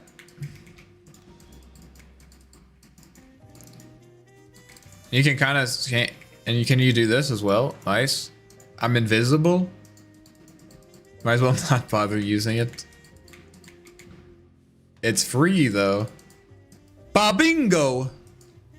Wait, what? I'm going out. I'm about to beat this guy's ass. Did you see that? I just hit him. I think... Are we actually maxing Nature's Grasp, guys? There's no way we're maxing Nature's Grasp, but I think we might. I don't think that you want to max this ability. It just doesn't scale well. Gets down to 6 seconds, but you have to be in melee range. Like, are you really going to be in melee range? I mean, like... 2.7. Because it starts... 50 seconds. 41. Yeah, like, you can't reliably use this. I mean, maybe you're gonna, like, chain hit people. The Ags is so good. Alright, let's try the Ags. Let's try the Ag items. We're about to get big, guys. Okay, so decreases when casting overgrowth, draws power from the soil. Gaining an undispelled above the greatly increases size for 60 seconds while enlarged. While enlarged. What do you think about the Midas change? I honestly think it's a buff for Arc Warden. It'll be hard to say for sure. Obviously, the XP is a bit annoying, but you're getting a lot more gold. Not just because of the cooldown, not just because of the cooldown reduction. Not just because of the cooldown reduction, but because you can now just Midas the small creeps without worrying about it. You're gonna get a lot more gold from camps, I think. You're gonna get a lot, substantially more gold from Midas, which I think is hilarious because probably every other hero in the game, like I'm not buying Midas on Invoker anymore, guys. I think Midas, like on most other heroes in the game, is kind of dead because I think in the past you would buy Midas on heroes if you wanted levels, like Invoker wanted levels, but like why would you do that? It's pretty, I think that's a bad idea. Okay, time to draw power from the soil, guys. I'm drawing power from the soil! Oh my god! Oh, look at me go! Got my leap seed.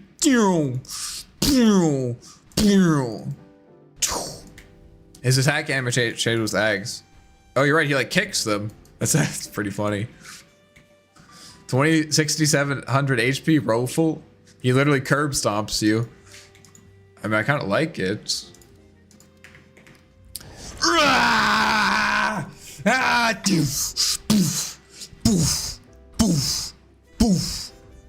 Nature's grass, beating the shit out of you.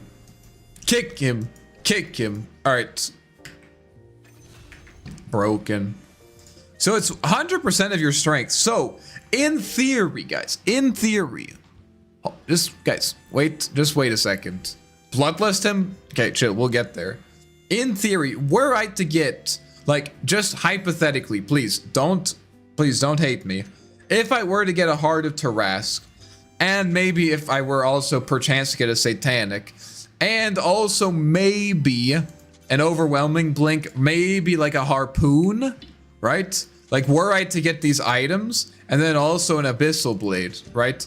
And then if I, like, consumed my Aghanims, right? And then maybe also by chance purchased, what else is there? BKB. Or no,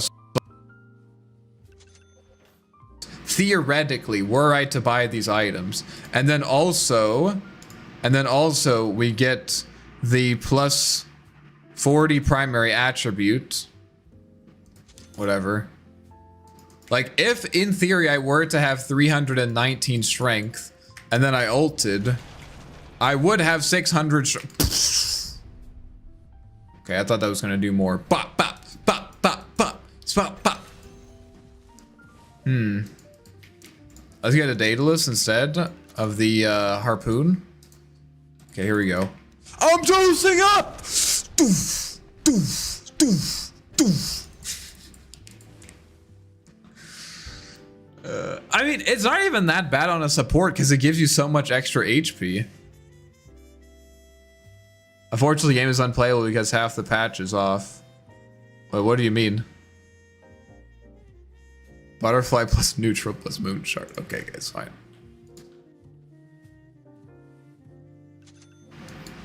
I don't want to do that, dude. Facet neutrals are off. Huh? You're talking about just people not having facets? Yeah. Minus base attack type. Okay, fine. I'll do it for you. Oh, he's gone. Guys, what happened to him? Come back here. You can't be in there. Okay, fine. I'll do it. I'll do it just for you, okay? I'll do it just for you. He said, you want butterfly? Okay, I'll get the butterfly.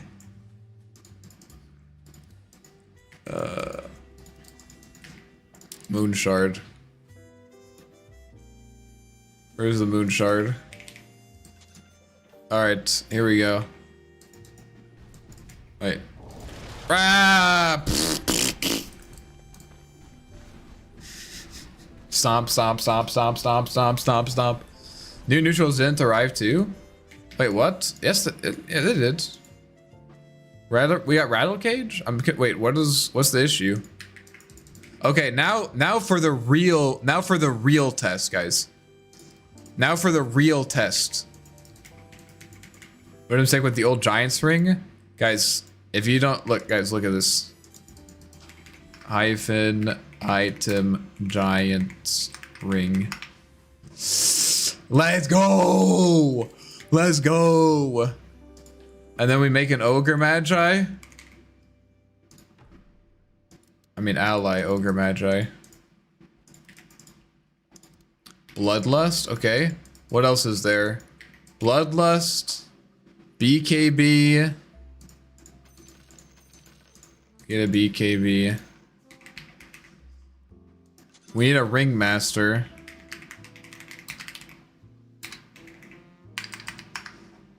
What?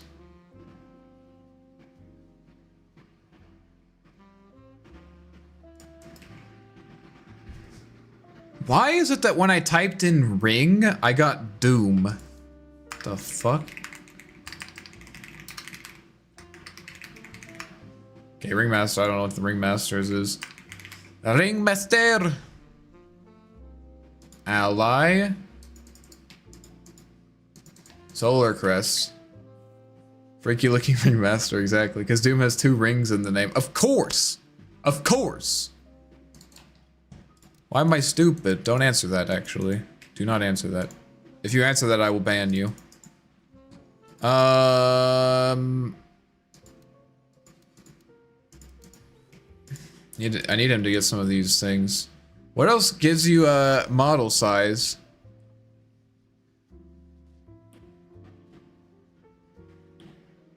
Is there anything else? I feel like there's something else.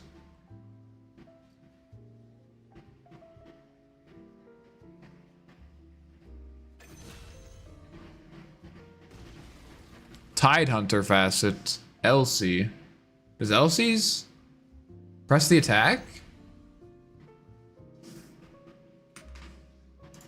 Dota 2 model size.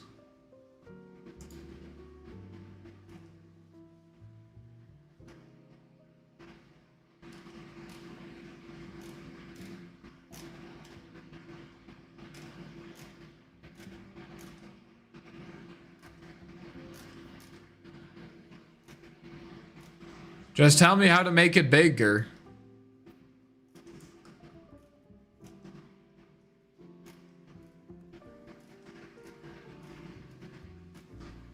Model size.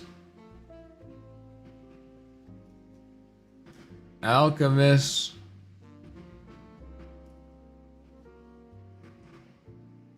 Oh, here we go. Lone Druid, Giant's Ring, Huskar, Huerta, Tinker. They don't even have everything here. Oh, it's because I'm on the fucking fandom. Fuck that. Whatever.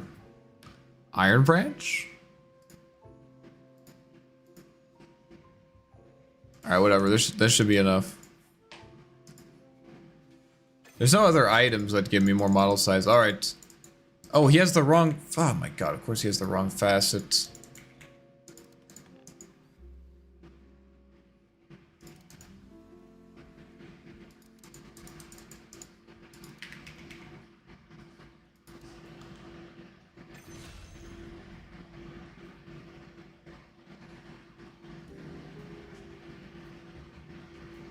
I feel like I'm missing something.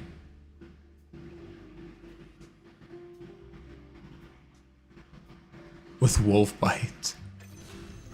That would be kind of crazy.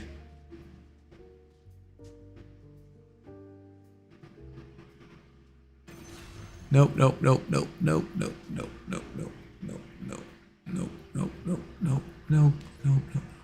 No, no, no, no, no, no. I could be in here. No, no. None of these guys. No, no.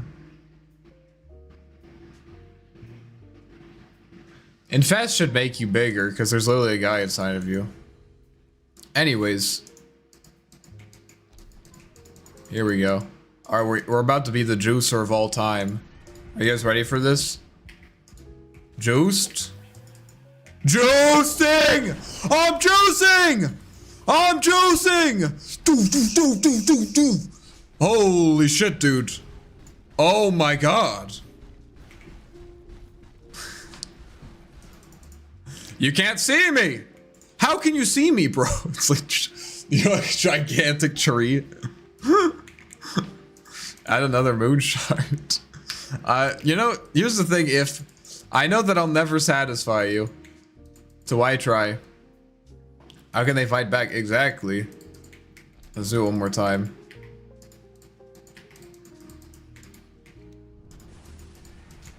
Juiced.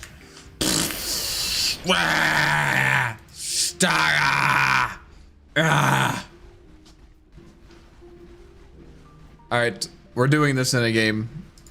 We're doing this in a game. That was time well spent, by the way, guys. Just so you know. I'm saying that so I believe it. Okay. Treant broken. Troll Warlord, base armor, bonus armor increase. Nice. Very good. Very good. Treant. Gather radius, bonus damage, strength gain. Okay, that's nice. Nice. This hero kind of struggles with not having that much HP. Cast range increase. Cool, cool, cool. Some free stuff for my Underlord. This was such a good talent. They really want people to take this talent. This talent is so bad. I do like using this talent. There's one use that I have for this talent, which is you could just Fiend's Gate on top of, if you have Ags, you just Fiend's Gate on top of the enemy barracks, and it'll just kill creep waves. You can literally just cut creep waves globally. It's pretty funny.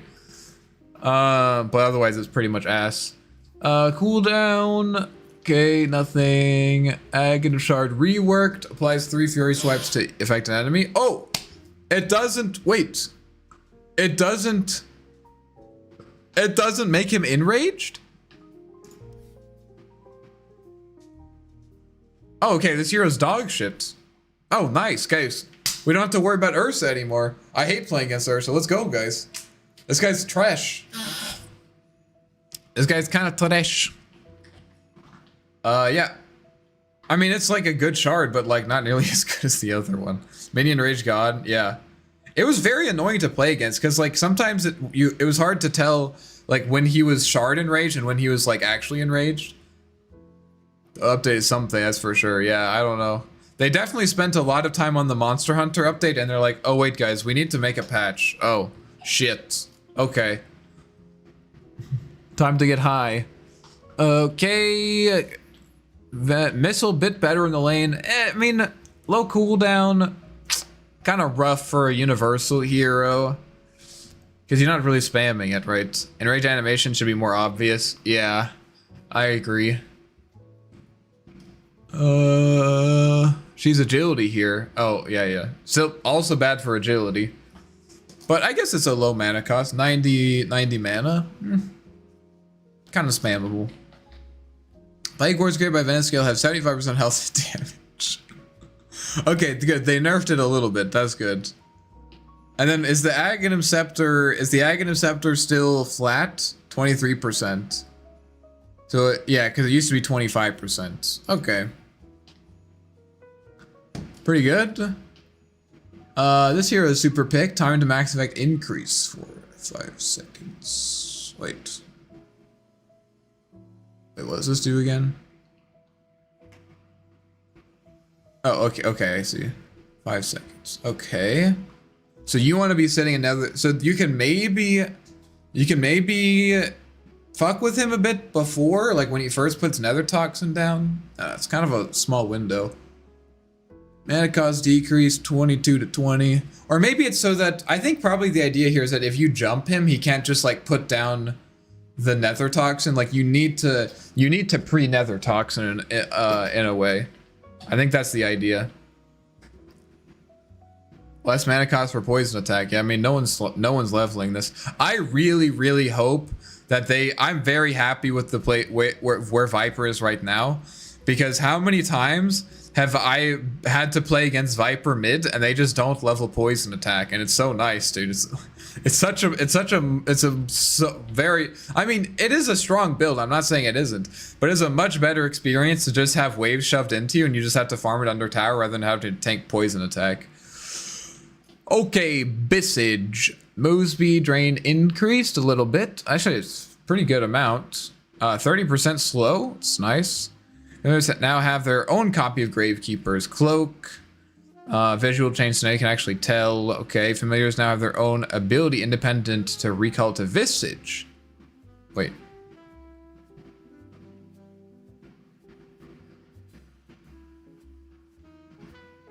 Wait. You can, is it like return? Is it like return?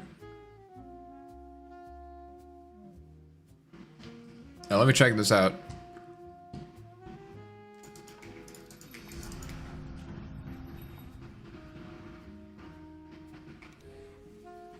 Oh, that's so good. Wait.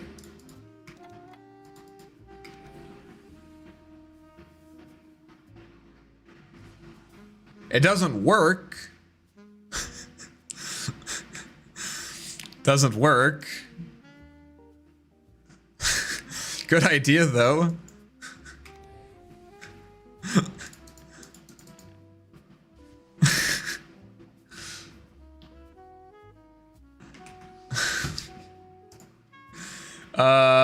And what am I missing, guys?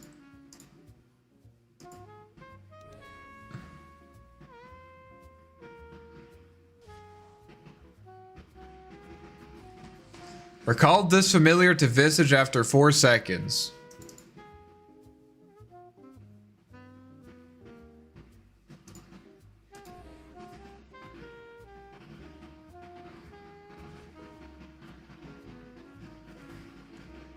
Good work, guys. Yeah, good. That was a much needed change. Maybe they'll make it work soon. Okay, nice.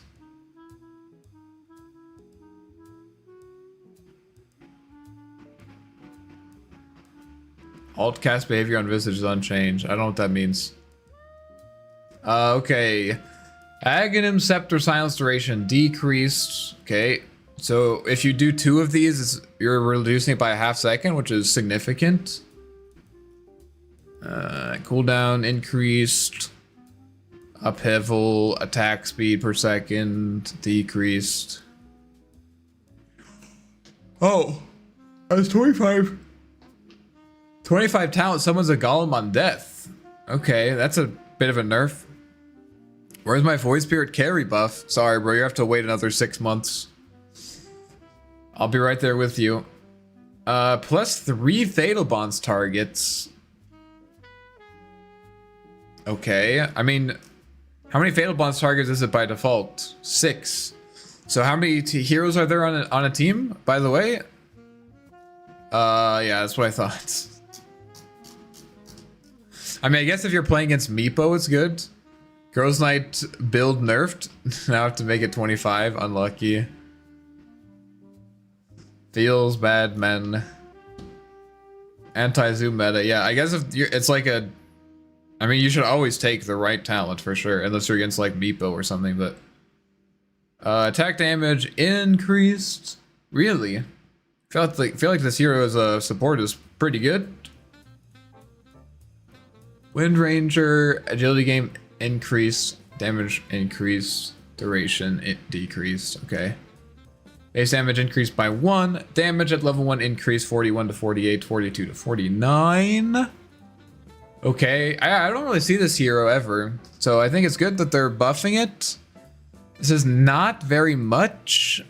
It's literally 1 damage. 25 attack range increase is nice. This also applies to Arctic Burn. Never mind. Okay, so they just took a little bit off our Arctic Burn and gave it to you by default, which is good. It is good. That's for sure.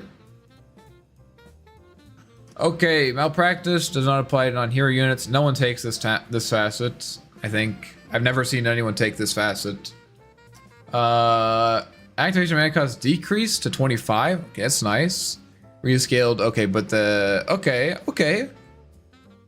Still great level 1 ability. Also good to level up though. Gives you some more options. Now affects player controlled creeps. So like Dominator creeps, I guess that would be, or like what is it? Like Beastmaster units. Okay, that's nice. Buff, bounce rate is decreased. That's pretty bad. This is like kind of your main thing.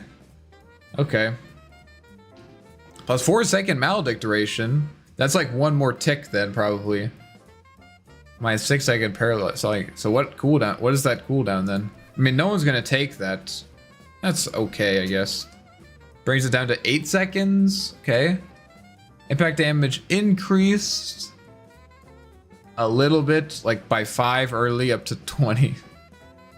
Health increase, talent attack speed decrease. Okay, last one. Jumps decrease from 5 to 15 to 5 to 11. Only changes the last one. It's a little bit bad against lots of units. I mean, 15 jumps is always enough. 11 jumps should be just fine. And then talent, static field damage increase from 1.5x to 2%. Okay. Well, that's the patch, guys. I'd be lying if I didn't. I would be lying if I said I was. If I wasn't underwhelmed. Let's see. What are the things that we want to try? Let's make a list. Notepad. 7.40. I want to try. Okay. Don't really care about any of this. Map objectives. Yeah, I don't really care about any of this. I want to try E-Blade. E-Blade on Universal.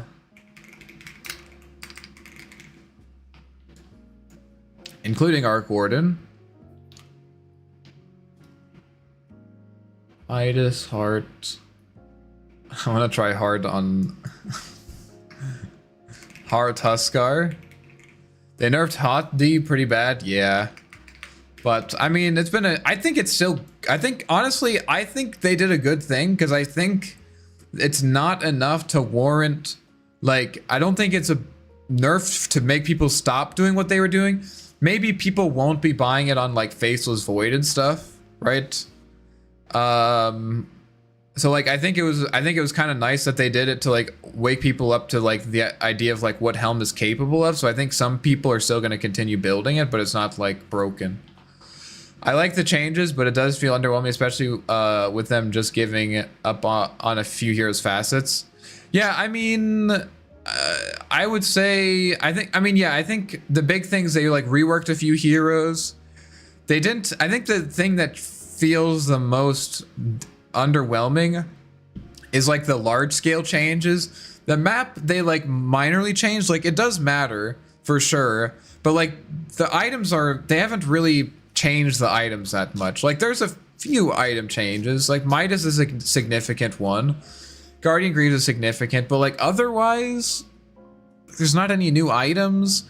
They didn't really like rework. Conda's still ass for some reason. It was craziness seeing Helm of the Dominator on all open Dota builds API calls, yeah. I want to try Phylactery Warden. I honestly think that's good because it gives regen now, which is great. Holy Locket question mark.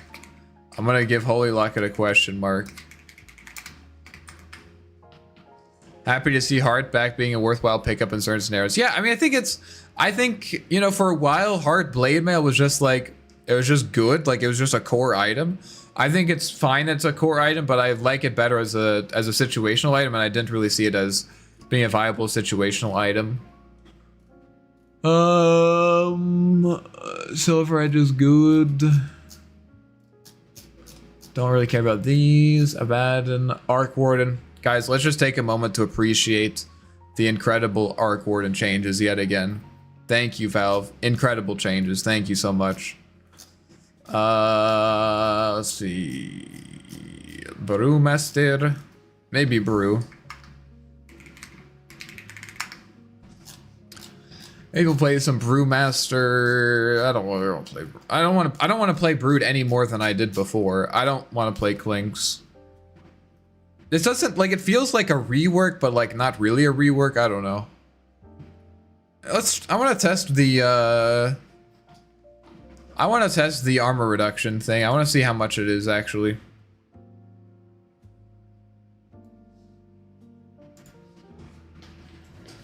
Like how much are, like how big are these numbers actually going to be? So it's 10 appears up to 20% of the target's total physical armor. So usually stacking armor reduction is like not that good. Not because it's like bad, but just because in general, in the same way that you want to balance HP with armor, you want to balance armor reduction with damage, right?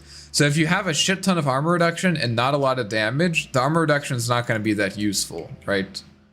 So where's my dummy? Dummy. 2%. Oh, it does stack like this. It does refresh, it looks like. 44, 50, 48, 50, 46, 45, 44, 20%. How do these scale? There's nothing since dummy has 0 armor. Oh, true.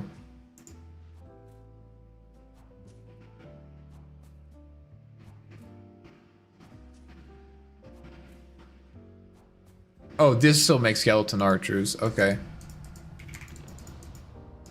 Give him some plate mails. Not this. Plate mail. 30 armor, it's pretty reasonable.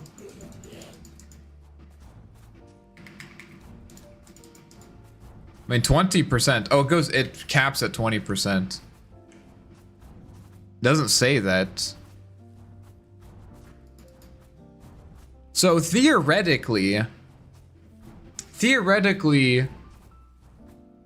Deso is not as good, right? I should either move Tar Shot. I don't know. I really don't know. So like Deso is not as good because if you reduce their armor to like 3, right? Like let's say you buy Deso, you reduce their armor from 15 to like 10. Like your innate, I'm not saying that you can't buy Deso, but theoretically your innate is better the more armor they have, right? Because you're piercing more armor. So Deso not good? Depends on whether this applies before or after Deso. It should apply after Deso. Because the Deso debuff, yeah, it definitely applies after Deso. Because the Deso debuff actually removes armor from them, right? Like you see the stat change. And then this is going to go past that remaining armor. But then like, what do you buy? How do these scale even? 25% attack range is equal to... How do these scale? Do these scale? Duration, movement speed, archer count. Archer hits to kill archer. Oh, skeleton archer attack is 20% of our attack damage. I don't know what you build then, because they can't crit. I don't know what the fuck you're supposed to build. This seems so strange to have if this like Deso has historically been the best item for Clinks. So I don't really know what the idea is. 20% is a 4 armor reduction at 20 armor. Deso is 6. I guess that's a good point. I guess that's true. I guess you're probably right that you still buy Deso. Yeah. I think you're right. It's not that bad. You think you'll Maelstrom and Agshard, but I don't think you scale that well. That's the problem. I don't think that you scale as well as you used to. I'm not sure. Maybe it's okay. They have lower armor, Deso is better. That's not how Deso works. Deso armor reduction is better the more HP they have. It has nothing to do with how much armor. I mean, it has very little to do with how much armor they have. It's a common misconception.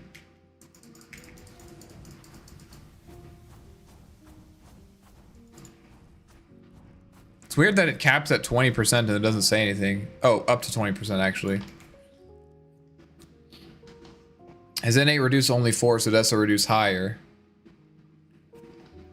Right, so it's better. It's actually Deso is actually in that case better if they have more armor. I got better relative to the last patch. Yeah, I mean maybe you go Maelstrom and you just farm. I don't know. I think Deso could still work. I think maybe Maelstrom is fine. This seems like a worse ability than Tarbomb. I'm not sure. I guess when I played Clinks, I felt pretty good in the late game. I guess you get Burning Barrage. Yeah, it's probably fine. Minus armor is a larger percentage damage increase the closer you bring enemy armor to 0. But negative armor is not. I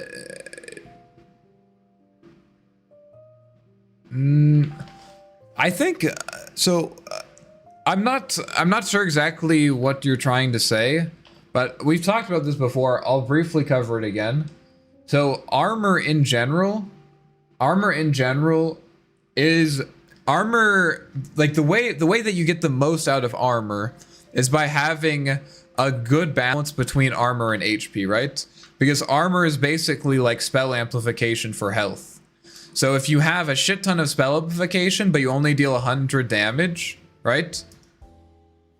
Then you don't like you would much rather spend you'd much rather level up your ability, right? But for attacker, armor reduction increase your damage by percentage, right? But so I think it's helpful to think about it from this perspective, so that you know when the target doesn't want to have their armor reduced. You know what I mean? So you want to reduce their armor in the same situations that buying armor would be useful, right? So in the same situations that someone would want to buy armor for their hero, you also want to reduce their armor. Does that make sense? So if someone is ever if someone is ever in a situation where they are interested in buying armor, you would also be interested in reducing their armor that they get. Does that make sense? That's how I like to think about it, right? So for example, a centaur who has 4,000 HP and he has 8 armor would very, very much like to buy something that gives him, how much does Eso reduce armor? I always forget. As 4k HP centaur with anything less than 30 armor is going to be very, very happy about buying it. You're right. And in the same way, you would be very, very happy to reduce his armor. That is true. So it's not strictly true. It's not about how it's not. I think you're not painting, sort of considering the full picture. You can also look at it like armor reduction is better if you have higher attack damage. That's another perspective as well. But the main thing that you're actually interested in armor reduction is their armor relative to their HP. So it's not, if you just say, I want to buy armor when they have high HP, that's not necessarily true. You don't want to say, I want to buy armor reduction when they have low armor. That's not necessarily true. You want to buy armor reduction against heroes that have a good or that they have like a good balance between armor and HP. Now, it typically tends to be the case that heroes with high HP tend to have a good balance. Or no, sorry, it typically actually tends to be the case that heroes with low HP tend to have a good balance. That's why buying Desolator against Crystal Maiden feels so good. It's not because she has low armor. It's not because she has low HP. It's because her proportion of health and armor is really good for her, right? And so reducing that is really good for you, right? Whereas actually buying Desolator against a 0 armor centaur is like not particularly good. It'd actually be better to buy Desolator against a centaur if he has 8 armor. Or 10 armor or something, right? It gets not as good if he has 40 armor. So if there's a 4k HP centaur, you want to buy Deso against him when he has like 40 armor or something. But if he had 60 armor, Deso's not as good. If he has 20 armor, Deso's not as good. So it's kind of complicated. The more armor an enemy has, the less effective Desolator is, but it's still good. So like that's just any time I'm not trying to be an asshole, but anytime you talk about armor reduction without one of those two components, if you ever talk about armor reduction without talking about health, or if you ever talk about armor reduction without talking about armor, you're not, like, whatever you say is not going to be true. That's just how it works. Because of the way that armor and health is, like, armor and health are, like, intertwined. So if you ever try to make a statement about armor reduction and you leave out one of them, you're gonna be wrong, unfortunately. Unless you want to say that armor reduction is good if you have high damage, but that's a different perspective, right? So, yes, that is true. Armor reduction is better the more damage you have.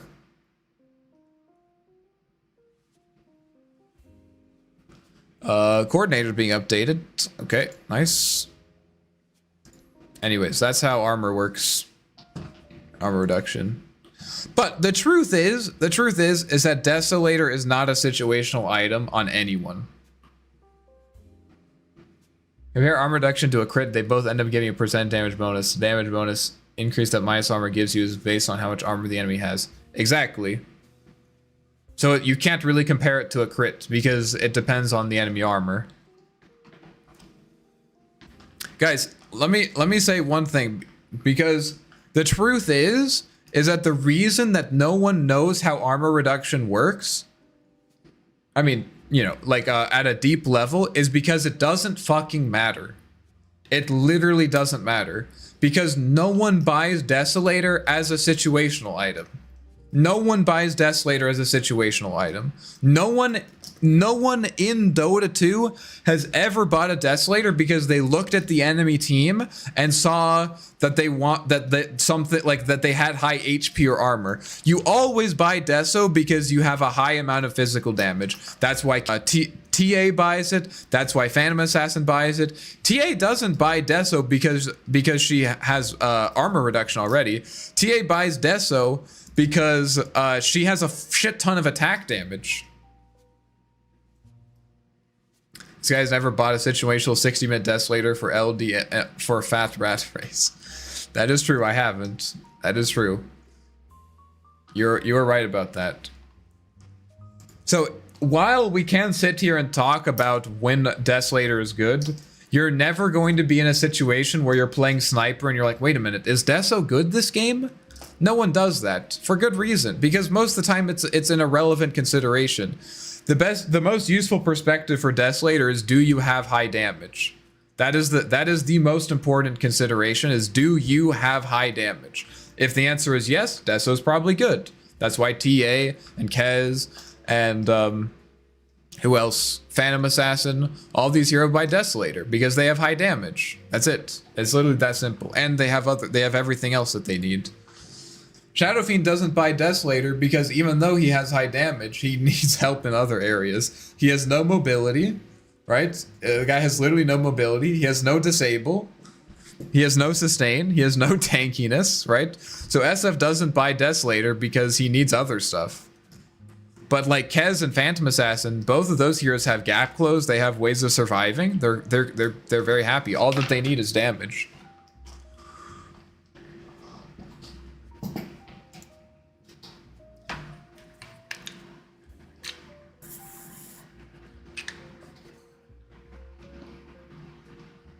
Is relevant for tier 5 neutral items if you're purely physical right clicker. When is Divine Regalia better than Stygian Deso for a tier 5 item?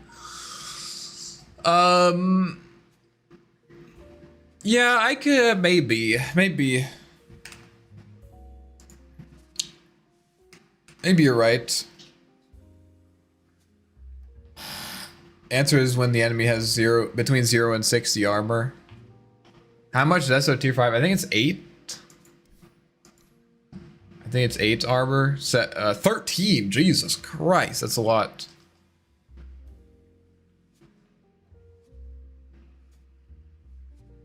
I mean, in general, Regalia should be better, I think. I'm not sure, though. Most heroes are not purely physical right-clickers. 0 and 60. So you're saying Regalia is better if the enemy has between 0 and 60 armor. Yeah, but it depends on their health too, right? So like I guess in that situation I would say like yeah, it's helpful to look at like basically their health balance, right? Like how like do they have good balanced health? Probably. 38% damage and 30 armor. Yeah, but it doesn't just depend on armor, man. It depends also on their health. Like the amount bonus damage that you deal depends on how much health they have and how much armor they have. It depends on both things. Use higher armor divided by lower armor reduction. I don't know what that means.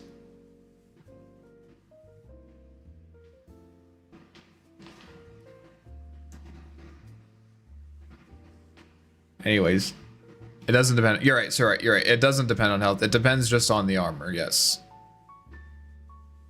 The amplificate. You're right. The amplification itself doesn't matter, but whether or not the amplification is good does depend on their health. That is true. You're right. Okay.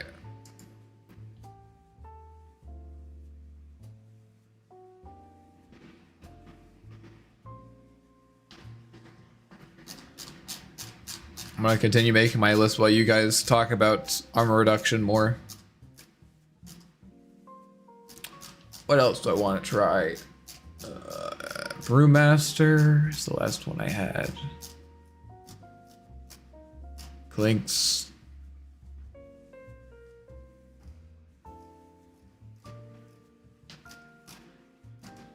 Oh, Earth Spirit for sure. Earth Shaker. Nope. Nope, nope, nope, nope, nope, nope, nope, nope, nope. This would have been so much easier if I had just done this. Oh, talent changes, talent changes, talent changes. Obviously, Kez. Kez stat build.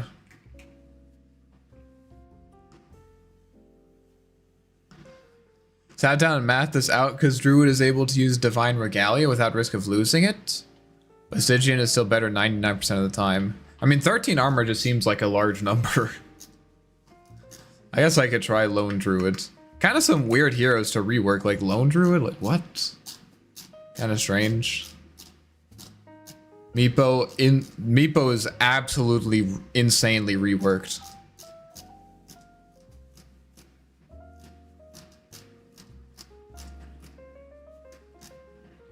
Ordacle, Pangolier, Phantom Lancer. To play Phantom Lancer sometime.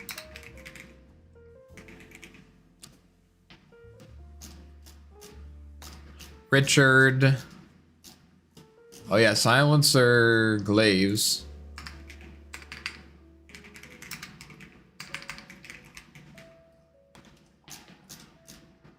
Slark. Assassinate Spectre.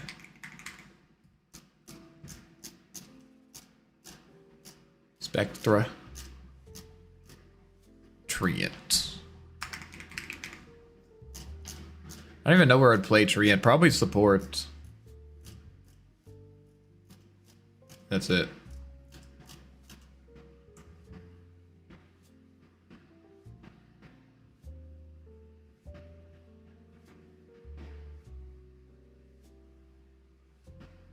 Oracle.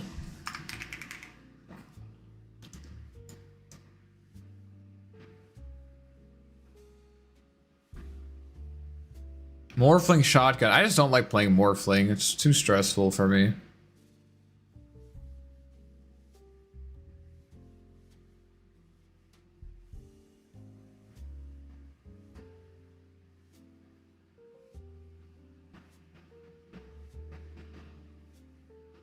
I think that's everything.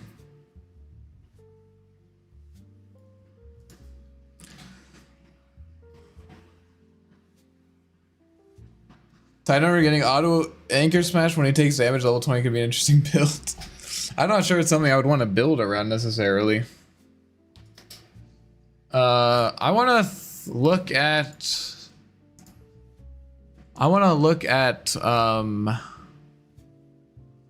I want to look at some Arc Warden things.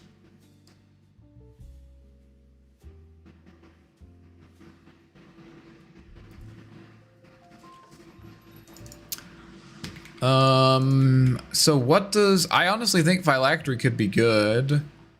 Diadem, Perseverance, 200. That's like pretty cheap. Yo, like... Boots. Predict Phylactery with my questions earlier. True.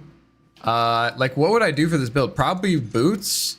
I mean, you still probably get Midas, right? I mean, probably not, actually. I mean, if you're gonna go for the Phylactery build, you want to get it as soon as possible. So let's see, 150 bonus damage. So it's not good. It's like, why do you guys like this item? I honestly don't know.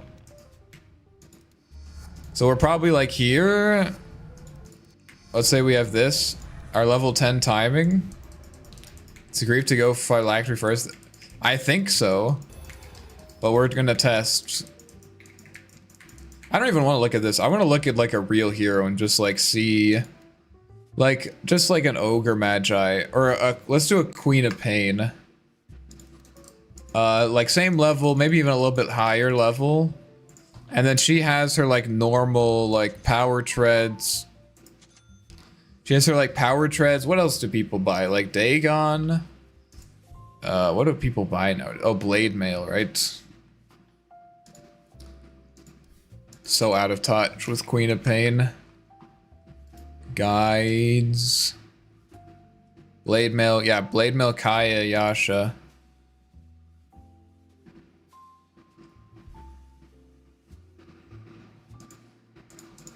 So like this. Let's say they take the strength talent. They get like a neutral talent as well.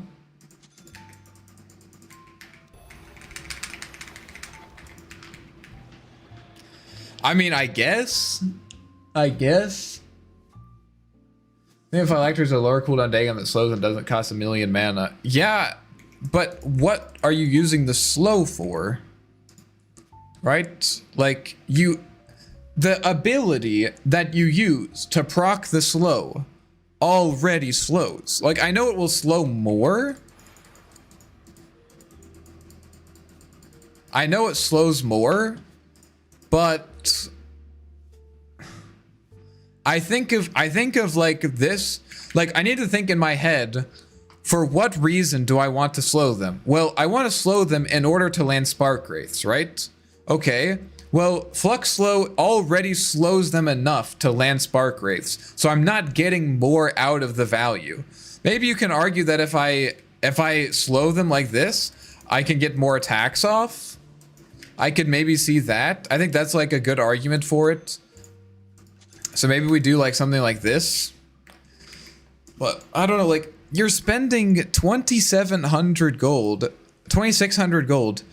Like why, like you always have to ask yourself, why, like, should I buy the Phylactery or should I buy the Aghanims? I know Aghanims is like 2,000 gold more. It's less than that. It's like, what, 2,000, 1,800?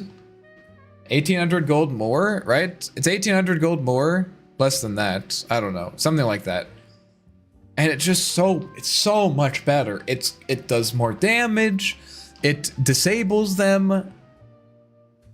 I don't know, man.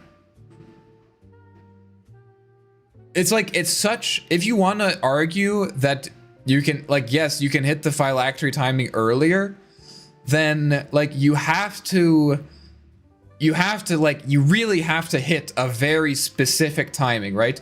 Like, you have to hit that timing in between, like, when you would get Phylactery and when I would be farming for Aghanims, right? If you want to try to evaluate Phylactery compared to Dagon, well, I don't think Dagon is good. So saying that Phylactery is better than Dagon doesn't tell us anything, and saying it's worse than Dagon is bad, right? You only have Flux to activate. It's still 50 seconds. Yeah, also, you can't even spam it. I don't know. I'll try it sometime, I guess. I don't know. Now, Ethereal Blade. Now, this is an interesting item. 24 all attributes. Still kind of weird, because I can't hit them. But, what is it for universal? Oh, 1 times the sum of all your attributes. Wait a minute.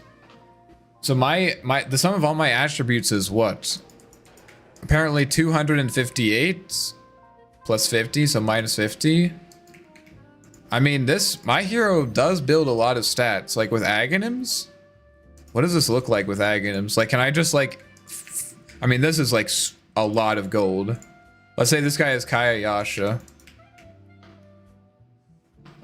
Most fun I've been having is just buying every single stat item on Arc. The universal build, huh? Yeah. All right, so let's see here. Let's go. I mean, if I double Ags this guy, I will kill him. Like, that should absolutely kill him. Yeah. But would I kill him without it?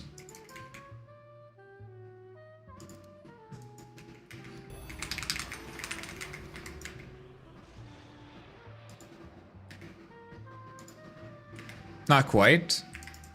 How much damage do I deal if I literally just do this?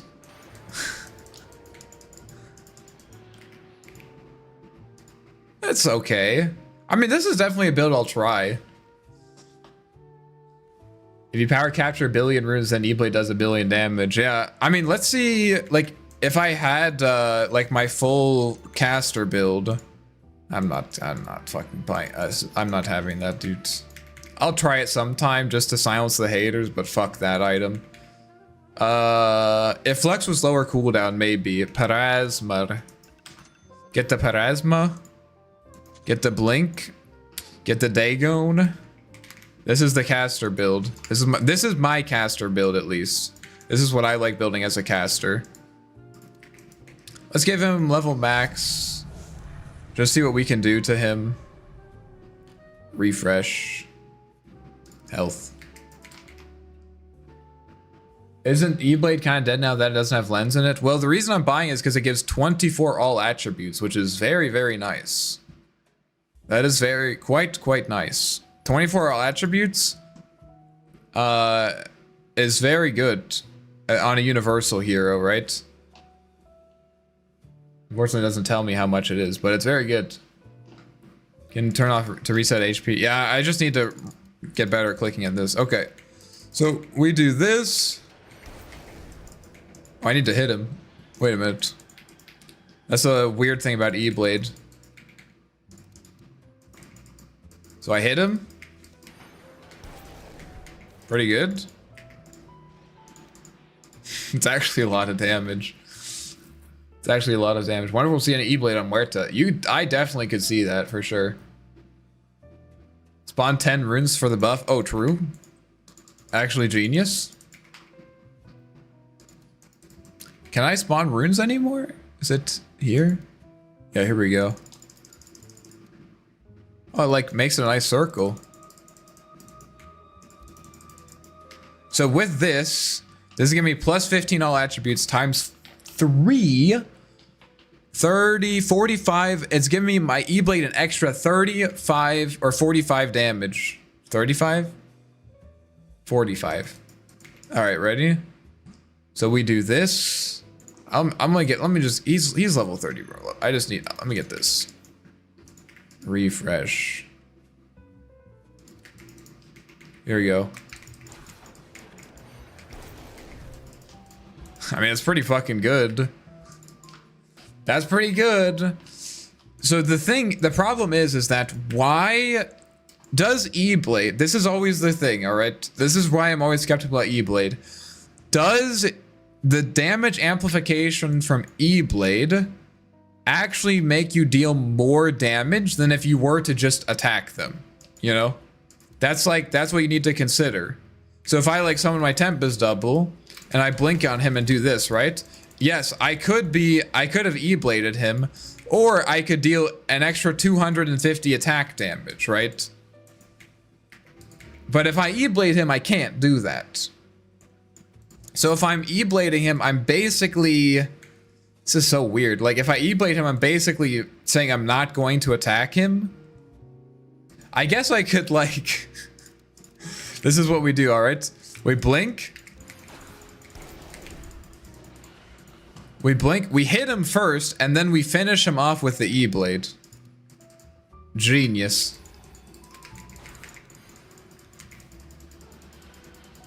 And then you wait for the opportune moment, and then BAM! In a team fight, though, you could attack someone else, though. Okay. So just to be clear, Daniel, what you're saying is, jump one guy, E-Blade him, Dagon him, and then walk over and attack someone else. I guess, yes. But I think in Dota, we want to be building things to, like, focus on a guy. E-Blade seems like it'd be useful against right-clickers, but that's what W is for. Yeah, I mean, E-Blade is... I've bought E-Blade if I'm playing against, like, Jug, for sure. Like, absolutely. I'm just saying, like, in general, these are items that are not situationally... I mean, not situationally good in the same way E-Blade is. You know what I mean? I mean, it does do a lot of damage. I will give you that. But, like, like... How do I not have an Octarine core instead, you know? Like, I feel like an Octarine core is just so much more useful. I don't know. Maybe if I went like E-Blade first item, just like E-Blade, Midas E-Blade. Guys, I figured out how to get 5 reports. Just Midas E-Blade. You can't tell me that you wouldn't be upset if you clicked on your Arc Warden and this was his item build. He had Power Treads, Midas, and an Ethereal Blade. Not that. Ethereal Blade. Guys, I'm ready to fight. Let's go.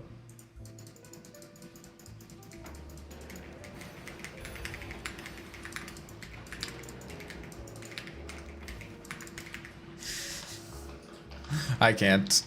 Play a game with it. Missing an Aether feels bad. Need Blink with E-Blade. I mean, you're gonna get Blink anyways, though, if you're doing that build, right? As far as first items, early game, I feel like Veil might be cracked. Good stats, build cheap. Skip some bracers. Let's see. What's the Veil build-up looking like these days?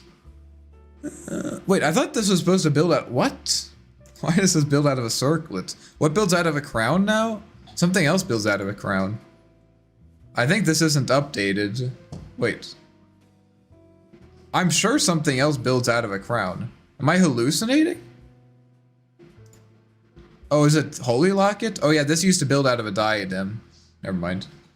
Holy Locket, yeah. I thought it built out of a crown. 1725. It's still 1725 gold though, and it's a 10% increased magic damage.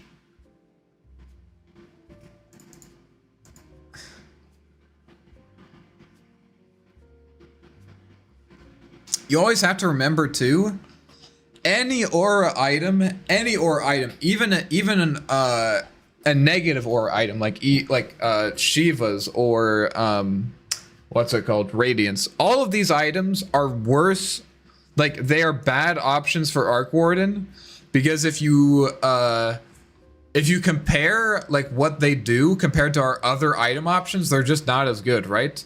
Two veils in a fight just is not useful. I mean, sorry, two veils in a fight is just not useful, right? You don't get value out of having another veil.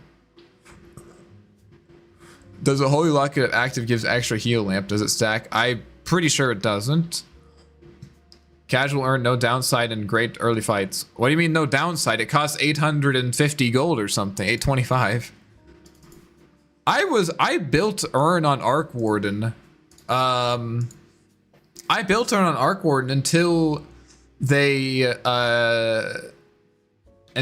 took away the double functionality with it. Now the double literally doesn't get any value from it. Right? Earn. Unless, does it work like this? Wait a minute. I'll just level max, I don't care. He doesn't get earn charges. And I mean, I know what you're gonna say. You're gonna say, well, earn isn't any worse on Arc Warden than it is on any other. Other heroes don't get extra earn charges, right? But that's not our standard, right? That's not our standard. Were you too far? I can try again. No. That's not our standard. If we just bought an item just because it was as good on Arc Warden as any other hero, then we would never buy a Midas, right? It does, like, we would buy pipes and stuff, right? But we don't do that. We want to buy items that actually take advantage of our Tempest double. Back in my day, Shivas used to be built from a Mystic Staff. Yeah, so was Octarine Core, right? Those were the Mystic Staff items. Shiva's Octarine Core and Scythe of Ice. Octarine Core had a brutal build-up. Octarine Core had a brutal build-up. I mean, I don't know. Maybe Urn is good. Maybe I'll try it sometime. Because I mean, you know, an extra 200 damage is good. It's nice. Some healing is good too. The Vessel upgrade is nice. I will give you that because it is a universal item. But I mean, you always have to be thinking, like, you can't just say, is this item good? You have to be thinking, is this item better? Because there are so many good options. Like, you always have you always have Aghanims out there. You always have Travels out there. Like, every item in an Arc Warden's item build has to, like, fight for its place, you know? You can't just say no downside. It's like, well, the downside is that it costs 825 gold and takes up an item slot, right?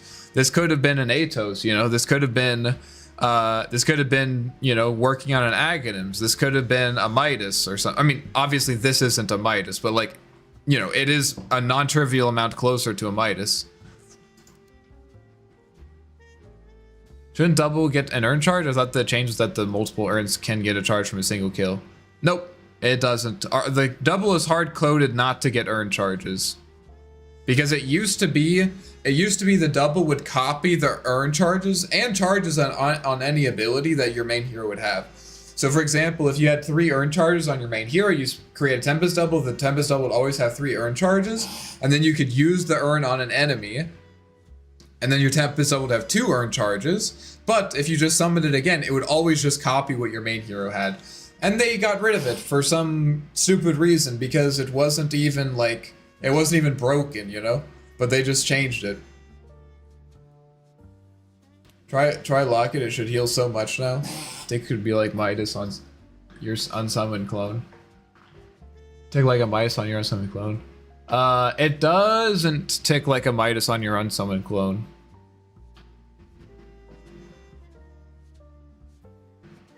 I think Urn with that Vessel is not good. Some Urn does 200 damage, but Blood Grenade does 120. Yeah, I am, trust me, I am with you on the Urn hate. Zach is trying to, what's the word? Zach is trying to, what is the word? Convert us to Urn believers, and I'm resisting. What was I trying? Oh yeah, Holy Locket.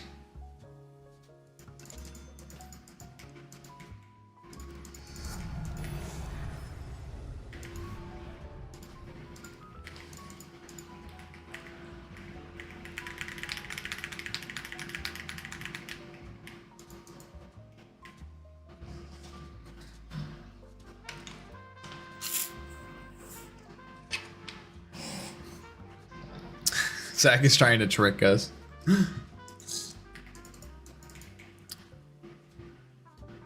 Spells. Oh, it does tick. You're right. Wait, what? Why does it have 25 now? The fuck?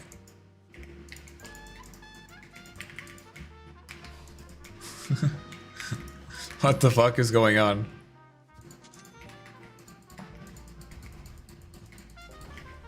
So tanky. I'll just wait it out. I have to wait the full cooldown. So now he's at 25. If I refresh. Now he's at 25.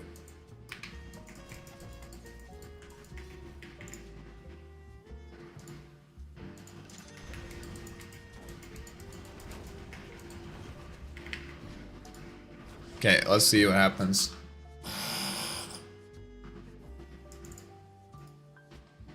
Refresh sets it to 25. Yes. But there's also a weird thing where when I refreshed it and I clicked on it and it didn't set at 25. Well, the last time that I refreshed him, it said 3 here, and then I summoned him and it said 25. So that's what I'm trying to test. So now he's at 4. I'm gonna wait for him to be at like 10 or something. That's probably fine. Now he's at 25. You can't tell me that's not weird.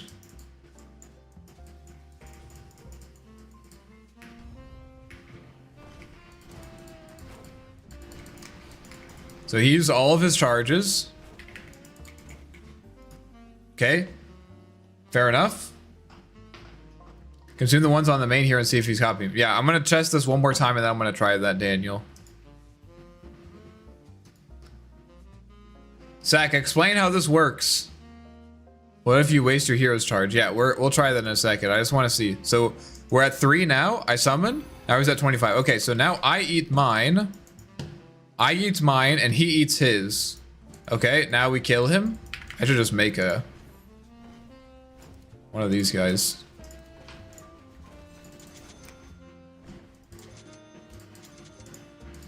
Copies the charges no matter what. The fuck? Wasn't there a patch that literally said like the Tempest double no longer copies charges and it just does anyways? Nice. Okay, so now we're at 3. But I want to be, I'm gonna use a refresher to put myself at 25 and he now has 4. Oh no, I want to do that. So now he has 5 and I have 0. Now he has 0. Okay, yeah, so it does copy my charges. It does copy my charges. Wasn't that for Urn specifically? No, it also worked for drums. Well, I guess when they did that, they changed the drums to be cooldown only. You're right. I think there's no other. Those are the only ones. But Urn, it specifically doesn't work for Urn.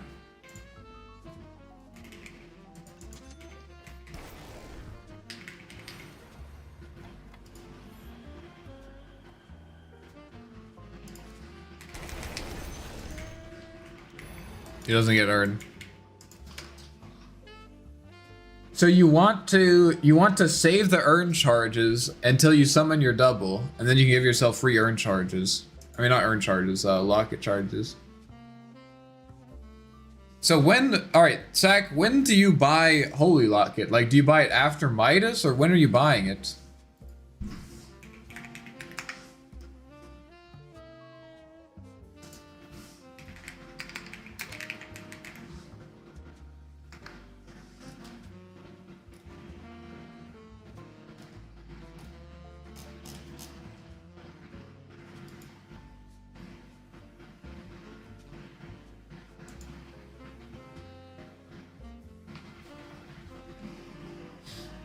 I just made a build that focused on boosting battle hunger on Axe with the armor boost and they remove it. I started watching making builds and this guy's onto something. Better do something about it.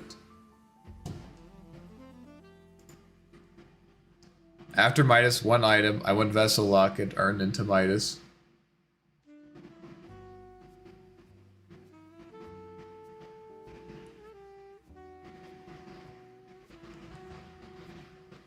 I guess.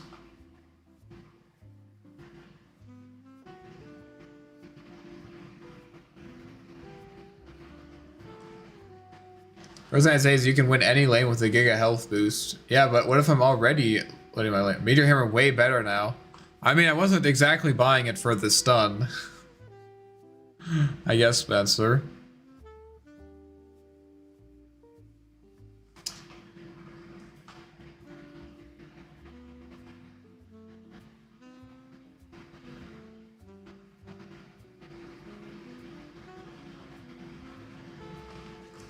How much does this heal at max?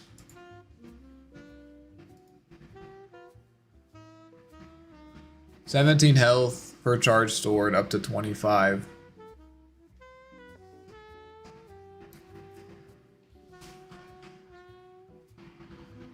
You need 1 item before you try it out?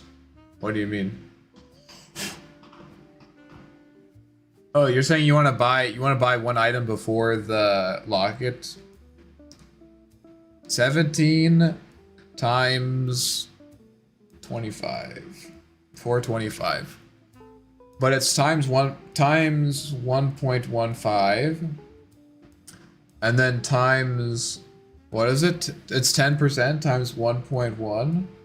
So it's a 537 health heal, guys. 537 health heal. What items explicitly don't work on Arc Warden Clone? Rapier, Gem, Urn Vessel, Helm of Dominator. I think those are it. Also melee items, right? Like Echo Saber and Battle Fury. But Basher, oh Basher, yeah, Skull Basher is something that it just doesn't work. Skull Basher.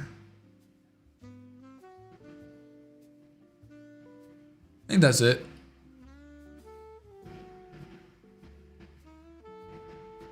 Yeah.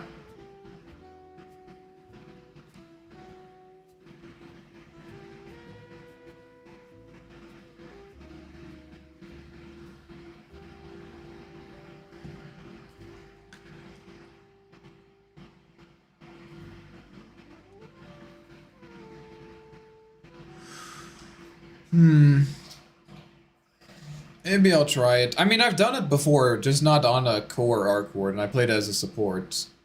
Maybe I could do a... I take it you're doing it as a core. Anything big for Arc this patch, you think? Aside from plus 10 attack speed, I think... What did I have here? I think E-Blade has potential. Although E-Blade on a universal hero like Arc Warden just like kind of feels weird because like you're preventing yourself from attacking. Not sure about that. Preventing yourself from attacking seems a bit weird. Some people are talking about phylactery, and I'm not really a believer. I just think there's better ways for you to spend your gold.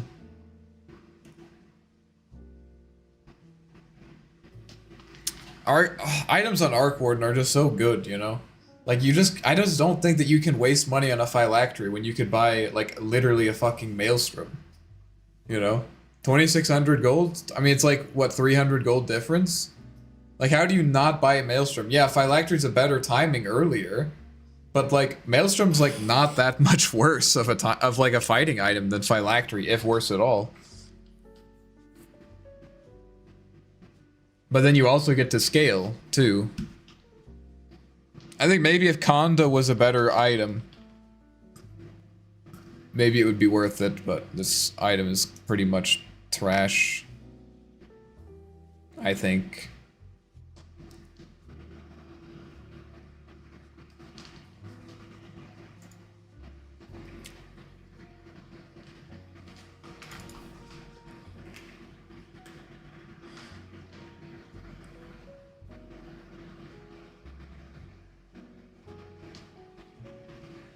Midas changes are interesting. Yeah, I think Midas is still great on him.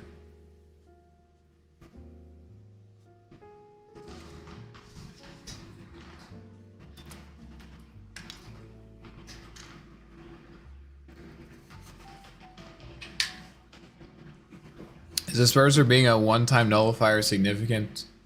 Wait, did they change it actually? Because it's been that before. Disperser. Oh, you're right. Wait, does it actually work? Because it said that before. And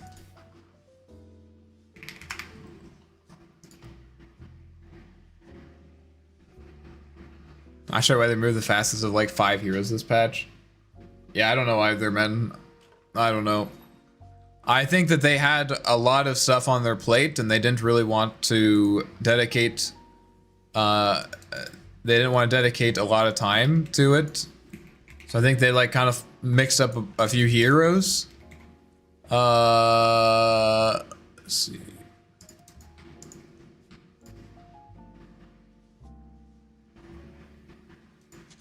Or not that. I don't know, what's the ear of this thing? Oh, I want you to have an E-Blade. Oh, it does work now, nice. It never dispelled enemies, only applies. I think when it first came out, it dispelled enemies, and then they changed it. I could be wrong about that. Oh, I forgot about this. Wait. Claim your free holiday materials. Yes! Yes! Yes! Yes! Oh, minus 20%? Nice. What we got here? Forgot to check this out. Pudge. Kind of cool. This is kind of cool set. 10 years don't have fastest for the same reason. Got this patch so late they probably encountered hell working lone Druid. And this is a yeah, I don't have that thing. Oh, this is a cool set, totally. I like that. Primal Beast. This is kind of cool. Nice anchor. Oh, Qualag. Oh, this is the Qualag set. This has to be the coolest Broodmother set now. What does this look like in game, actually? Is it underwhelming? Yes. I personally feel underwhelmed. I'm excited to play Earth Spirit. It actually kind of looks kind of weird. Look at the way she shakes because of Brood's head.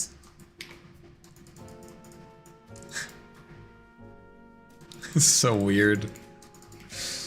It's kind of like the Meepo chicken set for me. It's like it's just fucking weird, dude. Playing a cheese here and just do this fucking weird ass shit. It's the one I was talking about. Yeah, I mean, I'm excited to play some Earth Spirit. I'm excited to play some Kez, but not as I don't really feel like there's that much stuff to theorycraft. Or I am gonna play some of the new Largo, although he's probably gonna be first picked every single game. What do the Eidolons look like? Those are kind of cool. What do the Spiderlings look like? Pretty cool. Holy shit. Nice. This is actually a sick set. Chen. This might be the best Chen set there is, actually.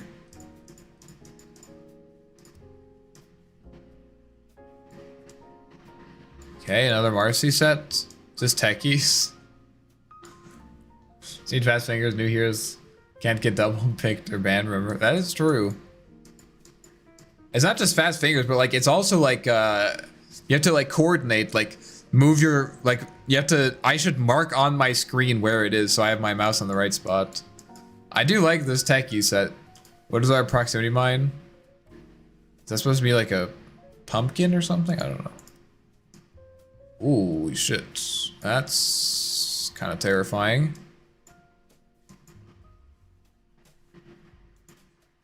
Okay, nice.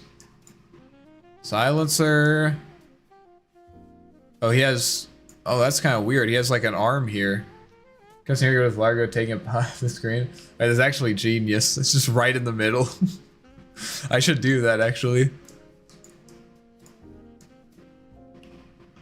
Well, Monkey King set Terror Chains with the Arcana. Wait, does it? Do I have the Monkey King Arcana? I don't think I do. I do not. That's cool, though. Definitely one of the cooler monkey. Let me see what this looks like in game. Have any of you guys bought any of these? Holy shit, dude. We've been streaming for 9 hours. Oh my god. Okay, that's actually pretty sick. Probably the coolest head. Probably the coolest head that there is for Monkey King. Definitely unique. I really appreciate more than anything else sets that look visually distinct from their counterparts. Like, if it just looks like another silencer set, like, I'm kind of chilling, you know? But if it, like, looks new and interesting, like, it's not just the same color palette. Obviously, you want it to be recognizable, but... It's pretty cool silencer set. Okay. What are these ultra rares looking like?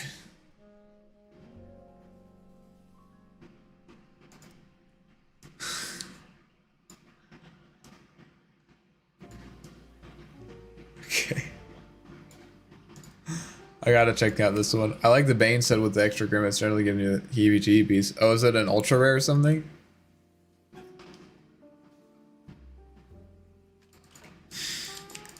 This is by far the best Centaur set.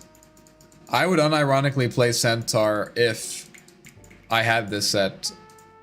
This is an S tier Centaur set.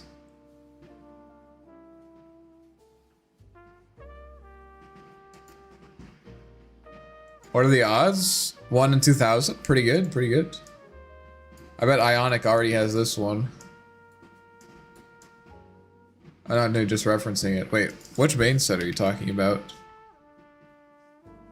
One Bane set with extra grimace.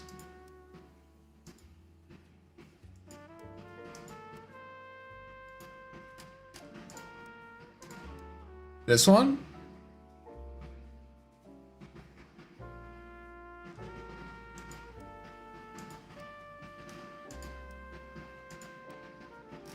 Which set?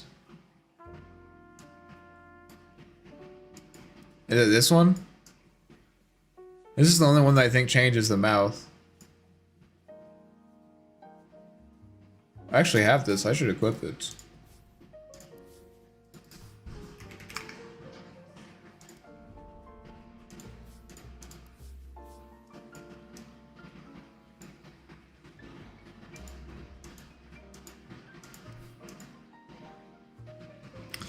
Let's see what this looks like. This one might be marketable though, we'll see. It is a pretty freaky Bane set, I'll give you that. Eh.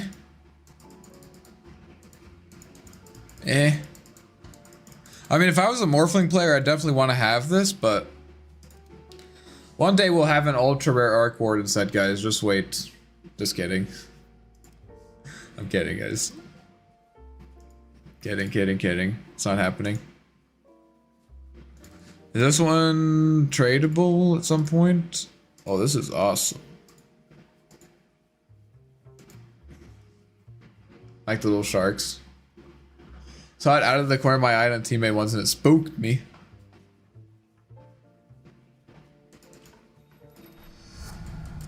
Oh, wow. Okay, that's awesome. Tiny sets are always the best. Gotta get the Giant's Ring, right?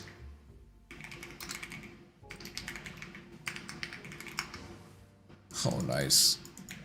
Actual castle. Color palette on that one is awesome. Impeccable. Tiny doing an Alexander Final Fantasy cosplay. Does it have like ability effects? No, just ambient. Okay. I really like the SF1. The SF1 is kind of sick. I'll get a few of these. We can open them up.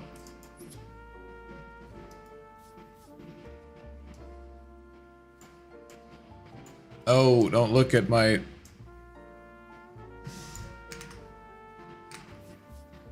Okay, guys. 1 second.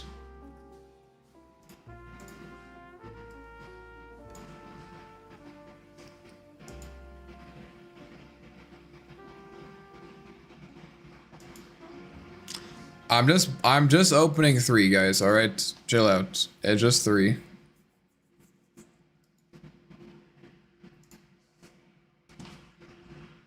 Delete the bot. Did I get him?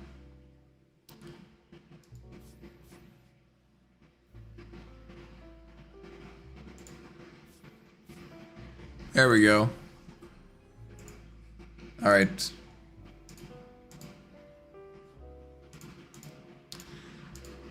What do I want? I want the techies one. The best, I think my top 3 pulls would be Shadow Fiend, Enigma, techies. I think the only one here that like I really don't want though is probably Chen, because I just don't play Chen. Chen and Marcy. I'd take anyone else. All right, here we go. Gamba. Gamba. Don't give me Ringmaster either, please. I don't want Ringmaster. Please. Oh my god. It's a good Ringmaster set, guys. I'll take it. I'll take it. Alright.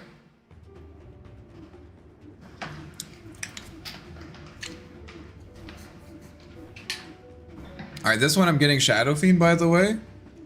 I'm getting Shadow Fiend? Oh. No. Brood? Let's go. Okay, I'll actually take Brood. I think the Brood one is kind of sick.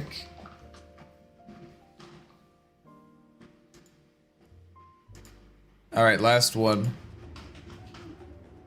I think the only one here I don't want Marcy and I do not want Chen.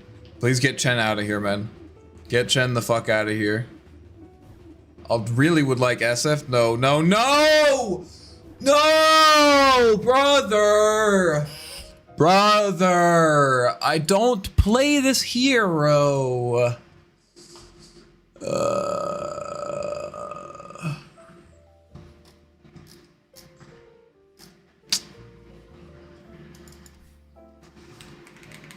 It's not even better than my Brood set, dude. This is the best Brood set there is. It's my favorite one. This Brood set is awesome. Although I would say, where's the like spider? This one. This one is pretty. It's disgusting. Ugh. It looks like a real spider, dude. Camel core. I do wish I got this Brood set. It's just, oh my god, it's fucking disgusting, dude. I just realized I'm in top chat. I've been in top chat the whole time. I'm so sorry, guys. Pure black Brood set, yes. I'm sorry, fire in my blood.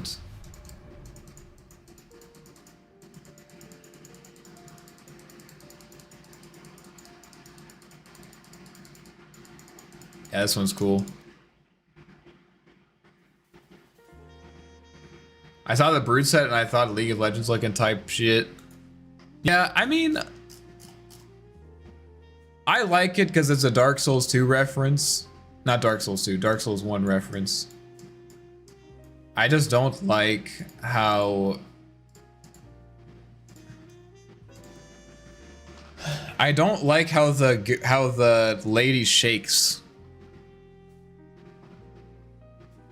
Eco most buffed heroes? Any arc love? Nope. Like, look how she shakes. Ugh.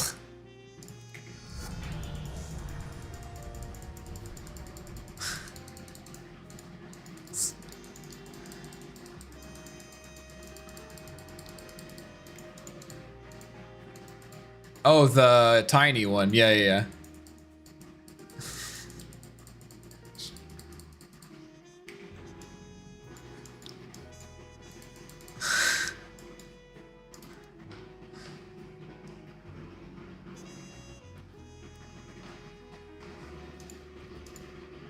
What else did I get? I'll take the Ringmaster. This is the first Ringmaster set, right? This is honestly a cool Ringmaster set. I'll take that. Honestly, pretty cool. I'm happy with that one. Chen, nice. You know, one day when I actually play Chen, that one's a cool Chen set. Holy, that's a really cool Chen set. Okay, never mind. That is definitely the coolest Chen set. There's some... Guys, why does Chen get all these sets and we have our Arc Warden sets? Like this set? Arc Warden would never get a set of this caliber. There are so many good Chen sets. Like this is a good Chen set. The Rat King is honestly pretty fucking sick.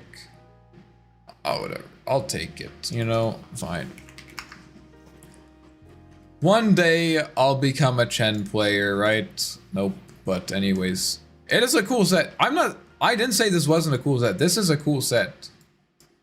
This is a cool set. But I don't play Chen. Chen is banned and Pro Dota Arc is ignored. That's true. That is a good point. Alright, I'm gonna play a game, I guess.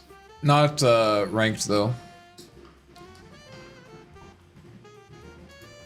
Let's make our hero grid. It's right here. It's right there. We're gonna get it.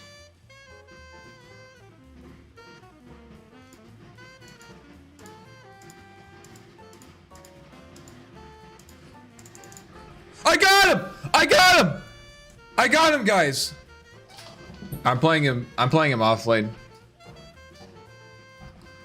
Or support, I guess. We're playing Largo. Okay, what am I buying? Time to croak it up.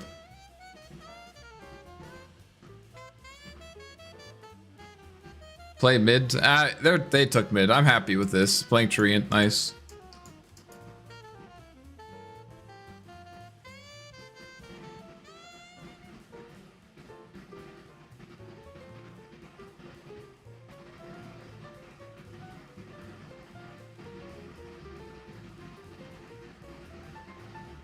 He needs mana?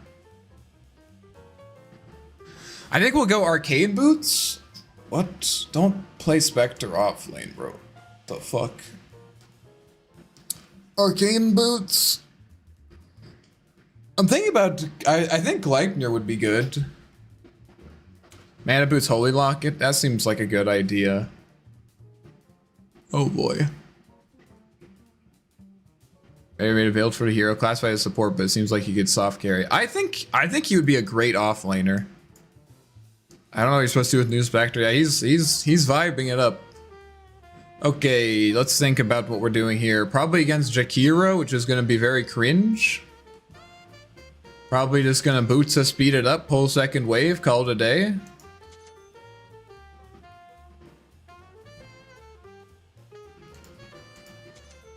Should be fine.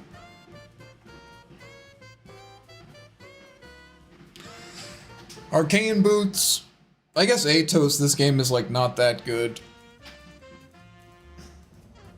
I need some way to survive all this stuff.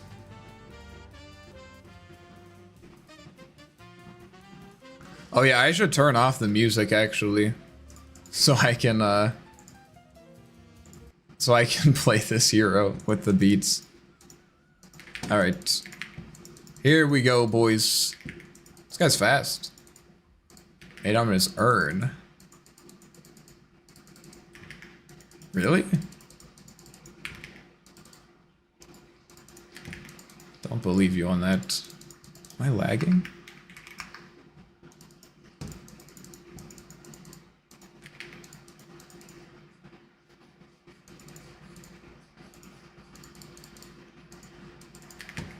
Come over here.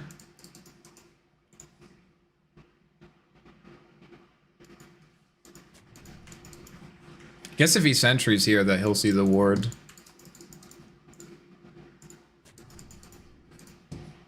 Probably should put it further back. Wait, I just blocked our camp. What? Why am I retarded, guys? Yeah, I'm sorry.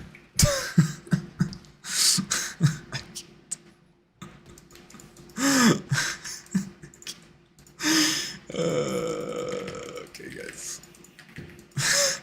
Did I pick the correct?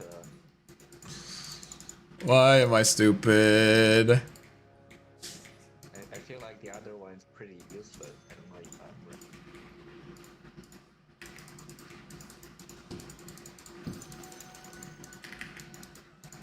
right. Mr. Spectre, I am going to pull the second wave, so you're aware.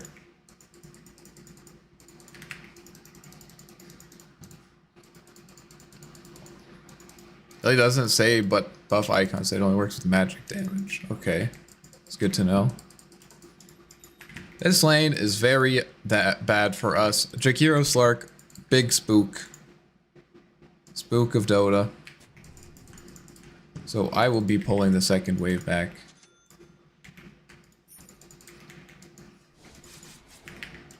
I do not know where their heroes are.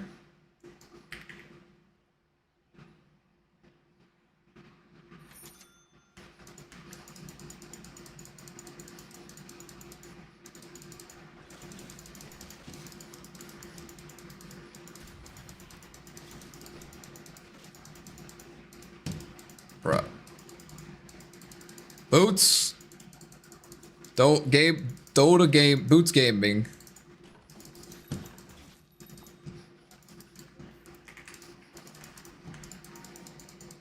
Did I lose the range creep? Oh. At least I got the XP from it.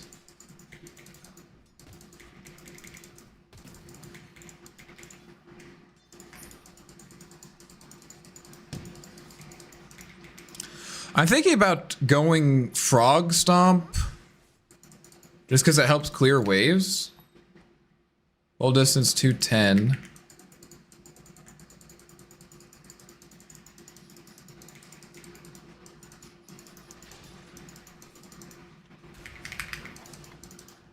Oh, that was anticlimactic.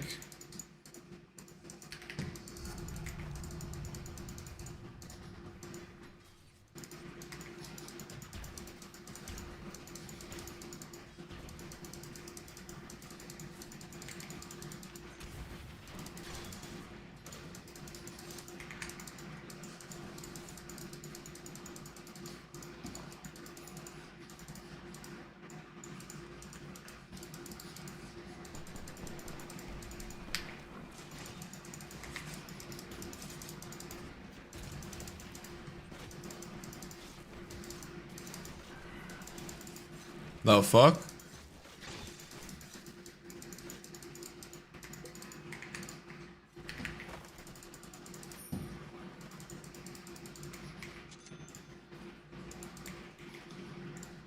I think I need a blood grenade. Yeah, let's do it. We can fight him. Go, go, go. Go, go, go, go, go, go.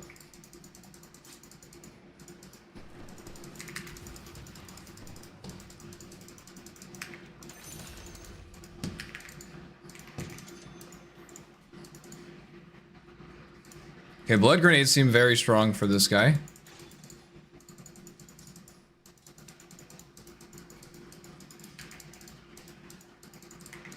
All the way back, bro, it's fine. Don't worry. Where's blood for frog, exactly? I have blood grenade, we can probably kill him when it gets here. Yeah. I'm gonna save it.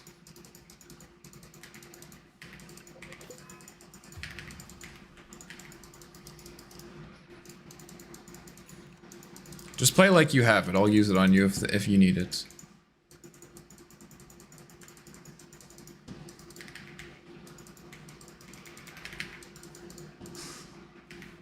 It's honestly good to harass.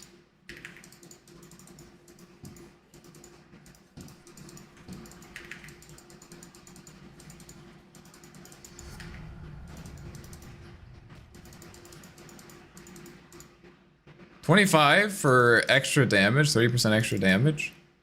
This one goes to 20. I think I'll take this. Seems like a good value point.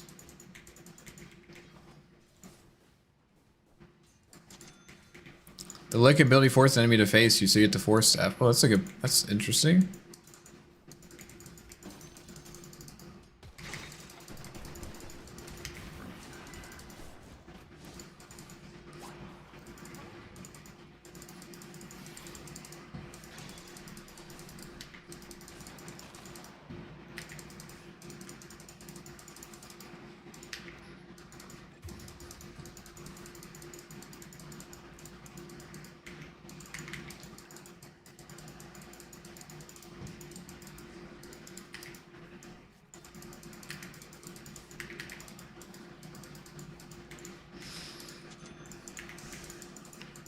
Guess I should go stop the pole.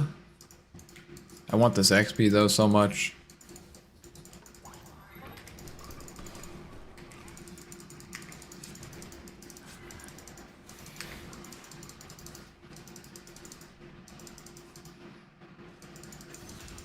Nice. Another blood grenade.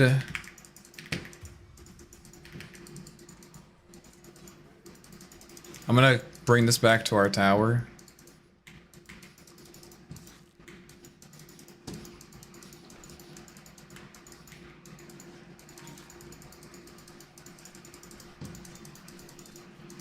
Max Lick pulls back out of leash. I think I'm gonna take W because it will help me farm, and I think this guy wants money.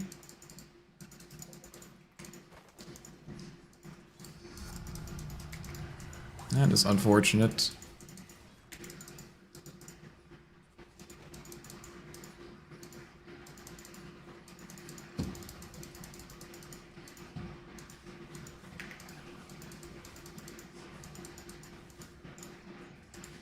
Where are all of our wards going?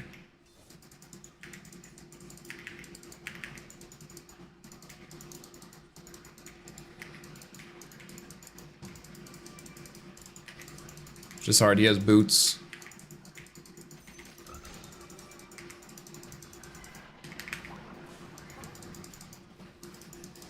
I think we should go on Snapfire. Let's look at damage. What the fuck?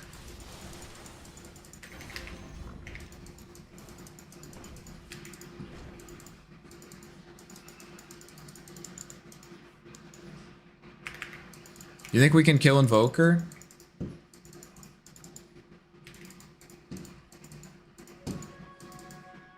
Good chat.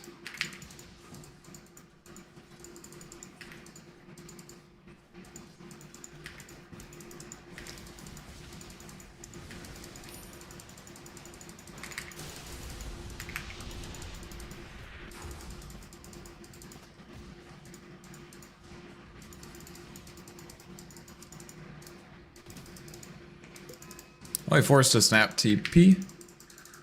I think if I'd used this on myself, he would have maybe died. I don't know. It's hard to say. Need to go get the runes are nerfed. Bottles will heroes will set. Wait, what's nerfed about runes? Oh shit! This tower's actually dead already.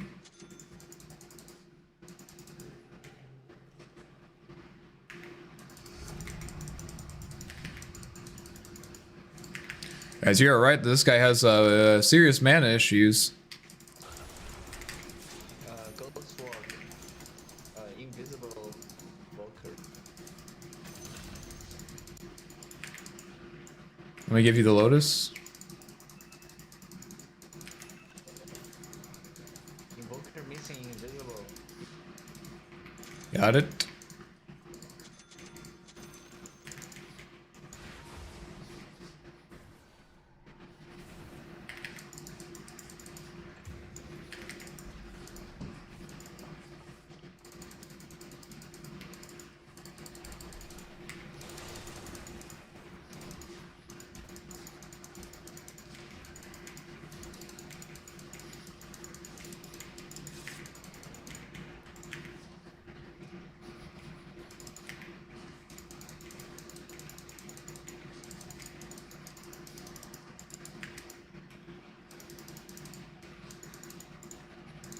Where are all of our wards going, by the way? I kind of want a ward up here at some point.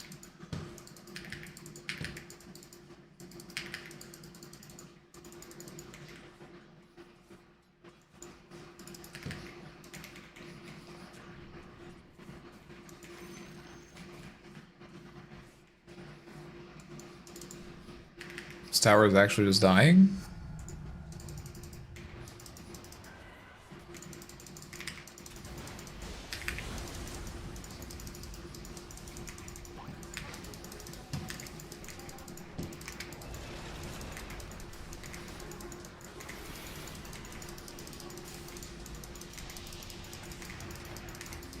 Shit.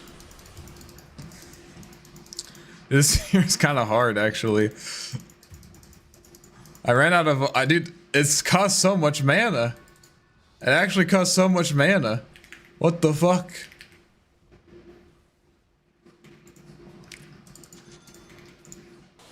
How am I gonna sustain this?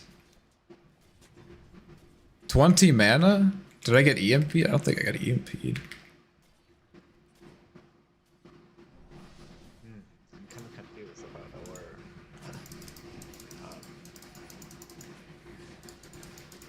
are we having position 1 and position 3? Yep.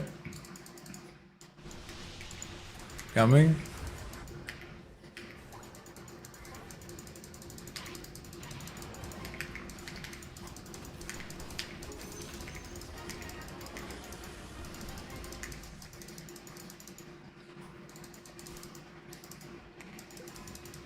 You just chugging clarities? Like there's no tomorrow? I'm a thirsty boy.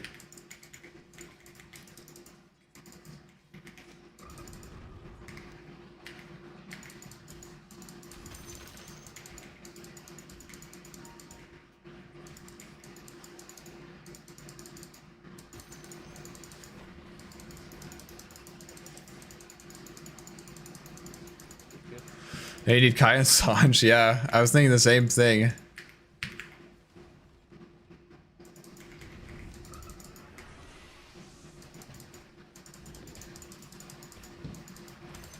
Oh.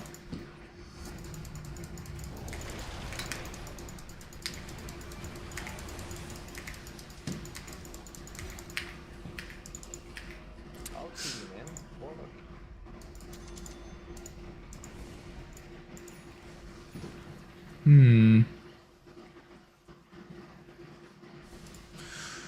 Thinking about Force Staff. I think Force Staff would be a good choice for me. Not that.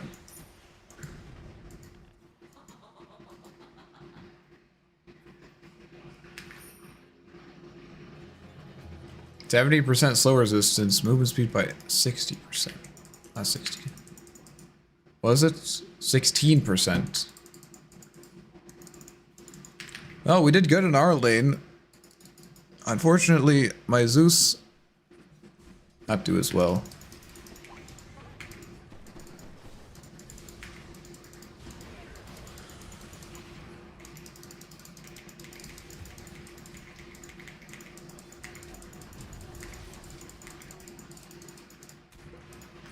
Need to keep this.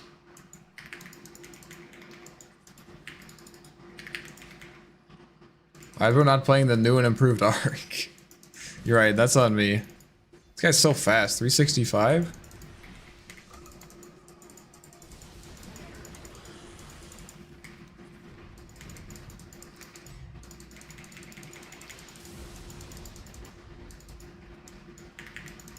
Oh, almost.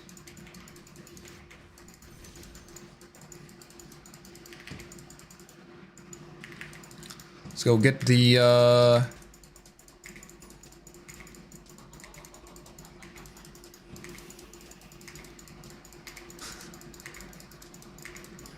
so fucking goofy, dude. What the fuck? I can't nullify Yules anymore. You can still nullify it, just not while they're in the air. If you nullify them beforehand, you still can't Yules.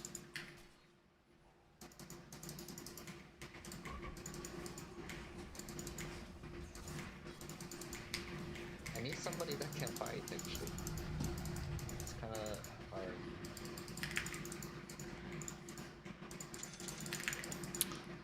Yeah, that is a problem.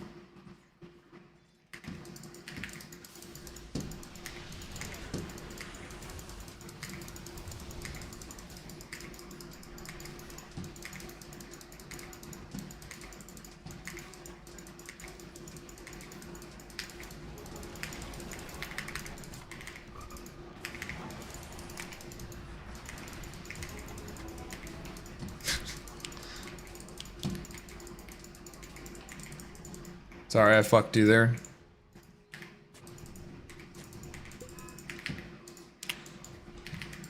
I don't think that this guy is a good support, honestly. Maybe I need this, but I do not think that's a good. Can we kill this Invoker? Spectre? Spectre? Spectre. Spectre. I'm coming.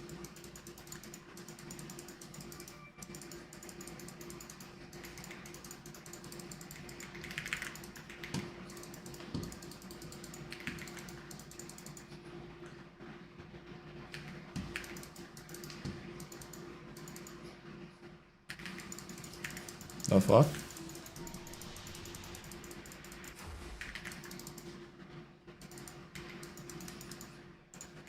think we can try to avoid we do not want to fight our other force. I don't have any place to farm or fight. I don't know what I should do. Okay. Well, that's what happens when your offlaner picks Spectre. Yep, it's kind of rough. Kinda need someone who can do shit. Oh.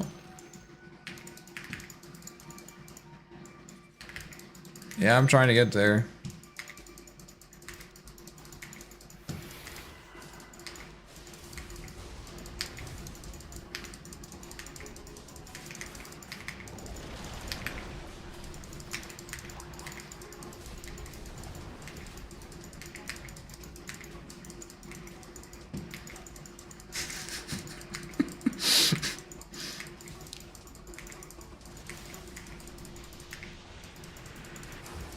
Oh shit.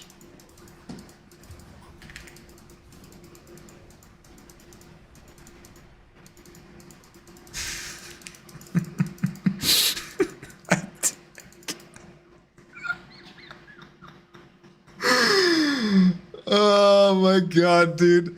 I was like in it, and then I realized I had a moment of self-awareness that I was a frog playing a fucking guitar so that we can chase down a tree. And yeah. Yeah, that's yeah. That's where I kind of lost it.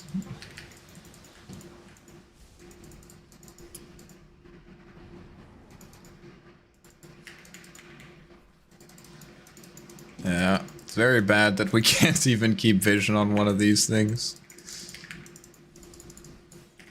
It's okay, guys. One day Spectre will have a Radiance, and then we'll be able to play Dota.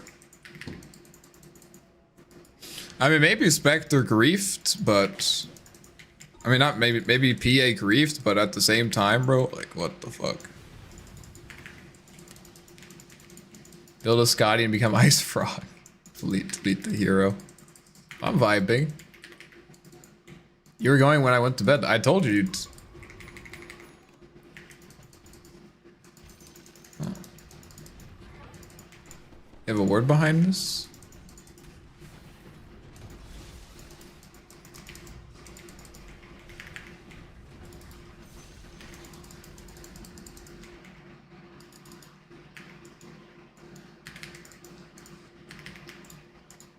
I think I still want Force. I think I still want Force Staff. We're turtling. It's just practice.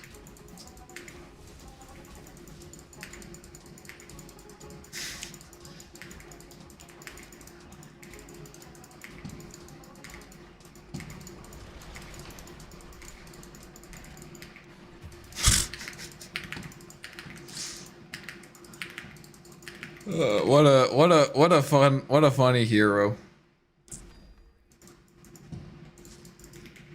Mana regen, let's go. Let's go.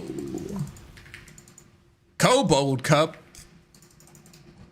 He's a buff and repositioning hero. Yeah, unfortunately, my guy's playing Spectre off lane. He really wanted to play Spectre. Please don't tell me that your Relic died on the courier.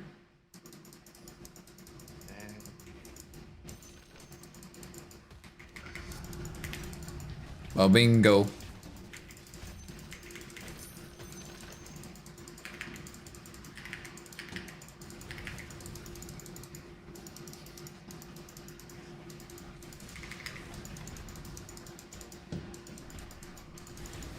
I mean, it's fun. I didn't say it wasn't fun. I can try to tank T3. Huh? That's all I You're gonna tank tier 3? to, like, oh, nah, not tank it, I mean protect. Yeah.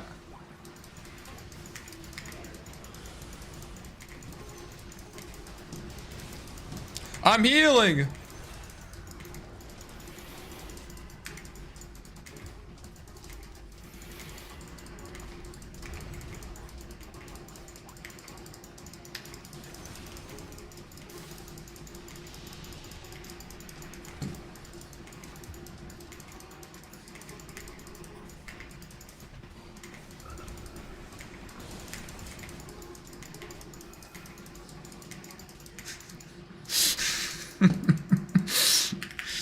I keep forgetting I can turn it off and use other abilities. I need to do that more. Frog stomp damage. Let's go. We're stomping. We're stomping.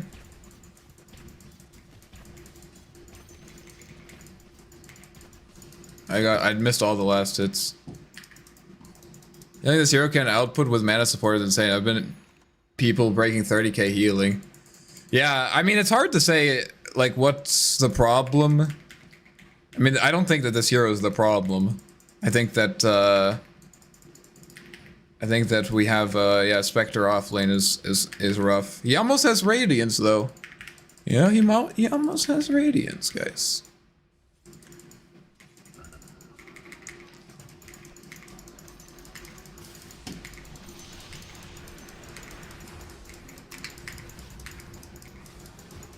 Well, the cast range is very short.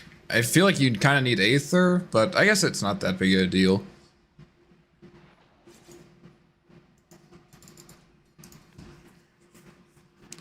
I think the problem is it's 822. It's 823 now, thanks to me.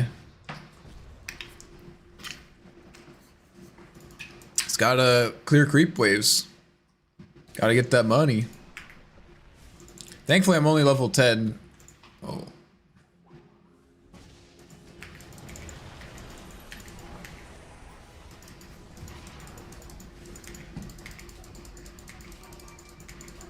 Like 4,000.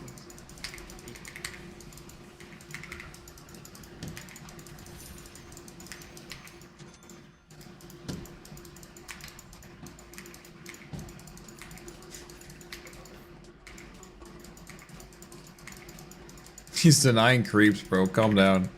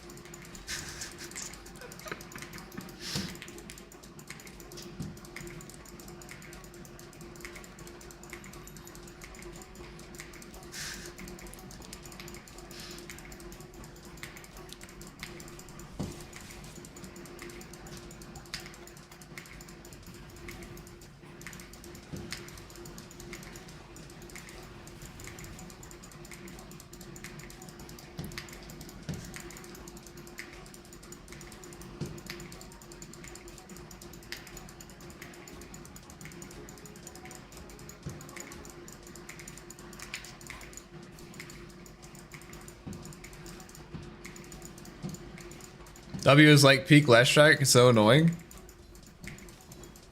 I don't care, bro. I'm vibing. I'm vibing. I'm vibing. I'm buying smoke, sir. I will buy smoke for you. I also have 4 dusts. I don't know. I have 4 dusts.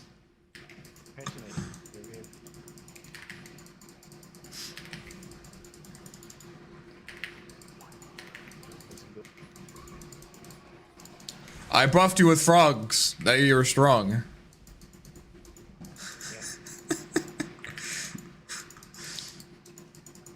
I want you out. Get Dagon, buff yourself. Alright, I'm done reading that. I want to get my Ether event, but I cannot get.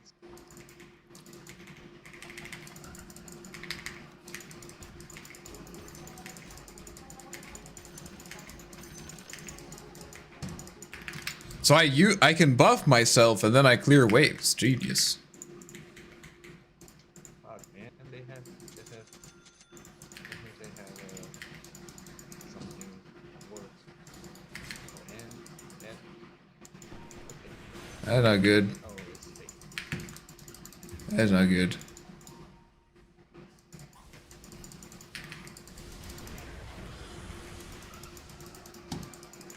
Time to frog it up.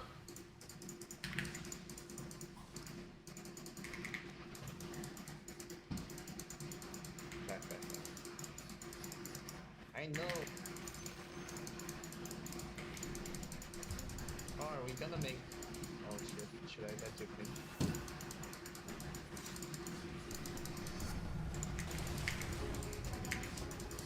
We don't have any initiator. Very.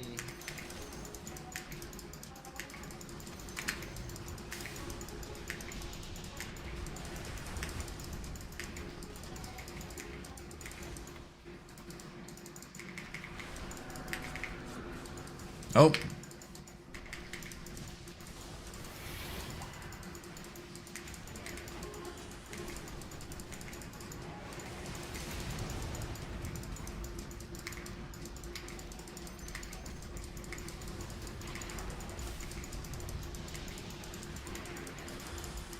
Well, no more songs for us.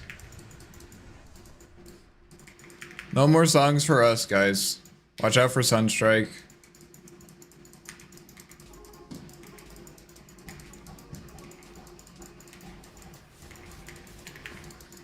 Yes! Ah, God. Yes! Yes! If they keep more.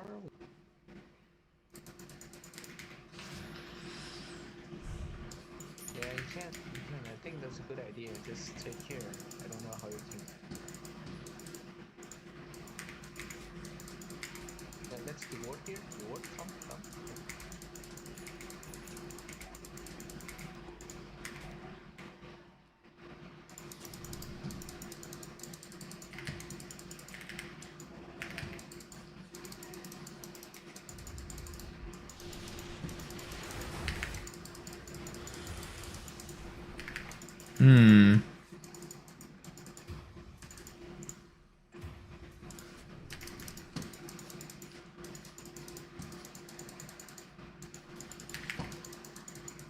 Leaving the base seems like a bad idea.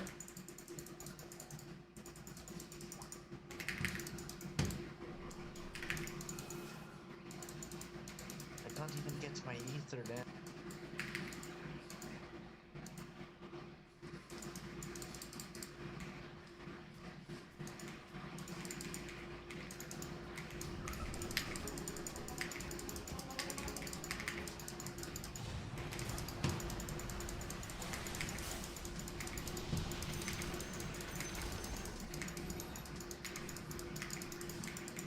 I cleared the top wave!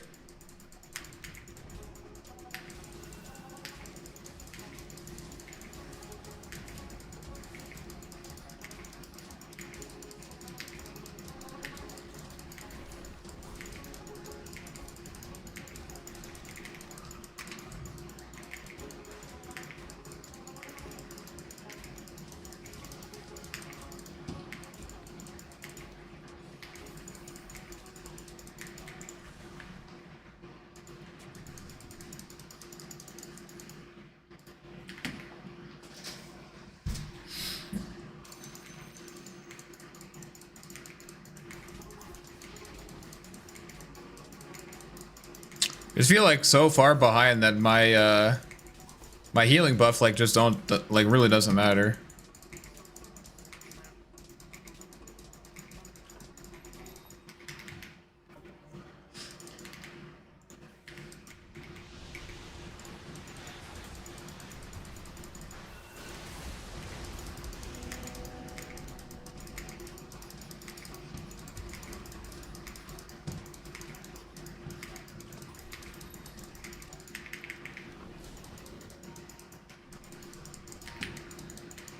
Well,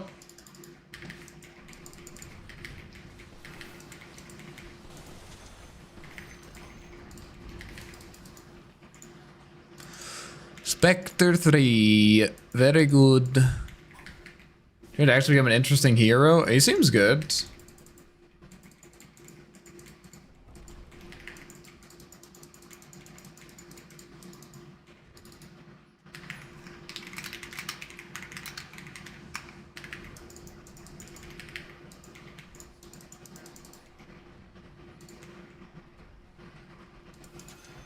I was by Glimmer.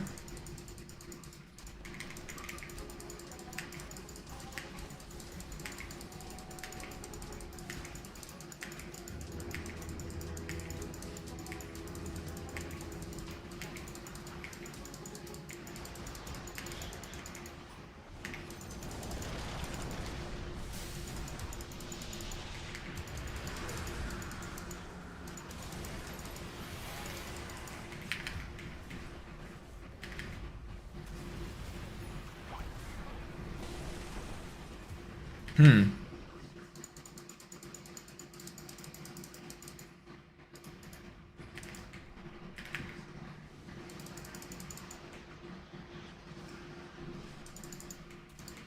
Come here, Treant.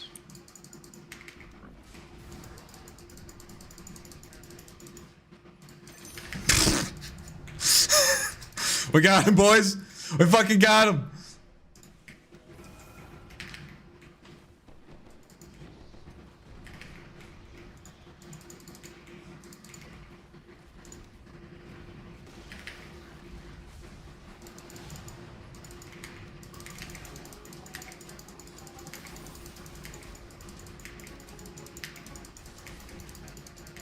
Complexity of the hero, 2.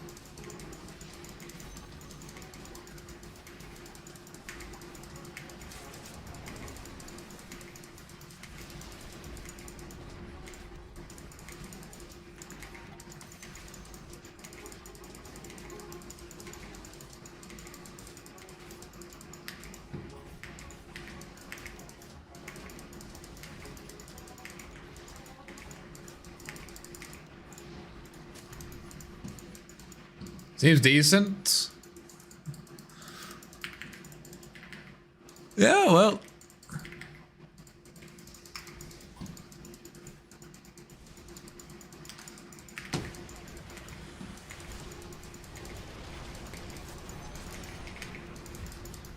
Well.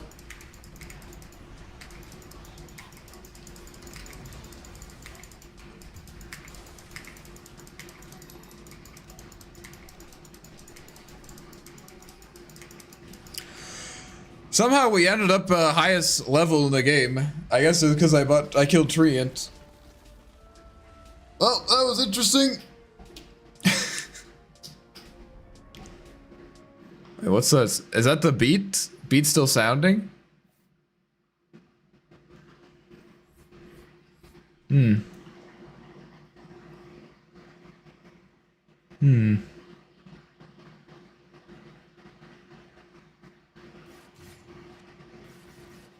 We actually did well in the lane, which is kind of surprising. Double melee into Slark. Pretty happy with that. Killed him a few times. But yeah. I guess as an offlaner, I think you would need to have agonyms. Otherwise, you're just not gonna do that much. Maybe it's better as like a 5? I just felt like, I don't know, that's not a good game to analyze. Not a really good game to analyze. Alright, I'm gonna go to sleep now, because it's 3 o'clock a.m. But, it was fun hanging out. Hope you guys enjoyed. Enjoy the patch. I'll be back tomorrow, and I'll talk to you later.